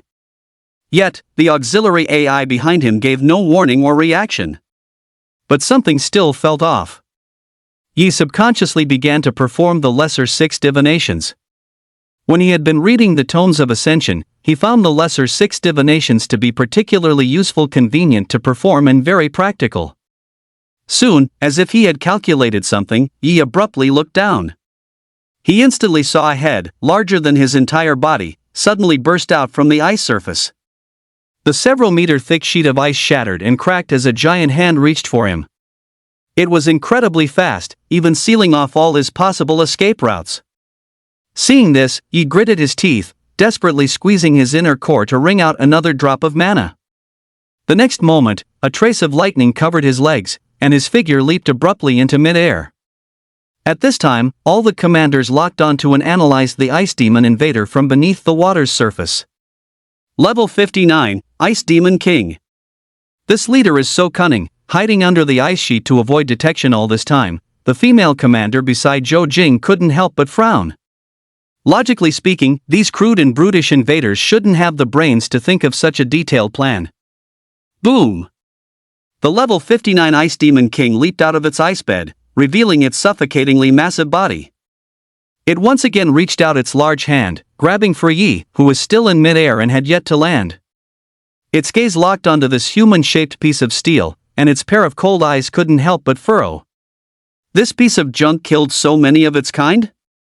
On the fortress of Desert Castle, some soldiers couldn't resist the urge to charge down, but with military orders in place, no one could leave the fortress. A few scientists from the research institute shook their heads helplessly. How did this kid always end up being targeted by such terrifying invaders? Last time it was the level 55 Bloodthorn King, and this time it's the level 59 Ice Demon King. Prepare for a forced connection termination to prevent mental damage, Yang Huiming said resignedly. However, just then, the auxiliary AI suddenly extended two steel claws, grabbed Yi's shoulders, and forcefully flung him aside. The Ice Demon King's giant hand instantly grabbed at empty air. Yi was stunned for a moment. This auxiliary AI had this kind of skill? Thousands of miles away, in the command room of the military base, the female commander who previously had an infatuated look on her face was now incredibly happy. Little brother Yi, you still need your big sister to help you out. Zhou Jing, on the other hand, facepalmed helplessly. She was responsible for observing Yi's auxiliary AI and had almost forgotten that its mechanical arms could bear a weight of 300 caddies. Yi's reaction wasn't slow either. He quickly adjusted his position, stepped onto the Ice Demon King's arm, and sprinted all the way up. The Ice Demon King raised its hand to smash down on him. But Yi's movements were very agile. He easily dodged the attack and swiftly closed the distance, arriving on the Ice Demon King's shoulder. With a single leap, in mid-air, a golden light once again shimmered in his eyes. The last wisp of mana in his hand surged forth, forming a golden dagger which he swiftly flung at its eye. Put! The golden dagger plunged completely into the Ice Fiend King's eyeball. A smile touched the corner of Yi's mouth as he quickly formed the hand seal for the Aegis of Light. Thunder within, the Thunder God's name concealed. As the words fell, the eye of the Ice Fiend King that had been pierced by the golden dagger suddenly emitted a golden glow from its depths, even overpowering its original azure blue. In an instant, with a bang, the eye abruptly exploded. The Ice Fiend King, which had just been about to grab Yi, instantly shrieked in agony, clutching its burst eye and roaring incessantly. At that moment, every soldier in the fortress was stunned, including Zhou Jing in front of the auxiliary AI's projection screen. This kid actually managed to injure a level 59 Ice Fiend King? He landed steadily on the ground, glanced at the auxiliary AI, and gave a thumbs up while sprinting towards the desert fortress. He even cast a look back at the frenzied Ice Fiend King behind him. What a pity! The level gap was too wide, there was no way to kill it. With no obstacles remaining, Yi smoothly reached the base of the cliff, and a rope was immediately thrown down from above. Yi climbed up the rope, thousands of pairs of eyes swiveling to look at him. The soldiers' gazes were filled with both astonishment and admiration. Hiss! Despicable humans! In the distance, the Ice Fiend King roared furiously in this direction. With only one eye left, it now appeared even more savage and ferocious. All the soldiers immediately stood on high alert, their eyes fixed on the Ice Fiend invaders below. The war was not over. However, just as the Ice Fiend King was about to lead the Ice Fiend invaders in a charge, a tall, human-like invader appeared at the rear of the Ice Fiend army. Her fair and delicate face featured a pair of cunning, violet eyes. Her curvaceous body was clad only in thin, revealing armor, as if she couldn't feel the cold of this frozen domain. On her sexy, fair back was a pair of jet-black wings marked with blood-red runes. Her appearance caused the expressions of both Zhou Jing and Luo Jin, who were in the rear, to change simultaneously. These seemingly sexy female invaders were from the Fallen Charm royal clan, one of the three great royal clans. Chapter 57, Your Big Sister is Looking Forward to Your Growth. Nair looked at the mechanical puppet on the fortress of Desert Fort with great interest. What amusing new toy had the human race come up with this time? She opened her mouth and seemed to whisper something. The originally berserk Ice Devil King instantly quieted down. It turned around and, without any hesitation, actually went back. The warriors on the walls of Desert Fort were all a bit stunned. What was going on? Are they not fighting anymore? The thousands of invaders had arrived menacingly, and their departure was just as abrupt. In the blink of an eye, they vanished from the frozen river, rushing away. But Zhou Jing, as the commander, didn't hesitate for a moment, immediately issuing over a dozen orders. After several decades, one of the three great royal clans of the invaders had appeared again. As the noblest and most mysterious existences among the invaders, the three royal clans had actually appeared in the public eye very few times. Across the frozen river, the enchanting female royal clan member stretched lazily, perfectly displaying her curves. However, the Ice Devil invaders and Serpent Sha invaders around her dared not meet her gaze, not even daring to lift their heads. Among the invaders, a hierarchical and racial system was strict. What's more, the one before them was a member of a royal clan. The corners of Nayar's mouth curved into a beautiful arc, revealing sharp canine teeth. Her pair of purple eyes gazed quietly at the human fortress opposite her. Humans feel so interesting. I wonder how Father's plan is coming along. It would be such a pity to kill all these fun humans. Let's go, big guy, Nayar said, looking up at the Ice Devil King. The Ice Devil King nodded, knelt on one knee, and slowly extended his hand. Nayar stepped onto his hand. Petite like a human, she nonetheless possessed terrifying power and heritage. The Ice Devil King raised his hand, placing her on his shoulder. Nayar consoled him, "Oh, don't be angry. I'll have my sister help you recover when we get back. She cultivated a human priest a while ago. After killing her, she obtained the human's recovery skills, you know." A terrifying female figure instantly appeared in the Ice Devil King's mind, and he shook his head in fright repeatedly. "No, no need." Nayar rolled her eyes. "You're such a big lug, how can you be so timid? It's not like my sister will eat you." The two figures, one large and one small, returned to the invader domain along with several thousand invaders. It seemed that this war was nothing more than a game to them. "Ding, Comrade Yi, please return to your cabin and log off immediately." Just as Yi was watching the invaders inexplicably disappear from his sight from afar, the auxiliary AI flew in front of him and spoke. Yi frowned slightly. "Can I refuse?" "Comrade Yi, you are now a soldier.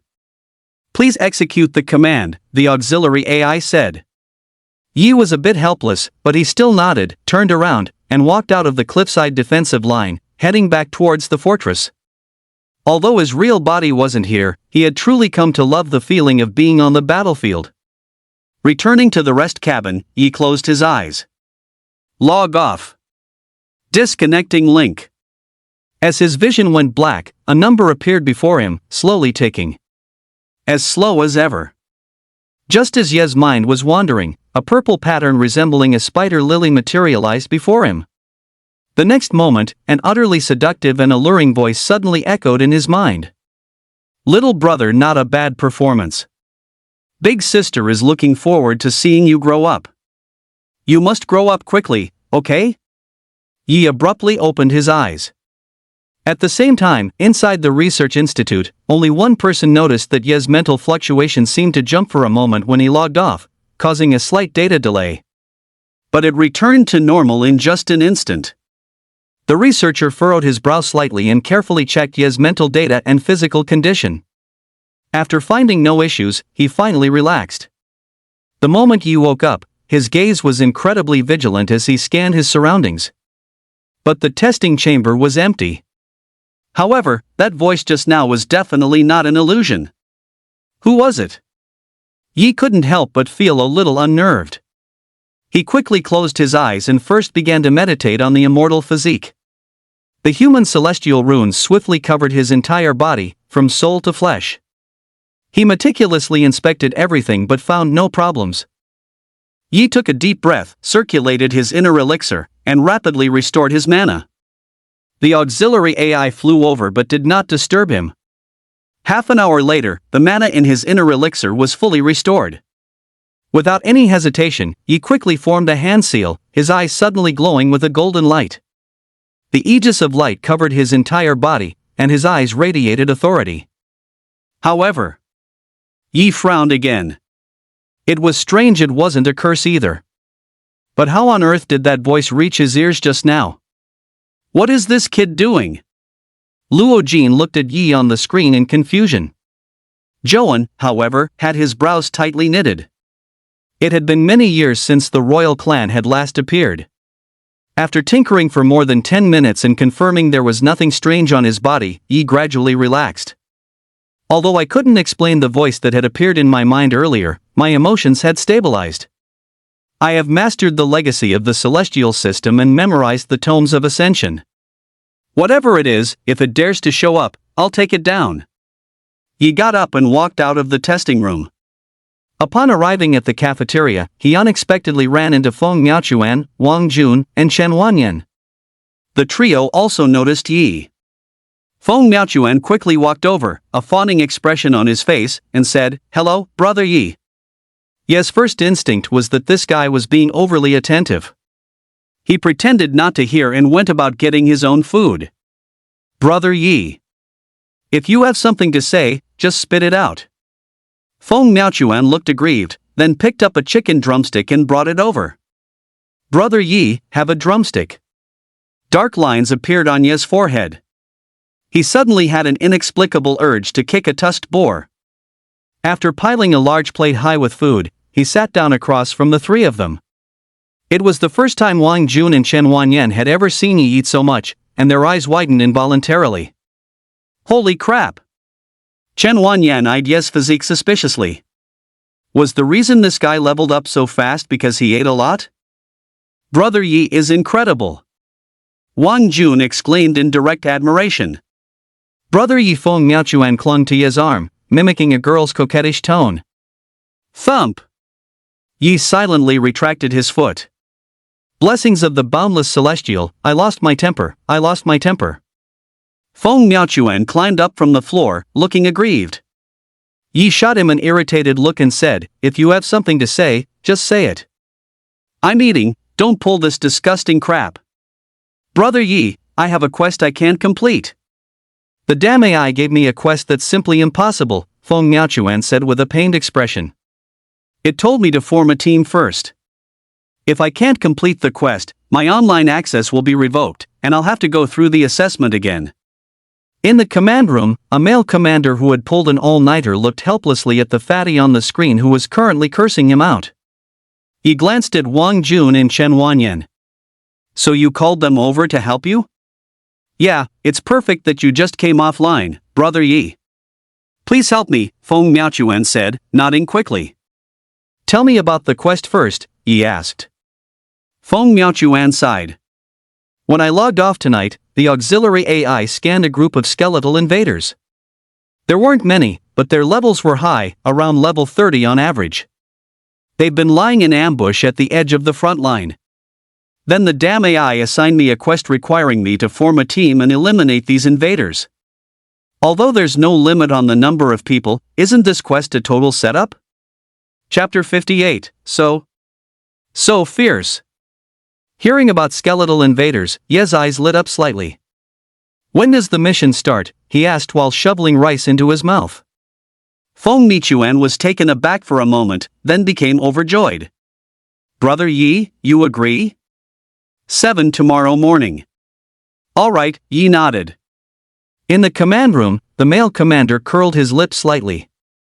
He knew this fatty would ask Yi to team up after all. Sunfire Bolt was the perfect counter to skeletal invaders. Ordering him to form a team was just an excuse to have Yi complete this mission. He looked up at Zhou Jing and said, "Sir, the order has been relayed." Zhou Jing nodded and rubbed his temples. Keeping an eye on these students and the entire front line for the past 2 days had been utterly exhausting. But he couldn't afford to be even the slightest bit negligent. A moment of carelessness on the first day, and over 200 mechanical puppets were lost just like that. He always felt that if he wasn't paying close attention, these students would treat it like a game, as if they wouldn't be satisfied until they'd experienced a total wipeout. 600 new mechanical puppets are being supplied to the front line today, but 136 puppets from yesterday are beyond repair, another commander reported, looking up. Zhou Jing rubbed his temples and glanced at the damage ratio. Among the combat classes, only the top 20 students barely passed. In contrast, most of the undamaged puppets belonged to auxiliary magic classes. There was no helping it, the cost of the mechanical puppets was too high. The resources consumed for just this military training were already an astronomical figure. Behind this were the nation's top researchers. This was a test, a gradual trial starting with the students. If the mechanical puppets could prove increasingly effective, then humanity would finally have a real chance to catch its breath. "Alright, let's take shifts and get some rest," Zhou Jing said, looking up. Everyone nodded, and half of the people stood up and left. After pouring himself a cup of coffee, Zhou Jing's eyes shimmered with starlight like spiritual energy as he used a skill to restore his weary nerves. Once he had recovered, he focused his full attention back on the screen. For commanders like them, the real battlefield was the countless data points on the screen. Every single piece of data could potentially affect the entire frontline situation: personnel deployment, resource allocation, supplies, invader numbers, and so on. Protecting Huaxia was never just a simple slogan. Countless people had charged forward, one after another, trading their lives for a glimmer of hope, for a moment of respite for the rear. In Zhou Jing's eyes, every piece of constantly refreshing data and every command represented a living soul. He glanced at the military base on the screen, his gaze burning. "Youngsters, grow up faster," he thought. He returned to his dorm and closed his eyes, meditating to inscribe the immortal physique. After experiencing another battle, the 6th repetition of the human celestial runes was nearing its end. Time trickled by. At the moment just before dawn, the human celestial runes on his body suddenly erupted with a mysterious light. A strange power unfolded from his soul, comprehensively strengthening him from spirit to body, leaving no corner untouched. Successfully broke through to level 27. It was a day faster than he had anticipated. He opened his eyes, and within their depths, a human celestial rune suddenly faded. Getting up from the bed, he could clearly feel that his physical attributes had strengthened considerably once again. He suddenly remembered that the base seemed to have a gravity room for testing one's physical body. He decided he would go try it out after finishing his inner alchemy cultivation. He opened the door, walked through the corridor, stepped into the elevator, and arrived at the top floor. Ever since he started cultivating his inner alchemy, he found that he had become extremely sensitive to the impending sunrise. As the elevator doors opened and he looked toward the main gate, a myriad of golden rays happened to be bursting forth from the mountain peak. Yi activated his breathing technique. As his abdominal cavity resonated, wisps of Xiang Qi were drawn into his mouth and descended into his dantian. The violet gold pill rapidly devoured the Xiang Qi and began to spin, growing larger day by day, though the change was subtle. Inner alchemy was all about nourishing one's Qi foundation. At the time of the 9th revolution, it might truly be as the tomes of Ascension described. The 3 flowers gather at the crown, ascending to immortality. A dozen or so minutes later, Yi opened his eyes, a trace of purple energy dissipating from them. He glanced at the time and turned back to the elevator. He subconsciously looked at the main gate. There shouldn't be any important figures today, right? After confirming no one was coming, he closed the elevator doors. The elevator began to descend rapidly. Yi looked up at the auxiliary AI and asked, "Where is the gravity room?" "The level above the military base," the auxiliary AI responded. It flew to the control panel and pressed the button for the second to last floor. Soon, the elevator doors opened. What greeted him was a room filled with black protective suits. Based on Ye's body type, the auxiliary AI quickly flew to a suit that would fit him and stopped. Once you put on the protective suit, you can enter the gravity level. The dial on your wrist can change the gravity multiplier, but it's recommended that for your first time in the gravity chamber, you don't exceed 1 hour, the auxiliary AI said. Yi nodded, put on the protective suit, and walked to the sealed metal door. The door opened automatically, revealing a vast space of nearly several hundred square meters. Yi thought he had walked into a gym, as almost everything he saw were common pieces of workout equipment. There were nearly 100 students inside, exercising and leveling up. Almost everyone was drenched in sweat, steam rising from their bodies. The moment Yi stepped into the gravity level, he felt his body become twice as heavy. After a brief moment of adjustment, he quickly adapted. It didn't feel like much. He glanced at the dial. Sure enough, it showed the number 1. Raising his hand, he adjusted it directly upward. 2x, 3x. Instantly, every muscle in Yi's body tensed as he finally felt the oppressive force of the gravity. After taking a deep breath, he began to acclimate to the rhythm of the gravity.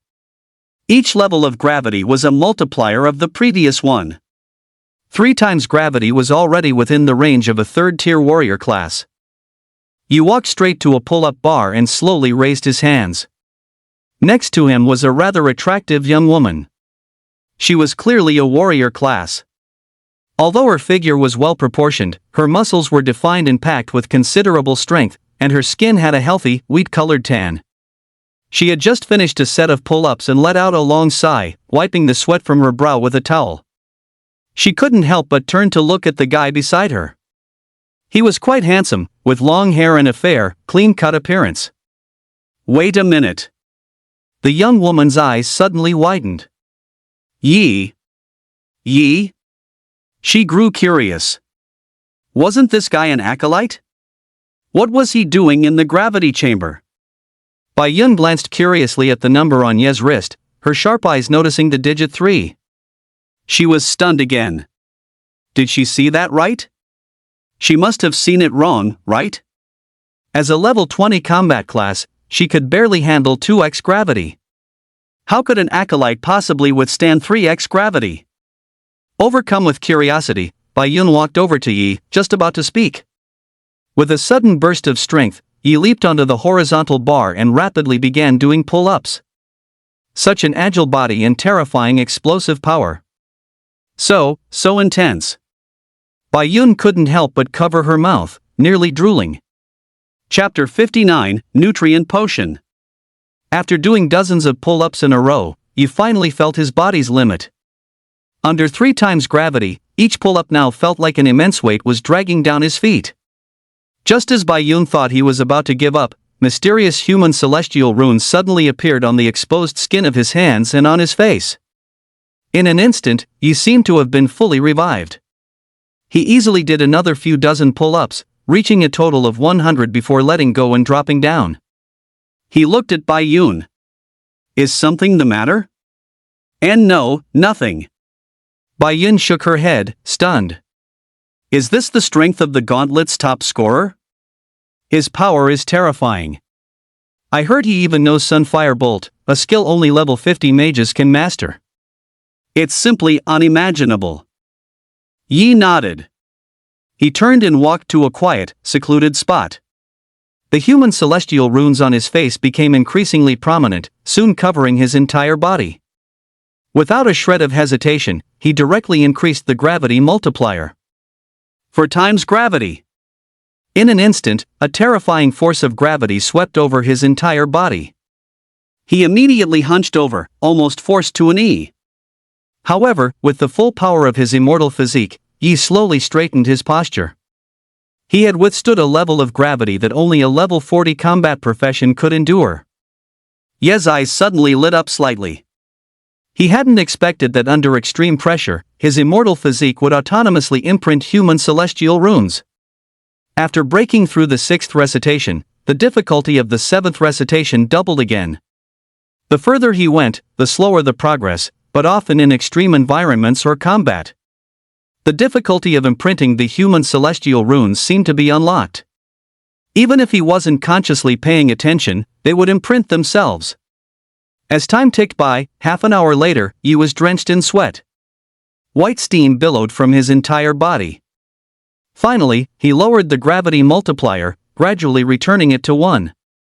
He closed his eyes to meditate. As expected, the results of half an hour's work were equivalent to an hour of his normal meditation speed, and this was for the imprinting of the 7th recitation. Unfortunately, just like in combat, his stamina was depleted and needed to be recovered. Yi walked out of the gravity chamber, took off his protective suit, and tossed it into a basket before entering the adjacent washroom. After changing, lukewarm water sprayed from small holes all over the walls, washing over his entire body and alleviating his earlier fatigue. It had to be said that the facilities in this SSS-class military base were top-notch. It was a pity his clearance was too low, he couldn't leave the bottom 3 floors. The 3rd floor housed a recreation room, but under the current high-pressure training, few had the time to go up. All the new recruits were doing their utmost to improve their strength and meet the assessment standards. After washing up, he put on his clothes and walked out of the room. Having cultivated for a whole night, plus the half-hour of adapting to his physical strength, he was already feeling famished. The energy consumption for cultivating this immortal physique was getting larger and larger. He went downstairs to the cafeteria and, paying no mind to the stares of those around him, got a heaping plate of food and began to eat rapidly. His table manners weren't too terrible, but the sheer amount of food he was eating was truly shocking. Zhou Jing, who had just finished his work, subconsciously glanced at Ye's status. Seeing the overflowing plate of food, he couldn't help but smile. Damn, that's making me hungry. But soon, he realized something. After a moment of thought, he turned and knocked on the adjacent table. The female commander had unknowingly fallen asleep. The sudden knocking startled her awake, and she looked up blankly. What's wrong? It's already daylight. I told you to go back and sleep, but you didn't, Zhou Jing said, looking at her helplessly. You didn't go back, team leader. How could I dare to? Kuting stuck out her tongue. Alright, stop the chatter. Go get a few military-grade nutritional supplements. Kuting was taken aback. Team leader, even if you're hungry, you don't need to take those, do you? Zhou Jing rolled his eyes, his gaze falling on the screen as he explained, I should have noticed sooner. This kid eats a lot every time he finishes cultivating. His cultivation method must require a massive amount of energy. Kuting understood and quickly got up to leave. Soon, she returned with several white vials. They contained rich energy. Drinking one could sustain a soldier's nutritional needs for 3 days. This type of supplement perfectly solved the problem of food and supply demands on the front lines. Zhou Jing took them, inspected them carefully to confirm there were no issues, and nodded. He then issued a command to Ye's auxiliary AI through the screen. He glanced at the auxiliary AI as it suddenly flew away, but didn't think much of it and continued eating. Soon, the auxiliary AI flew back, took 3 nutritional supplements from its storage pouch, and presented them to him. Yi was taken aback and looked up. What's this? Military-grade nutrient solution. It can sustain a soldier's nutritional needs for 3 days, the auxiliary AI responded. Yi. What, are you worried I'm going to eat the cafeteria into bankruptcy? Not at all. The nutrients from ordinary food can no longer keep up with your consumption. You can replenish these 3 nutrient solutions at any time after using them, the auxiliary AI said. Yi understood. He picked up one of the nutrient solutions, glanced at it, then opened the cap and gulped it down.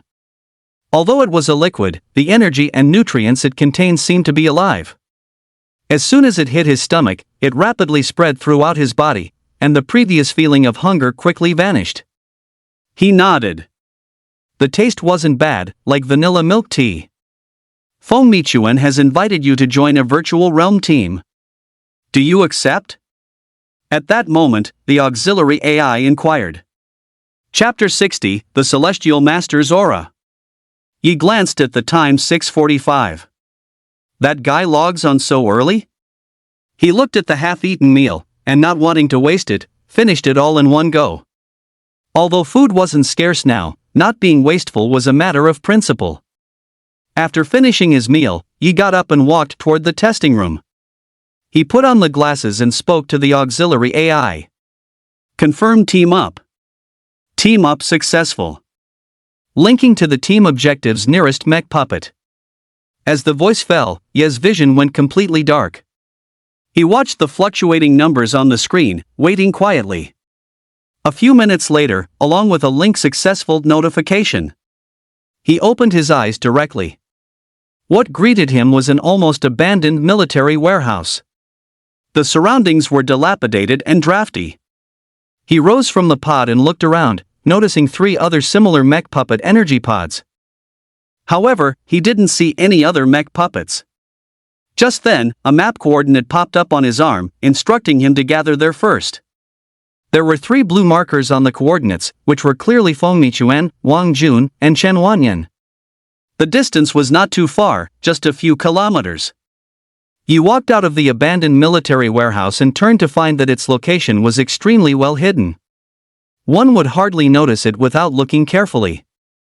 Even if someone did see it, its dilapidated exterior would lead any normal person to assume the base warehouse was already deserted.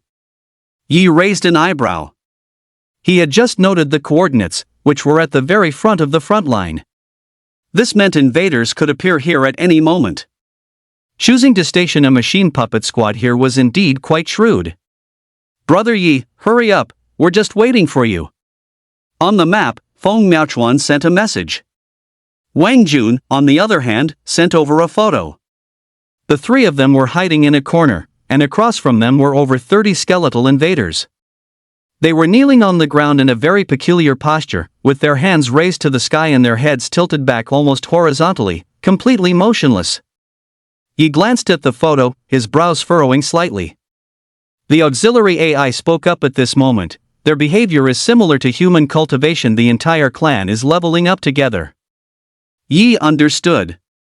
He raised his hand and drew a talisman out of thin air. Affixing it to his leg, the talisman instantly whipped up a gust of wind, and Yi's entire speed abruptly more than doubled. A few minutes later, he arrived at the coordinates marked by Feng Miaochuan. From a distance, he saw the 3 of them, cowering and hiding in a large, withered tree. After all, among the 3, only Chen Wanyan had the highest level. Having recently leveled up, he was only level 22. Feng Miaochuan and Wang Jun were both just level 20. If they were discovered by these skeletal invaders, who averaged level 30, the only outcome would be a forced logout. "Brother Yi is here." Wang Jun kept his eyes on Yi's coordinates on the map. Seeing him approach, he turned to look behind him. Sure enough, with a single glance, he saw Yi sprinting over with remarkable grace and speed. Upon reaching the trees, Yi used a talisman and his physical strength to leap effortlessly onto a withered tree. "Brother Yi, we've been waiting for you forever," Feng Miaochuan couldn't help but complain. Yi glanced at the time. "It's exactly 7. Weren't you the one who said we should be punctual, handsome? How do we make our move?" Chen Wanyan asked impatiently. The 30-odd skeletal invaders in the distance clearly seemed unguarded. Chen Wanyan felt they could strike at any moment. Yi's gaze also fell upon the skeletal invaders. After a moment of thought, he looked at Feng Miaochuan and asked, "Are there no other skeletal invaders nearby?" Feng Miaochuan was taken aback, scratching the back of his head. "Actually, no, there aren't." Yi nodded and looked at their auxiliary AIs. "First, scout the surrounding area and see if there are any other invaders." The 4 auxiliary AIs immediately flew high into the sky in 4 different directions, scanning meticulously with infrared and radar. A short while later, they swiftly returned. "No other targets have been found." The 4 auxiliary intelligences responded simultaneously. Yi clapped his hands and jumped directly down from the tree. Feng Miaochuan was stunned. "Brother Yi, what are you doing?" Yi turned his head to look at him. "What else?" "The mission, of course." Feng Miaochuan's eyes widened, but Chen Wanyan reacted quickly, his own eyes lighting up. "Yi knows Sunfire Bolt. These skeletal invaders are completely countered by him." Realizing this, Chen Wanyan didn't hesitate and quickly jumped down after him. Only then did Feng Miaochuan and Wang Jun snap out of it. They had been so focused on figuring out how to deal with these skeletal invaders, who were 10 levels higher than them, that they had completely forgotten they were afraid of Sunfire Bolt. Yi paid no mind to the 3 people behind him, his calm gaze falling upon the skeletal invaders in their strange poses. Step by step, he walked towards them.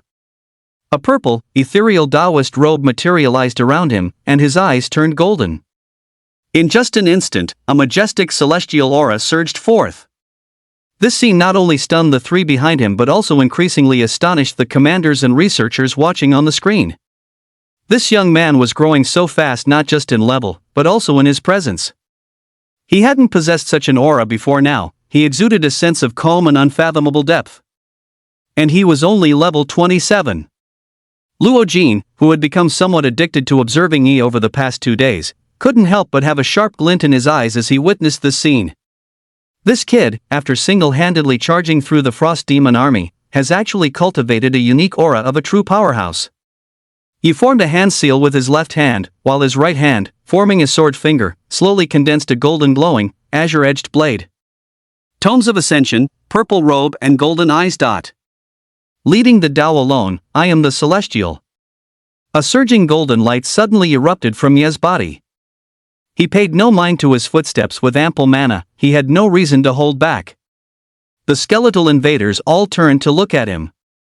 On their skeletal faces were hollow nasal cavities, and beneath their deep eye sockets, faint red dots for eyes stared fixedly at Yi. Who, human? Kill. The next moment, the 30-some skeletal invaders rose from the ground one after another, creating a chorus of cracking bones. Bone spikes erupted and coiled together, forming suits of bone armor that covered their entire bodies, giving them a ferocious and terrifying appearance.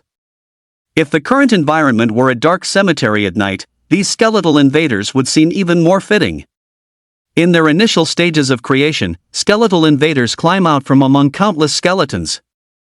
In that bottomless abyss of bones, a deathly aura permeates, yet it always manages to condense a wisp of life's flame. The scene of 30-some skeletal invaders advancing toward Yi was completely incomparable to the sight of several thousand ice demons charging last night. Without any hesitation, the golden light on his body began to compress wildly to its limit, his golden eyes turning into white pupils. The golden azure-edged sword in his hand abruptly transformed into a sunfire bolt-long sword. With a searing sound, a violent and terrifying white light of the sunfire bolt burst forth from Yi. After the sunfire bolt possessed him, his figure abruptly vanished from the spot as a streak of white light. The moment they saw the sunfire bolt, those skeletal invaders all stopped in their tracks and, without a word, turned to flee. Chapter 61, The Skeletal Throne Reappears? One of the more articulate skeletal invaders even cursed loudly as it ran. Cunning human! A level 50 mage disguised as a level 27. However, how could their speed possibly outrun Yi in his sunfire bolt-possessed state? Wielding the lightning sword, he was like a white light piercing through the battlefield. The 30-some skeletal invaders simply couldn't escape.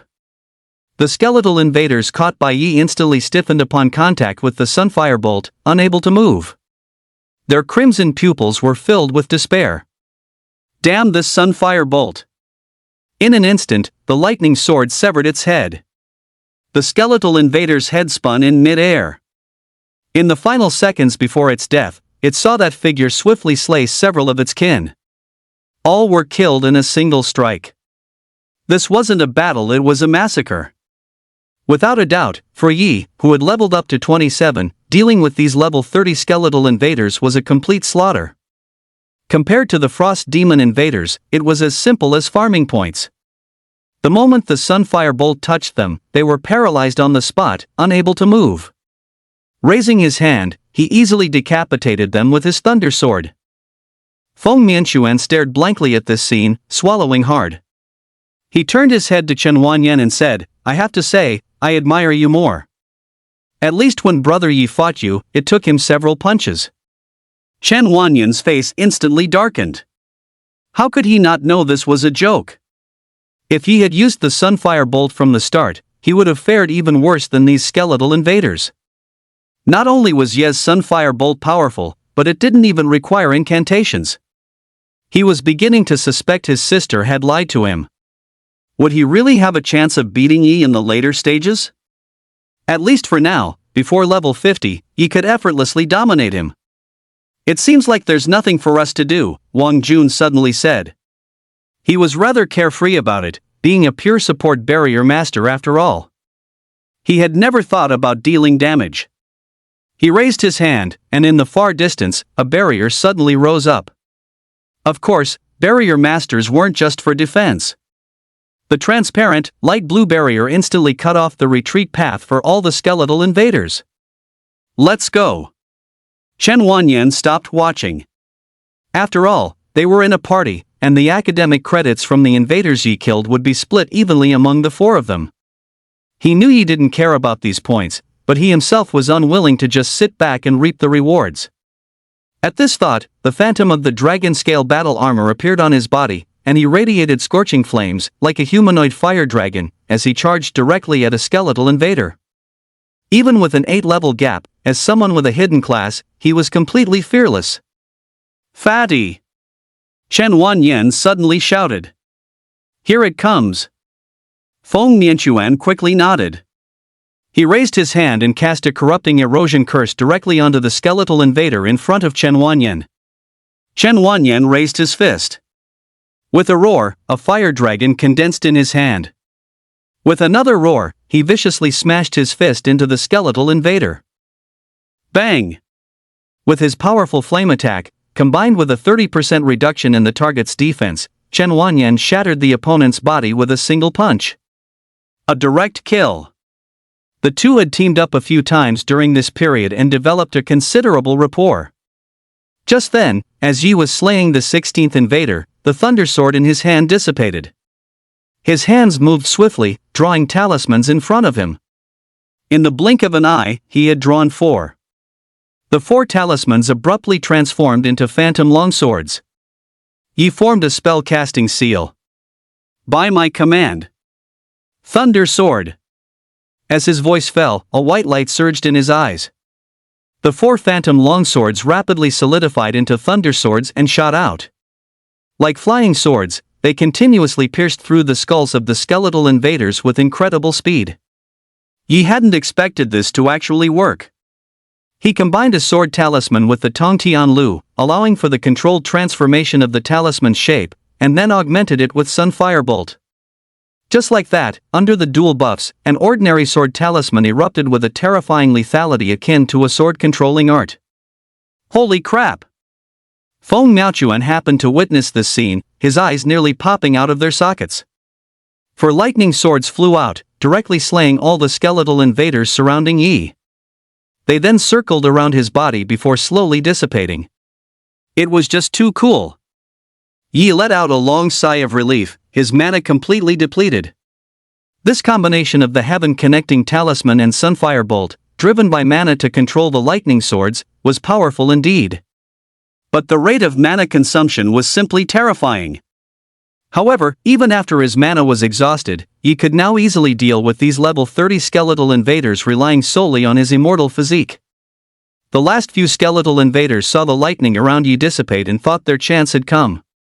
They actually charged forward on their own initiative.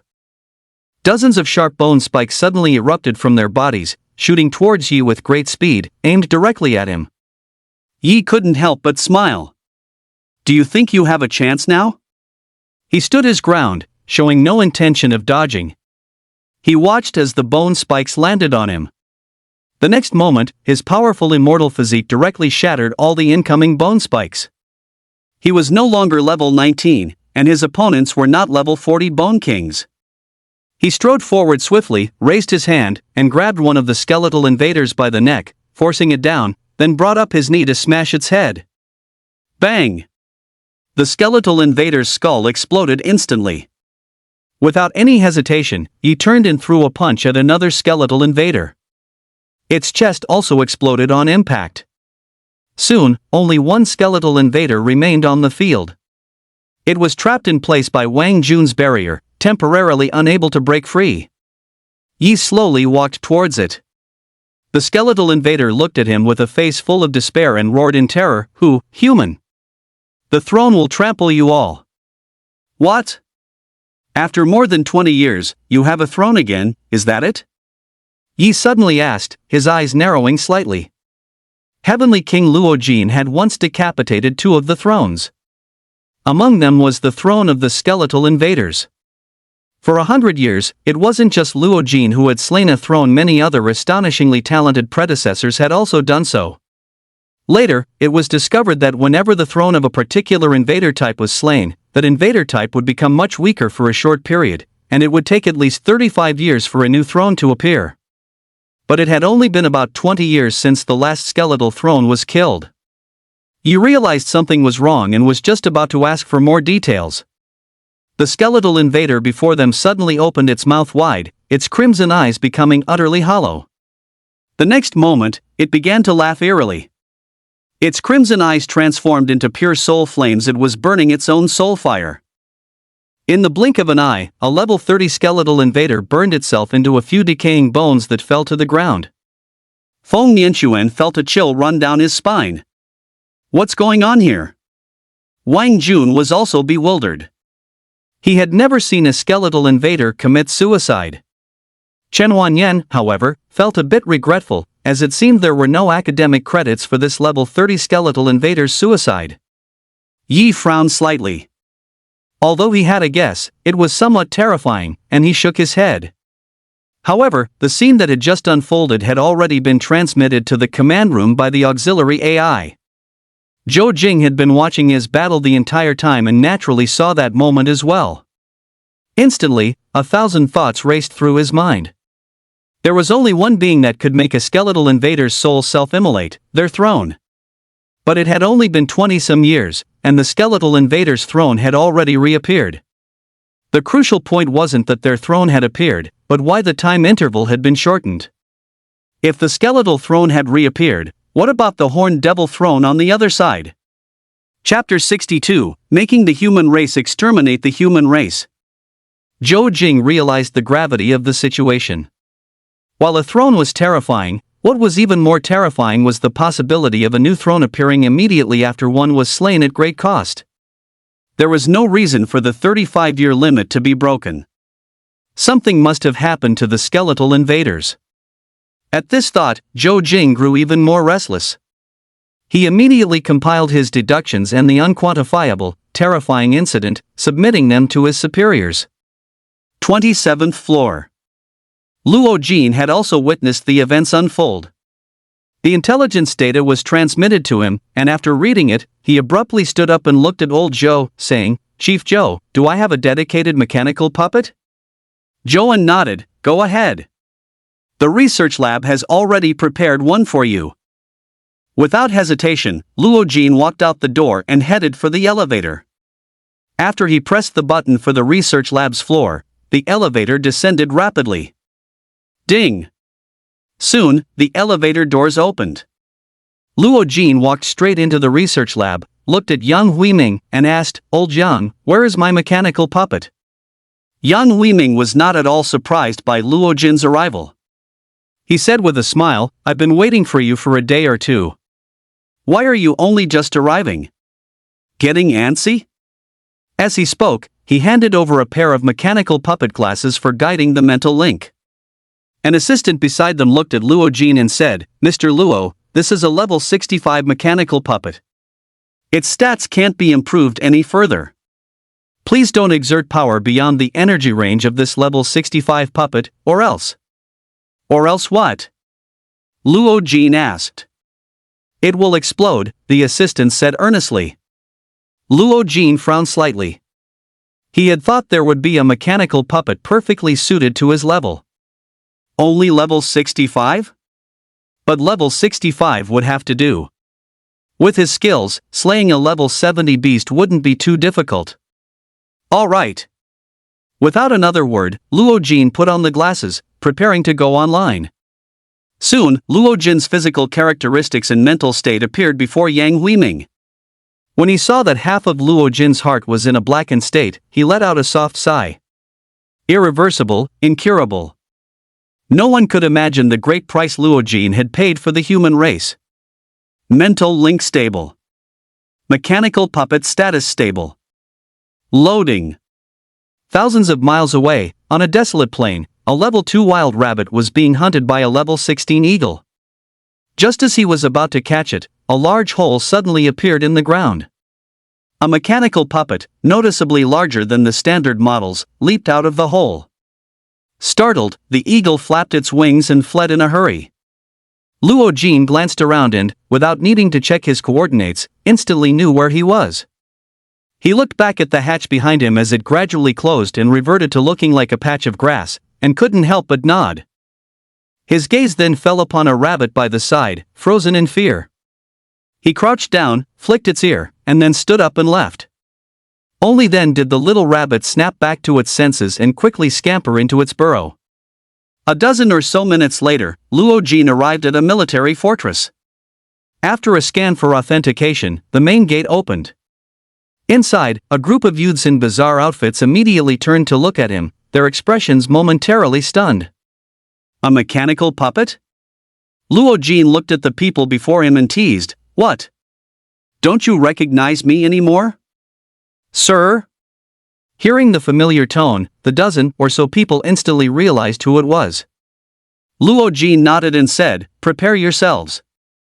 We're entering the Bone Invaders' territory." This simple sentence immediately sent a jolt of excitement through the group. For real, boss? On it right now. The people before him were the elite members of the Ace Slaying Squad, the absolute cream of the crop among humanity's combatants. All of them possessed hidden classes, with an average level above 50 and all under the age of 25. Soon, the entire group was fully armed and ready. Following Luo Jin, they passed through the front lines, effortlessly breaking through the defenses and entering the enemy invaders' territory. The overall strength of humanity, when compared to the invaders, was undeniably disparate.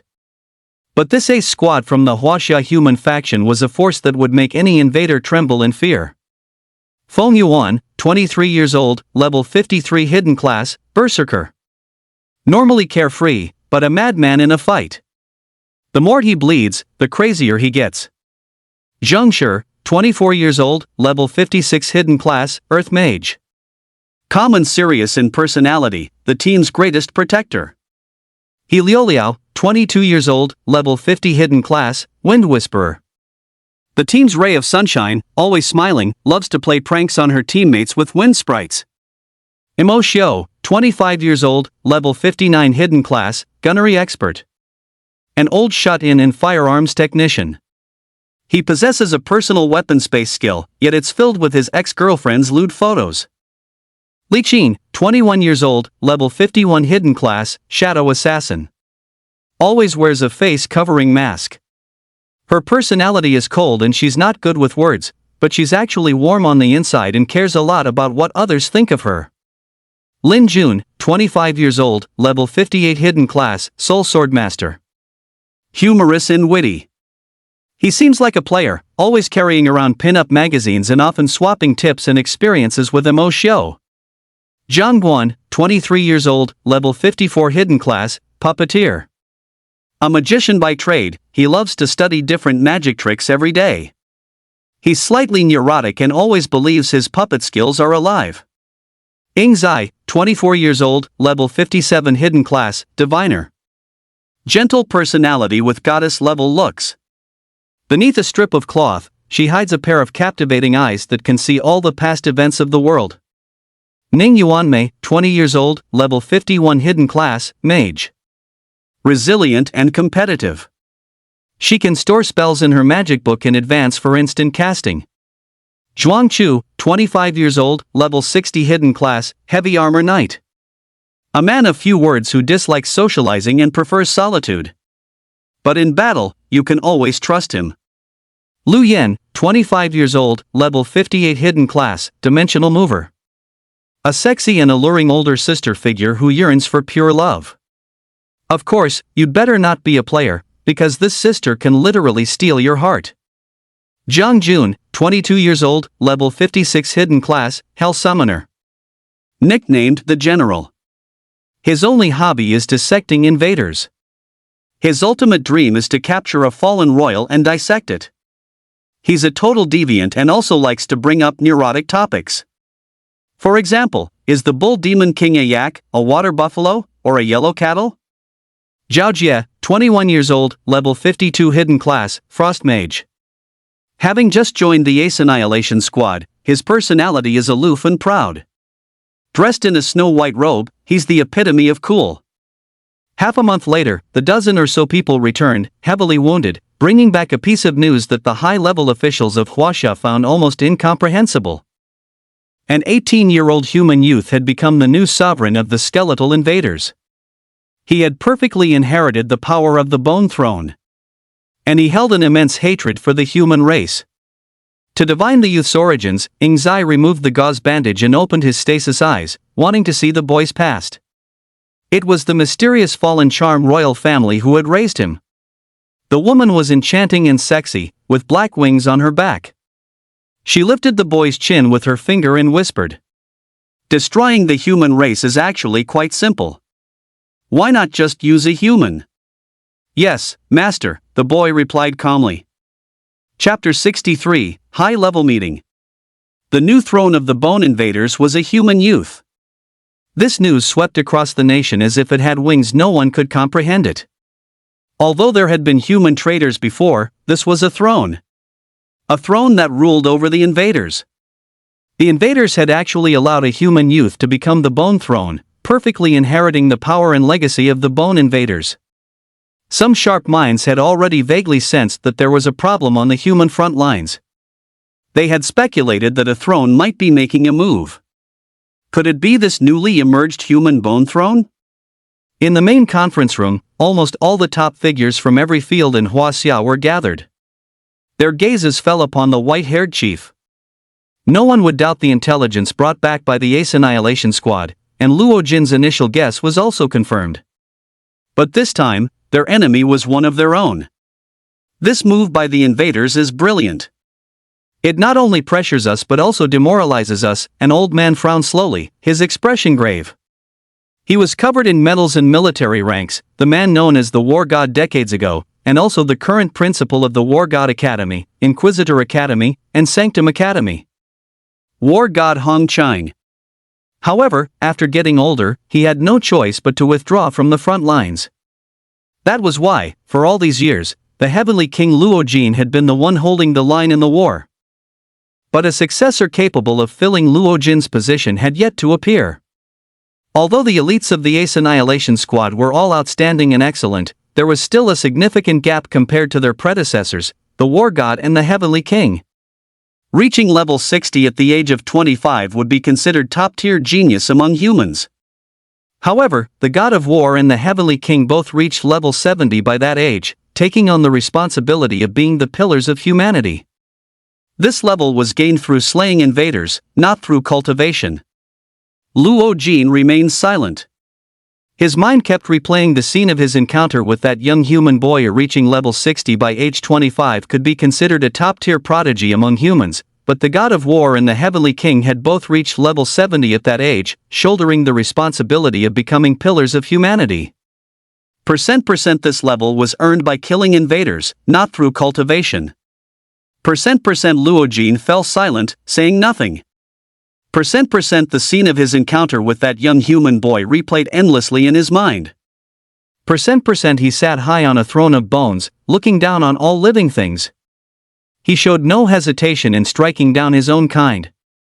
If not for Ring Zai's divination of an escape route, then most of them would have been left behind in the skeletal invaders' territory that time. The young boy's strength was by no means inferior to the previous skeletal thrones. He might have even been stronger.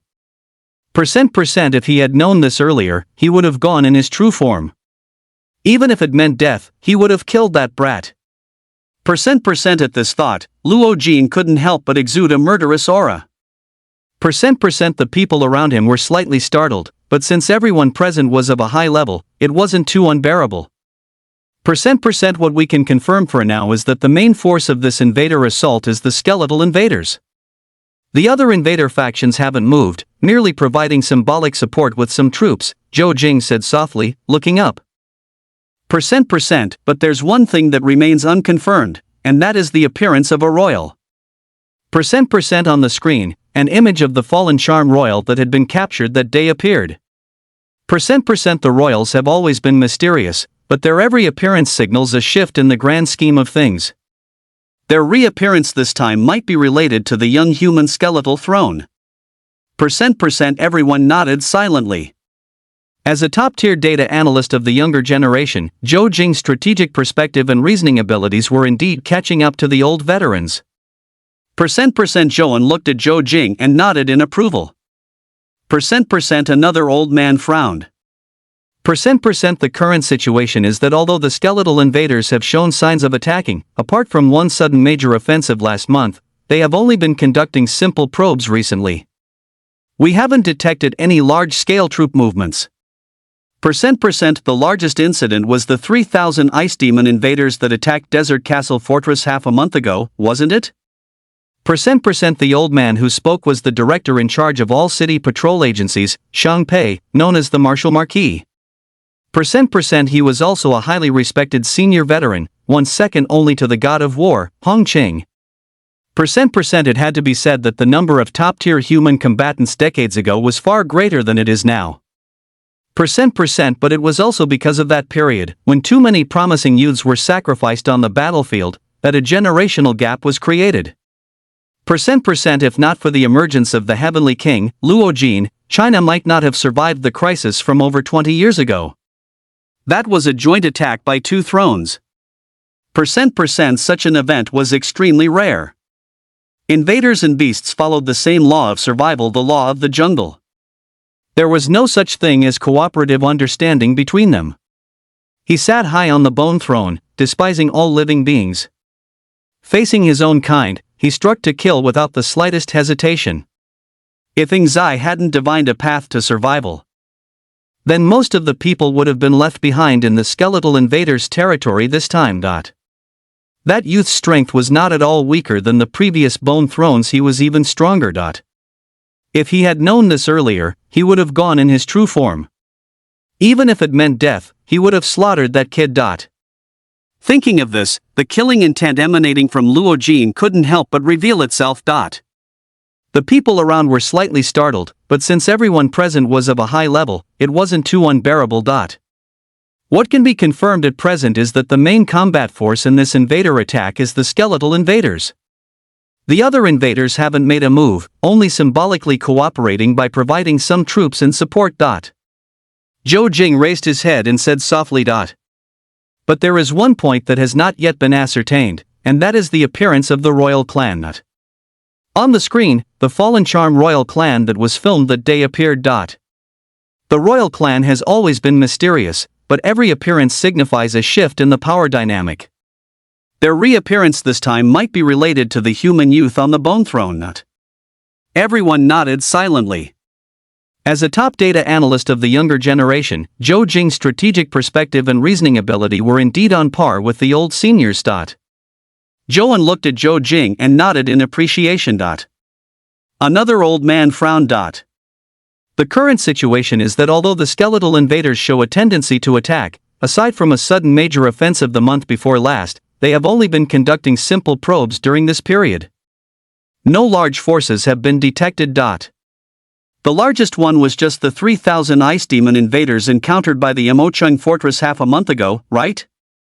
The old man who spoke was the director in charge of all city patrol agencies, Shang Pei, known as the Marquis of War. He was also a respected and prestigious senior, second only to the war god Hong Qing back in the day. It must be said that the top-tier human combat power from several decades ago was far greater than it is now. But it was also because during that time, too many promising youths were sacrificed on the battlefield, leading to a generational gap. If it weren't for the appearance of Heavenly King Luo Jin, Huaxia might not have been able to withstand the crisis from over 20 years ago. That was when two thrones joined forces to attack. This kind of thing is extremely rare. Invaders and beasts share the same law of survival, the law of the jungle, where the strong prey on the weak. There is no tacit cooperation. Everyone wanted a piece of the big cake that was the human race, but no one wanted to just stand by and watch the others take it all. There was also much friction and conflict amongst themselves.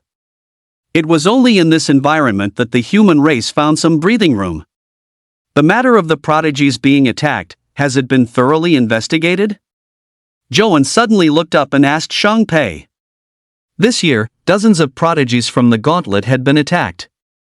The impact of this incident was significant. Although it was the first time in a century, the fact that so many invaders had infiltrated so brazenly was still difficult to comprehend. Shang Pei nodded. We're currently investigating. I suspect the invaders have already infiltrated our systemic institutions. Before the Great War, we must pull out all the hidden spies. Chief Joe spoke with a rare severity in his tone. Yes. Even Shang Pei couldn't help but feel his scalp tingle as he quickly agreed. When Chief Joe got angry, he was truly angry. This was especially true after seeing Ye's performance. Such a promising seedling, if he had truly been snuffed out back then, Joan would have been heartbroken for a long time. The high-level meeting didn't cover much and ended quickly. But not long after, every mage above level 50 in the country, or anyone with a profession related to the lightning element, received a message from the state. Those who saw the news couldn't help but sneer. Skeletal invaders? Ha! If the nation calls, then we shall fight. Inside the triple gravity chamber, Ye's entire body was imprinted with glowing human celestial runes. The difficulty of the 7th repetition was double that of the 6th. However, with the aid of the gravity chamber, he broke through even faster than his inner core did, achieving another breakthrough 2 days ago. After leveling up to 28, the human celestial runes began their 8th imprinting on the 2nd layer. Unsurprisingly, the difficulty of the imprinting doubled once again. His inner core had also started to feel full these past few days. It would probably break through in a day or two as well. For the past half-month, he would log off and head to the gravity chamber as soon as his missions ended. When his stamina was depleted, he would return to his dorm to continue meditating and cultivating. When he was hungry, he'd have a military-grade nutrient solution. 1 tube could sustain other soldiers for 3 days. He needed 3 tubes to last 1 day. Yi even suspected that as he advanced in his immortal physique cultivation, he might actually eat himself into poverty. The auxiliary AI had calculated the cost for him. A single tube of military-grade nutrient solution was nearly 5,000 yuan, meaning his daily consumption was 15,000 yuan. However, academic credits could be used to offset the cost. 3 credits could be exchanged for 1 tube of military-grade nutrient solution. Otherwise, he really would eat himself into bankruptcy. Looking at his academic credits, which had refreshed to 8,600, Yi fell into deep thought. Over the past half-month, he had lost count of how many invaders he had killed, and they were almost all level 25 or higher. However, he discovered that scrapping a mecha puppet would deduct a corresponding 1,000 credits. Did that mean his credits were equivalent to tens of millions in exchanged resources? Chapter 64, The Former Domain of the Human Race, Like a Paradise. Yi slowly rose to his feet. After completing the 7th imprinting of the human celestial runes, enduring this 4x gravity now felt somewhat easier. He could withstand it for about an hour. Furthermore, his intuition told him that if his immortal physique could break through to the 3rd layer, he might be able to attempt 5x gravity. That level of gravity was within the tolerance range of a level 50 soldier's physical constitution. Of course, some powerful soldier classes would also attempt 5x gravity in their 40s. But just like Ye's current situation, they could only endure it for a period, not continuously. After slowly adjusting the gravity, he walked out of the gravity chamber, took off his protective suit, and stepped into the washroom. After rinsing off the sweat, he walked out feeling refreshed and invigorated. Although physically exhausted, the sensation was truly satisfying. Every day, he could feel his strength growing. He raised his hand and drank a bottle of military-grade nutritional supplement, and his stamina quickly began to recover. Comrade Yi, a mission directive has been issued. Please go online later to complete the mission. The auxiliary AI flew over and said. Yi nodded. As his power increased, ordinary cleanup squad missions were no longer enough for him. Only in the midst of a great battle could he experience even a hint of the feeling of combat. Over the past half-month, not only had he been making rapid progress, but all the students from the 3 major academies in this cohort had also shown considerable improvement. More than 4,000 mechanical puppets have already been deployed to the front lines. While this number is still less than half the student population, with tasks arranged on a rotating shift basis, almost everyone will have the opportunity to go online. During a meeting, the commanding officer bluntly stated the importance of academic credits. They could be exchanged for a wide range of military equipment, though restricted to items usable by students. For example, the gravity chamber cost 1 academic credit per hour at 1x gravity, 2 credits at 2x gravity, and so on. Even the auxiliary AI companion following them around could be redeemed for 400 academic credits and wouldn't be taken back after the military training ended. But currently, most students with combat classes were in an awkward position, as their academic credits were mostly in the negative. Killing one invader only earned them 20 or 30 points, but destroying a mech puppet resulted in a deduction of 1,000 points. Many students were working themselves to the bone just to pay off their debts. Many had already begun to envy the support classes, who could complete missions with ease and earn academic credits. Of course, students in support classes required much longer mission times, whereas combat class students could log off as soon as their mission was complete and then use their academic credits to speed up their cultivation. Due to the fully enclosed military training, there was no cell phone signal here, so the numerous students were unaware of any news from the outside world. He took the elevator back to the training base and headed straight for the testing room. Just then, however, a handsome young man walked toward him. Their eyes met, and Yi couldn't help but raise an eyebrow. Who is this guy? His hostility is so obvious. Ever since his class awakening as a celestial, Yi could sense the emotions and auras of some people. It was precisely because he had sensed killing intent back then that he had immediately realized the skeletal invaders were attacking. Just as he was about to step aside and pass, the other person unexpectedly blocked his path and looked at Yi, saying, "An acolyte class, yet you took first place in the gauntlet, with a score that tops all students in your year. Yi, I've actually always been very curious about you." Yi frowned slightly. "I'm in a hurry to do a mission. Don't waste my time." The handsome young man was taken aback. "You don't know who I am? Why should I know you?" Yi looked at him with a strange expression. The handsome young man's expression froze, and he stared at Yi in disbelief. "You're pretending, right?" "Pretending my ass. This guy's probably got a screw loose. I need to get out of here quickly." Yi shook his head helplessly and was about to step aside and walk past. But unexpectedly, the young man who probably had a screw loose suddenly raised his hand, his face seemingly suppressing rage. With his head lowered, he said, word by word, "You really don't know who I am? Are you crazy?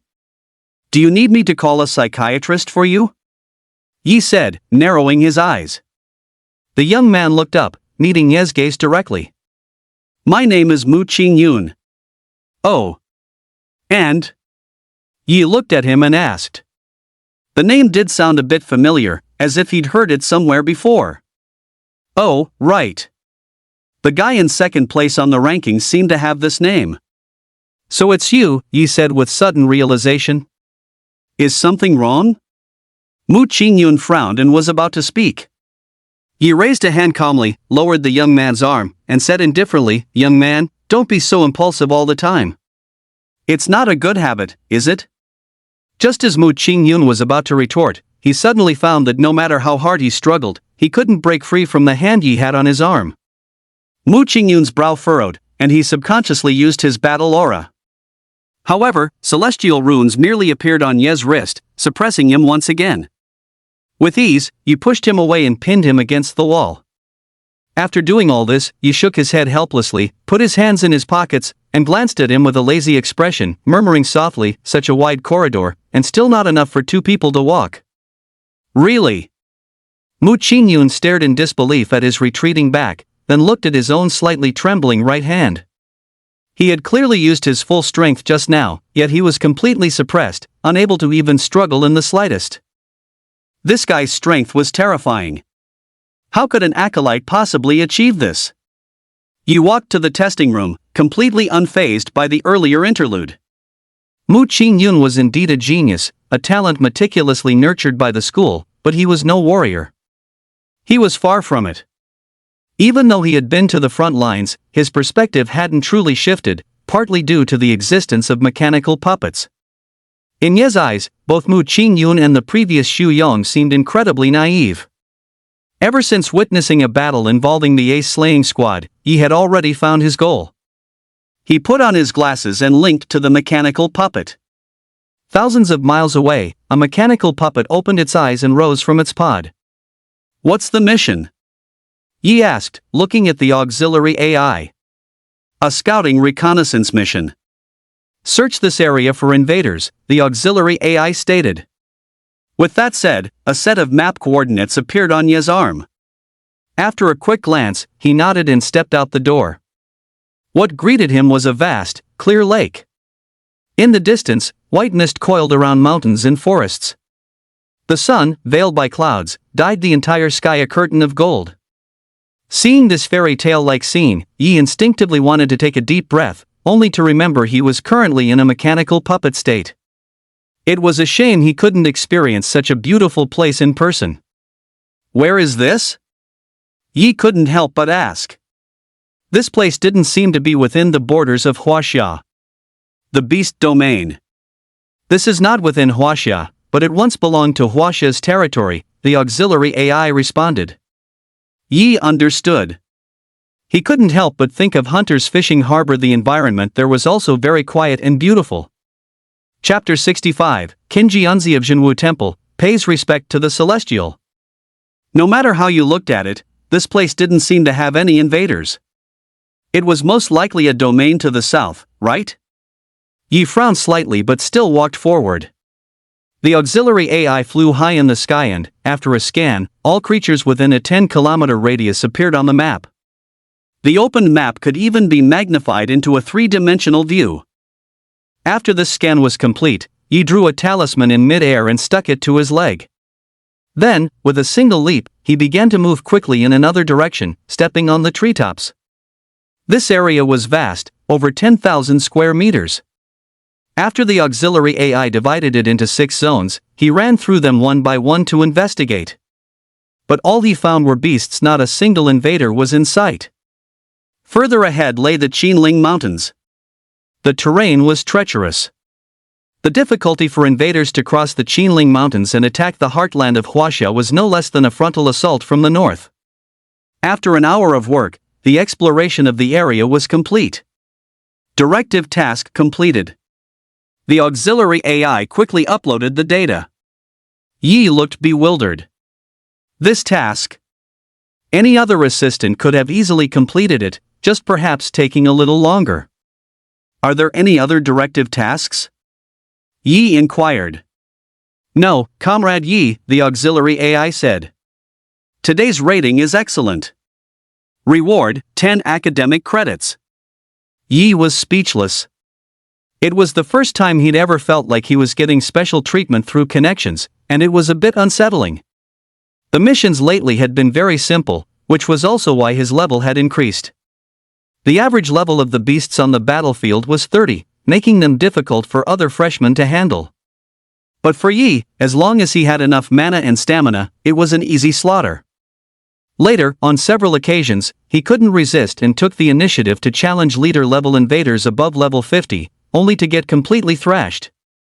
One time, he failed to escape and his mechanical puppet was destroyed, resulting in a deduction of 1,000 academic credits. He found it very strange. Weren't there any level 40 invaders? Later, the auxiliary AI provided the answer. The current level 30 invaders on the battlefield were essentially the useless trash among the invaders, their potential maxed out and unable to break through further. As for the invaders who could grow to level 40, these core forces had not yet been deployed to the battlefield. After all, no one expected that just after the semester began, Ye's strength had already far surpassed that of many of his peers. Just as he was about to return to the warehouse to log off and head to the gravity chamber for training, he suddenly noticed a thatched cottage in his line of sight. The thatched cottage was very inconspicuous, surrounded by many trees, and one would hardly notice it without looking carefully. But the appearance of a thatched cottage in a place like this was clearly out of place. Is there anyone in there? Yi asked, looking at the auxiliary AI. After scanning the area, the auxiliary AI shook its head. No life signs detected. Yi was a bit puzzled. Could it be that a hunter had once come here and built this thatched cottage? Just as he was about to walk over, the door of the thatched cottage suddenly opened. An old man in a Taoist robe walked out from within. Yi immediately stopped in his tracks, raised his head, and looked at the auxiliary AI. At this moment, the auxiliary AI also seemed to be experiencing processing errors, its flight becoming choppy and stuttered. Yi couldn't help but narrow his eyes, silently observing the old Taoist before him. As expected, he too had noticed something was amiss. Although his eyes could see the other person, his perception could not. In his perception, that spot was completely empty. But at that moment, the old Taoist was holding a broom, calmly sweeping away the dust. As he watched, a flash of inspiration struck him, and a record from the tomes of Ascension surfaced in his mind.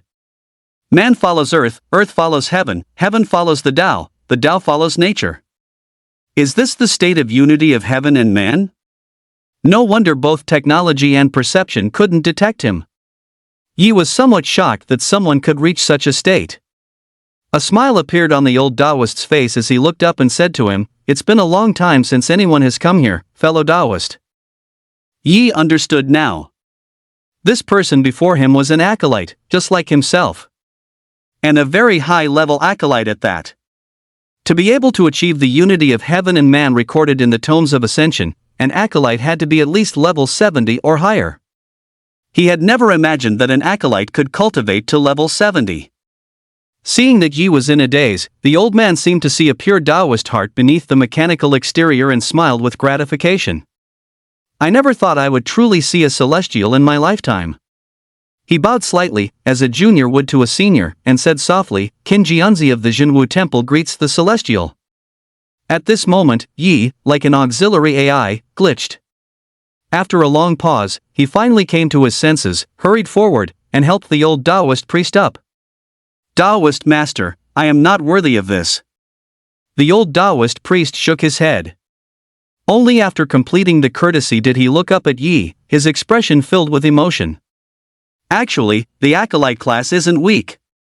It's just that 100 years ago, when the invaders descended, all the seniors of the Taoist sects went out to face the enemy, and almost all the inheritances were lost. Later, the heavenly Tao concealed one path, and it was this Taoist lineage that was concealed. The Taoist sects faded from prominence, and their inheritances were left incomplete. That's why in the eyes of the world today, the acolyte class can only draw some simple talismans and concoct some not-so-useful pills. I have been waiting for 100 years, for a celestial to appear and revive the Taoist sections. Only then will the inheritance of the acolyte class be complete." Every word the old Taoist priest said was like a depth charge, exploding in Yi's heart with a ceaseless roar. "Senior, you mentioned the Jinwu Temple. How come I've never heard of it?" Yi couldn't help but ask. 3 years ago, when he had his class awakening as an acolyte, he tried every possible way to find the acolyte's inheritance. Because all classes had inheritance skills, only the acolyte's inheritance consisted of just talismans and alchemy, with no changes no matter how many levels one gained. This was why the acolyte class was always called a useless class. Let alone at level 10, even at level 20, one might not be able to defeat a level 10 windwolf with bare hands. "The Jinwu Temple is right here," Qin Jianzi said with a smile, pointing to their surroundings. "Here?" Yi stared blankly at the area, which showed no signs of human habitation. But he quickly understood. Was it 100 years ago? Yes, there used to be a Jinwu Temple here. Qin Jianzi nodded. Later, it was destroyed by the invaders and occupied by beasts. With the passage of time, not a trace of its former self can be seen here anymore. Yi looked around, then suddenly raised an eyebrow. He suddenly understood why the auxiliary AI had given him such a leisure mission. Had someone figured out his celestial class? And then used the auxiliary AI to issue an order for him to come here and meet this old Taoist priest? While Yi was pondering, Qin Jianzi did not disturb him, merely watching him quietly. To think that a celestial would only appear after a century, though he was still too young. But as long as one was an acolyte, they could clearly sense the Taoist intent emanating from Yi. The celestial's majesty was faintly discernible, reigning supreme over the 3,000 Taoist intents. Chapter 66, You, a celestial, don't know Tai Chi? Senior, how long have you been here? Yi asked curiously. Qin Jianzi smiled slightly. So, why do you think I call this place the True Martial Temple? Yi was instantly stunned. Senior, you. Qin Jianzi nodded. I am over 100 years old. I personally witnessed the darkest period of human history. Have a seat over here. Would you like some tea? Qin Jianzi walked over to the extremely old Bagua stone table in the courtyard and looked up to ask. Yi subconsciously followed. Since this old Taoist priest appeared, almost every sentence he spoke had shocked him. After they were seated, the old Taoist priest poured a cup of tea and handed it to Yi.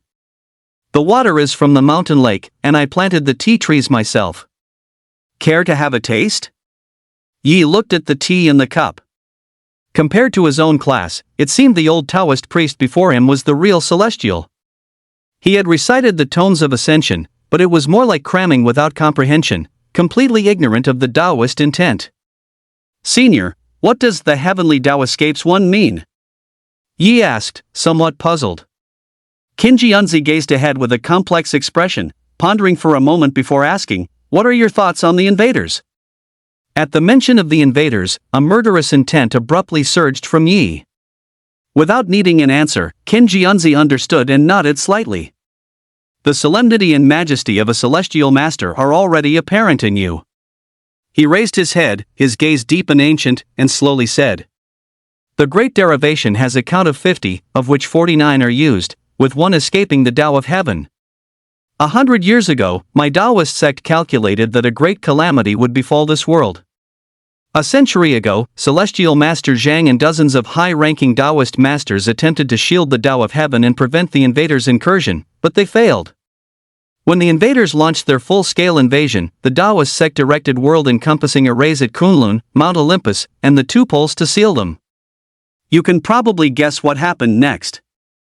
We lost everything. The Taoist sect was utterly defeated. The royal family among the invaders was incredibly powerful. They inverted the yin and yang of the heavenly Tao, reversing the cosmos. You probably don't quite understand what I'm saying. To put it bluntly, the other side cheated. Those sons of bitches replaced the heavens. Yi stared, dumbfounded, as the old Taoist before him rapidly transformed from the image of a sagely master into an angry little old man. It means that the constellations you see now are all fake. Not only has the Taoist sect's thousands of years of heritage been severed, but it's also become unusable. Those sons of bitches. Ahem, ahem. Senior, please don't get so worked up. Yi couldn't help but console him, seeing how agitated he had become. Qin Jianzi took a sip of tea, calmed himself, and then continued, but after 100 years, the Tao of heaven has begun to cycle back. That one escaped lineage of the Taoist sect has finally returned to the human race. Senior, did you divine this? Yi asked, curious. Aren't you right here? What's there left for me to divine? Qin Jianzi asked, slightly surprised. So that was it. As a celestial master, the burden on your shoulders is heavy, far heavier than you can imagine. The very future of the human race might even rest in your hands, Qin Jianzi said, looking at Yi with an incredibly serious expression. Yi's expression gradually grew serious. Really? Senior. Really? Really, really? Really, really? Then you can have the celestial position, senior. I don't want it. Yi said with a hint of helplessness. His lazy nature was acting up again. The main issue was that this whole thing sounded like a huge hassle. Hearing this, Cheng Yunzi spat out a mouthful of tea and glared at Yi. Do you think you can just refuse to be the celestial? I can't. You can't. Yi. Cheng Yunzi was getting a headache. After waiting so long for a celestial to appear, how could they have this kind of personality?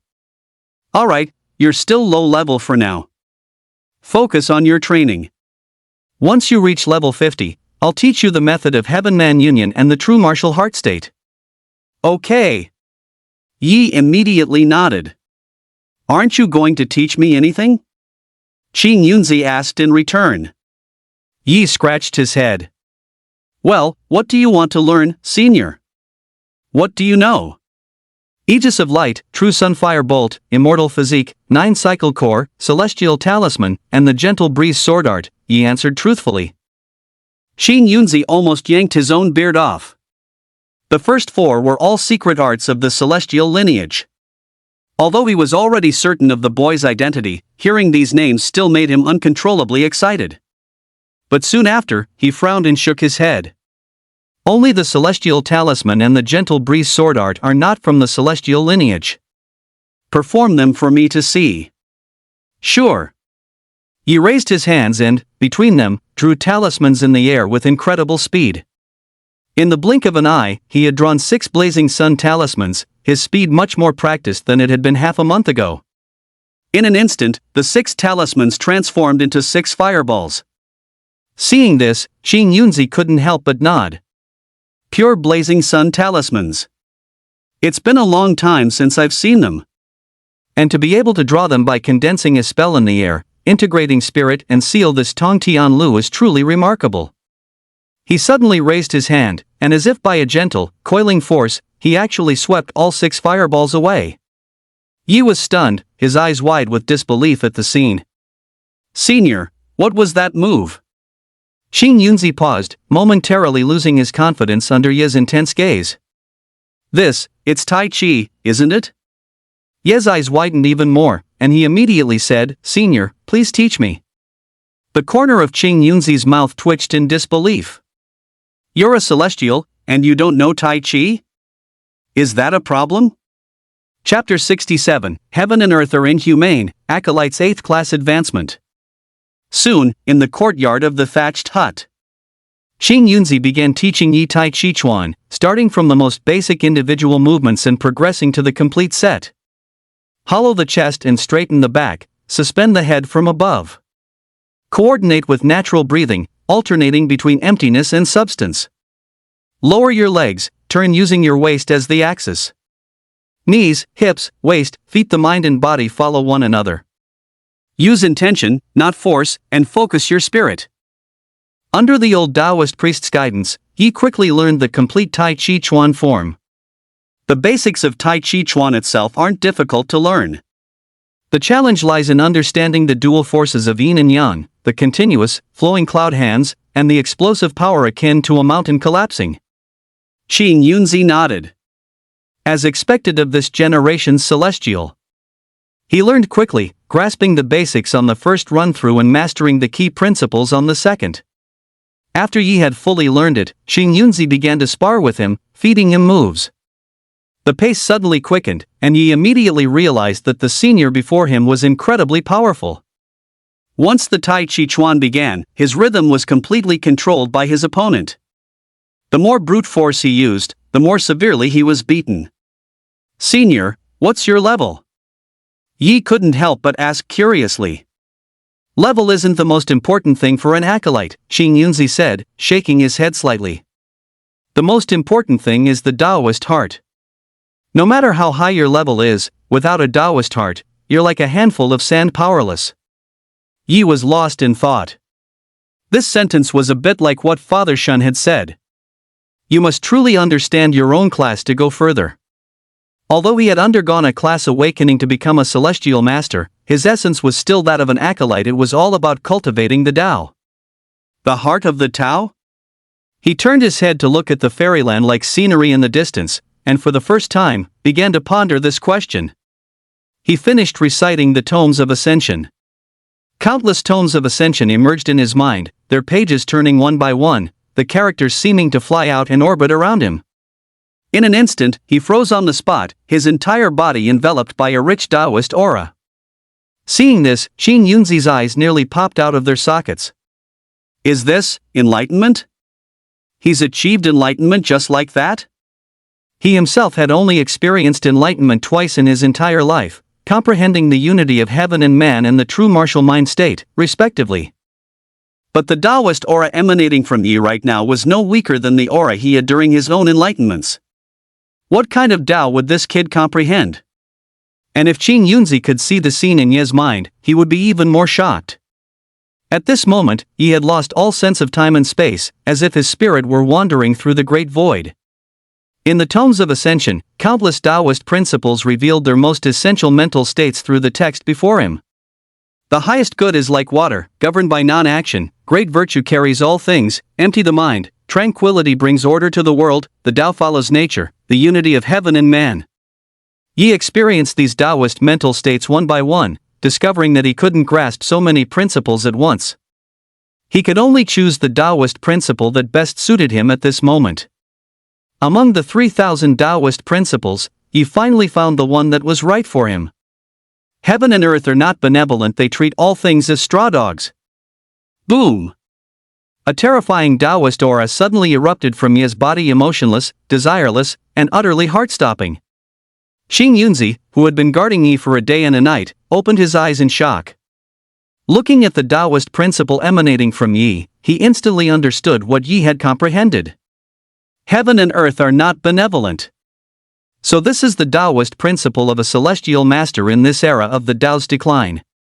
Past generations of celestial masters generally chose to comprehend the Tao follows nature or the unity of heaven and man as the superior options, as they could double one's cultivation speed or multiply one's mana. And this kid starts right off with heaven and earth are not benevolent? After a moment, the Taoist aura around Yi gradually receded, and he slowly opened his eyes. His own level remained unchanged, but Yi knew his combat power had just skyrocketed to a whole new level. The Taoist intent of heaven and earth's indifference doubles the power of all Taoist arts. The first thing Yi did after waking up was to respectfully bow to Qin Jianzi. "Thank you for your guidance, senior." Qin Jianzi smiled. "Although you are a celestial and have mastered secret arts, I was originally a little worried because of your temperament. But now that you have comprehended the Taoist state of mind of heaven and earth's indifference, I truly see hope for the rise of Taoism. It's been long enough. You've been comprehending the Tao for a full day and night. When I first comprehended it, I was already past half my years." Hearing this, Yi couldn't help but be stunned. He quickly checked the date, and sure enough, a whole day had passed. But to him, it felt like only a moment had gone by. This feeling of cultivating the Tao was completely different from any previous training experience. How should he put it? Awesome. "Senior, let me teach you the sky-piercing talisman," Yi said. "All right." Qin Jianzi nodded. Yi then recited the entire mental cultivation method and incantation, demonstrating by drawing talismans with both hands simultaneously. And this time, in a single instant, he drew 12 talismans, which arranged themselves neatly in a circle before him. Having mastered a Taoist state of mind, his bonus to these Taoist arts had directly doubled. The moment the talismans shattered, it was as if a waterfall of heavy water descended. Boom! The flood of heavy water instantly washed away the courtyard fence. The century-old manhwa stone table, bearing the brunt of the impact, was suddenly covered in a dense web of cracks. "Don't!" Qin Jianzi, alarmed, quickly raised his hand. An invisible force instantly blocked the heavy waterfall.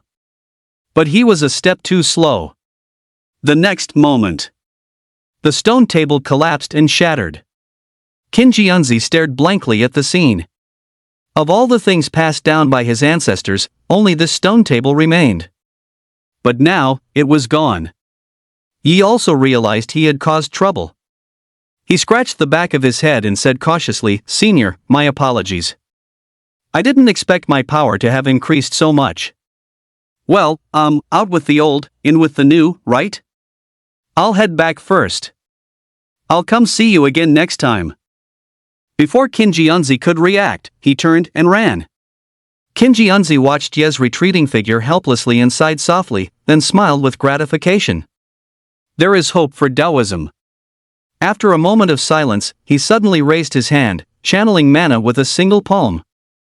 In an instant, dozens of true martial demon-slaying talismans materialized before him.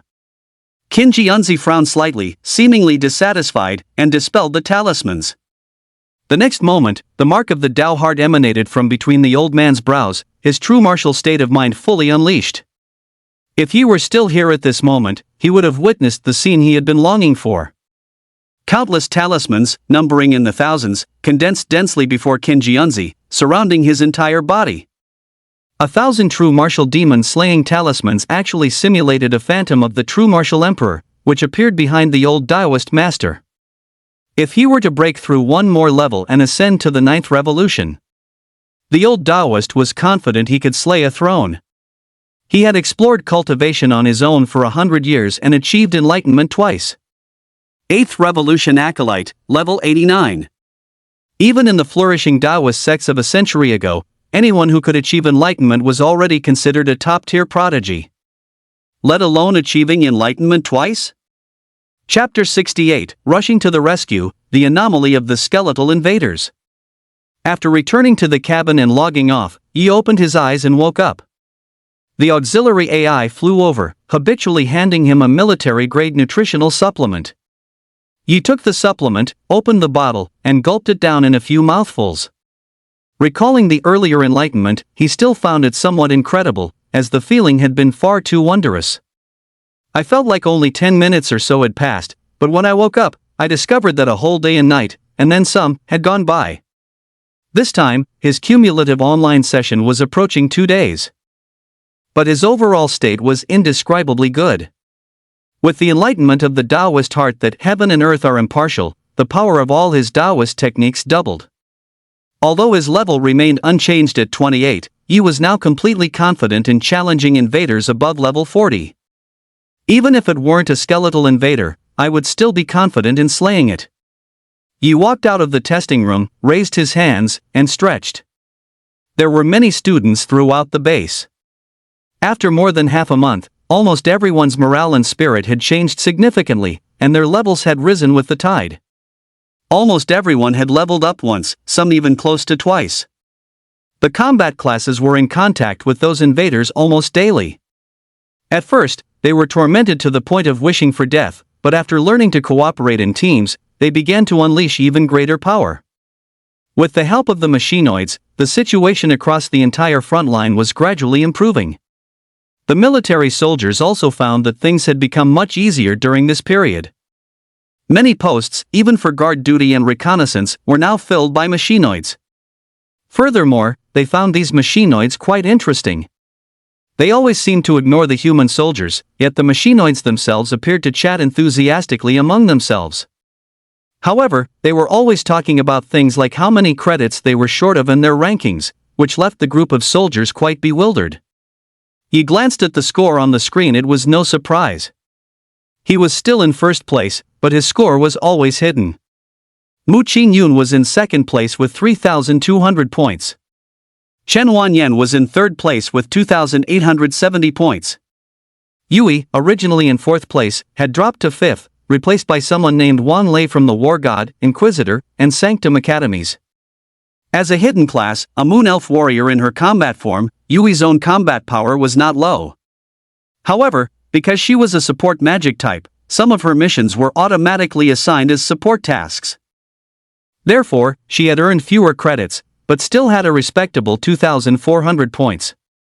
On the top 20 leaderboard, Sanctum Academy only had 4 people. Besides Yi, Yui, and Chen Wanyan, the fourth was the female soul stripper Yi had met at the very beginning, who was ranked exactly 20th. The rest were all from the War God, Inquisitor, and Sanctum Academies. In fact, this was the case for the entire top 100. He rubbed his chin, having to admit that Sanctum Academy's overall strength among the freshmen was much weaker. But there was nothing to be done about it. The War God, Inquisitor, and Sanctum Academies were almost entirely composed of combat classes, while their own academy was more of a mix. Sanctum Academy was mostly mages and support classes. It couldn't be helped after all, mage classes didn't have high damage output in the early stages and lacked self-preservation abilities. Their area of effect or high damage skills would only shine in the later stages. Just as Yi turned to head to the gravity room for training, the support AI suddenly said, "Comrade Yi, Chen Wanyan, Wang Jun, Songya, and Feng Miaochuan have sent a team invitation for you to join them." Yi couldn't help but be taken aback. The support AI projected a light screen. On the display, the 5 of them were surrounded by several hundred level 30 blood beasts. Chen Wanyan was holding the front line, while Yui had spread her wings, constantly attacking and dodging. Songya, Wang Jun, and Feng Miaochuan held them back from behind. But there were too many blood beasts, and it was clear they couldn't hold out for long. Seeing this, Yi didn't hesitate at all and turned back into the testing room. I agree.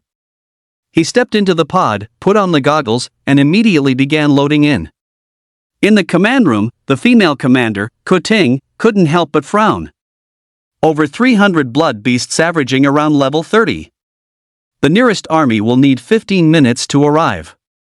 They won't make it in time to provide support. Zhou Jing said nothing, watching the screen with his eyes slightly narrowed. He wasn't just looking at the few of them being surrounded, but also at some of the surrounding data changes. Yi had encountered over 1,000 blood beasts here last time, and now there were several hundred more. Were the blood beasts determined to attack this location, or was it to draw attention? At this thought, his heart inexplicably skipped a beat. Something's not right. Zhou Jing abruptly pulled up the entire frontline data. Without any hesitation, he directly used his skill, his spiritual power causing his brain to operate at high speed. All the data, down to the smallest detail, entered his mind. Soon, he discovered what was wrong. Although the front line didn't seem to have changed much, the invaders dispatched scouts where scouts were needed, and launched small-scale assaults where assaults were needed. The battles gradually evolved into small-scale, scattered patterns. But there was one thing: the skeletal invaders had vanished. For 2 whole days, there wasn't a single piece of data related to skeletal invaders, not even one had been cited. The frontline data had remained almost identical for several days, yet the skeletal invaders were inexplicably missing. This meant the enemy had already made a move. Otherwise, there would be no need to maintain the same offensive posture, let alone deliberately use incidents like hundreds of blood beast invaders to divert attention. Zhou Jing's hands flew across the screen, pulling up data information. Sure enough, over the past 2 days, there had been an average of over a dozen sudden attacks like this one, involving hundreds of beasts similar to the blood beasts. They weren't effective, but they kept all the soldiers on the entire front line from letting down their guard. After combining this with various other data, Zhou Jing suddenly stood up. The skeletal invaders were definitely planning to strike. Is that young human throne ultimately going to attack Huaxia? The commanders were startled by Zhou Jing's sudden rise, looking up at him with some confusion. Zhou Jing's eyes were like brilliant stars, as if he could see right through to the bottom of a person's heart with a single glance. Zhou Jing looked at everyone and said, "Investigate all fortresses, bases, and positions on the front line. Not even a single kilometer can be overlooked. Start now." Hearing this, the commander's eyes widened. "Wait, team leader, the front line is tens of thousands of kilometers long. Won't we work ourselves to death investigating all of it?" a male commander couldn't help but ask. "Execute the order." Zhou Jing barked in an extremely stern tone. In an instant, all the commanders realized the gravity of the situation. They lowered their heads and hurriedly used their skills to investigate the data and information of every inch of the front line. Zhou Jing sat back down, his gaze fixed intently on the entire front line map. If the skeletal invaders wanted to launch a full-scale invasion, where would they attack from? Without certainty on this point, the human race could only passively defend. Zhou Jing couldn't help but frown. Out of the corner of his eye, he suddenly saw the screen in the upper right corner light up. He saw that Yi, who had just logged off, was online again. Zhou Jing instantly guessed what he wanted to do. Simply outrageous. Did he really think those hundreds of blood beasts were just bean sprouts to be slaughtered at will? At this moment, Yi had already activated the mechanical puppet closest to Yui and the others. The moment its eyes opened, it rushed out of the warehouse. With his left hand, he drew a divine movement talisman in the air and slapped it onto his leg. With his right hand, he formed a spell seal, and at the same time, the human celestial runes and a golden light appeared on his body. In the next moment, the golden light transformed into a berserk flash of lightning. Sunfire Bolt Possession. Yi instantly became like a bolt of thunder, racing forward at extreme speed. He headed straight for the battlefield several kilometers away on the map coordinates. Chapter 69, The Power to Turn Clouds and Rain with a Flip of the Hand. On the frontline battlefield in this area, several people were trapped at the foot of a mountain, with no way to escape. Chen Wanyan suddenly let out a furious roar. Its body erupted in scorching flames as it went all out, grabbing two blood beasts and slamming them violently against the ground. Feng Nianquan hastily cast a curse to weaken their defenses. Sonya and Wang Jun acted in concert. One wove wooden vines into a wall with thorns bristling on its surface, while the other directly cast a barrier in front of it, sealing off another opening. Under this double layer of defense, they left a channel just wide enough for one or two blood beasts to pass through. This would not only force the blood beasts to crowd frantically into this one spot but also reduce the damage from other attacks. But even so, there were still too many blood beast invaders. Wang Jun and Sonya's spiritual energy was being depleted at an alarming rate. Of those present, only Yui could fly, making her nearly untouchable by the blood beasts. However, she didn't dare descend recklessly and could only choose her targets for sneak attacks. Just then, Feng Nianquan's eyes suddenly lit up. "Hold on, Brother Yi is online and coming over. He's moving fast." Hearing this, Yui glanced at the map and indeed saw a coordinate point rapidly approaching their location. She finally stopped holding back and threw the long sword from her hand. She brought her palms together. The next moment, the ethereal image of a flowing, wide-sleeved immortal dress appeared around her. As the moonlight bathed her, she stood suspended in mid-air like an angel. The longsword swiftly split into 16 blades of moonlight resembling scimitars, which then shot down towards the spot at the channel's entrance where the blood beast invaders were most densely packed. Swish, swish, swish.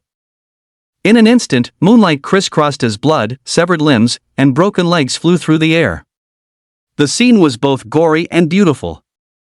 Yui's explosive burst significantly eased the pressure on the group. Wang Jun gritted his teeth, now left with only his last reserves of mental energy. He clapped his hands together, then formed a rectangle with his two index fingers and thumbs. Instantly, a rectangular barrier shot through the passage, slamming forward with immense force. The moment the barrier struck, it shattered, abruptly erupting into dozens of sharp spikes, like an exploding hedgehog. But while the idea was good, the attack was far too weak. Even though the area was already a chaotic mess from Yui's moonlight slashes, only a few blood beasts were struck in vital spots and collapsed, heavily wounded. The level difference was simply too great. Despite over half a month of high-intensity training and combat, Wang Jun had only managed to level up twice. His level 22 barrier was still insufficient against the level 30 blood beast invaders. After using this move, Wang Jun gasped for air, half kneeling on the ground with a splitting headache, a clear aftereffect of depleting his mana and mental energy. Without the protection of the barrier, the wooden vine defense also quickly failed to hold, rapidly torn to shreds by the frenzied blood beasts. Sonya also collapsed weakly to the ground, her chest bouncing heavily, which involuntarily drew Feng Nianquan's gaze. Distracted for a moment, the corruption curse he was halfway through casting dissipated completely. "Fatty!" Chen Wanyan shouted in exasperation. After waiting at the front for a while and realizing the curse hadn't followed, he turned back to see the guy staring intently at the girl. "Oh, right." Feng Nianquan snapped back to his senses. He quickly cast the curse. Although his level wasn't the highest, his curses consumed much less mana than Wang Jun's and Sonya's abilities, which was why he had lasted until now. At this point, everyone knew that if they were surrounded by hundreds of blood beasts, the sheer numbers would mean they'd be killed in an instant. Sure enough, once the wooden vines and barrier were gone, all the blood beasts swarmed them. Just then, with a crackle, a thunderous explosion erupted. Countless blood beasts surrounding the group were instantly killed or wounded, and the smell of burnt flesh filled the air. Recognizing the familiar sunfire bolt, the group looked over with expressions of joyful surprise. A long-haired youth in a purple robe, crackling with lightning, charged toward them as if moving through an unguarded realm and arrived before the group. The sunfire bolt consumed a great deal of mana. After he cast a palm thunder, combined with the earlier consumption from using the sunfire bolt for travel, the mana in his internal elixir was nearly depleted, so the lightning crackling around his body gradually dissipated. Just as the crowd before him was about to be submerged in blood beasts again, he raised his hand, and 12 talismans materialized in front of him. The talismans shattered, instantly transforming into 12 spiritual chains that tightly bound dozens of blood beasts before him. He held the end of the spiritual chains in one hand, his eyes revealing pure ruthlessness. Heaven and earth are ruthless. Divinity occupied his mind. Then, without hesitation, he yanked hard. With a squelch, dozens of blood beasts were squeezed until they burst, their deaths gruesome beyond compare. And this was just the beginning. Complex human celestial runes emerged on Ye's body as he began to furiously slaughter the blood beasts. No matter their numbers, at this level, not a single blood beast could harm him. Unless he collapsed from exhaustion. But he quickly realized, hadn't he just learned Tai Chi Chuan? What would happen if he combined it with his immortal physique? At this thought, Yi assumed a Tai Chi starting posture, and his fighting style abruptly changed, catching many of the blood beasts off guard. One after another, the blood beasts charged forward, only to have their force deflected by a powerful, yielding energy. Before they could react, they were suddenly pushed away. A phantom image of a yin-yang Tai Chi diagram appeared around Yi, like a domain. No matter how ferocious the blood beasts were, they couldn't break through. But when he got close, the blood beasts were suddenly pulled towards him, and before they could react, their necks were snapped by a palm strike. One after another, they couldn't get close, yet they couldn't escape. From the moment Yi entered the fray until now, no less than 100 blood beasts had died at his hands. With every step forward, a level 30 blood beast fell. This time, even Chen Wanyan couldn't help but look on in utter shock. This guy, he's gotten so much stronger again. The level 30 blood beast invaders posed no threat to him at all. The last time, with the skeletal invaders, it was understandable, as Ye's Sunfire Bolt countered them. But this time, it was sheer, overwhelming power. Numbers were completely useless.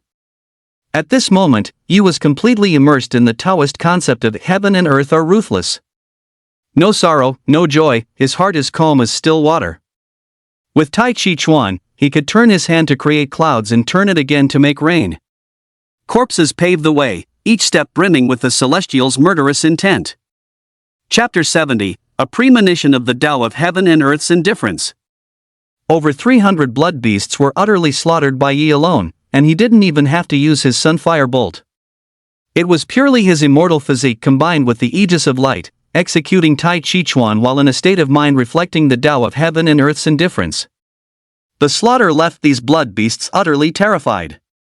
Not only did the few people behind him see this scene, even the usually composed Zhou Jing couldn't help but stare wide-eyed. This kid.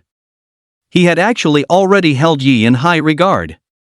A level 28 Celestial, although a hidden class, one had to know that everyone in the Ace Annihilation Squad was also of a hidden class. But at this moment, he seemed to have undergone a complete transformation. Although his level hadn't changed, his aura and combat power far surpassed it.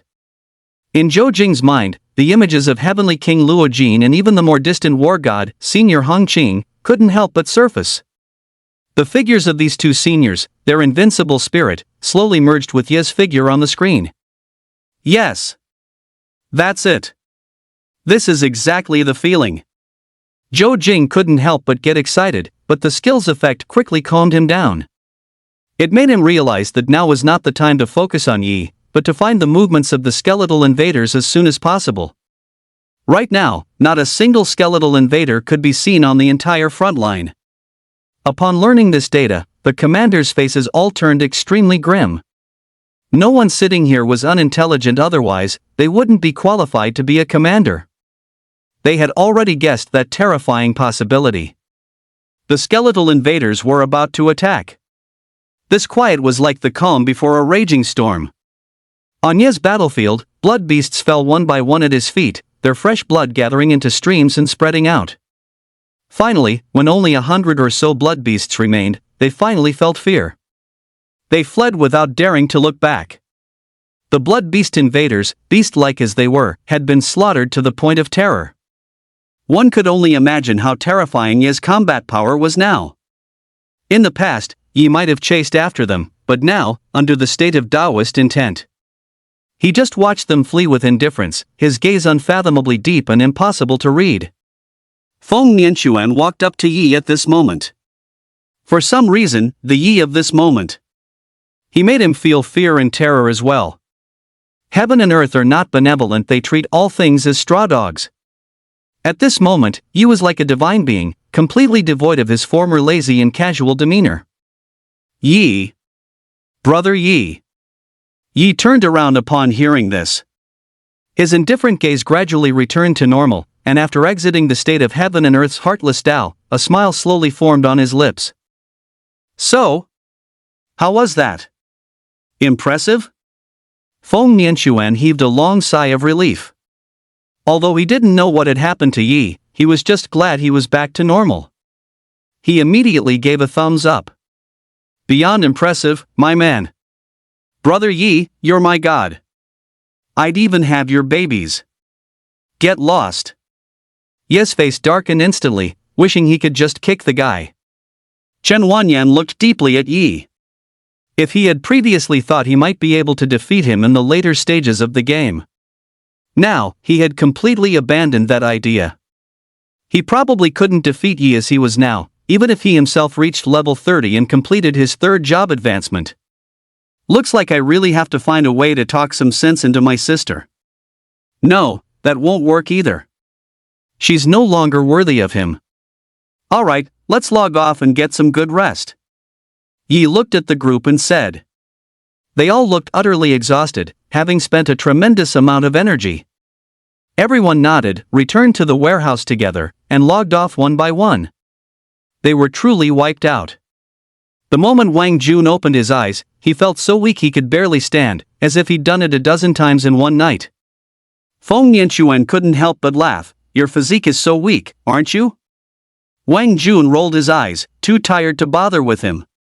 The barrier itself covered a large area and had to be maintained continuously, naturally draining mana and mental energy quickly. Feng Nianxuan subconsciously glanced at his score and his eyes suddenly widened. Holy crap! I made it into the top 50. My score went up by 1,200. Hearing this, Wang Jun also checked his score and found that he too had risen into the top 50. Chen Wanyan said calmly, Yi killed too many bloodbeast invaders at once. Even with the points distributed among us, we each got over 1,000. With 1,700 or 1,800 points, you can make it into the top 50. Feng Michuan couldn't help but gulp. As expected, following Brother Yi, even the scraps are delicious. At this moment, Yi walked out of another testing room and happened to see Yui coming out as well. Thank you, Brother Yi. Otherwise, I would have had points deducted. Yui smiled adorably. Yi glanced at the leaderboard, saw that Yui was back in the top 3, and shook his head. It's nothing. Why didn't you invite me to the team just now? He noticed Yui's level and saw that she was already level 23. Yui hesitated slightly. I was thinking that at worst, I'd just scrap a mechanical puppet and have some academic credits deducted. I didn't want to disturb your cultivation, Brother Yi. When I came online earlier, I saw you had already been online for over a day. Yi helplessly patted her on the head, just like when they were children. Just say it directly next time, he said. After flicking Yui on the forehead, he turned and left. Yui stared blankly at Ye's retreating figure. For some reason, she felt that Brother Yi had changed a lot. Yi returned to his dorm, sat cross-legged with his eyes closed, and began to restore his mana. After the cycle of battling and recovering, the sense of his inner core being full to the point of overflowing became increasingly apparent. Yi estimated that he would be able to break through during his cultivation session the next morning. Half an hour later, Yi, having fully recovered, got up and headed towards the gravity chamber. He continued his training without a moment's pause. The moment he comprehended the Taoist state of mind, he had a peculiar feeling. The Taoist principles in this world were already dwindling. Ultimately, the problem still lay with the invaders. With the invaders encroaching upon the world, heaven and earth were changing. And the longer it dragged on, the less chance humanity had to struggle. This was also why he was in such a hurry to level up now, even wanting to step onto the real battlefield to kill invaders and devour their blood spirits for experience. Arriving at the gravity chamber, Yi put on a protective suit and began to meditate on imprinting the immortal physique under 4 times gravity. Only students from top-tier universities who were level 40 or above were qualified to truly enter the battlefield. Just like the invaders' level 40 elites, until the final decisive battle, it was impossible to let these children who had yet to fully mature go to the battlefield and be used as cannon fodder. The tens of thousands of elite students from the 3 top-tier universities combined were the foundation and pillars of Huaxia's future. The difficulty of the 8th imprint had doubled again. If it weren't for the tempering under 4 times gravity, under normal circumstances, it would take at least over a month to break through. But even with the help of the gravity chamber, it would still take half a month. The problem was, there was only 1 week left of military training. The month was about to end. 2 hours later, Yi opened his eyes. His body had reached its limit, drenched in sweat, and his stamina was once again depleted. He stood up, lowered the gravity, and walked out of the chamber. Chapter 71, See Spot in the Ancestral Hall, Sealing the Wolf's Lair Mountain. However, just as he stepped out, a piercing alarm suddenly blared throughout the entire military base. An auxiliary AI flew over and said quickly, "Comrade Yi, please prepare to go online immediately." The same scene unfolded for the top 5,000 students on the leaderboard. In the command room, Zhou Jing calmly gave orders, "Locate the warehouses using the mecha puppets. Every student is to drink a nutrient potion. For the next 3 days, they will collectively conduct an online patrol for any clues about the skeletal invaders. Form squads and proceed to investigate the skeletal invaders." Kuting hesitated slightly. "Team leader, the entire Ace Annihilation squad is still heavily injured and has not yet recovered. Did I say I was sending them?" Zhou Jing's gaze fell upon the list of the top 50 rankings. After a moment of contemplation, he quickly began selecting names from the list. Soon, a small squad with a professional composition similar to the Ace Slaying team was chosen. Connect these 12 individuals directly to a hidden warehouse on the border of the skeletal invaders' territory. There happen to be 13 mechanical puppets there. Have them enter the skeletal invaders' domain. No academic credits will be deducted for mission failure or damage to the mechanical puppets. However, for any intelligence gathered on the skeletal invaders' movements, each person will be rewarded with 5,000 academic credits and will be directly enrolled into the special officer system upon completion of military training. Kuting couldn't help but widen her eyes. These terms? Even she was tempted. The special officer system was a training echelon directly linked to the elite forces of Huaxia. Even if they couldn't get into the Ace Slaying team, the other Ace units weren't much different. "What are you spacing out for?" Zhou Jing looked at her and asked. Oh, right. Ha! Why are there 13 mechanical puppets but only 12 people prepared? Kuting looked at the list and suddenly realized. Zhou Jing rubbed his head. One spot was reserved long ago. Yi frowned slightly. What was going on? A full-scale mobilization? He hadn't had time to recover his stamina, but unlike mana, stamina could be quickly restored by lying down and resting for a while. After downing a nutrient potion, he walked straight into the elevator and went downstairs. To his surprise, when the elevator doors opened, he saw 2 familiar figures. Zhouan, Chief Shou, and the Heavenly King Luojin. When the 2 saw Yi, they were also slightly taken aback, then nodded for him to come in. "Just finished training?" Luojin asked. Yes, Yi nodded. "Will logging on immediately be a problem?" "We can wait for you to recover," old Zhou said, looking at Yi. Yi was stunned for a moment, then shook his head. "It must be something serious to warrant a full-scale emergency mobilization, right?"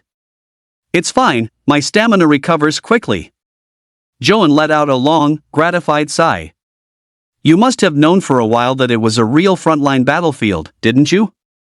Luo Jin suddenly asked, looking at Yi. After a moment of silence, Yi nodded. You've seen the invaders, and you've seen the warriors who sacrificed themselves. Do you think humanity will win?" Luo Jin asked softly. But the question he posed was incredibly heavy. Yi couldn't help but clench his fists. Without hesitation, he looked up, meeting Luo Jin's eyes directly. "Why can't we win?" Heavenly King Luojin couldn't help but laugh, a hearty, booming laugh. In Yi, he saw a reflection of his younger self. Just like when his teacher, the war god Hung Qing, had asked him the very same question. Why can't humanity win? He raised his hand and placed it heavily on Yi's shoulder. I watched the blood beast battle you fought earlier. It was well fought, brilliant. It wasn't until I was level 40 that I grasped the true essence of my class. The true essence of a class? A flicker of confusion crossed Ye's eyes, but he quickly understood. Was he referring to the state of mind of the Taoist path? He suddenly recalled what Father Shin and Uncle Zhong had said, that he must understand the true meaning of his class. Ding! The elevator doors opened. At this point, almost all the students who could go online were already waiting inside their pods. The students who weren't online were gathered in the plaza. The appearance of Zhouan and Luo Jin instantly stunned the students. The chief and a heavenly king. What's going on? At the same time, the students waiting online also saw this scene appear before them, and they couldn't help but be taken aback. Chief Zhou walked step by step onto the stage, his calm and kind gaze sweeping over the future pillars of Huaxia before him. Slowly, he began to speak. This enclosed military training experience of the past half-month was indeed different from anything you've known before. The mechanical puppets you controlled are a new generation of weapons, the product of countless researchers' painstaking efforts. The missions and orders you carried out were all real. Hearing this, none of the instructors were surprised. They had long suspected as much. However, the students were still young, and if they were suddenly forced to accept the bloody and brutal scenes of the front lines, many would surely be unable to bear it. The only way to introduce them to it was through a game. But the students were all utterly shocked. Holy crap, it was real? Heavens, I knew there was no way a game could be that realistic. Has technology really advanced this much? We can remotely link to mechanical puppets? Ha! I damaged 3 of them. Does that mean I really broke 3 precious mechanical puppets? The students instantly erupted into a clamor, but as Chief Zhou slowly raised his hand, the scene fell silent in an instant, so quiet you could hear a pin drop. Zhouan continued, next, you will take turns carrying out mission directives. You must be on standby at all times. Demand of yourselves what is demanded of a soldier, and motivate yourselves with your mission. Everything you do is for the human race. Swear the oath with me. My life is loyal to Huaxia, my faith shines with infinite light. When the students who were already online heard the chief's words, they immediately felt the hair on their bodies stand on end, their blood boiling with passion. Everyone couldn't help but roar along loudly. I swear. My life is loyal to Huaxia, my faith shines with infinite light. The next moment, 5,000 people came online simultaneously, dispersing to various positions on the front line. The eyes of these children, still students, turned resolute. The frontline soldiers also noticed the change in these mechanical puppets they had actually learned to salute. As expected of artificial intelligence, they learned so fast. At this moment, on the world panel for the mechanical puppets, where people used to exchange tips, a barrage of passionate yet cringy comments began to appear.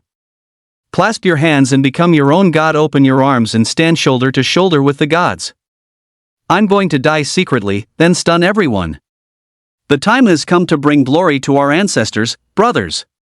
From this day forward, the family tree starts with my name. Damn! I'm going to get my name recorded in the county annals. I'm off, Mom. Heh, I'm gonna be the main attraction in the ancestral hall. Can you guys calm down a little? Even if it's a real battlefield, you can't die. A bunch of lunatics. To the person above, are you a traitor? This is about bringing glory to our ancestors, and you're hesitating. I will be the champion of all armies. I will seal the wolf's lair on the sacred mountain. I will water my horses at the great northern sea. I will leave my name in the annals of history. I will make a name for myself. Mandated by heaven, may my reign be long and prosperous. My demands aren't high. I just want a plaque that reads Pillar of the State. Heavenly King Luojin, who had just come online, couldn't help but smile as he read these bullet comments. Pillar of the state? As it happened, he had one. Chapter 72, Deep Infiltration. Serialization successful. Yi opened his eyes. He got up directly from the pod and glanced around, finding it pitch black. But in the next moment, the entire warehouse lit up. People, both familiar and unfamiliar, stood up from their pods. Shin Xingyan, Wang Lei, Chen Wanyan, Yui, Li Meng, Wang Jun, Bai Yun, Su Ziping, Feng Miaochuan, Zheng Feng, Ji Wanming, and Heavenly King Luojin. The 12 of them were all stunned when they saw Heavenly King Luojin. What was going on? Yi noticed that almost all of these people were in the top 50 of the rankings. Luojin first adapted to the energy tolerance of the mechanical puppet, then frowned slightly. Is this the limit of a level 30 mechanical puppet's energy tolerance range? Lord Luo, what's the situation? Feng Miaochuan couldn't help but ask. Luojin looked up, smiled at them, and said, "Everyone's here. I'll briefly state the mission directive. We will be infiltrating the territory of the skeletal invaders to observe their movements. The mission is simple, and no academic credits will be deducted for failure. Just treat it as an exam." Everyone breathed a sigh of relief. After all, the person before them was the Heavenly King Luojin. It would be a lie to say they weren't nervous. A fiery glint flickered in Shin Xingyun's eyes. If this was an exam, and personally led by Heavenly King Luojin at that, did this mean that if he passed, he might have a chance to enter Heavenly King Luojin's ace extermination squad? Alright, time is tight. We can do introductions on the way. Let's move out now. After speaking, Heavenly King Luojin walked directly towards the main door. As the door slowly opened, what came into view was a dark tunnel.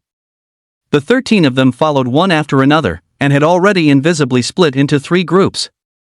Mu Qingyun followed closely behind Heavenly King Luojin. Beside and behind him were Su Ziping and Bai Yun. The 3 of them were students from War God Academy, Inquisitor Academy, and Sanctum Academy. In the middle were a long-haired girl with glasses, Ji Wanming, Wang Lei, and a seemingly dull-witted Zheng Feng. These 3 were also students from War God Academy, Inquisitor Academy, and Sanctum Academy. Yi and the others were at the very back, along with Feng Miaochuan, Wang Jun, Yui, and Chen Wanyan, and Li Meng. Li Meng was the hidden class soul stripper that Yi had mentored.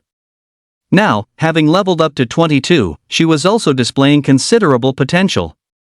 The dark tunnel wasn't very long, and soon, they saw light. The moment they stepped out of the cave, their vision opened up dramatically. But what greeted their eyes was an incredibly desolate landscape. Withered branches and barren land, with white bones scattered everywhere on the ground.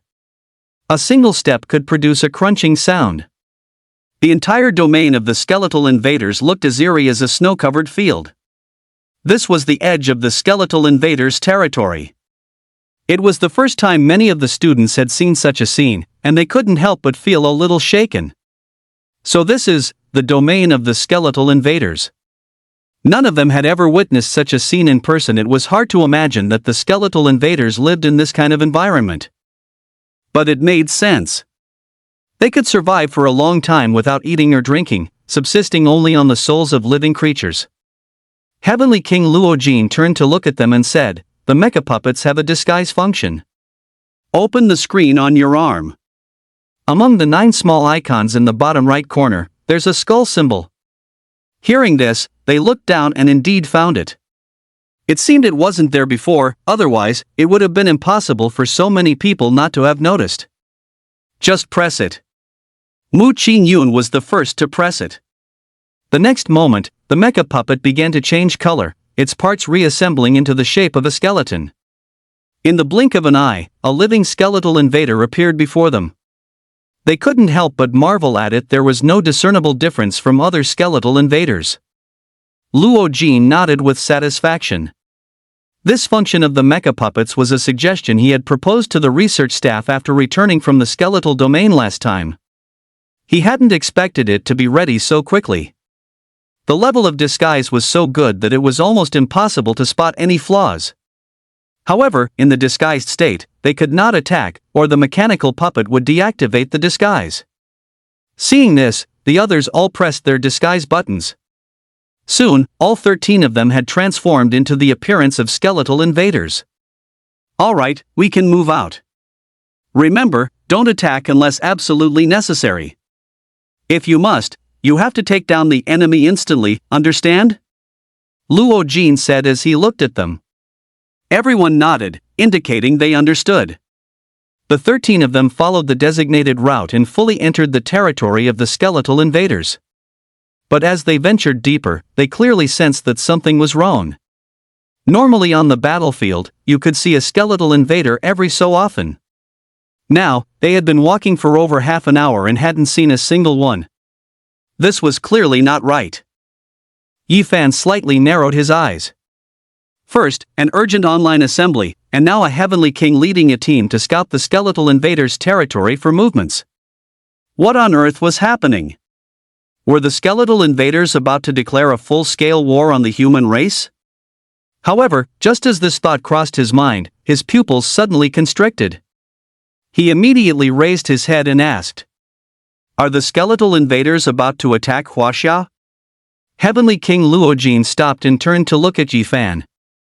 Everyone else was also startled by Yi Fan's idea, but upon careful consideration, it seemed quite possible. Otherwise, why would the chief and a heavenly king appear simultaneously and say what they did? That is a possibility, Luojin said. Are you afraid? He asked in return. Everyone subconsciously shook their heads. Then that's fine. What's the point of thinking so much? Let's go, Luojin said calmly. Yi Fan suddenly raised his hands, his fingers rapidly drawing 12 divine movement talismans in the air, which then landed on everyone's legs. He then drew one for himself, and everyone's speed instantly increased significantly. Treading on white bones all the way, they finally arrived at the first city of the skeletal invaders. To call it a city was an understatement, it was more like a city of skeletons. The entire style was paved with white bones, and skulls littered the ground. It looked eerie and terrifying. Chapter 73, Splitting Up. Without much hesitation, the group stepped into the city of skeletons, their expressions cautious and their gazes vigilant. King Luojin looked up at the sky and said, "Auxiliary AIs, split up and scan the area." Everyone nodded.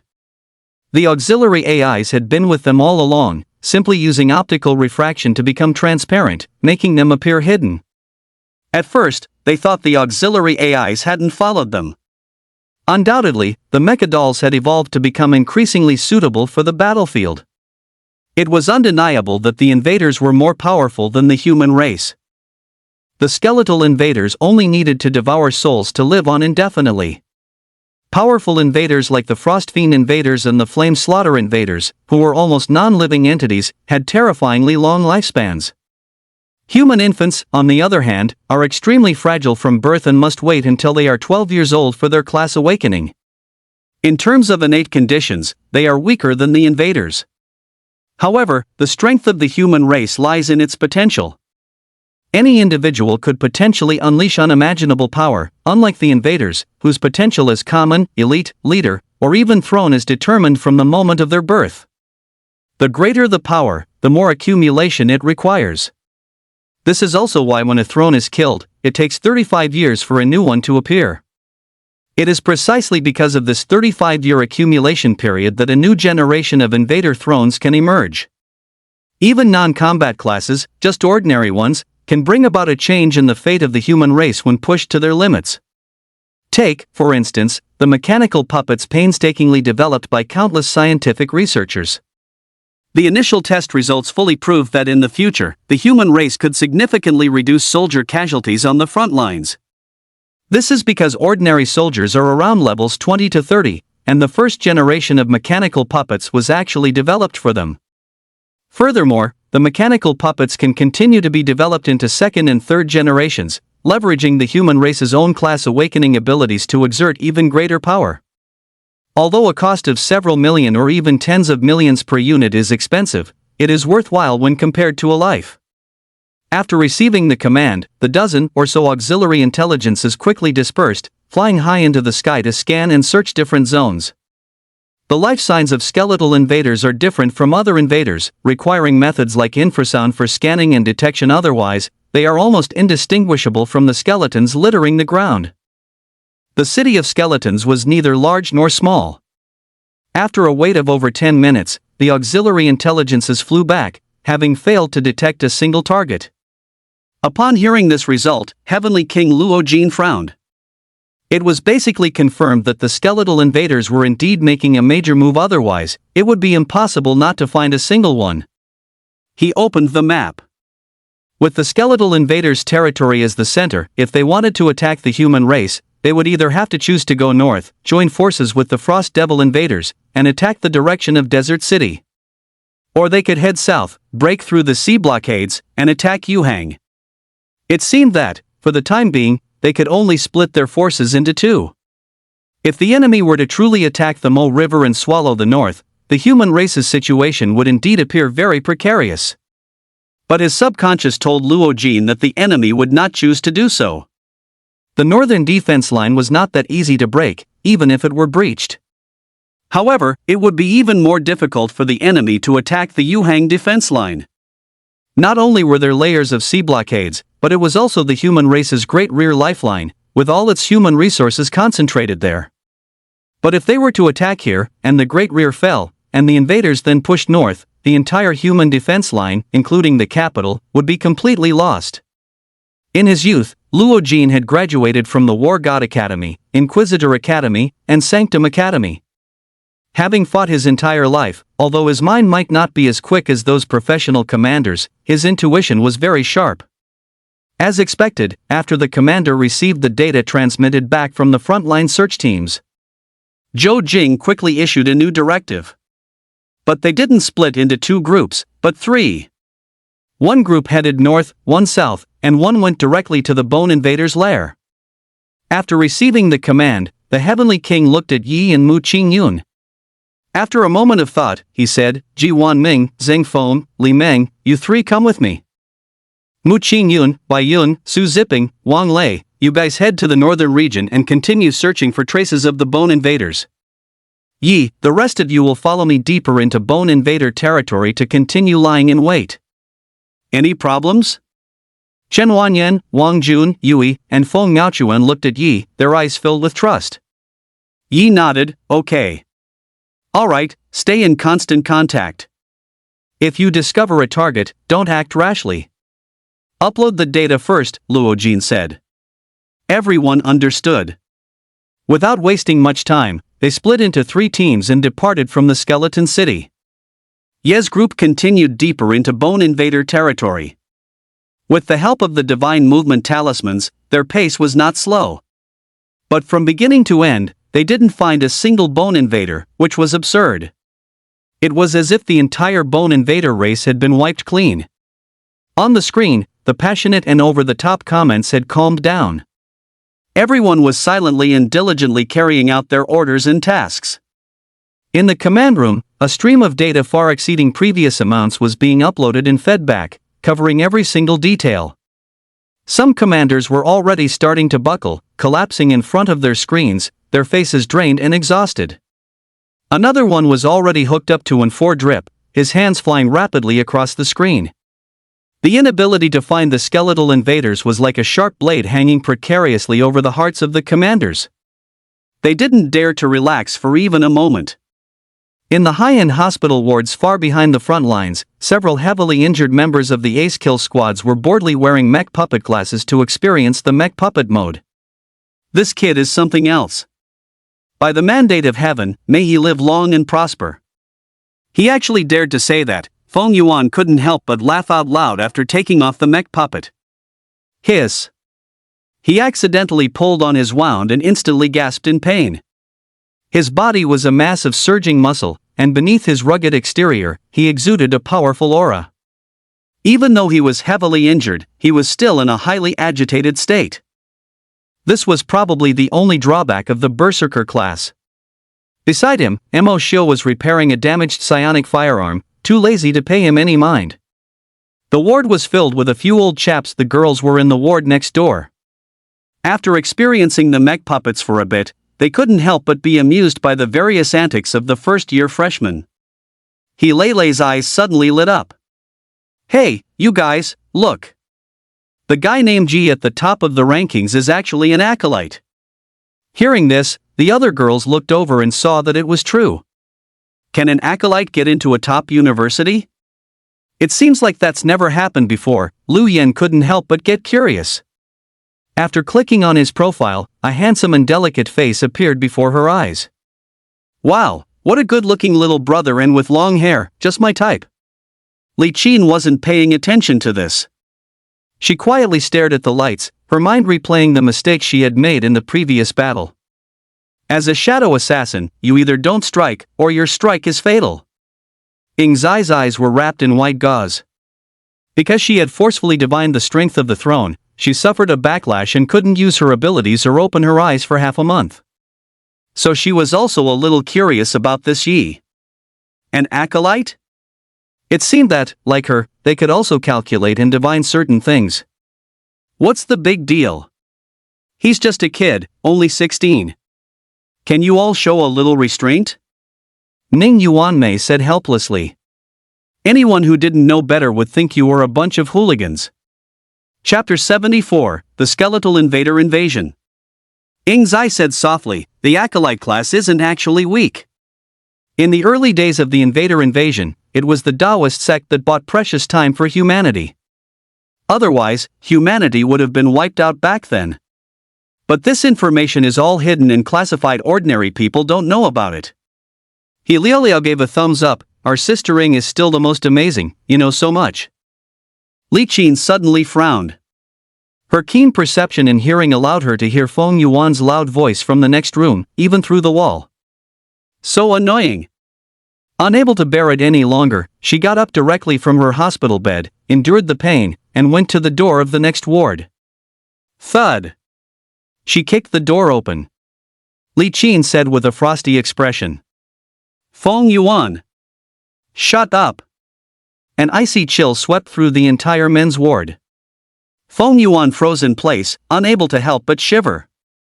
Sister Ning Chuan is truly fierce. Meanwhile, after the three small teams split up, he led his group deeper into the skeletal invaders' territory. As they passed through one empty skeleton city after another, Feng Miaochuan started to get used to the sight. He kicked away an unknown skull and asked out of boredom, Brother Yi, how long do we have to walk? At least to the bone abyss, Yi said directly. Chan Wanyan grinned. Entering the bone abyss of the skeletal invaders before level 30, who would have believed it in the past? Only the elite masters of the human race would dare to try. Yui nodded, having no objections. Feng Miaochuan touched his double chin, opened the map, and found that the bone abyss was still at least 100 kilometers away. This is so boring. I feel like being this idle is letting down our country. Alright, you can go first when we encounter skeletal invaders later, Yi said. Ha! I was just kidding, I'm a mage. Chen Wanyan shot him a disdainful look, I'm a mage too. Damn! You're the ruthless one. Yui couldn't help but smile as she watched them banter with each other. Just then, a pile of skeletons up ahead suddenly trembled. Damn! What the hell is that? Feng Miaochuan jumped back in shock. The next moment, a humanoid skeleton slowly rose from the pile of bones. Soulfire slowly ignited in its eye sockets. Seeing this, Yi narrowed his eyes slightly. So this is how the skeletal invaders are born? But the skeletal invaders born on the periphery are pathetically weak, only level 5. They need to hunt living beings and devour their souls to become stronger. You're really something, getting scared by a skeleton soldier with a combat power of 5, Chen Wanyan said helplessly. As he spoke, he was about to step forward and smash this newly born skeletal invader. But Yi called out to him, wait a moment. Chen Wanyan was stunned, a little puzzled. The next moment, he understood why. After a dazed look at its surroundings, the little level 5 skeleton soldier suddenly seemed to realize something. It mechanically started moving in one direction, hobbling along very slowly, its thin arms and legs looking like they might fall off. Feng Miaochuan couldn't help but widen his eyes. What the hell? Where is it going?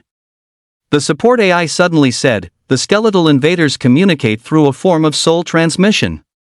With a single command from the throne, the entire skeletal invader force will execute it. Yi and Yui exchanged a glance, instantly understanding. This direction is south. Without waiting for Ye's feedback, Zhou Jing, who had been monitoring the three teams, quickly dispatched a large number of drones toward the southern front. But there was no sign of any skeletal invader activity there. The natural ocean waves just rolled and fell. Strange. Zhou Jing frowned, his gaze also fixed on the level 5 skeleton soldier. According to the map, a straight line from its path indeed led to the South Sea. But soon, he suddenly realized something, a glint in his eyes. Underwater. According to historical data, although the skeletal invaders had never launched an attack from the water, it didn't mean they couldn't. Especially since this time, the one on the throne was a human youth. One couldn't think along conventional lines. Meanwhile, on an unnamed island in the South China Sea, several soldiers were standing guard and patrolling as usual. Suddenly, a large bubble emerged from the calm sea, catching the attention of one of the warriors. He looked down, but saw nothing. What's wrong? A warrior standing nearby couldn't help but ask. Nothing. I thought I saw a big fish just now. The warrior watched for a moment, then shook his head. However, the reality was that beneath the reef of this small island, the seabed was densely packed with skeletal invaders. They marched in neat formations on the ocean floor, heading straight for the Yuhang defense line. Meanwhile, outside the gates of Kyoto, a white-haired young man who looked to be about 17 or 18 walked in with a simple smile on his face. After the gate guard strictly checked his identification, he was a bit puzzled. The photo on the ID showed the face of a 7 or 8-year-old child. But the auxiliary AI's facial recognition confirmed it was indeed him, so he didn't dwell on it and nodded, saying, "This ID information is too old. You should get it updated." "Haha, okay," the white-haired youth replied with a smile. The gate guard watched the youths retreating back with a frown, feeling a sense of doubt. Hasn't South City been gone for 10 years? How come this kid's ID has never been updated? Feeling suspicious, he looked at the information on the screen. The identity was confirmed. He wasn't some unknown individual. After a moment's hesitation, he still uploaded the information with a request to check the youth's movements over the past few years. However, he soon received a response: there were no records whatsoever of the youth. Seeing this message, the gate guard's eyes widened in shock. How could this be? He turned around and immediately gave chase. The white-haired youth, not yet far away, heard the footsteps behind him and sighed softly. This is no fun at all. An innocent smile appeared on his face as he turned to look at the warrior running towards him. "Tell me, why did you have to seek death?" As his voice fell, the young warrior's body was instantly pierced by countless bone spikes. The auxiliary AI shattered and fell to the ground. The young warrior coughed up a large mouthful of blood, his eyes fixed on the youth's departing figure, before finally collapsing helplessly to the ground. In the command room, the commanders stared at the vast and mighty army of skeletal invaders on the large screen, and everyone felt as if they had been plunged into an icy cavern. These skeletal invaders truly intended a full-scale invasion of their entire race. Their numbers were at least in the millions. And from the bottom of the sea. They were stunned for several seconds before Zhou Jing was the first to react, gritting his teeth and slamming his fist hard on the table. These beasts, they've really come. Nationwide special alert. All warrior class professionals above level 30, proceed immediately to the Yuhang defense line. Leave 10,000 troops in the north for now. The rest of the legions are to redeploy to the South Sea. Yes. Several commanders issued the orders and sounded the alarms without any hesitation. The next moment, piercing sirens blared in city centers across the country. All combat-ready professionals urgently headed for the Yuhang coastal defense line. The figures of over 1 million skeletal invaders were in the South Sea, their massive army pressing down. On that nameless little island from the beginning, a dozen or so warriors had already been torn to shreds, their souls devoured completely. They didn't even have time to send out a warning. A level 48 Bone King watched the distance with a cruel sneer. the human race? In Ningchuan City, Shen's father and mother watched the alert on TV, their hearts clenching with worry. This was the second time in 10 years that the invaders had launched a full-scale racial invasion. 10 years ago, the North had fallen, and the Frost Demon invaders had pushed all the way to Nanchang, in the heartland of Huaxia, before being driven back. Now, 10 years later, this army of 1 million skeletal invaders had actually leaped past layer upon layer of checkpoints from the seabed, directly approaching the Yuhang coastal defense line. Chapter 75, Pinning Down the North, Invaders in the South. As expected, upon learning through the auxiliary AI that the skeletal invaders had chosen to attack Huaxia from the sea, Yi and the others couldn't help but look at each other in dismay. From their current position, it was definitely too late to rush over, and besides, there were almost no mechanical puppets deployed over at Yuhang. The majority of the nation's army was also in the north. Even with emergency orders, it would be difficult for all of them to return in a short amount of time. In the command room, Zhou Jing stared intently at the screen. At this moment, the army of over 1 million skeletal invaders was less than 100 kilometers from the coastline. If their reaction had been any slower, the skeletal invaders might have already made it ashore. He knew he couldn't wait for the opponent to reach the shore before making a move. Their choice of an underwater surprise attack could be called a massive gamble. No matter what, I must buy enough time over these 100 kilometers. With this in mind, a countermeasure quickly formed in Zhou Jing's mind, and a series of commands were rapidly issued. All personnel with lightning, water, ice, and earth elemental professions, especially mages, are to head towards the Yuhang coast immediately. Although the skeletal invaders can't drown, it doesn't mean we can't bury them all at the bottom of the sea. As soon as this command was issued, those with the specified professions understood at once. The war had truly begun at this very moment. However, in the next instant, something no one expected happened. Mo City in the north also came under a frenzied attack from Frostfiend invaders. The commanders who received this news felt their scalps tingle. Fortunately, only a little over 10,000 Frostfiend invaders had appeared in the north, as if merely to tie up the human forces there. This suggested that the two invader groups were not coordinating with 100% cooperation and trust. Upon learning this, Zhou Jing stared intently at the screen, thankful that he had planned from the start to leave 10,000 soldiers garrisoned in the north. But the Frostfiend invaders were far more powerful than the Bloodbeast and Skeletal invaders. 10,000 soldiers might not be enough to hold them off.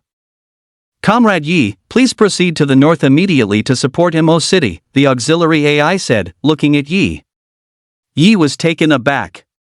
Aren't the skeletal invaders heading south? Why am I going north? Execute the command, the auxiliary AI replied without explanation. At the same time, Chen Wanyan and the others received the same order. They looked at each other in bewilderment.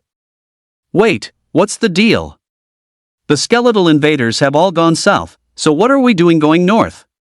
Feng Miaochuan asked, completely baffled. Did something happen in the north too? Yui said softly. If the north is also under attack, we might still make it in time by heading there now, but we definitely won't make it south. Besides, at our level, we can't really help much anyway. Chen Wanyan nodded. That's most likely it. But this is very troublesome. Can we request to directly switch with the mechs in the north? Traveling is so exhausting. Are you sure you want to replace them? You are currently linked to the second-generation mechanical puppets, the auxiliary AI asked. What's the difference? Feng Miaochuan pouted. Although they are still level 30 mechanical puppets, they can exert a maximum energy limit equivalent to level 45. Furthermore, the second-generation puppets are bound to your individual identity information, meaning only you can use them from now on, the auxiliary AI explained. Alright, stop dawdling, Yi said, striding forward. His own power had naturally already surpassed the standard of a level 30 mechanical puppet.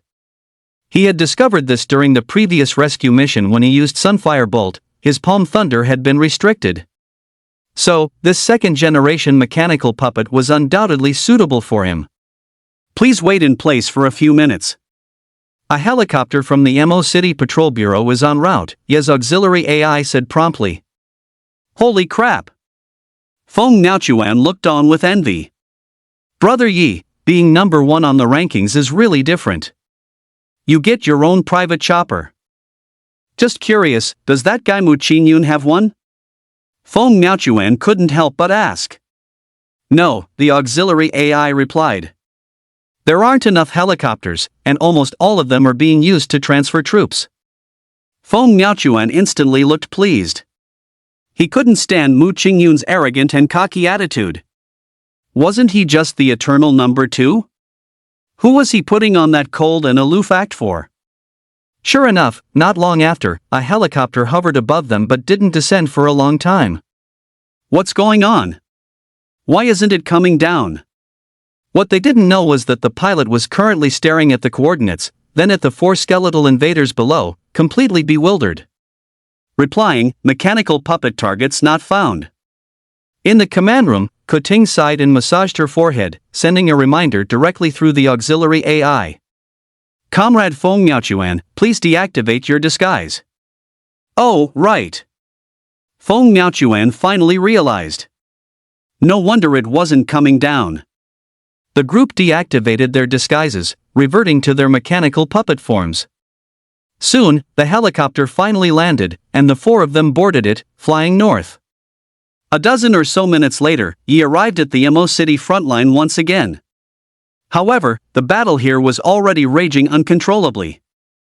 Seeing the sheer number of massive ice demon invaders, even Feng Miaochuan couldn't help but be profoundly shocked. If over 10,000 ice demon invaders are this terrifying, what kind of scene would the million skeleton invaders in the southern seas be?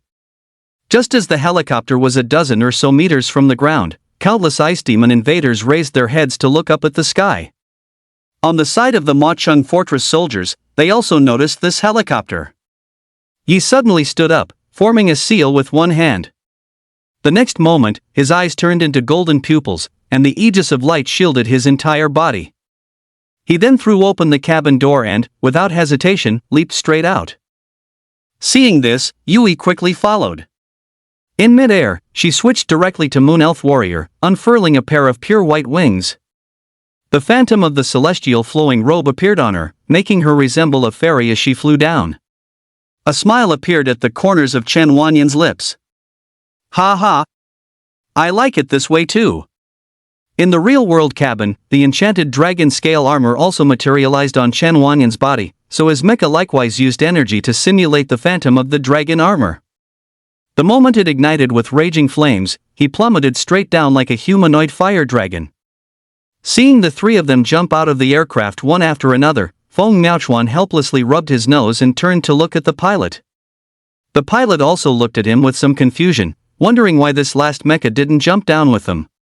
Bro, stop looking, I'm a mage. Feng Miaochuan said helplessly. Oh, right. The pilot understood. Chapter 76, Level 40 Ice Demon General. Facing a drop of over 10 meters, Ye's eyes showed no fear. Raising his hand, he swiftly drew 12 talismans in the air. Activated by mana, they instantly transformed into 12 roiling, scorching fireballs. Like a meteor shower, they swept downwards. To deal with ice demon invaders, the best methods of attack are fire and light. Both Sunfire Bolt and Scorching Sun talismans could counter them. This scene truly stunned many soldiers and classmates. Boom! The 12 fireballs simultaneously crashed into the most concentrated area of ice demon invaders and exploded with a boom. The searing high temperature instantly melted and annihilated the dozen or so ice demons in the direct path. The surrounding ice demons shrieked incessantly. Those touched by the Scorching Sun talismans either had their arms severed or their legs dissolved. However, all of this was just the beginning. Yi landed on the ground, his body glowing with golden light, an incredibly conspicuous figure on the battlefield. Without any hesitation, he directly entered the Taoist state of heaven and earth's indifference. The aura on Ye's body abruptly became heart-pounding. The surrounding Ice Fiend invaders reacted, roaring and frantically raising their ice-spiked maces to smash down on him. Yi just calmly raised his head. Under the golden light, celestial runes had already covered his entire body. Seeing this, Yui directly blessed Yi with a lunar blessing. The hazy moonlight, combined with the golden light, made Yi appear incomparably divine at this moment. The ferocious and terrifying ice-spiked mace smashed down, yet Yi caught it effortlessly with his hand. The force, sufficient to easily crush a level 30 ordinary warrior, was nothing more than this in Ye's hands. He kicked the ice-spiked mace away, then followed with another kick. The nearly 3-meter-tall Ice Fiend invader instantly lost control of its body and fell. Before it could get up, a brilliant golden light covered its eyes in the dead of night. Thwack! An Ice Fiend's head was brutally shattered, scattering into a shower of ice fragments. Yi once again performed Tai Chi, and the phantom images of Yin and Yang appeared before him. With a cloud hand, the several-meter-tall Ice Fiend suddenly lost its balance and fell to the ground. With a crushing force palm, the Ice Fiend's body, as hard as a boulder and covered in a layer of ice armor, was also brutally shattered. On a battlefield with an average level of 30, even the Ice Fiend invaders posed no pressure for Yi. Although their numbers were great, due to the Ice Fiend invaders' massive bodies, only 6 or 7 could rush him at the same time. Yi knew this was a fierce battle. Even under the dominance of the Taoist state of heaven and earth's indifference, he only used immortal physique and aegis of light, consuming almost no mana. On the other side, Chen Wanyan, like a human-shaped fire dragon, was actually able to suppress and pummel a level 30 Ice Fiend invader under the suppression of his dragon flame, despite a 6-level difference. Feng Nianxuan coordinated with the helicopter from above, working with Chen Wanyan to cast curses. Under the effects of corrupting erosion and nightmare infestation, an Ice Fiend could at most exert 50% of its attack power, further compounded by a defense reduction. In less than a minute, Chen Wanyan shattered an Ice Fiend. Chen Wanyan, who had already leveled up to 24, couldn't help but look towards the figure bathed in golden light in the distance.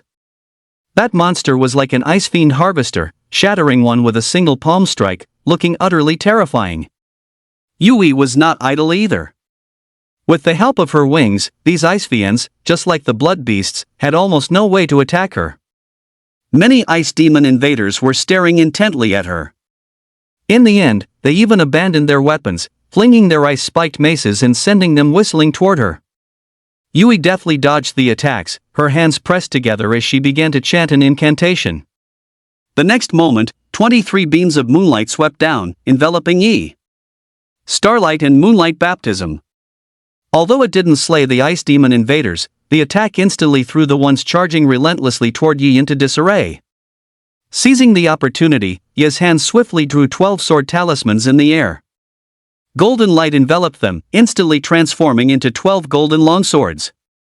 By my command, demon-slaying swords. Yi used the heavenly talisman to control these longswords with mana, sending them all bursting forward with a whoosh. In an instant, they pierced the eyes of 12 ice demon invaders, giving them no time to roar or howl. Yi's hand seal had already changed as he softly chanted. Within lies the thunderclap, the thunder god's name concealed.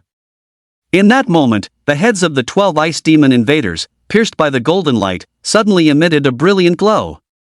With a bang, they all exploded. The bodies of the 12 ice demons collapsed simultaneously. In the distance, the machinoids stared blankly at Yi's figure.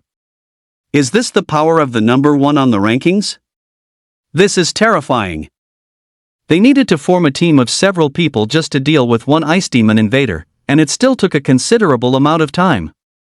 Yet, this person had instantly killed 12 of them. What kind of gap was this? Just then, Yi's auxiliary AI suddenly issued a warning. Comrade Yi, 6 level 40 ice demon generals have been detected rapidly approaching. Yi's eyes twitched slightly. He looked ahead, and sure enough, he saw several ice demon monsters, a meter taller than the regular ones, charging toward him at high speed. What they held were no longer ice-spiked clubs, but ice weapons resembling giant scythes. Seeing this, even with his Taoist heart in a state of heaven and earth or ruthless, a slight ripple of emotion stirred within him. Level 40s are finally here. The aegis of light on Yi's body suddenly flared brighter. Without fear, he charged directly at the 6 level 40 ice demon generals. A sinister glow emanated from the ice sides. Combined with their innate immense strength, these level 40 ice demons, wielding their scythes, were like grim reapers on the battlefield, madly harvesting the lives of soldiers. They were far more terrifying than the regular ice demons with their giant ice-spiked clubs. This guy has lost his mind. He's actively charging toward level 40 Ice Demon generals? One student couldn't help but frown, not understanding why he was doing this. However, the moment the ethereal image of a purple Taoist robe also appeared on Ye's body, the soldiers of the desert castle finally recognized him.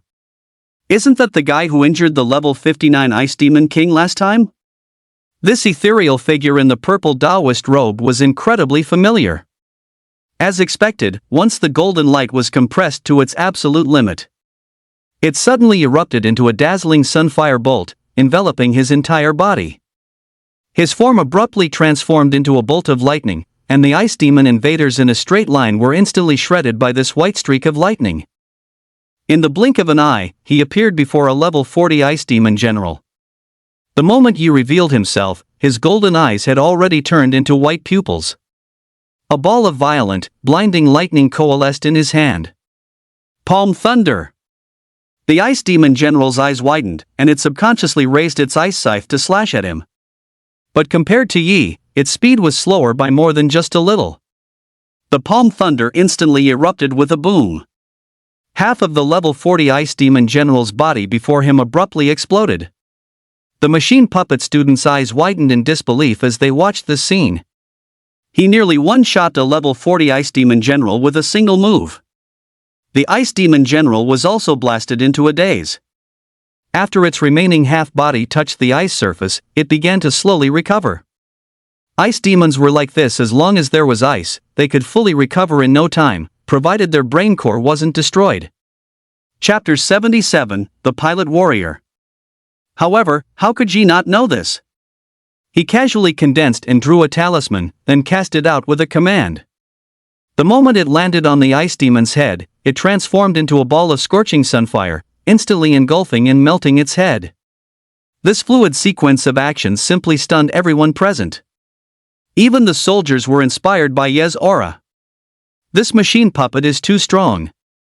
As his purple robes fluttered, a long sword of golden light appeared in Ye's hand. He executed the gentle breeze sword art, treading with elegant sword steps. Several sharp scythes scraped past his body, causing the female commander in the command room, who had been watching Yi intently, to feel her heart tremble with fear. It felt as though he could be cut down at any moment. One had to remember that surrounding him were all level 40 Ice Demon generals, already considered elite warriors among the invaders. Ye's eyes were devoid of emotion and desire, his Taoist heart as calm as still water. The movements of his hands were incredibly smooth and fluid as he dodged the scythes of 5 Ice Demon generals. The golden sword in his hand dissipated, and he quickly raised his hand to draw talismans in the air. In the blink of an eye, 12 talismans materialized before him. Instantly, 12 spiritual chains erupted, each latching onto the sides held by the 5 Ice Demon generals. He grabbed the ends of the spiritual chains with one hand, unleashing the full power of his immortal physique. The immense force brutally dragged the 5 Ice Demon generals closer, causing them to collide. Seeing this, Yi didn't hesitate for a moment. A violent sunfire bolt descended, instantly traveling along the spiritual chains to engulf all 5 Ice Demon generals. The Ice Demons tried to separate, but the paralyzing lightning kept them stuck together. He raised a single hand to draw a talisman. 5 talismans were drawn in mid-air. They then transformed into long swords, hovering before him. The moment the lightning arcs enveloped the blades, the entire swords instantly grew brighter. Yi gripped the spirit chain tightly and formed a hand seal with his other hand. By my command, thunder swords! Whoosh, whoosh, whoosh, whoosh, whoosh. The 5 thunder swords erupted with a piercing thunderous roar, shooting out in an instant. The naked eye couldn't even track the long swords as they directly pierced through the heads of the 5 Ice Fiend generals. The sunfire bolt possessed not only immense destructive power but also extreme heat. Before the 5 thunder swords could dissipate, Yi, disregarding the consumption of his inner core's mana, his eyes flashing with white lightning, fully controlled the 5 thunder swords to rampage through the surrounding invaders. One after another, the Ice Fiend invaders were pierced through the head, a single fatal blow, before they could even react. In the blink of an eye, Yi controlled the thunder swords to slay several dozen more Ice Fiend invaders. After exhausting the last trace of mana, the thunder swords finally dissipated in mid-air. At this moment, Ye's hidden score had already accumulated to a terrifying 30,000 points. Especially the scene where he slew the 5 Ice Fiend generals made all the surrounding Ice Fiend invaders too afraid to approach him again. On the battlefield, Yi had single-handedly carved out a vacuum. He stood alone on the frozen river. Even though the golden light and sunfire bolt on him had dissipated, his aura had climbed to its peak. Unrivaled within his rank. Still capable of instant kills against those of a higher level. At this moment, many people seemed to see the shadow of the heavenly king god of war in Yi. They too were just as invincible on the battlefield. But just then, a familiar giant hand broke through the surface of the frozen river, snatching towards Yi. Human! A familiar, massive face emerged from beneath the ice. It was none other than the level 59 Ice Fiend King from before. His right eye had already healed, and his sapphire blue eyes stared at Yi with immense hatred, as if he couldn't wait to flay him and swallow him whole. The purple robe and the golden light, he recognized him at a glance as the kid from last time. Although the injuries weren't severe, it was a humiliation. Yi had actually been keeping an eye on the leader of the Frost Demon invaders for a while. Noticing that the leader hadn't appeared, he guessed it was hiding beneath the glacier. As expected, this old schemer hadn't changed his tactics at all. He always waited until Ye's mana was nearly depleted before showing up. Facing the enormous hand, under the Tao heart of heaven and earth's indifference, Yi showed not a hint of panic. Just as all the warrior students thought Yi would meet his end at the hands of the Frost Demon King, he swiftly drew a talisman in the air. Rosemary Phantom. In an instant, 5 identical versions of Yi appeared and scattered in different directions. Thwack!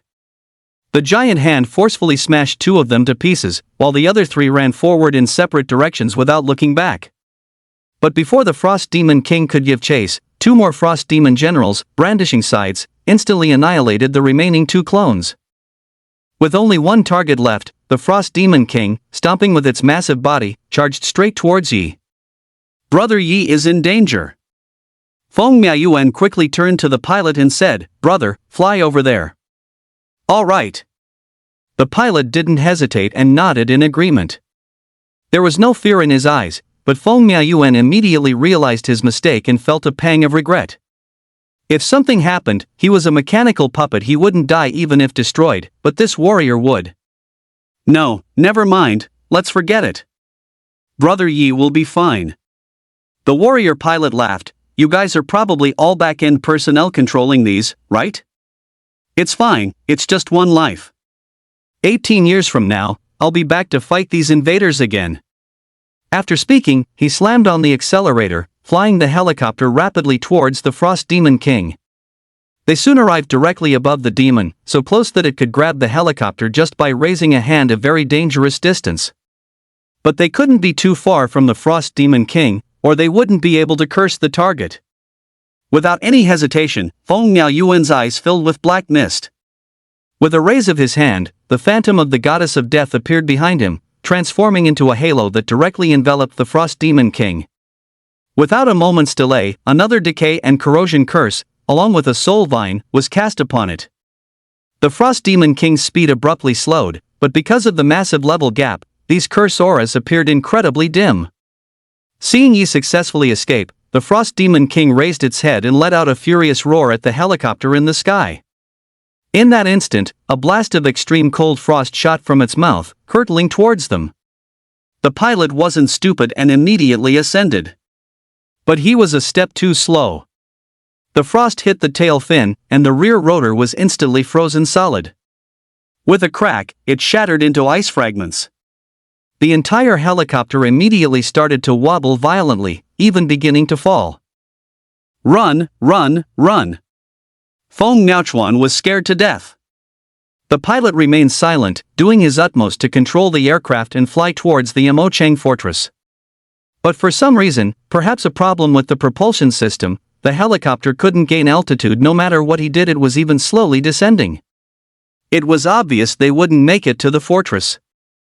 The pilot, a soldier, gave a carefree smile and turned to Feng Miaochuan, saying, "Sorry, comrade. I've done my best. You need to jump now." Feng Miaochuan was silent for a moment before nodding. "All right. There were still 6 or 7 meters left to the ground. With the mechanical puppet's defense, it shouldn't be too much of a problem. Thinking this, he jumped directly from the aircraft. After he landed, just as he was about to look up at the sky, he was down. But what about the pilot? The next moment, he saw that the pilot hadn't jumped. Instead, he was steering the helicopter straight toward an ice demon invader. Boom! The explosion instantly engulfed the ice demon, and the aircraft along with it. Feng Miaochuan stared blankly at the scene, the straightforward and resolute face of the soldier replaying in his mind. He didn't even know his name. Chapter 78, Sorry for this, old pal. What the hell are you spacing out for? Run! Chen Wanyan rushed over, grabbed the fatty, and sprinted forward. Soon, the group arrived at the Mo Chang fortress. Looking at the terrifying level 59 Ice Demon King, everyone couldn't help but frown. It wasn't that Feng Miaochuan had never seen soldiers sacrifice themselves before, but in the past, he had always seen them as game NPCs. Now that his perspective had changed, he looked at the fearless soldiers below. A sense of tragic heroism couldn't help but rise in his heart. The level 59 Ice Demon King was like a glitch on the battlefield, completely unstoppable. The soldiers' attacks were barely a scratch to it, while one slap from the creature turned them into a pile of mangled flesh. Tears streamed down Feng Miaochuan's face as he watched, helpless. Yi, on the other hand, was sitting cross-legged on the ground, seizing the time to circulate his inner core and recover his mana. However, at this moment, he seemed to sense something and looked to the south. Yui, keep an eye on things for me, he said. What's wrong? Chen Wanyan couldn't help but ask upon hearing this. I'm logging off to level up. After saying that, Yi logged off directly, leaving the three of them stunned. This guy was already level 28. Leveling up again would make him level 29. Level 30 was a completely different stage, for second-year students. How long had the semester even been going? In the testing room. He opened his eyes and took off the glasses. Without any hesitation, he immediately stood up, walked out of the testing room, and headed for the elevator. Over at the Mo City Fortress, people were dying every minute, every second. The Southern Sea defense line was also on the verge of erupting into an even more terrifying war. Rows of mages and warriors prepared to enter the water, ready to stop the skeletal invaders from coming ashore at all costs. A level 59 Ice Devil King has appeared again in Mo City. We need support from the ace units, a commander reported, looking up. Zhou Jing's gaze flickered. After a moment of silence, he shook his head. Have them hold on a little longer. All ace units must head to the Southern Sea to provide support. Zhou Jing was very clear about the priorities. Leaving 10,000 warriors on the northern front line was already the limit. Coupled with about 5,000 mechanical puppets, they might be able to hold out for a longer time. Yi has logged off, the commander said again. Zhou Jing frowned. Is the second-generation mechanical puppet damaged? No, he logged off voluntarily. Zhou Jing brought up the screen and saw that Yi was taking the elevator to the top floor. He was momentarily confused. Yi trained every day, but did he really have to train at such a critical moment? With Ye's current strength, as long as he didn't face a leader-level invader, regular and elite invaders couldn't do much to him. The elevator doors opened. Yi stepped out of the elevator, only to see an old man also standing at the entrance, his gaze like a deep well, fixed on the darkness before the dawn. Chief! Yi walked up and greeted him respectfully. Zhouan came back to his senses. Noticing it was Yi, a kind smile appeared on his face. Ah, it's you, little Yi. Here to train? Yes, Yi nodded. I won't be disturbing you, will I? Zhouan couldn't help but ask. There is no chief, Yi said, shaking his head. As if remembering something, he fell silent for a moment before saying, Chief, I want to go to the real battlefield. There, I can become stronger faster.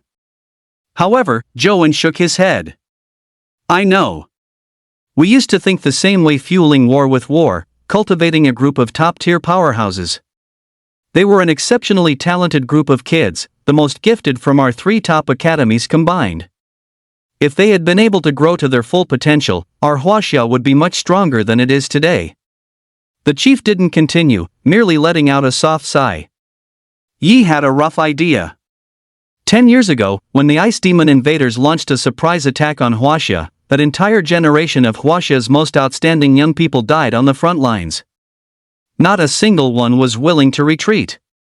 If it had been him, he probably wouldn't have been willing to retreat either. On that tragic battlefield, there was only dying in combat. If one were to flee in defeat, they would suffer for a lifetime. At this moment, thousands of golden rays emerged from the horizon. Yi instinctively closed his eyes and, coordinating with the ancient breathing technique, resonated with his abdominal cavity. Wisps of purple chi were absorbed by him, and all the surrounding mana surged in. With the help of the purple chi, it took only about 10 minutes for his inner core to be filled with mana, restored to its perfect state.